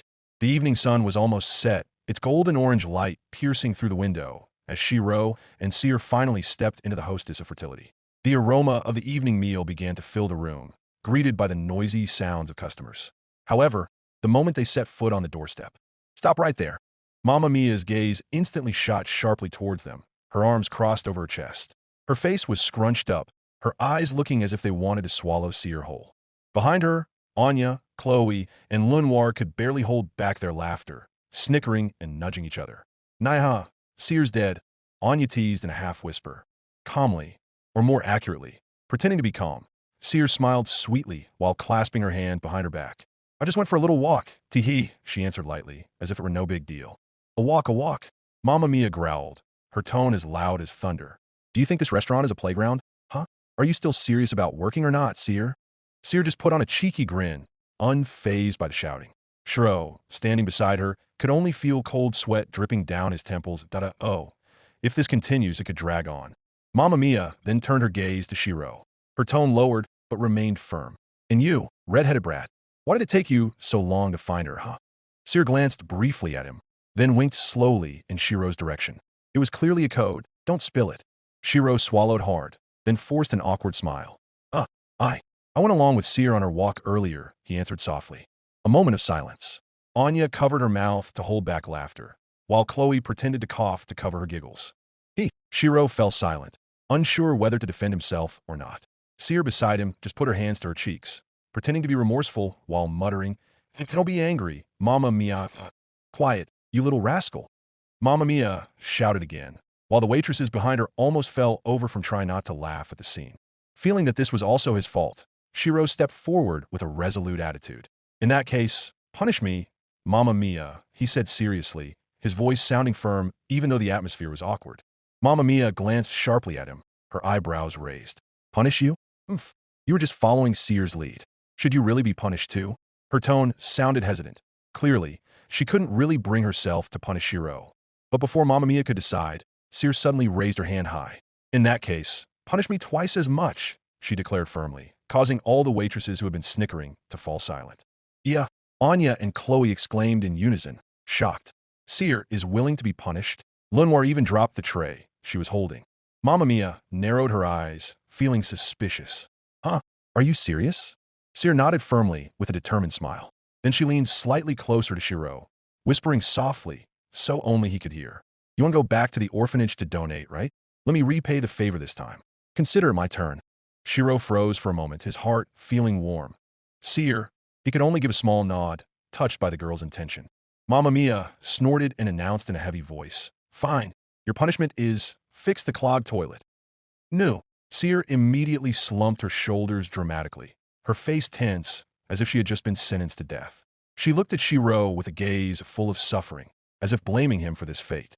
Meanwhile, Shirou could only scratch the back of his head with an awkward expression. He whispered faintly before walking upstairs to change into his casual clothes. "Ugh, the smell is going to be awful." Seer muttered in resignation, making all the other waitresses burst into laughter, seeing the suffering expression on the gray-haired girl's face. It didn't take long for Shirou to come down from the upper floor. His green uniform was now neatly folded in his room, replaced by a simple brown tunic that made him look more casual. His footsteps sounded softly on the restaurant's wooden stairs until he finally arrived on the ground floor. Curiosity made him glance towards the bathroom. Carefully, Shirou peeked through the slightly ajar door. Inside, the scene he saw was quite dramatic. Seer was squatting, using a plunger with both hands, her face red from struggling hard. "NNNGH, come out, you damn clog," she hissed with determination. On the other side, Ryu, who was cleaning the walls, looked as calm as usual, though one hand was covering her nose. "This smell is worse than burying a corpse in the forest," she remarked flatly, making Shirou almost choke back a chuckle. Noticing this, Shirou initially felt pity. Should I help? He thought, his hands starting to rise. However, he suddenly caught a whiff of the scent of winter flowers, Seer's characteristic divine fragrance, wafting so strongly it filled the room. It wasn't the usual scent he felt from Seer while working. This was brighter, purer, as if, even while doing a dirty task like this, Seer was genuinely happy.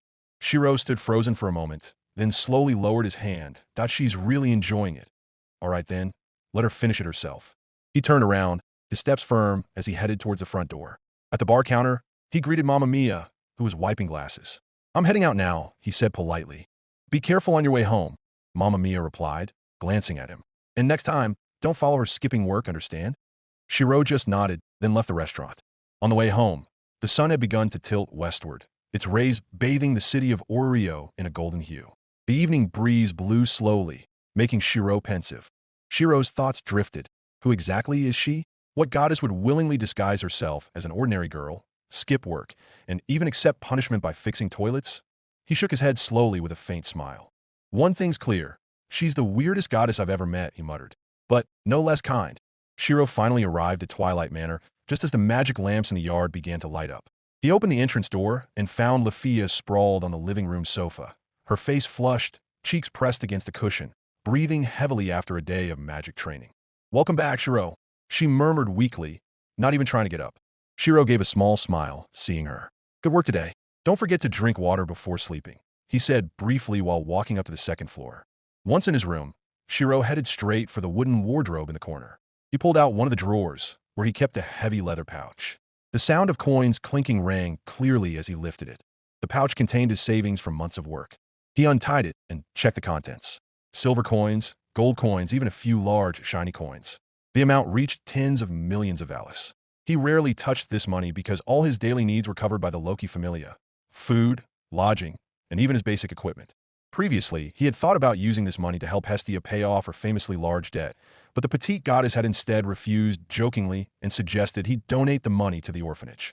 Shirou looked at the coins with a serious expression that if I give it all at once, it would surely surprise them. They might even suspect where this money came from. He let out a long sigh. Just 10 million for now. That's enough to help without causing a commotion, he muttered to himself.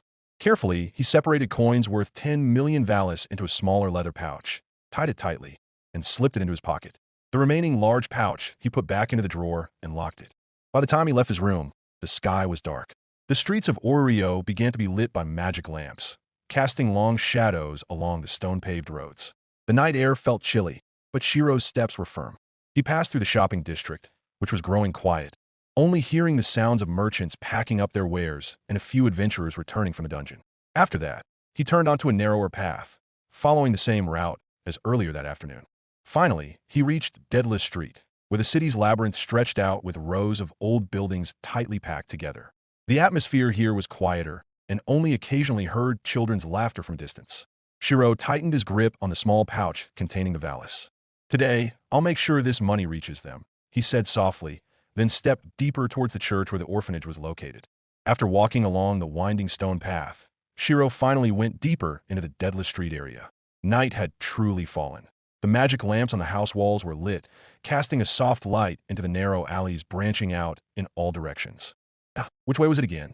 This afternoon, I just followed Seer's scent. He murmured softly, looking left and right. This time, there was no scent of winter flowers to guide him. Awkwardly, he stopped in front of an old man drawing water from a small well by the roadside. Excuse me, sir. Do you know the old church that's also used as an orphanage? He asked politely.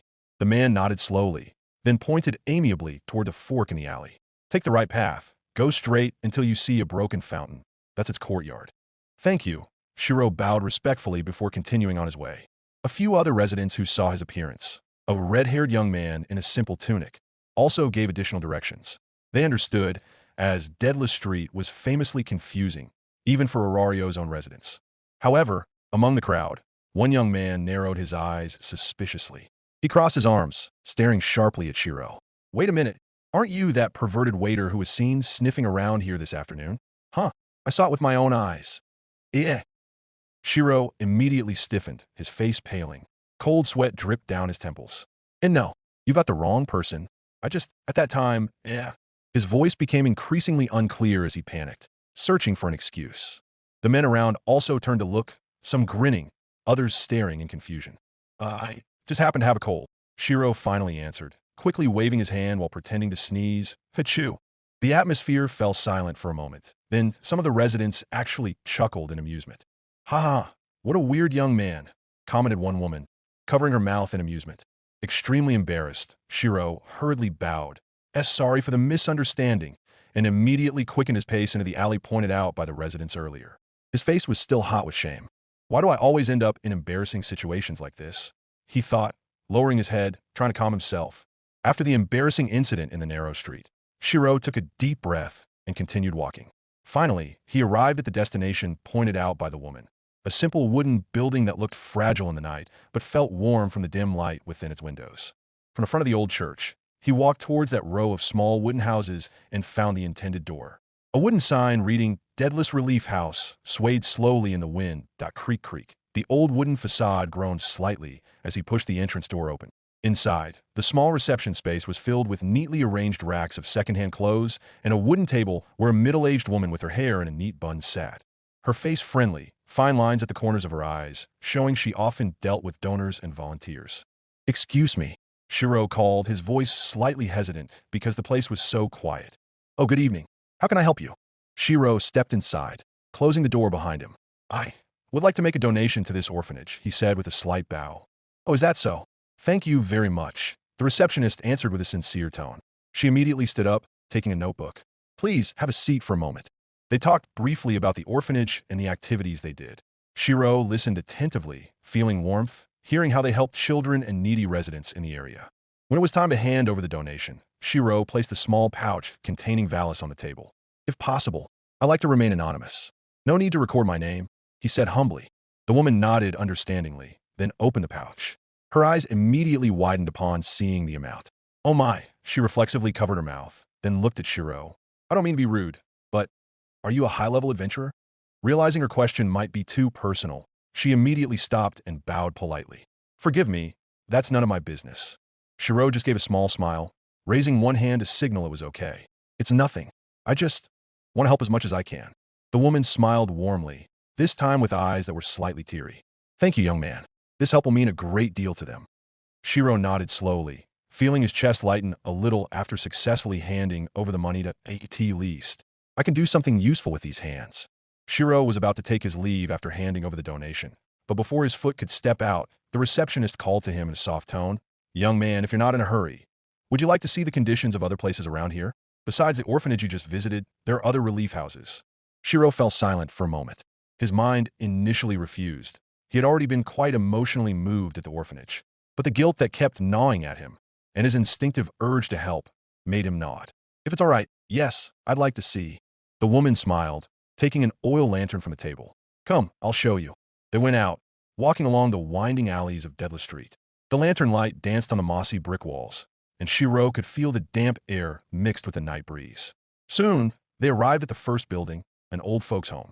Inside, the sounds of elderly coughs and soft conversations could be heard. The elderly sat on rickety chairs, some lost in thought with vacant stares, others greeting them warmly. An old man with thin white hair approached Shirou, his eyes teary. Son, are you my boy? Have you come home? His hand trembled as he reached out. Shirou couldn't bear it. He grasped the hand tightly, holding back a tremor in his own chest. I'm not your son, but I'm here to keep you company tonight. A faint smile appeared on the old man's face, though his eyes remained blurred by dementia. Their steps continued to the next building, a place where widows, whose husbands were mostly adventurers, gathered. The aroma of simple soup filled the air. In the corner of the room, a blind woman sat with a shabby shawl covering her body, her lips trembling as she voiced her complaints. If only my husband were still here, I wouldn't be like this. Sometimes I fear my child might also choose to follow his father's path into the dungeon. Her voice broke. The woman wasn't alone. Sitting before her was a girl in a long black hood, her figure slender, her voice gentle as she replied. You are strong enough. You need not fear. Your child will have better choices, and I believe you'll be able to guide them. That tone, full of calmness, conveyed warmth, like a small candle refusing to be extinguished in the darkness. Shirou, who had initially just stood in the back, bowing respectfully at that moment, suddenly felt his chest pound. There was something familiar about that voice. His curiosity grew, and slowly he shifted to the side, seeking a glimpse past the dark covering the girl's face. The lantern light revealed a little. Long black hair spilled out from the hood, reflecting a faint gleam. And when the girl turned slightly to soothe the blind woman, a pair of red eyes piercing through the darkness became clearly visible. A face that was usually stiff, cold, unsmiling, now looked soft, full of a tenderness Shirou had rarely seen displayed. Shirou was rooted to the spot. His breath caught. That's Filvis? The shadow of the elf he knew in the dungeon, a figure full of inner wounds and loneliness, was now before him, completely different from the one he knew. Filvis Chalia, in a simple hood, was comforting a poor widow with gentleness Shirou had never imagined from her. His chest felt tight, his eyes widened, his thoughts raced. Why? Is she here?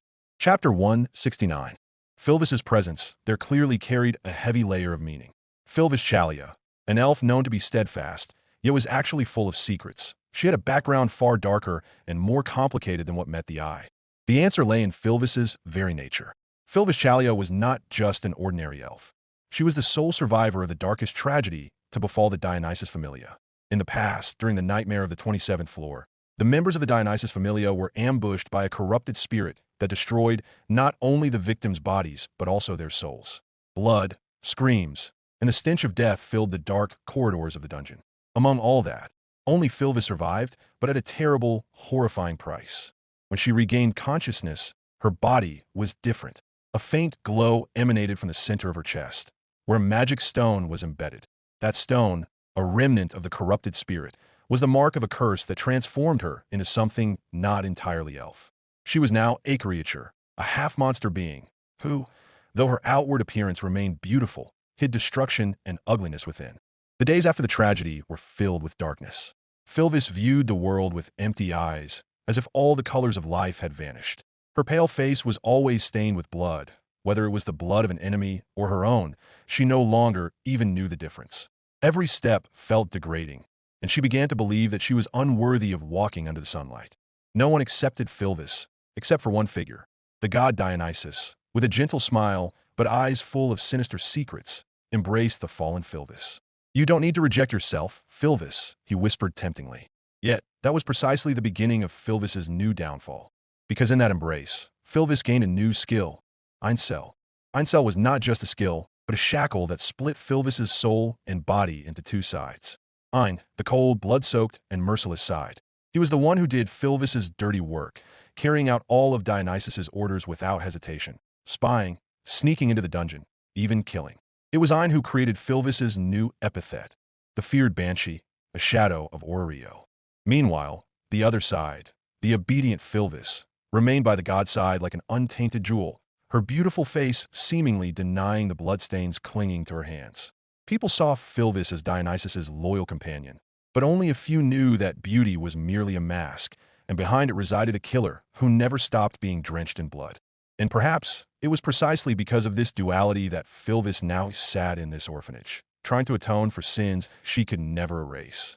The blind widow had actually lost her husband due to Ein's actions. That night, while Ein was on a mission for Dionysus, she received an order to silence a witness who had gotten too close to a corrupted spirit's location. Ein did it without hesitation, coldly ending the man's life. Now, every time she heard that widow's cries, guilt stabbed her chest like a dagger. Filvis was no stranger to the blood on her hands. This wasn't the first time she had taken another's life, but most of them were just nameless adventurers with no family waiting at home. This time was different. There was someone who wept, who had lost, whom Filvis could only console with empty words on each visit. Every time she sat before the woman, Ein's words whispered in her mind. "Hypocrite, you pretend to be a healing angel, yet your hands still smell of her husband's blood." Filvis bit her lip, holding back anger at herself, suppressing the nausea that kept coming. Yet amidst the guilt, the shadow of Dionysus lingered in her mind. The god's calm smile as he once looked down at her, embracing her when she was adrift in darkness. "You are still mine, Filvis. Even a monster within you, I will accept." Those words once made her cry, not from happiness, but because there was someone who didn't push her away even after seeing the stains on her soul. Filvis knew Dionysus was using her. She knew all that kindness was just a rope binding her tighter, making her an obedient weapon. And yet, her heart trembled every time the god touched her shoulder or called her name in a soft voice. There was love there, a dark and degrading love, which made her continue to follow Dionysus, even though she knew the path she walked only added to her sins.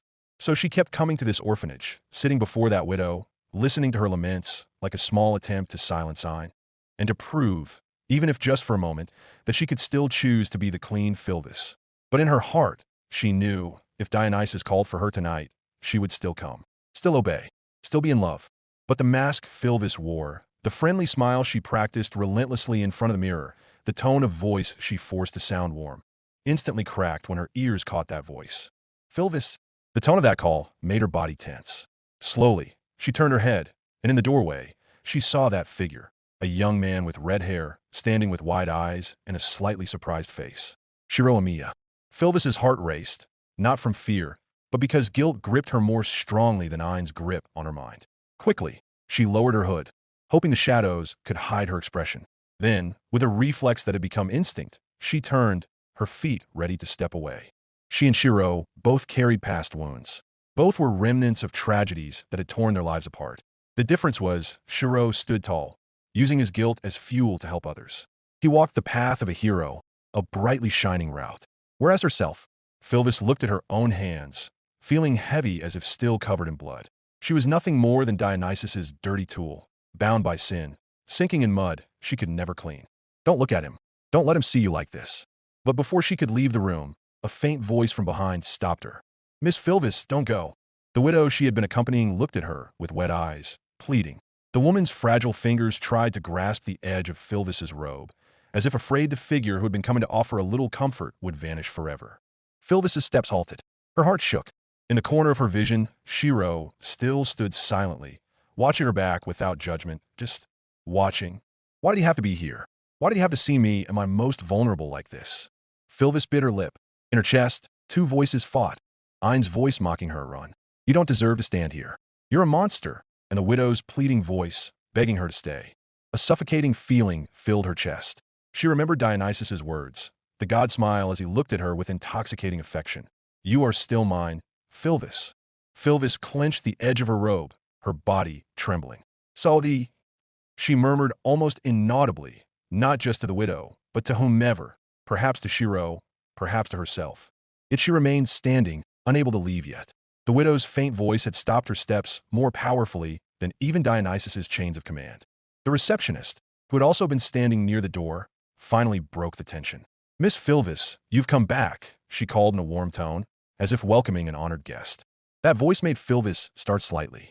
With a slow movement, she turned, trying to suppress the tremble in her voice. I came, she answered faintly, her eyes downcast, trying to avoid Shirou's gaze, which still felt piercing from behind. Her cheeks flushed slightly, not from embarrassment, but because she was struggling hard to hold her emotions from leaking out in front of them. The receptionist then stepped closer with a happy face. Coincidentally, I bought the ingredients you requested last week. So, are you cooking for tonight? But before she could say anything, another voice interrupted. I can help. Philvis looked up, her eyes widening as she saw Shirou step forward with a gentle expression. There was no suspicion, no judgment, just a simple sincerity that somehow made her chest feel tight. I don't mind joining in the cooking, Shirou continued with a small smile. Two people will get the work done faster, right? Philvis's gaze wavered. How can he still look at me like this, she thought. If he knew who I really am, what I've done, he would surely stay away. Yet the young man just stood there, offering sincerely, as if believing she was still worthy of standing in the same kitchen as him. Shirou, on the other hand, just looked at Philvis calmly. In his heart, he sighed softly. She must have her own reasons for being here. It's not my right to force her talk. It's enough for me to be here, helping a little if I can. Seeing the two of them, the receptionist looked pleased. In that case, I'll prepare the ingredients. You two wait a moment, okay? She then left for the small storage room outside, leaving Shirou and Philvis standing alone in a suddenly quiet atmosphere. Philvis bit her lip, then in a voice almost inaudible, said, You don't need to trouble yourself. It's no trouble at all, Shirou replied lightly, his voice so simple yet calming. Besides, I already promised someone I'd help this orphanage. If I can do it with someone I know, wouldn't that be better? Philvis fell silent. Those words felt like both a knife and a medicine, making the wounds in her chest ache, but also soothing because Shirou still considered her someone he could trust. Not long after, light footsteps were heard again from the direction of the hallway. The receptionist appeared with both hands full, carrying a basket filled with fresh ingredients, vegetables, meat, and bread. Here, this is everything you need. Please use them as you like, she said, placing the basket on the kitchen table. Shirou immediately rolled up the sleeves of his tunic and began deftly arranging the ingredients. All right, let's get started. Philvis watched him for a moment before joining in to help. The kitchen was simple, a long wooden table, a stone stove lit with fire, a half-empty spice rack. But the atmosphere inside felt warm as the two began to work. Shirou chopped vegetables with quick movements. The sound of a knife hitting the cutting board was almost inaudible. Philvis, who was usually hesitant around others, quietly observed that he is really used to doing this, she murmured inwardly. The way Shirou mixed spices, stirred the soup, and checked the roasting meat made her understand why Lafia often talked about how delicious Shirou's cooking was. This is why Lafia was willing to wake up early, just to help Shirou prepare breakfast for the Loki Familia. Philvis unconsciously smiled faintly as she helped arrange vegetables on plates. There was a strange tranquility working beside Shirou, as if the world's hustle and bustle and the evil whispers from her other side subsided for a moment. It didn't take long for their cooking to be finished. The fragrant aroma of vegetable soup and roasted meat filled the kitchen air. Together, they carried the dishes out and distributed them. First, they headed to the nursing home. The elderly who had been waiting greeted them with tired yet happy smiles. Shirou bowed deeply, handing out bowls one by one while saying, "Please eat while it's warm." After that, they went out to the yard, meeting the homeless people gathered near the building. Seeing those weary faces smile just because of a bowl of soup made Shirou feel his heart warm, though their smiles felt bittersweet to him. The receptionist accompanying them explained, "No need for the orphanage. Mrs. Maria has cooked for the children, as usual." Philvis stood a little further away, watching Shirou from the edge of the shadows. Her eyes dimmed as she saw Shirou's expression, smiling at everyone who received food. That smile was so gentle, but in Filvis's eyes, she could see how that smile was just like her own. Fake, used to cover their once shattered hearts. Shirou's eyes, though gentle, always held a shadow similar to her own, the shadow of a guilt that never disappeared. So he's like me too. Filvis clenched her hands tightly. Unlike me, his smile is empty, but not for himself. He isn't pretending to be holy, not to feel virtuous or atone.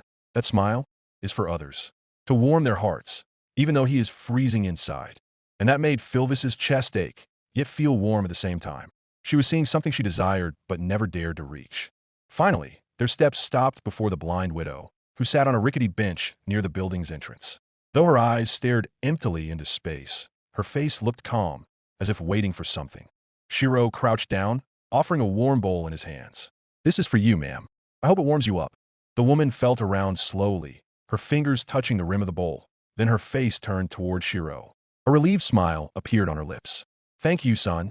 She inhaled the soup's aroma, then, without hesitation, placed the bowl on her lap and, with her other hand, felt for Shirou's head.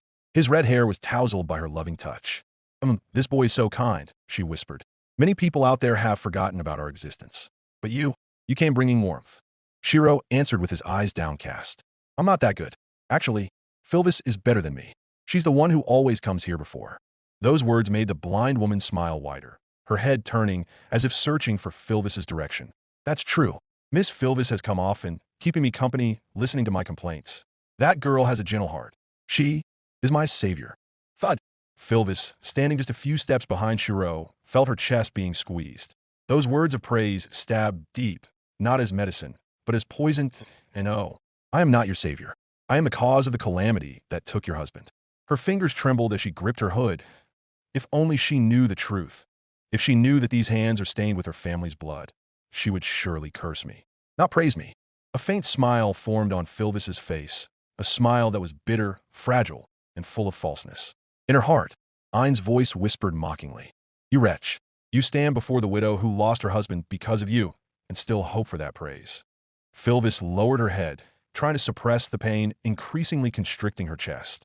But her gaze momentarily stopped on Shirou, who was still crouched before the woman, receiving a loving caress as if he himself were an orphan who had found a mother figure again. Is it possible that I could be like him too? Chapter 170. After the last pot was empty and the simple bowls were cleaned, the atmosphere in the room slowly subsided. The people who had been smiling contentedly now began to return to their routines, some chatting softly, while others rested with their eyes closed. Shirou and Filvis stood side by side, both bowing slightly as a farewell. "Thank you, young man, miss. Please come again sometime." The hoarse voice of an old man was heard. Shirou responded with a warm smile, while Filvis only nodded slowly, hiding the glint in her eyes beneath her hood. They stepped outside.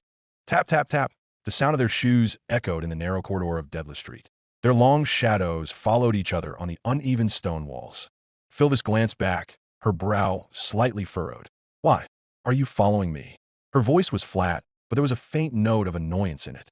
Shirou, who was walking one step behind her, scratched his head, his face slightly awkward. "I actually forgot the way out of here." His tone was honest, but it sounded really clumsy, like a schoolboy who had forgotten his way home. Filvis stopped for a moment, taking a deep breath. Her sigh came out heavy, as if weighing whether to send him away or not. She then turned with sharp, cold eyes. "In that case, don't walk behind me. Walk beside me. I don't like people following me from behind." Shirou was silent for a fraction of a second. Then he stiffly nodded. "All right." He quickened his pace, now walking alongside Filvis. The dark corridor felt slightly different, lighter, even though there was no additional light. As if just by walking side by side, the complicated path no longer felt suffocating. Shirou glanced at Filvis out of the corner of his eye, noticing her calm silhouette. Meanwhile, Filvis, though trying to keep her expression flat, secretly felt something unfamiliar in her chest, an irritation that was also strange. Their footsteps continued to echo in the narrow alleys of Deadless Street. The damp air mixed with the smell of old wood and mossy stone. Filvis's soft voice finally broke the somewhat awkward silence. "Since when did you start visiting that orphanage?" she asked, her tone flat, but with a hint of curiosity that was hard to hide. Shirou turned briefly, then looked back at the road ahead. "Just today," he answered shortly, yet his voice was honest. Filvis faintly frowned. Just passing by. Shirou shook his head. Not really. Actually, it's a bit embarrassing. He scratched the back of his neck. My co-worker skipped work. Instead, she spent her time playing with the orphans there. My annoyed boss told me to go find her. Philvis paused for a moment, then looked at him from under the shadow of her hood. That co-worker of yours? Is she a girl? There was a slight coldness, though faint, in her question. Yes, Shirou nodded. Her name is Seer. She was supposed to be working at the restaurant where I help out, but she ran off to the orphanage. In the end, I got caught up in the atmosphere and ended up staying. Philvis lowered her head slightly, letting her loose black hair from the hood cover part of her face. Her lips moved slowly, almost inaudibly. So initially, it wasn't your own intention. Shirou turned slightly upon hearing that faint murmur, but he chose not to respond directly. He only added in a low voice, but I'm grateful I went there. I felt it was the right thing to do. Those words made Philvis's chest tremble strangely. She gripped the edge of her hood tighter, trying to calm herself. Someone like you? It's too dangerous, she thought, though what came out of her lips was only a light murmur. Humph, sounds naive. As they exited the labyrinth of Deadless Street, the air felt more open. The main road came into view, illuminated by the magical lamps beginning to light up as the night grew darker. Shirou walked on the left side, while Philvis remained on the right, the distance between them not too close but not too far, just enough to walk side by side without touching. Coincidentally, they were heading in the same direction, towards the district where their respective familia headquarters stood. Shirou glanced sideways, wondering why Philvis hadn't turned off yet. But Philvis was the one who started the conversation. So, her voice sounded soft yet sharp. This is what you meant back then. About fulfilling your father's dream. Becoming a defender of justice, as you once said. Shirou was silent for a moment. His steps slowed, then he nodded slowly. Yes, one part of it. I should have been doing this a long time ago. His eyes looked into the distance, the reflection of the magical lamps bouncing in his brown irises. I used to think a hero only meant someone who defeated monsters. But now, I realize a hero isn't just someone who wields a weapon. Philvis turned slightly, her expression hard to read. A hero, she repeated, her tone sounding almost cynical, though faintly tinged with genuine curiosity. What kind of hero do you want to be? Shirou took a deep breath. His steps became firm again, his voice more resolute. I want to save everyone. Those words echoed in Philvis's ears, as if stabbing her heart. Saving everyone? Huh, she thought. A bitter smile appeared at the corner of her lips, hidden by the hood. That's impossible. This world isn't that beautiful, Shirou. Even to me you see now is just a tainted shadow. But she didn't utter those words. What came out was only a faint murmur, almost like the wind. You're crazy. Shirou turned slightly, catching that faint tone, but he only gave a slight nod. Maybe I am, he said lightly, but the look in his eyes remained steadfast.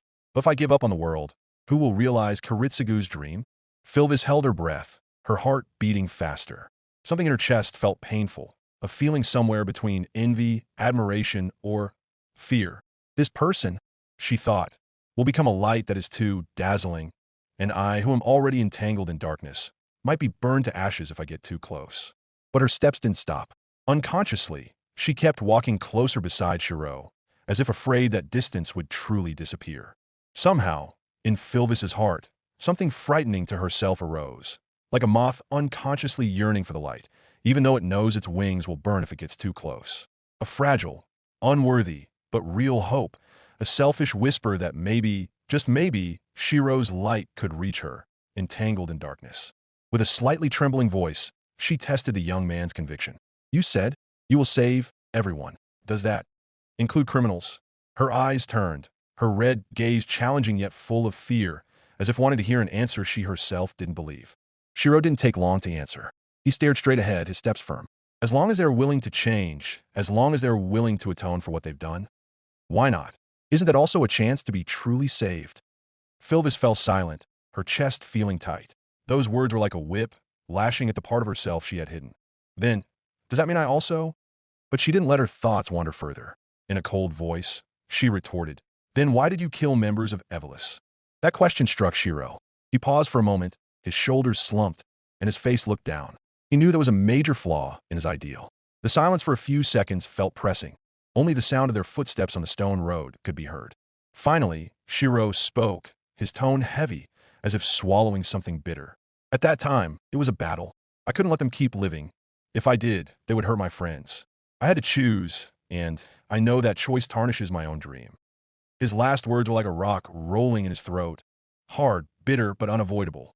Philvis stared at him for a long time, in silence, her heart trembling between pity, admiration, and an unutterable pain.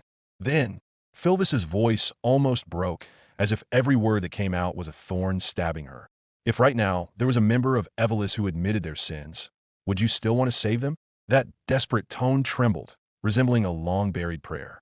Shirou looked at her, not with hatred, nor with suspicion. The young man's eyes were clear, calm, and firm. I would listen, he said without hesitation, and I would help, as much as I can. Thump. Philvis felt her heart beat loudly, suffocating her chest. She truly knew, it wasn't a lie.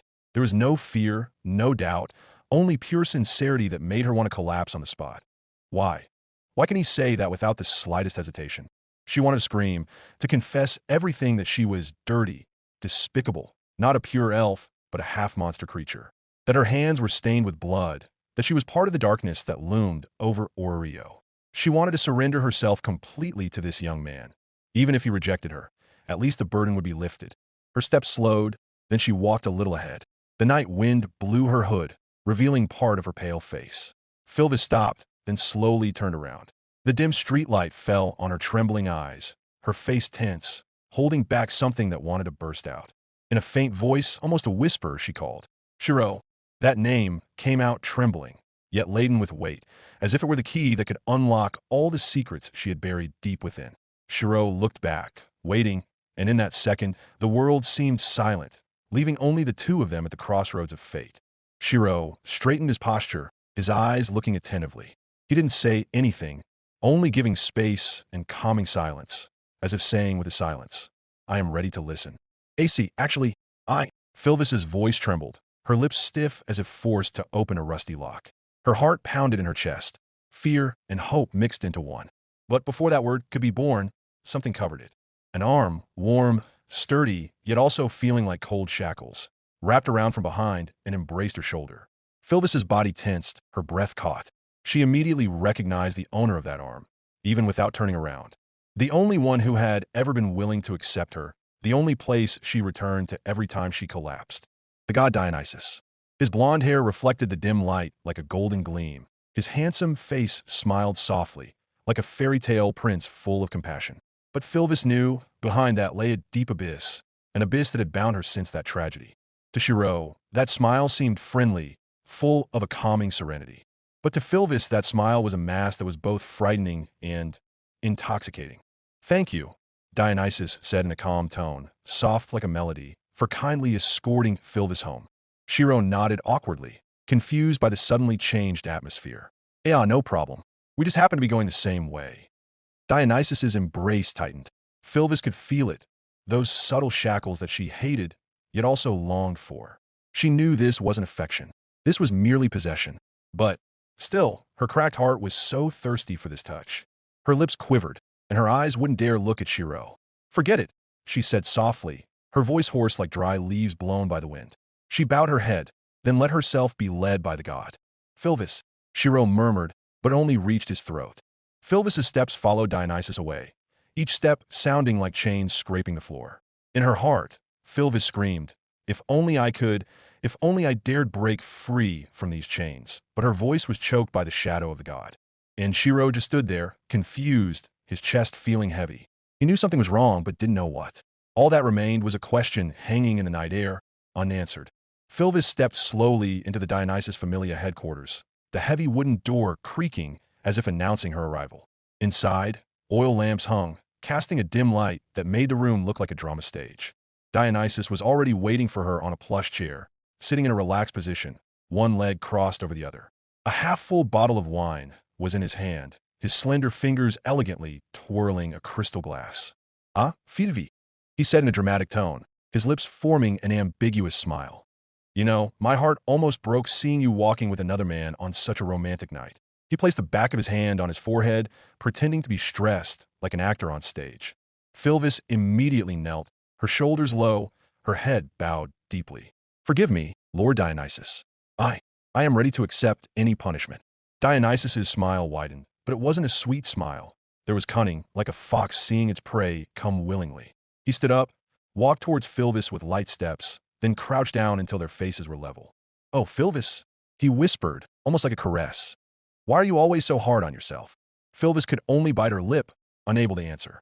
It's not me who will punish you tonight, Dionysus continued as he stood up again and sipped his wine. You will be punished by yourself. Thump. Philvis's blood seemed to stop flowing. Meet her in the wine storage room, Dionysus ordered lightly, almost as if it were just a casual invitation. I'm not in the mood to be angry. Too busy enjoying my night with alcohol.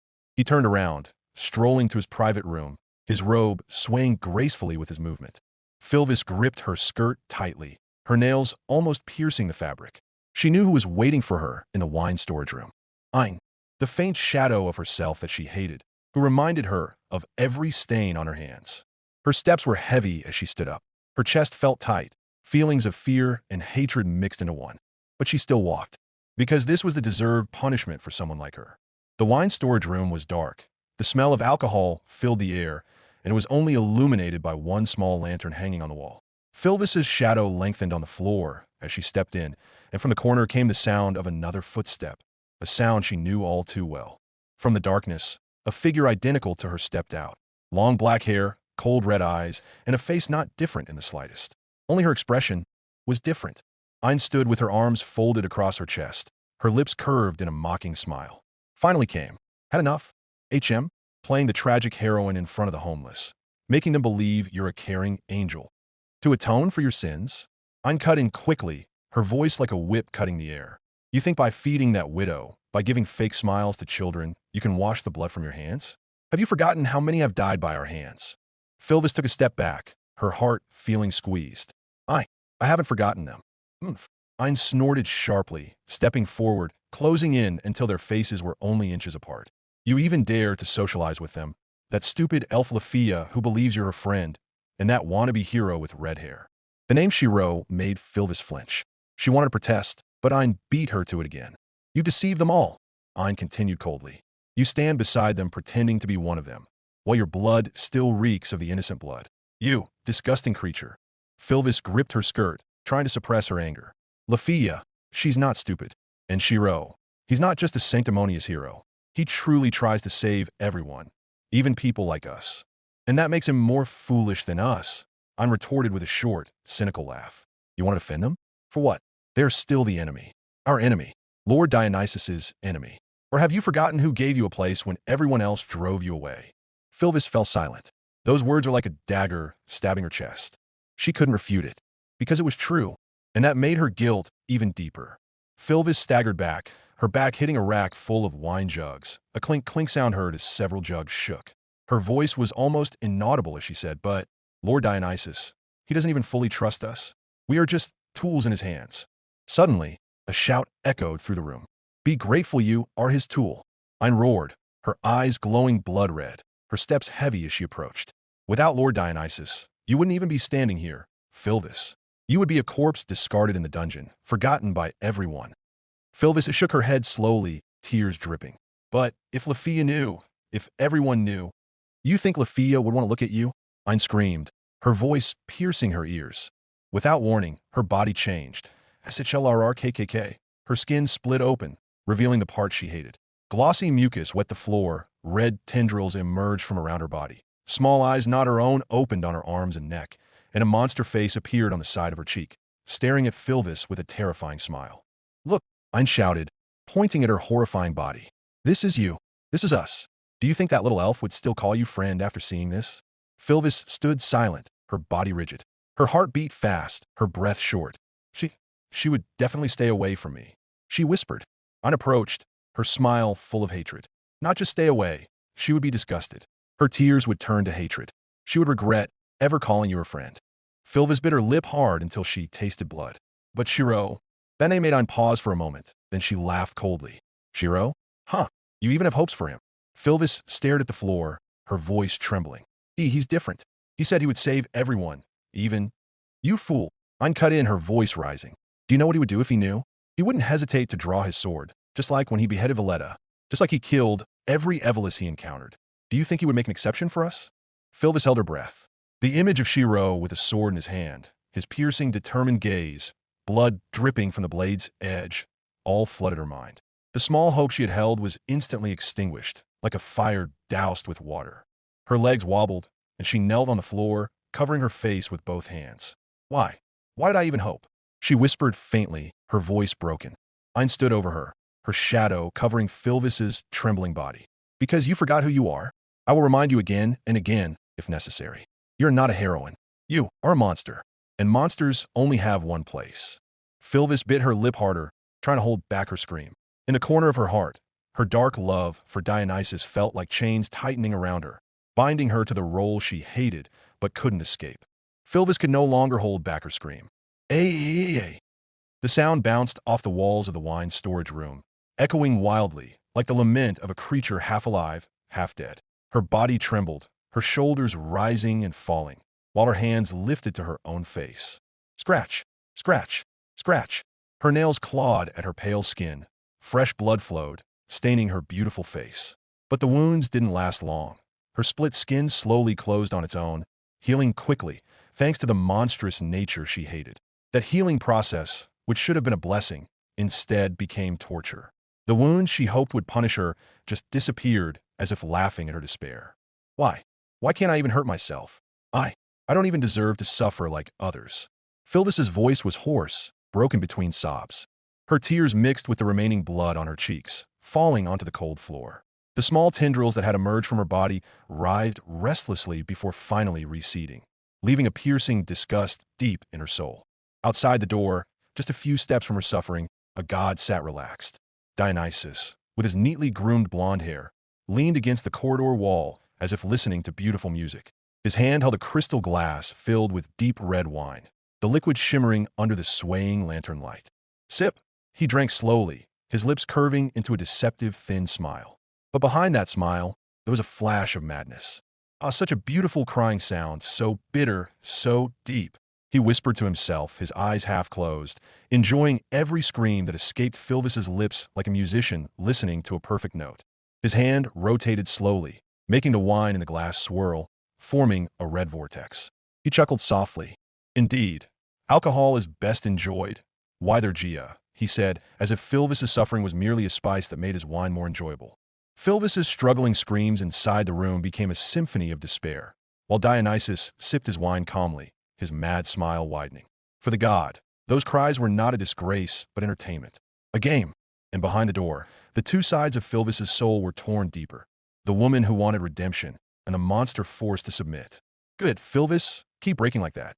You're becoming more beautiful. Chapter 171. The still chilly morning made the warehouse in the corner of Twilight Manor's garden feel serene, with only the sound of Riveria's steady breathing audible. Riveria sat on a thin carpet, her face serious, her arms extended as she channeled prana into the weapon Shirou had projected earlier. One by one, she reinforced the blades using the reinforcement she had learned from him. Each time the flow of prana finished, she swung the weapon briefly to feel the difference.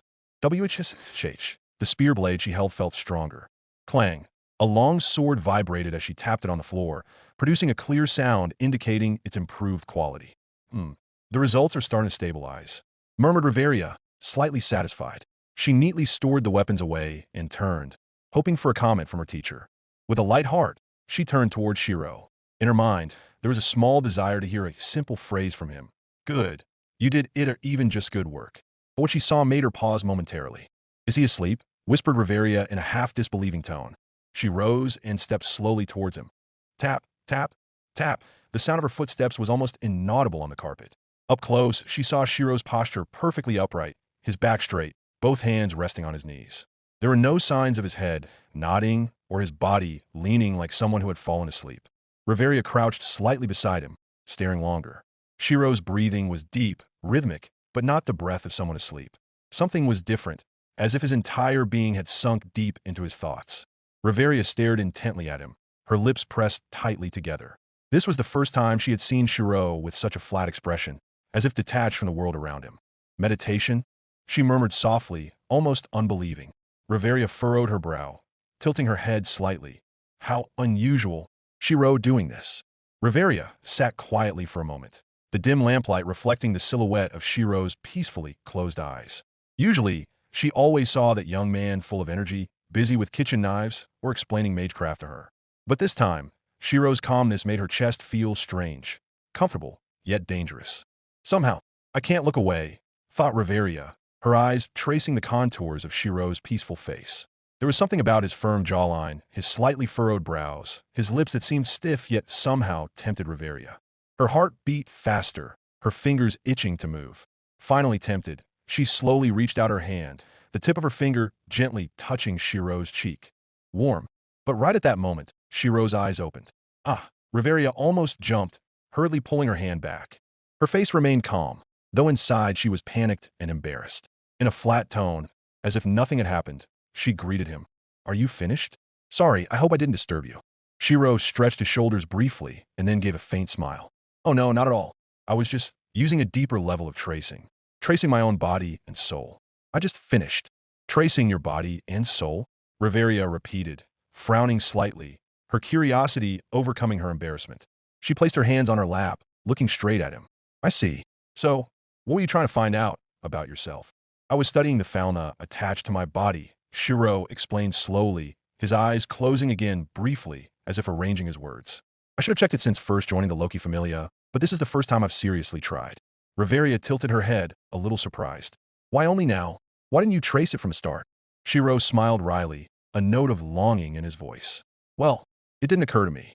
I'm not the research type like Tosaka.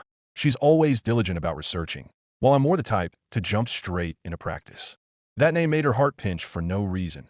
Tosaka, that girl again. Riveria felt a small, irrational bubble of jealousy rise in her chest, but she brushed it away quickly. Her voice remained calm as she asked, So what did you find? Shirou opened his eyes, looking straight ahead. The fauna feels like a collection of energy scattered throughout my body. Strangely, they're arranged in layers, like layers I can trace. Right now, I found there are 4 layers. 4, Riveria repeated, nodding, her eyes shining as if gaining confirmation from her own research. Ah, that makes sense. It matches your level, Shirou. Shirou turned to her, trying to deduce. In that case, you, Riveria, must have 6 layers, right? Riveria nodded, graceful yet proud. Correct. Loki explained that to me years ago. But it's an interesting coincidence that you could discover it on your own. That soft tone turned into sincere praise. Well done, Shirou. Your ability to understand fauna without guidance is not ordinary. Shirou took a deep breath, then click, the magic circuits in his body activated, glowing faintly as if blue embers flowed under his skin. I'm trying something, he whispered. The blue light moved swiftly, filling his muscles, tightening every fiber of his body. Look, Riveria. Fauna's magic power can be directly converted into prana. It's one of the energies I use for magecraft. Riveria was satisfied, agreeing with that explanation. I do the same. Every time I channel magic, I feel the fauna flowing into my magic circuits. My circuits are shaped like a tree's runes, so it feels like flowing through roots and branches. Shirou closed his eyes again, now more focused. If I had to describe it, the fauna is like a flow of clear blue energy, calm but limitless. When it enters the magic circuits, it transforms into prana without resistance. Blue. Riveria was stirred by curiosity. She sat closer, her hand lifting slightly before she decided to perform a structural analysis. Her slender fingers touched Shirou's back gently, feeling the pulse of prana. Yes. Blue. Faint but there. Her emerald green eyes widened slightly, satisfied to see it clearly. Her curiosity burned even brighter. What about other fauna categories? Endurance, dexterity, strength, agility? Can you feel their colors too? Shirou looked a bit overwhelmed. I don't know yet. The fauna is still clear. Maybe if I engage in activities corresponding to the categories like training my body, testing my speed, I could feel them. Riveria's eyes shone with enthusiasm, like a student who had just found a rare book. Then let's not delay. Let's try it now. Shirou was silent for a moment, seeing her enthusiasm, then followed along. All right, he answered, standing up and stretching his shoulders. Riveria stood up gracefully, her skirt swirling slightly as she moved. We'll start with light training first. I want to know how it feels when you push your body while paying attention to that fauna flow. Shirou nodded firmly. Okay, let's do the experiments in the field. They walked out of the warehouse, the cool morning air greeting them. The wet grass shimmered with dew, and the faint sound of crickets could be heard. Shirou felt swept along by the current, though there was a small, fluttering sensation, perhaps because Riveria seemed so enthusiastic. Riveria stood in the middle of the field, her face serious but her green eyes sparkling with curiosity. Right, let's check one by one. Start with strength. Shirou nodded, taking a position in front of a large rock at the edge of the field. He closed his eyes for a moment, feeling the layers of energy in his body. I'll focus fauna on strength, he murmured softly. Suddenly, the energy flow ignited within his body. Shirou could feel it, hot and rumbling within his muscles. Boom. Shirou's fist struck the rock. The rock cracked, small fragments flying off. Red, Shirou said, looking at his hand. The energy feels like fire, full of impulse to release power. Reveria nodded, making a mental note. Interesting. Let's continue with agility. Shirou stepped to the center of the field, taking a breath. Okay. He shifted his focus again. The energy vibrated, then ignited. It felt cold, light, like wind blowing through his body. Now run, Reveria instructed. Talp, talp, tap. Shirou ran around the field. His movements felt much lighter, as if his body was floating. Green, he called out between breaths. It feels like there's wind pushing me. Reveria continued the instructions. Good. Now dexterity. This will be interesting. She stood ready, taking a fighting stance. I'm going to try to attack you. Avoid them as best you can. Shirou nodded, his body vibrating as he felt the fauna flowing into every layer. The energy pulsed subtly like a vibrating string. WHSSH, Reveria's strike shot toward Shirou. He ducked, jumped to the side, spinning his body with incredible agility. Purple, he said quickly, his breath steady. This gives me precision and sensitivity to movement. Reveria kept up the pressure, her attacks fast and measured, forcing Shirou to focus completely. Each movement felt as if the world was slowing down. But finally, whack, Reveria's fist landed on his shoulder. Shirou grimaced, but didn't fall. Instead, he felt something different. His fauna energy ignited again, this time glowing a golden yellow. It felt heavy yet calming, as if a layer of shield was wrapping his body. Ah, this is endurance, Shirou uttered, rubbing his shoulder, which was starting to bruise, but the pain quickly subsided. Yellow, feels solid like stone. My body is tougher against attacks. Shirou rubbed his eyes. His breathing was steady. A thin sweat trickled at his temples, but a small curve formed on his face. It seems I've managed to connect colors with each fauna category. Red for strength, green for agility, purple for dexterity, yellow for endurance. He frowned slightly, his expression full of confusion. Although, I still don't really understand the use of knowing all this, other than as knowledge. Reveria approached, her face serious. Shirou, this isn't just ordinary knowledge. Anything you can understand about your body and your fauna might be useful someday, whether in developing your magecraft, surviving, or understanding your limits. Shirou fell silent, pondering her words. He then agreed, looking at his own hand as if feeling the pulse of the fauna colors once more. Yes, you're right. Maybe I just haven't seen the situation where this is useful yet. But someday. A red-haired woman strolled leisurely towards them, her hands tucked in her pockets. Her mischievous smile widened when she saw Shirou standing there staring at his own hand. So this is what you call magecraft training.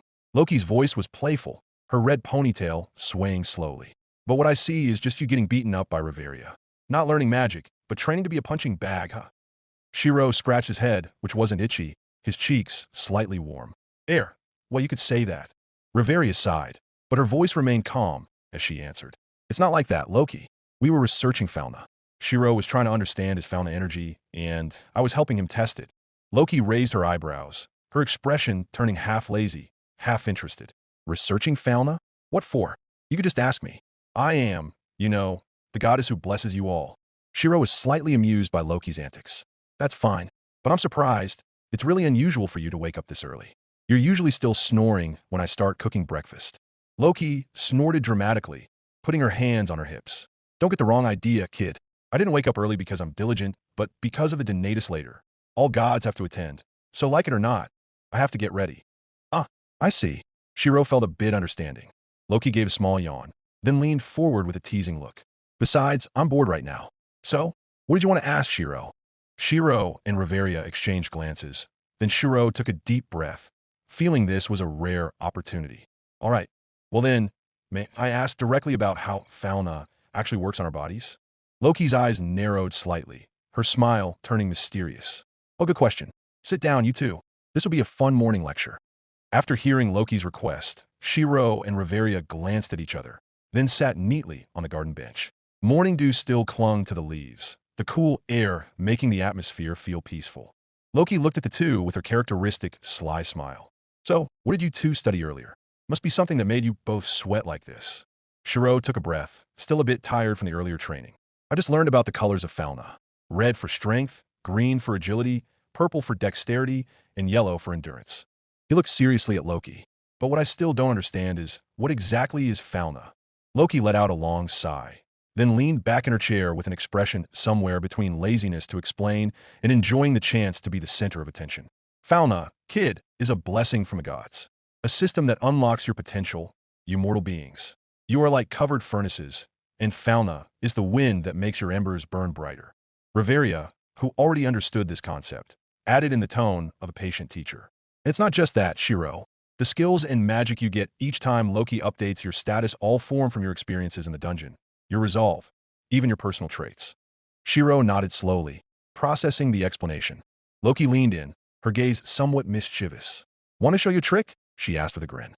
Riveria sighed, clearly able to guess something annoying was coming from the goddess's mouth. Loki, but Shirou instead looked curious. What kind of trick? Loki chuckled, rose from her seat, and stood in front of Shirou. This little trick can only be done by a god to their familia members, so you should feel lucky. Want to see or not? Please, said Shirou, nodding, a little curious. He straightened his posture, waiting for what Loki would do. Loki's red eyes, usually slitted, opened wide, revealing their sharp red gleam. Shirou unconsciously shivered, as if an invisible pressure had descended around them. A divine aura spread from the goddess's body, not just visible, but also smelled. A strange, sweet fragrance like a masquerade ball, wine, and campfire all mixed into one.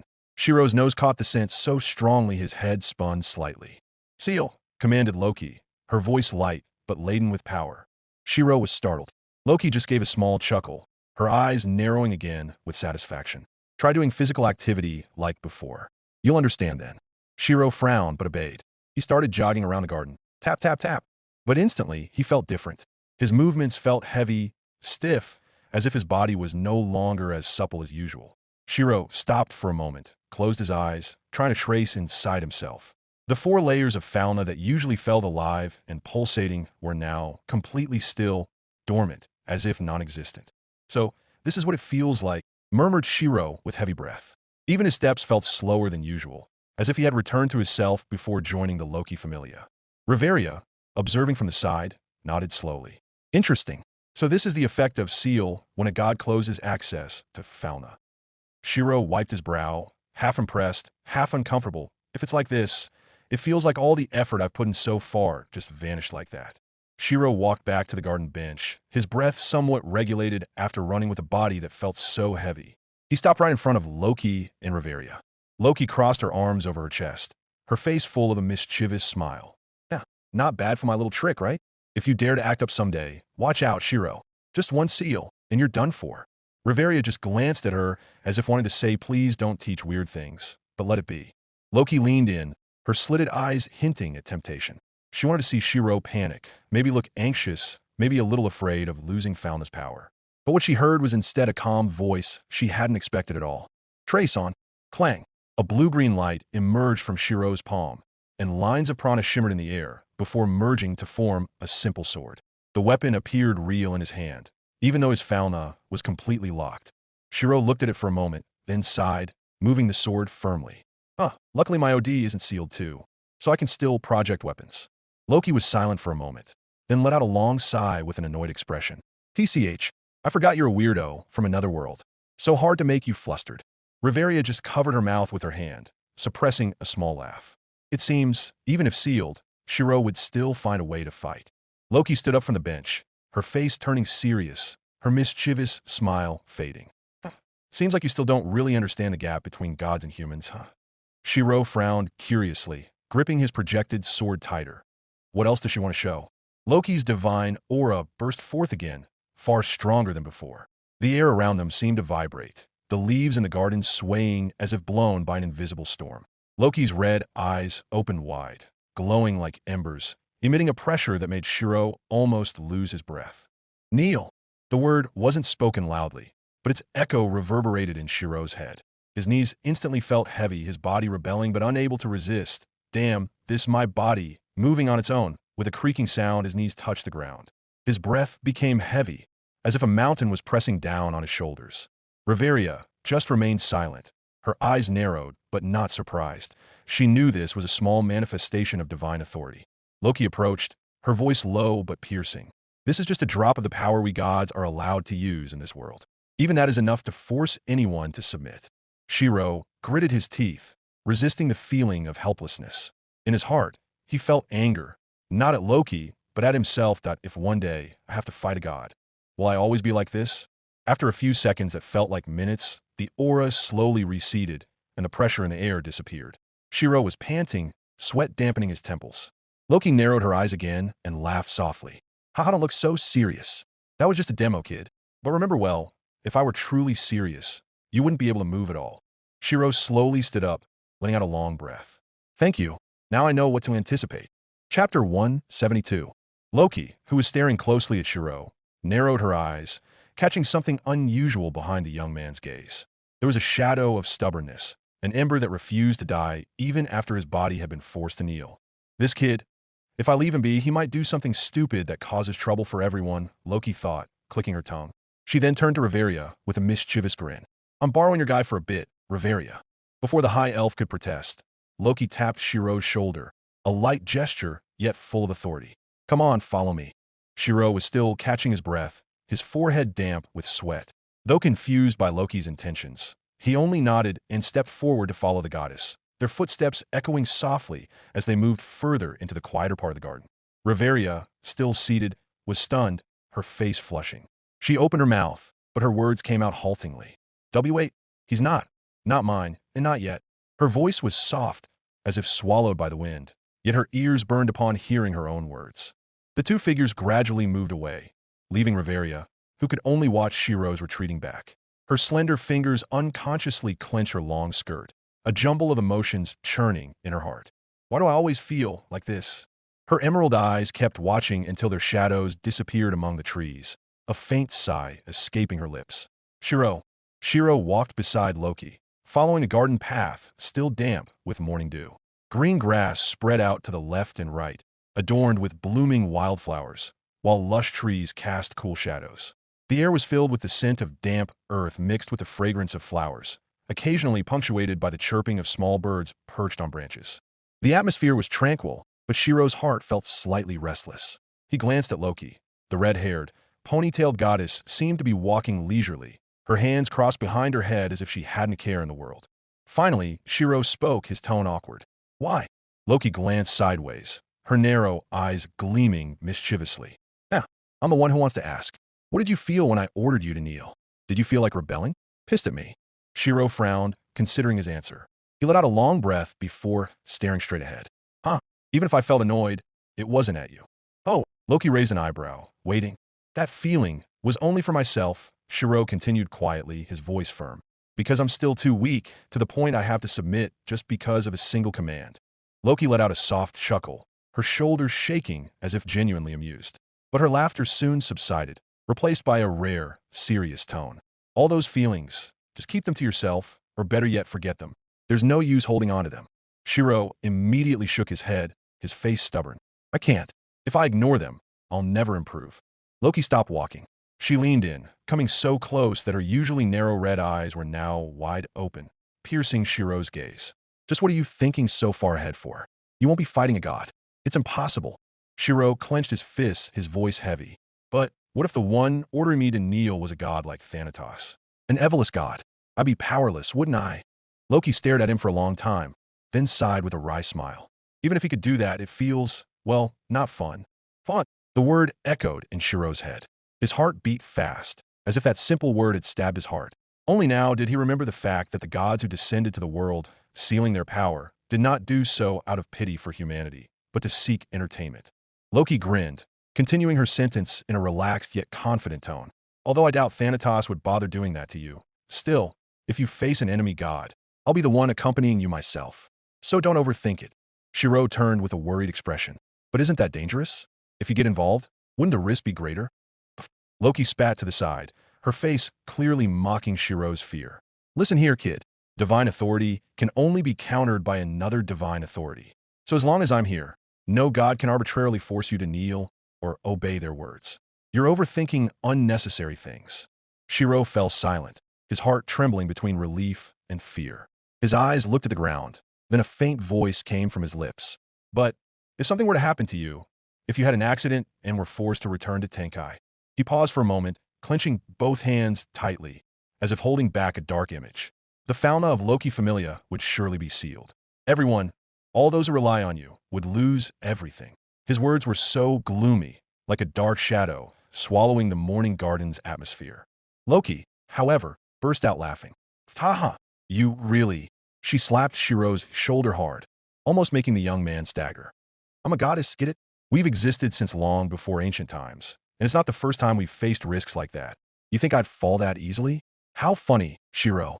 Her laughter echoed, full of confidence, but there was a strange glint in her eyes, as if Loki was thoroughly enjoying the worry of the human child before her. Shirou could only remain silent, staring at the goddess with mixed feelings of admiration, wonder, and a little annoyance because Loki's laughter truly belittled his concerns. The morning sun slowly rose, its rays piercing through the gaps in the leaves of the twilight manor garden, making the dew on the grass sparkle like tiny gems. The air was still cool, and the birds began to chirp noisily. Loki stretched her arms out with a lazy stretch. Yash, enough playing around. Come on, kid. Time for you to get back to your duties.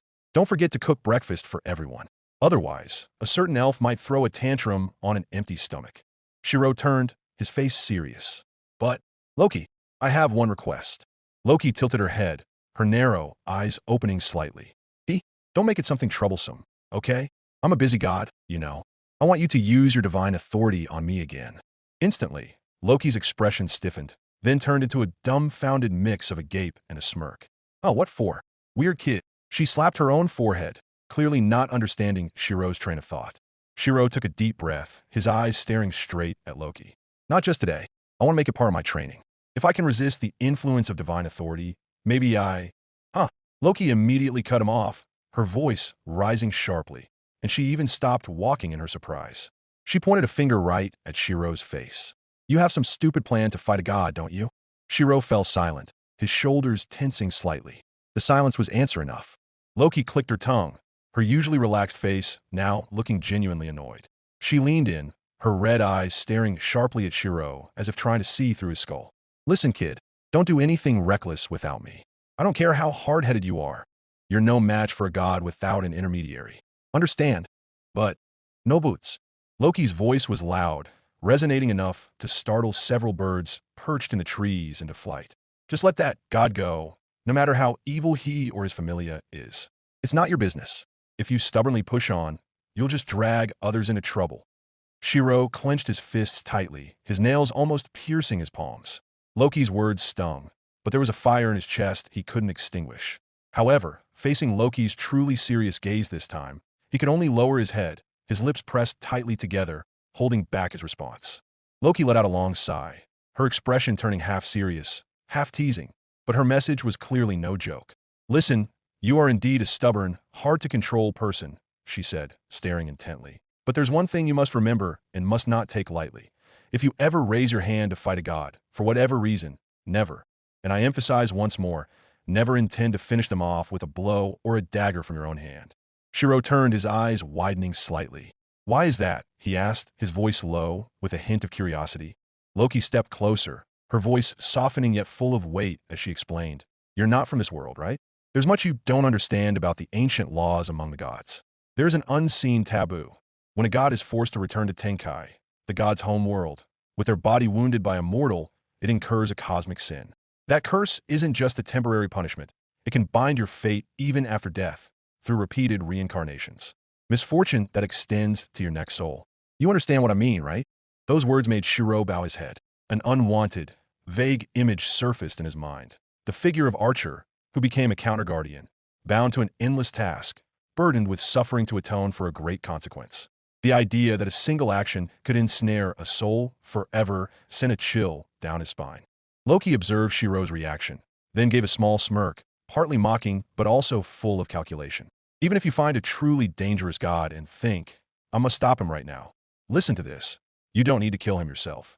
If that idea seems crazy in your head, there's a safer way. Just project your noble phantasm or whatever weapon you have, and hand it over to me. I can be the intermediary. She shrugged one shoulder, relaxed. If you prepare the weapon and leave the decision of its use to me, that's different. They can't easily demand my blood in return. Gods have their own rules when dealing with fellow gods, and I know the loopholes. The point is, if you want to act, plan it. Don't do something stupid that will only trap you forever. Shirou stared at Loki for a long time. On the goddess's face, between arrogance and concern, he saw certainty. Loki loved to play around, but she also knew how to play the game within the greatest risks. Shirou sighed, replaying everything he had just heard. The warnings, the subtle threats, and Loki's offer to act as an intermediary if needed. In his chest, the fire of his idealism still burned, but now accompanied by a handful of new caution. Above their heads, the sun climbed higher, its rays growing warmer. In the garden, two beings from different worlds stood. One a human who wanted to atone and save, one a goddess who knew well how to maintain the balance between divine amusement and divine intrigue. They understood each other a little more than before. In the dining room of Loki Familia, the atmosphere was quite lively. Plates filled with hot soup, bread, and roasted meat covered the long table. Yet, among all the members heartily eating breakfast, only Shirou seemed to be spacing out, his spoon having stopped moving long ago. The soup before him was starting to cool, its warm steam disappearing bit by bit. Lafia, sitting next to him, frowned. She glanced at Shirou's bowl, then looked down with a slightly annoyed expression. Even though we worked hard to cook this together, Shirou, how come you're just sitting there like that?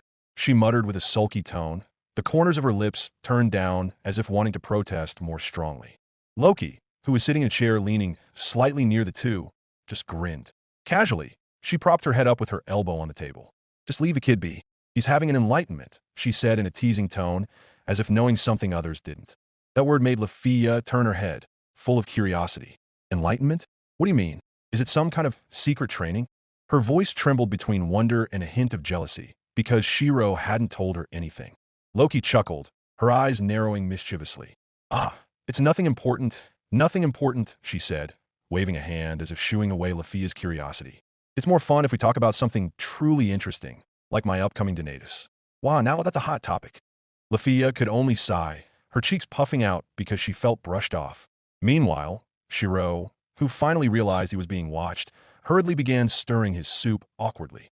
But his expression remained somewhat distant. The remnants of his conversation with Loki still lingered in his mind, though he couldn't just talk about it. Loki leaned back comfortably in her chair, playing with her drinking cup with her fingertips. She grinned widely and then spoke in a teasing voice. Actually, I'm too lazy to go to the Donatus later. They'll probably just discuss that pipsqueak Hestia, whose member just reached level 3. But now, my cute, proud elf has also reached level 4. Her mischievous hand reached for Lafia's light brown hair, tied in a ponytail, and ruffled it playfully. Lafia instantly scowled, her cheeks reddening. Loki, stop it. My hair's getting messy, she protested while fixing her disheveled ponytail. Yet, deep down, that annoyance was mixed with a blossoming pride, because she always compared herself to Bel Crannel, the human who always stole A's time, and now Lafia felt she had stepped further ahead of him. Loki raised an eyebrow, her expression full of mischief. Besides, at the Donatus later, I'll have some entertainment. I'll incite the gods to give the most ridiculous alias to that bunny kid. Ha ha ha. His face will be so funny when he finds out. For a moment, Lafia was silent, but then a sly smile formed on her lips. Yeah, that's a good idea too. I'd fully support that, she said with a satisfied tone, imagining Belle's panicked face upon hearing a weird nickname from the gods.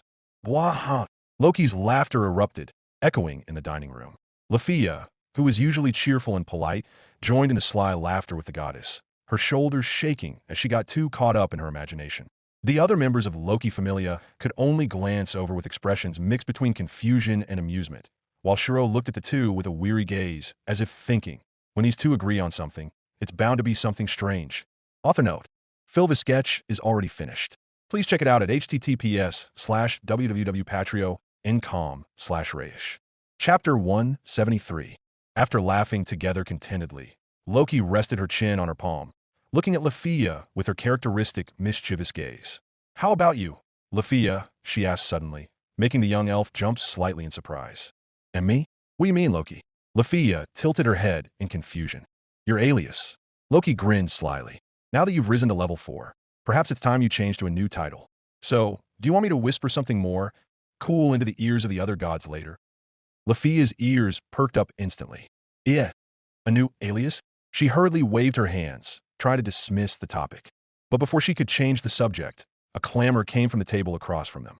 Tiona, who was eating an apple, jumped to her feet with sparkling eyes. A new alias? I have a great idea. How about Blossom Dame? Or Heaven's Arrows? Not to be outdone, Tioni chimed in. Oh, those are too ordinary. Almighty Fairy is much better. It sounds more fierce. What nonsense, sis. My suggestion is more fitting. Tiona quickly retorted. The argument between the two Amazons only grew louder, even attracting the attention of other Loki Familia members in the dining hall. Some contributed their own ideas, ranging from funny ones to those clearly meant just to tease Lafia. How about Little Riveria? Someone joked. In that case, I choose Miniature Elf Queen. Lafia's face grew warmer, her fists clenched on her thighs as she bowed her head deeply. I refuse all of those, she exclaimed suddenly, causing all the commotion to cease immediately. In a slightly trembling but resolute voice, she added, I still want to be known by the alias I've carried since the beginning. Tuzant Elf. That is enough for me.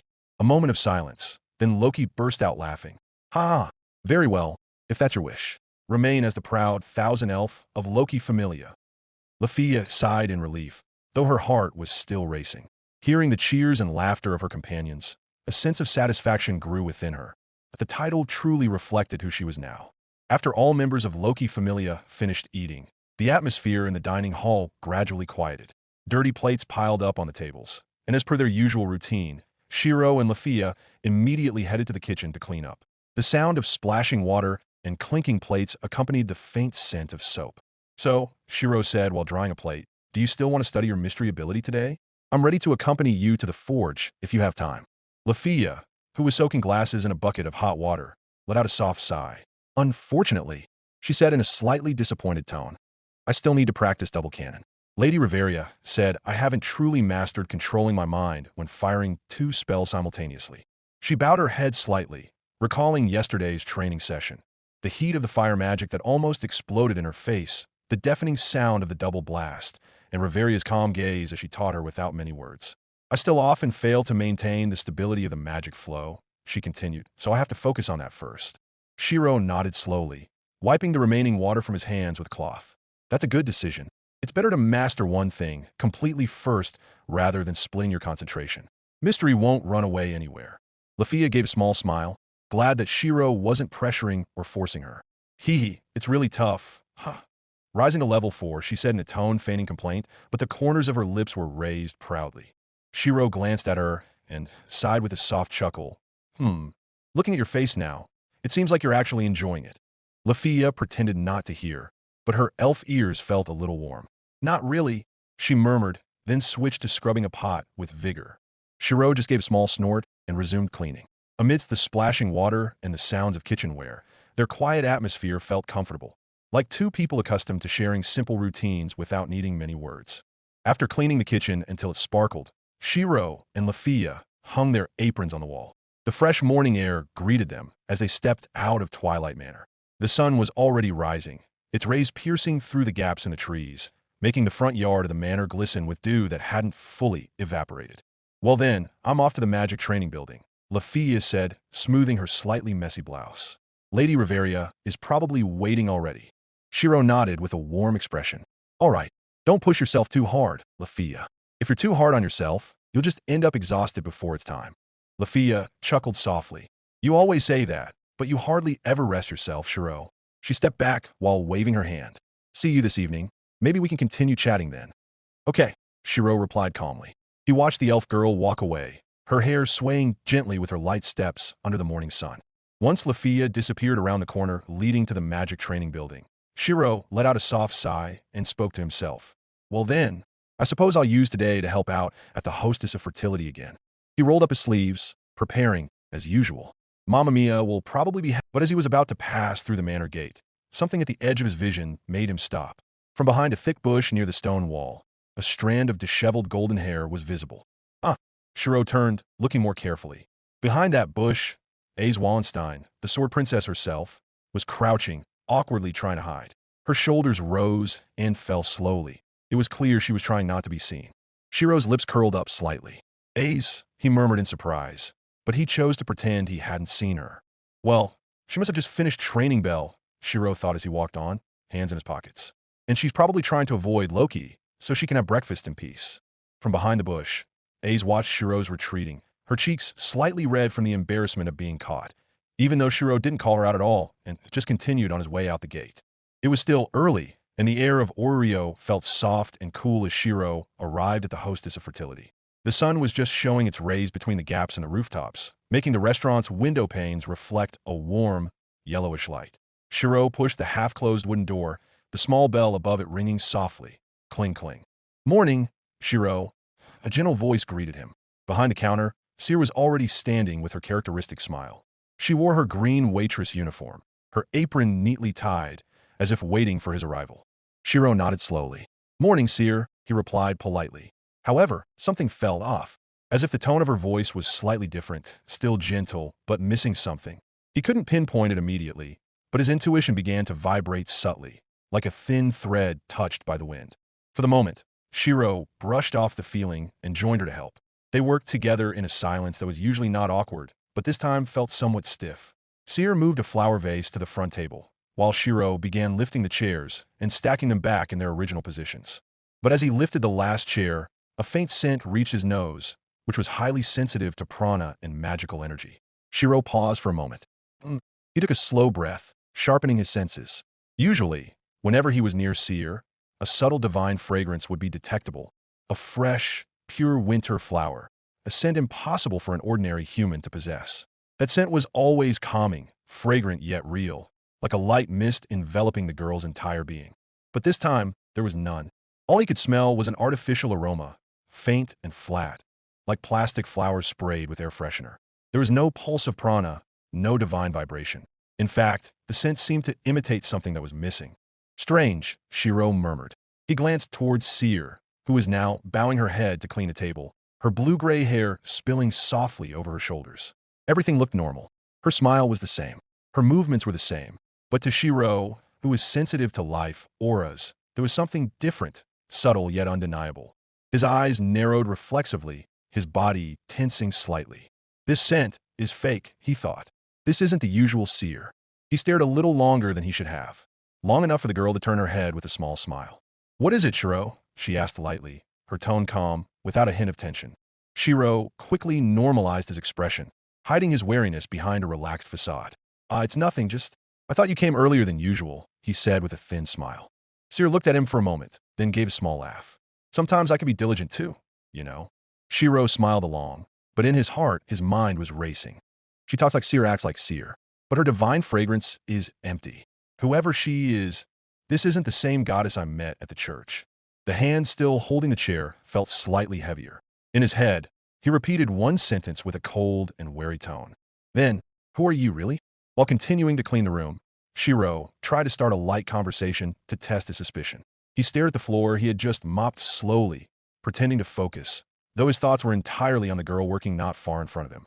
"By the way, yesterday, when we went to the orphanage, do you think those kids will remember me?" Shirou asked, his tone casual. He swept a pile of dust towards the corner of the room with slow steps. Seer turned her head with a smile, her voice light and calm as usual. "Of course they'll remember. You were swarmed by them. After all, I even heard one of the little kids say, 'Big brother Shirou is a hero who can cook.'" Shirou grinned slightly, but inwardly his eyes narrowed a little. She remembers the details, he thought, slightly wary. Seer chuckled softly, continuing, "You almost fell over because they were teasing you, right? As usual, my absence from work became longer because of them." Shirou paused for a moment, the hand holding the broom stopping in midair. That was a joke that only the real Seer would know. Back then, only the two of them were there.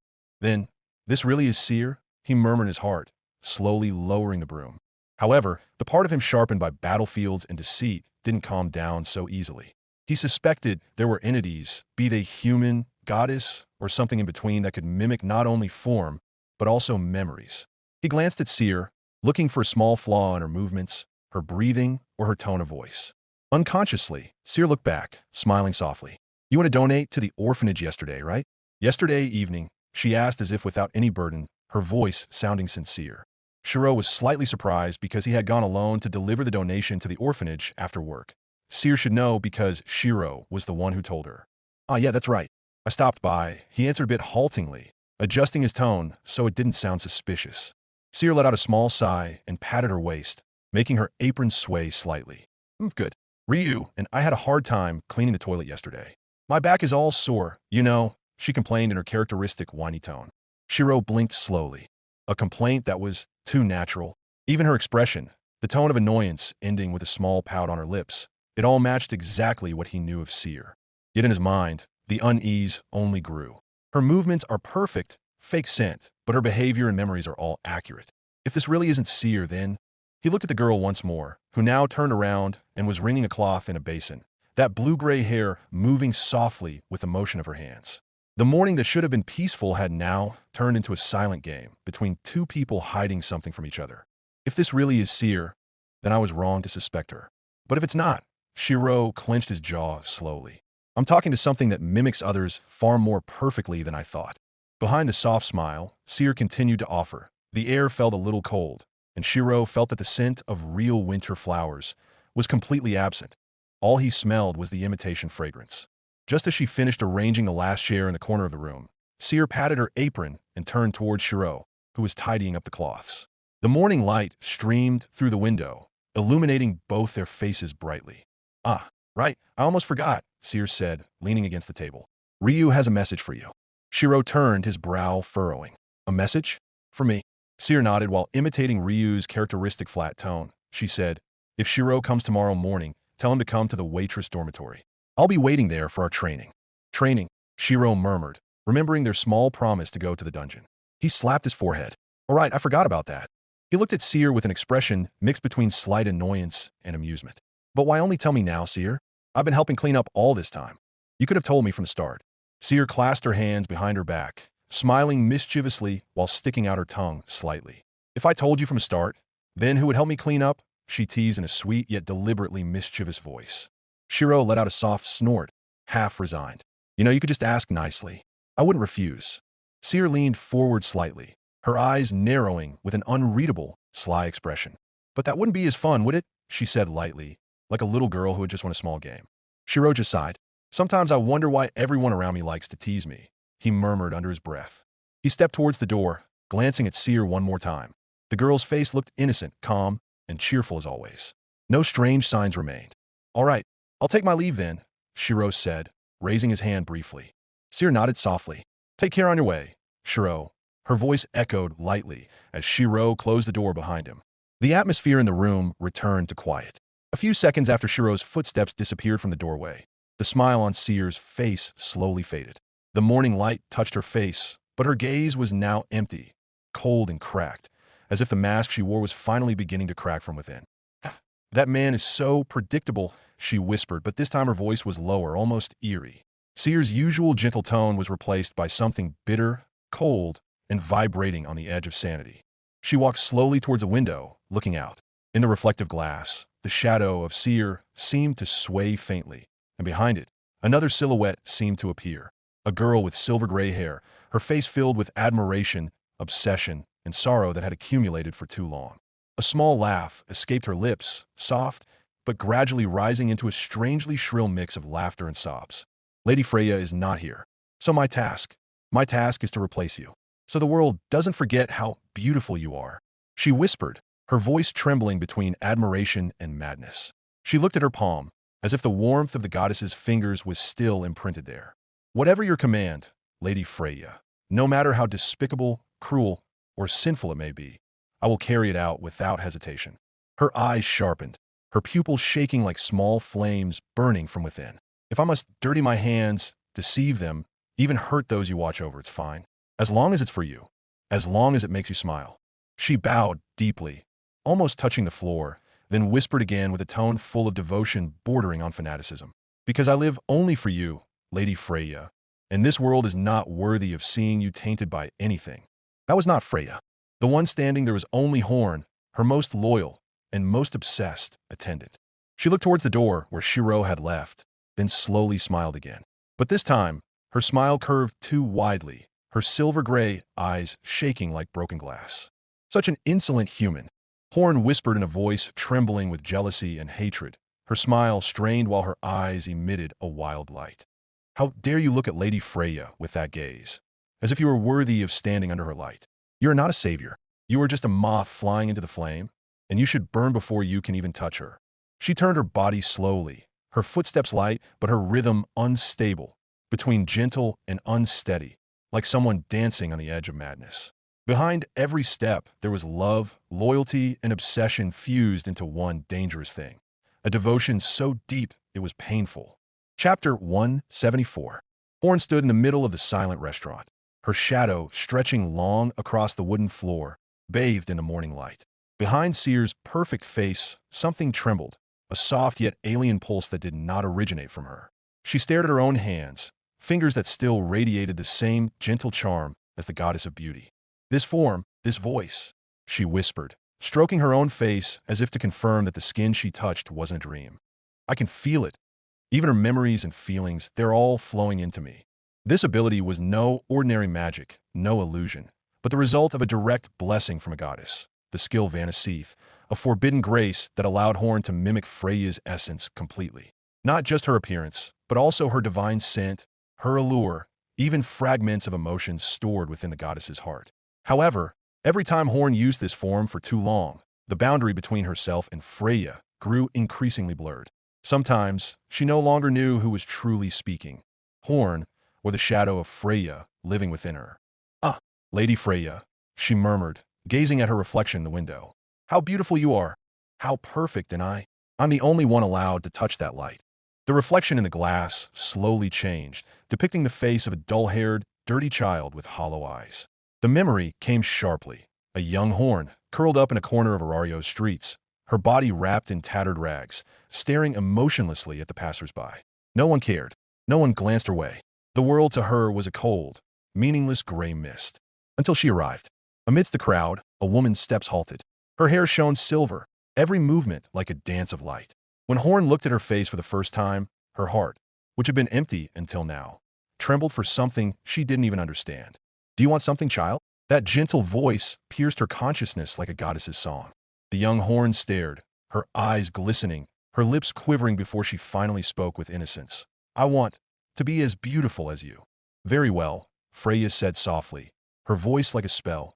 "If that is your wish, then from this day forth, you shall become the reflection of my beauty." From that day on, Horn was no longer a forgotten street urchin. She became Freya's shadow, her attendant who not only served, but also held a small piece of the goddess's soul within her.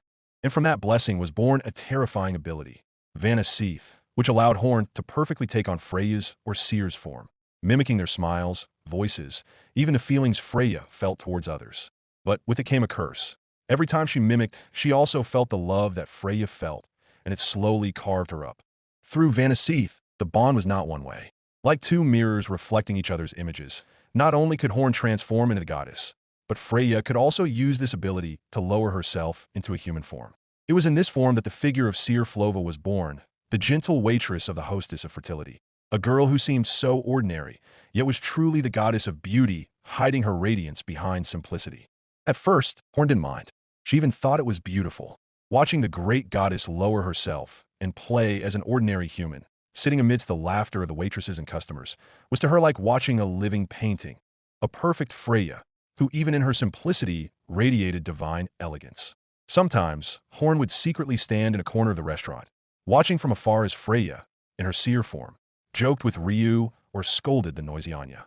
A warmth filled Horn's chest each time she heard that soft laugh, a laugh that only the goddess Freya could possess. But everything changed since Bel Cranel appeared. When Freya first mentioned that boy's name, the goddess's voice sounded different. Soft. Too soft.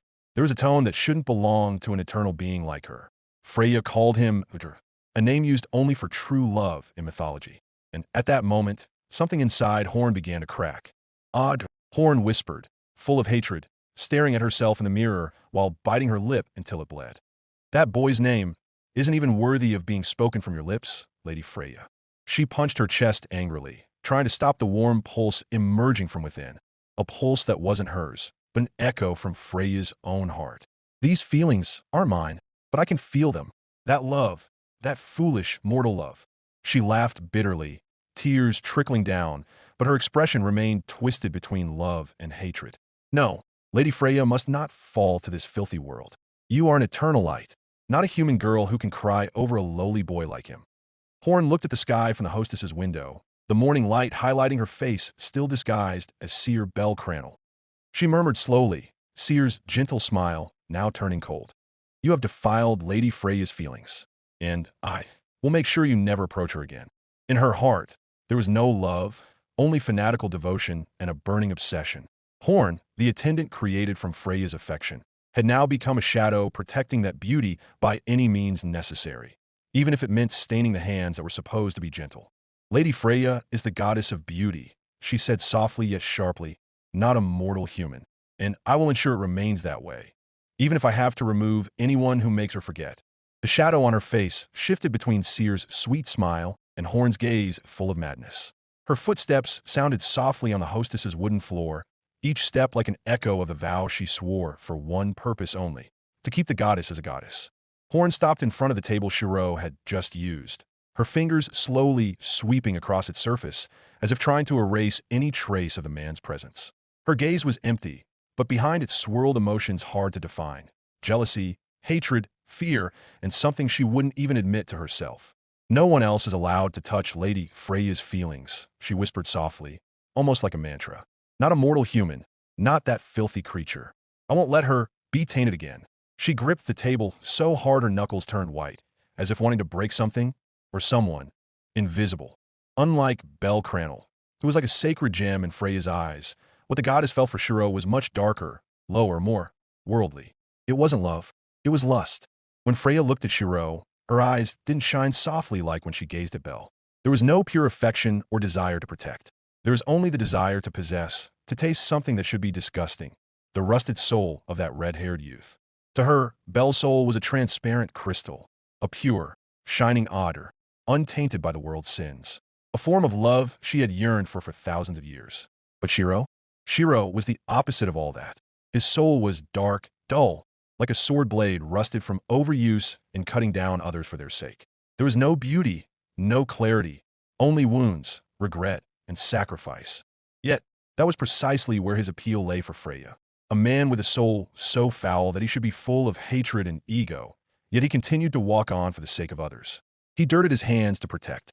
He smiled even though his heart was empty. He sinned, but never stopped doing good. "Beautiful," Freya had whispered then, her voice half laugh, half sigh of desire. How ironic, beauty born from rust and sin. She wanted to touch him, not to embrace, but to pray, like a human unable to resist a burning flame. What Freya felt wasn't affection, but a desire to swallow that entire tragic beauty for herself. And Horn knew. She knew it all. From every pulse of Freya's feelings merging with her body through Vanaseeth, she could feel that beat, a beat that was no longer pure, that now radiated lust. "Lady Freya," Horn whispered softly, sitting in the corner of the room. She gripped her left chest tightly, feeling the hot pulse spreading from their soul bond. "This feeling, it's different from when you think of Bel. This isn't love." She bowed her head, holding back a bitter breath, then smiled coldly. "But, for some reason, I feel calmer." To her, Shirou was indeed disgusting. His soul was broken, full of bloodstains and falsehood. But at least that man didn't make the goddess weak. Unlike Bel Cranel, who made Freya want to become human, Shirou made Freya remember herself as a goddess who ruled over lust, not puppy love. "Shirou Emiya," Horn murmured, staring far out the hostess's window, where the morning was beginning to dawn. "Your soul is indeed filthy, but you're still better than that boy." A thin smile graced her face, a mix of disgust and acceptance, because in her eyes, Shirou was just rust, but rust that kept Freya shining like a sacred metal. Horn was still lost in thought in the middle of the room, her face still wearing Seer's gentle smile, but her gray eyes were empty. She whispered, her voice like an echo from a void, "That rusted soul is more fitting under Lady Freya's heel, not by her side." Suddenly, the restaurant door creaked. "Seer, who are you talking to?" Anya's cheerful voice broke the silence. Behind her, Lenoir and Chloe peered in curiously. In an instant, the empty expression vanished. "Oh, you're here," Horn answered cheerfully, putting back on Seer's signature sweet smile while clapping her hands. "Hee, I was just practicing talking to myself, so I won't get nervous in front of customers." Anya and Chloe exchanged glances, then burst out laughing. "Wow, you're so weird," Chloe teased. Horn, or Seer, laughed softly, covering her mouth with her hand, hiding the cold gaze that had briefly appeared behind that smile. Shirou's footsteps echoed softly on Orario's stone streets, which were growing busier with the morning's activity. The air was still cool, but his mind was foggy, busy replaying the events at the restaurant earlier. There was something strange about Seer. Not just a small change, but something completely different. That scent, he murmured, staring blankly ahead. Usually, she always smells like winter flowers. But earlier, there was almost none, as if it was fake. Shirou frowned, trying to shake off the unease that had crept in uninvited. He didn't want to speculate too much, but his heart refused to stay quiet. The mysterious goddess, or seer, whoever she truly was, something was definitely going on. He looked up at the pale blue sky above Orario, remembering something. Wait, Loki said today is Donatus, right? He said, half to himself. His steps slowed. Donatus, the periodic meeting of the gods, where they give new aliases to adventurers who level up. And strangely, during the previous Donatus meeting, Seer had disappeared from the hostess. Back then, he had suspected Seer wasn't an ordinary human. But today, Seer was at the hostess, greeting him as usual, even joking as if nothing was wrong. Is it possible she has the power to split herself? Shirou thought, staring at his palm. Or maybe some kind of projection, an avatar. The longer he thought, the further his mind wandered. He even imagined a goddess using a fake body to interact with mortals, or a divine being channeling her consciousness into another form. If that's true, then all this time I've been talking to half of her. The wind blew, making his cloak flutter slightly. Shirou let out a long sigh, rubbing his tense neck. Ugh, I'm thinking too much, he muttered in frustration. Maybe it's just a coincidence. Seer is still Seer. Yet, even as he tried to calm himself, the deepest part of his instincts, honed by experience and a warrior's nature, could not be silenced. No, something is wrong. Shirou's steps finally stopped in front of a simple wooden building, the waitress's dormitory. He stood for a moment, staring at the door, but his mind was still fixated on one thing. Seer's face, smiling too calmly. Her gaze was too flat. Who are you really? He whispered before knocking on the door. The dormitory door opened with a soft click, revealing Ryu, ready from head to toe. She looked at Shirou with a flat expression, but her tone sounded slightly annoyed. You're late, she said curtly, though her eyes implied more than her words. Shirou smiled awkwardly, scratching the back of his head. I was helping Seer clean up the restaurant earlier. She delayed telling me that you were actually waiting. Ryu sighed, her voice soft but laden with weariness. Huh, that's just like Seer. I left a message last night, but she still made me wait for you. She then glanced at Shirou from head to toe. And you're not even ready? Shirou just gave a small smile. He raised his right hand. Trace on. A soft blue light pulsed, and in an instant, various weapons made of magic steel appeared around him. Swords, daggers, and spears, all looking real. A few seconds later, the weapons vanished as if evaporating into the air. See? I'm always ready, he said lightly. Ryu turned her face away with a slight huff, but her cheeks puffed out a little, a mix of irritation and admiration. Show off, she muttered.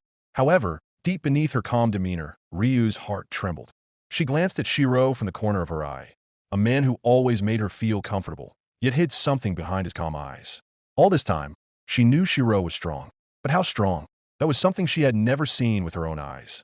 Let's head to the dungeon, she said finally, her tone becoming calmer yet firm. We'll go down to the 18th floor first. The 18th floor, huh? Shirou nodded firmly. Feels like just yesterday I was down there. Let's go. They walked side by side away from the dormitory, their steps in sync even though their individual goals differed. For Shirou, this was just a normal trip to the dungeon, a routine to keep himself sharp. But for Ryu, this was an opportunity. I want to know the extent of your power, Shirou Emiya. Her thoughts echoed in her heart as the morning wind of Orario blew softly past the two of them. Chapter 175. A few hours earlier, at the peak of the Folkvanger Tower, towering under Orario's sky, the goddess of beauty sat before a large silver mirror. Her delicate fingers were applying a rose-colored lipstick, while her silver hair swayed beautifully with every slight movement of her shoulders. The morning air in Freya's residence felt warm and fragrant, filled with the scent of white roses that always adorned her private room. Behind her, several attendants stood in neat rows, barely daring to breathe, afraid of disturbing the goddess as she prepared to attend Donatus, a meeting of the gods held only at specific times. Freya let out a small sigh. Ah, how troublesome, she murmured in a coquettish yet tired tone. Horn could have replaced me, but it's too risky for her to go to Donatus in my form. She tilted her head, gazing at her reflection in the mirror, a goddess who appeared flawless. But her eyes, amethyst eyes that sparkled like sacred gems, hinted at something deeper, curiosity. I wonder, what is that little girl doing right now? Gently, Freya closed her eyes.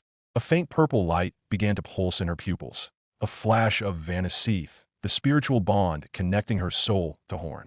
In an instant, Her vision traveled far from the Folkvanger Tower to a warmer, simpler place, the kitchen of the hostess of fertility. Freya's sight now merged with Horn's. "Oh," she whispered, a smile spreading across her face. "She's cooking." The scene evoked a memory in the goddess. Long ago, before knowing Shirou, she, or more precisely, her former seer, was completely inept at cooking. The taste was never right, the seasoning was often excessive, and the result? Even Anya once ran away just from smelling it. But since Shirou patiently taught her day by day, step by step, how to slice, stir, measure seasoning, Freya began to enjoy the activity. Not because her cooking became perfect, but because of Shirou's gentle gaze and calm tone each time he guided her. Now, she could cook quite well, and she knew Horn was surely imitating her habits this morning. Usually around this time, "I'll make a lunchbox for Belle," Freya said softly, her smile tilting slightly. "So Horn wants to continue my role, huh?" However, her sense of calm was shattered when she saw what the gray-haired girl was doing in the kitchen. Horn was smiling sweetly, a smile too sweet for something innocent, while her hand sprinkled something deep red into the stir-fry. That's dragon chili from the 18th floor." Freya's eyebrows rose. A tickling little laugh escaped Horn's lips, a gentle laugh that held mischief. He just wait and see the rabbit boy's face later. Choking on love or choking on spice, I don't care. Freya watched her through the Vanna-Seath connection with a mix of amusement and worry. "Well, at least it's not poison," she murmured, smiling wryly as she closed the connection. The purple light in her eyes faded, and the world before her returned to the beautiful room full of the scent of roses and jewels. Freya stood up slowly, smoothing her long, shimmering white dress. Horn, sometimes I don't know whether to scold you or praise you for your loyalty, which is overly excessive." She looked at her reflection once more, then gave a faint smile. A smile only possessed by a goddess who knew how to play with the hearts of both humans and gods. "All right," she whispered to her own shadow, "Donatus awaits." With graceful steps and the scent of roses following her every movement, Freya left her room, heading for the meeting of the gods. Donatus, the most sacred and also the noisiest meeting among the gods, was held that day on one of the highest floors of the Babel Tower, in a magnificent hall only accessible to divine entities. Marble pillars soared towards the ceiling, shrouded in golden light, while the aroma of fine wine and sacred incense filled the air. As the large doors opened, the sound of light footsteps was heard, their rhythm soft but echoing in the vast room. All conversation stopped instantly. The gods, who had previously been lounging lazily, laughing, or bickering, simultaneously turned towards the source of the sound. "Ah, finally the star of Donatus has arrived," said Hermes with theatrical flair, hand on his chest, as if welcoming the lead actress on a theater stage. "As usual, Freya, you even make Babel's light seem dull," praised Dionysus with his polite smile. Several other gods joined in laughter. Some snorted, some just stared at her with a mix of admiration and envy. The aura emanating from Freya wasn't just beauty. It was like she brought an atmosphere from another world, something intoxicating, yet also frightening. Freya merely stepped gracefully, as if not hearing the praises or taunts. "You're all still the same," she said softly, a faint smile gracing her lips. "Noisy like a marketplace." The god Ganesha laughed loudly. "Ganesha agrees." His voice echoed until birds outside the tower flew away, startled. Freya just snorted softly. Then her gaze shifted, observing each face present there one by one. On the left, Loki was sipping wine while grinning mischievously at her, her red eyes sparkling with curiosity. Hephaestus sat quietly in her chair, one eye hidden behind an eye patch, seeming more busy writing small notes than paying attention to the atmosphere.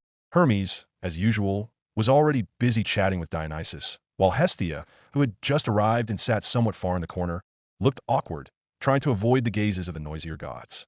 But there was one figure that caught Freya's attention. In the corner of the room, sitting quietly and expressionlessly, was a god with long black hair, with thick bangs covering part of his face. His hands touched a small cup, but he hadn't touched the drink at all. "Soma," Freya murmured in her heart, her eyes narrowing slowly. She raised her thin eyebrows slightly, staring longer. Usually, that wine-making god never bothered to come to Donatus. The man preferred to tinker in his basement, fermenting wine. But today he was present, and his presence wasn't without reason. "Interesting," whispered Freya, playing with the ends of her silver hair with her fingertips. Meanwhile, Loki, who noticed Freya's small reaction, grinned. "It's rare to see you interested in another god. Don't tell me you're aiming for something from Soma? Do you want him to make a special wine for you? Oh, attention-thirsty goddess of love?" she teased in a half-mocking tone. Freya turned her head slowly, her purple eyes reflecting the crystal light from the room's lamps. Her smile was faint, soft, but there was something behind it, an ambiguity that made it hard for anyone to guess if she was joking or threatening. "Who knows?" she said calmly, her tone like the whisper of a cold wind creeping into Loki's ears. "Perhaps I just want to taste something I've never tried before." Loki blinked, then chuckled. "In that case, I hope Soma doesn't collapse before he gets a chance to offer you a drink, Freya." Freya just looked forward again, a faint smile still gracing her face. Her gaze briefly returned to Soma, who remained silent in the corner of the room, like a motionless shadow. Right at that moment, the chime of the golden bell echoed throughout the Donatus hall, loud, bouncing off the white marble walls. The gods who had been joking immediately sat in their respective seats, the atmosphere changing to a more formal one. Donatus officially began. The Donatus meeting proceeded quickly and boringly for Freya. The voices of the gods vying for attention, joking, and teasing each other, only sounded like the buzzing of flies in her ears. She gazed at the wine cup in her hand, stirring it slowly without interest, until finally, a small spark made her lips smile. Loki and Hestia. Those two gods were like children who never tired of arguing. "Listen up, that white rabbit boy of yours just won by luck," shouted Loki while slapping the table, her voice thundering in the room. Hestia retorted by glaring. "At least Belle doesn't need to hide behind others to exist, you two-faced fox." "Huh, what did you just say, you hunchbacked lowly?" Freya suppressed a small laugh behind her hand as the cheers and whistles of the other gods filled the room, further fueling the argument. Hermes even whistled mischievously, while Ganesha shouted, for whom it was unclear, Ganesha supports this quarrel. Finally, after throwing insults and sharp comments at each other for almost 10 minutes, Loki sighed in annoyance. "All right, truce. Just for this time, okay." Agreed. "But only this time." Hestia replied firmly, crossing her arms over her chest. One of the host gods, already tired of trying to control them, quickly announced the decision results. For Belcranel of Hestia Familia, the alias Little Rookie remains. And for Lafia Vordis of Loki Familia, the alias Thousand Elf remains. The meeting room erupted with the mixed applause and laughter of the gods. Freya herself only smiled faintly, her eyes reflecting the candlelight dancing on the marble table. "An alias is just a name," she whispered, raising her cup half-heartedly. "But sometimes a name can determine the direction of a person's destiny." Before taking a sip of wine, her eyes shifted to Loki and Hestia, who were still glaring sharply at each other like two cats ready to fight again. The Donatus discussion expanded from alias matters to more serious news of war. Hermes, who had been joking just a minute ago, now raised his eyebrows while tapping the table, conveying the rumors he had just heard. "Incoming news. Ares is mobilizing his army, reportedly intending to move towards Orario," he said in a half-serious, half-mocking tone. The atmosphere suddenly changed. Whispers rolled through the marble seats. Hephaestus shrugged casually. "In that case, just leave the problem to Loki and Freya Familia. Those two are more expert in handling this matter." She placed her pen on her notes, seeming unwilling to get more involved than giving practical advice. Loki looked towards Hephaestus with a tilted smile. "Let's just send that Ares to Tenkai," she said lightly, but her words contained a cold threat. "You know what I mean, right? So he won't trouble Orario anymore." Her voice vibrated with sarcasm. That simple sentence implied a one-way meaning. Not just moving, but ending, discarding an enemy into an abyss with no return. Hermes leaned forward, his fingers tapping the marble table lightly, but his tone held a subtle warning. "Hey, don't be reckless, Loki. If Ares dies, Rakia will be in chaos.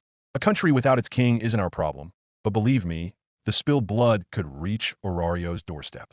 You want to deal with political drama that spreads here." Loki raised her glass, took a small sip, then placed it back calmly. "Political drama? I'm too lazy to get involved in that." "Hermes," she said casually, "if Ares is really stubborn, it's better to teach him a lesson he won't forget. Just send his troops back to Rakia with bruised faces. Then we force him to withdraw the excelia his troops obtained after fighting our familius." Freya's eyes sparkled with a charm no less cold. "I agree. No need to dirty our hands more than necessary. If Ares truly crosses the line, let my familia show the difference between courage and foolishness." Her voice was soft, but it echoed like a spell, making the air in the room feel tense. That conversation reminded some gods of a past event. Ares had once tried a similar move, sending his troops to attack Orario, but in the end his troops were easily repelled, running back to Rakia with bruised bodies and shattered morale. The atmosphere in the room shifted to become quieter. "If there's no other business," said Ganesha in a cheerful tone, breaking the subsiding atmosphere, "can Ganesha close this Donatus?" But before anyone could answer, Freya slowly raised her right hand. The movement was graceful, calm, but enough to attract the attention of the entire room. The sounds of rustling fabric, clinking jewelry, and small whispers stopped instantly. All eyes focused on her. The eyes of the gods, usually jesting, now stared with curiosity. "Go ahead, Freya," said Goimu, his voice heavy but polite. Freya looked around, her amethyst eyes shining softly. "Before we close this meeting," she said softly but clearly, "I want to ask something. A few weeks ago, someone caught my attention, an adventurer in a black robe with a skull mask. Do any of you know him?" A momentary silence. Freya's gaze swept over the faces of the gods one by one. Unfortunately, unlike humans, the faces of the gods were too perfect. No emotional tremor she could read, no micro-expression she could catch. Only ambiguous smiles and feigned indifferent stares. Hermes leaned forward, his smile still slick as usual. "A skull mask, huh? Could he be a member of Evolus? They do like to be dramatic." Freya shook her head slowly, strands of her silver hair swaying gently. "I don't think so. His energy is different. There's no sense of hatred or malicious intent that usually accompanies Evolus members." Hephaestus, sitting across from her, tapped the table with a finger covered by her glove. "In that case, how strong is that person that you, Freya, ask about it, Donatus?" Freya looked at her for a moment, then answered in a light tone, yet enough to make the air tense. "At least level 5. And what's more impressive, he was capable of cutting Haydine's lightning." Several gods were stunned, and sounds of held breaths were heard from various directions. The name Haydine alone was enough to make them stop joking. "Haydine." Hermes tilted his head. "The lightning of Haydine, the Hilder Sleeve? That's not something that can be broken so easily." Freya smiled faintly. "I heard it directly from him." Dionysus, who had been mostly silent until now, raised his eyebrows. "When exactly did that happen?" His tone sounded too calm, but Freya, being perceptive, caught a slight tremor in his words. There was something he was hiding. "That night," Freya answered softly, "after he saved a girl named Lilaruka from the Soma Familia's headquarters." Her words ended with a glance towards Soma, who sat silently in the corner of the room, like an emotionless statue. The atmosphere grew heavier. The sound of conversation stopped completely, leaving only the hiss of breaths and gods exchanging glances. Suddenly, a small but clear voice broke the silence. "Ah, I just remembered. That's Mr. Skull," exclaimed Hestia, pointing at the air unconsciously. All eyes turned to her. It took a full second before the petite goddess realized her foolishness. Her face immediately paled, then turned bright red. "Yeah, that. Skull. Yeah, that skull is cute, right?" Hestia hurriedly covered her mouth with both hands. "Oh no, why did I say that?" She thought in a panic.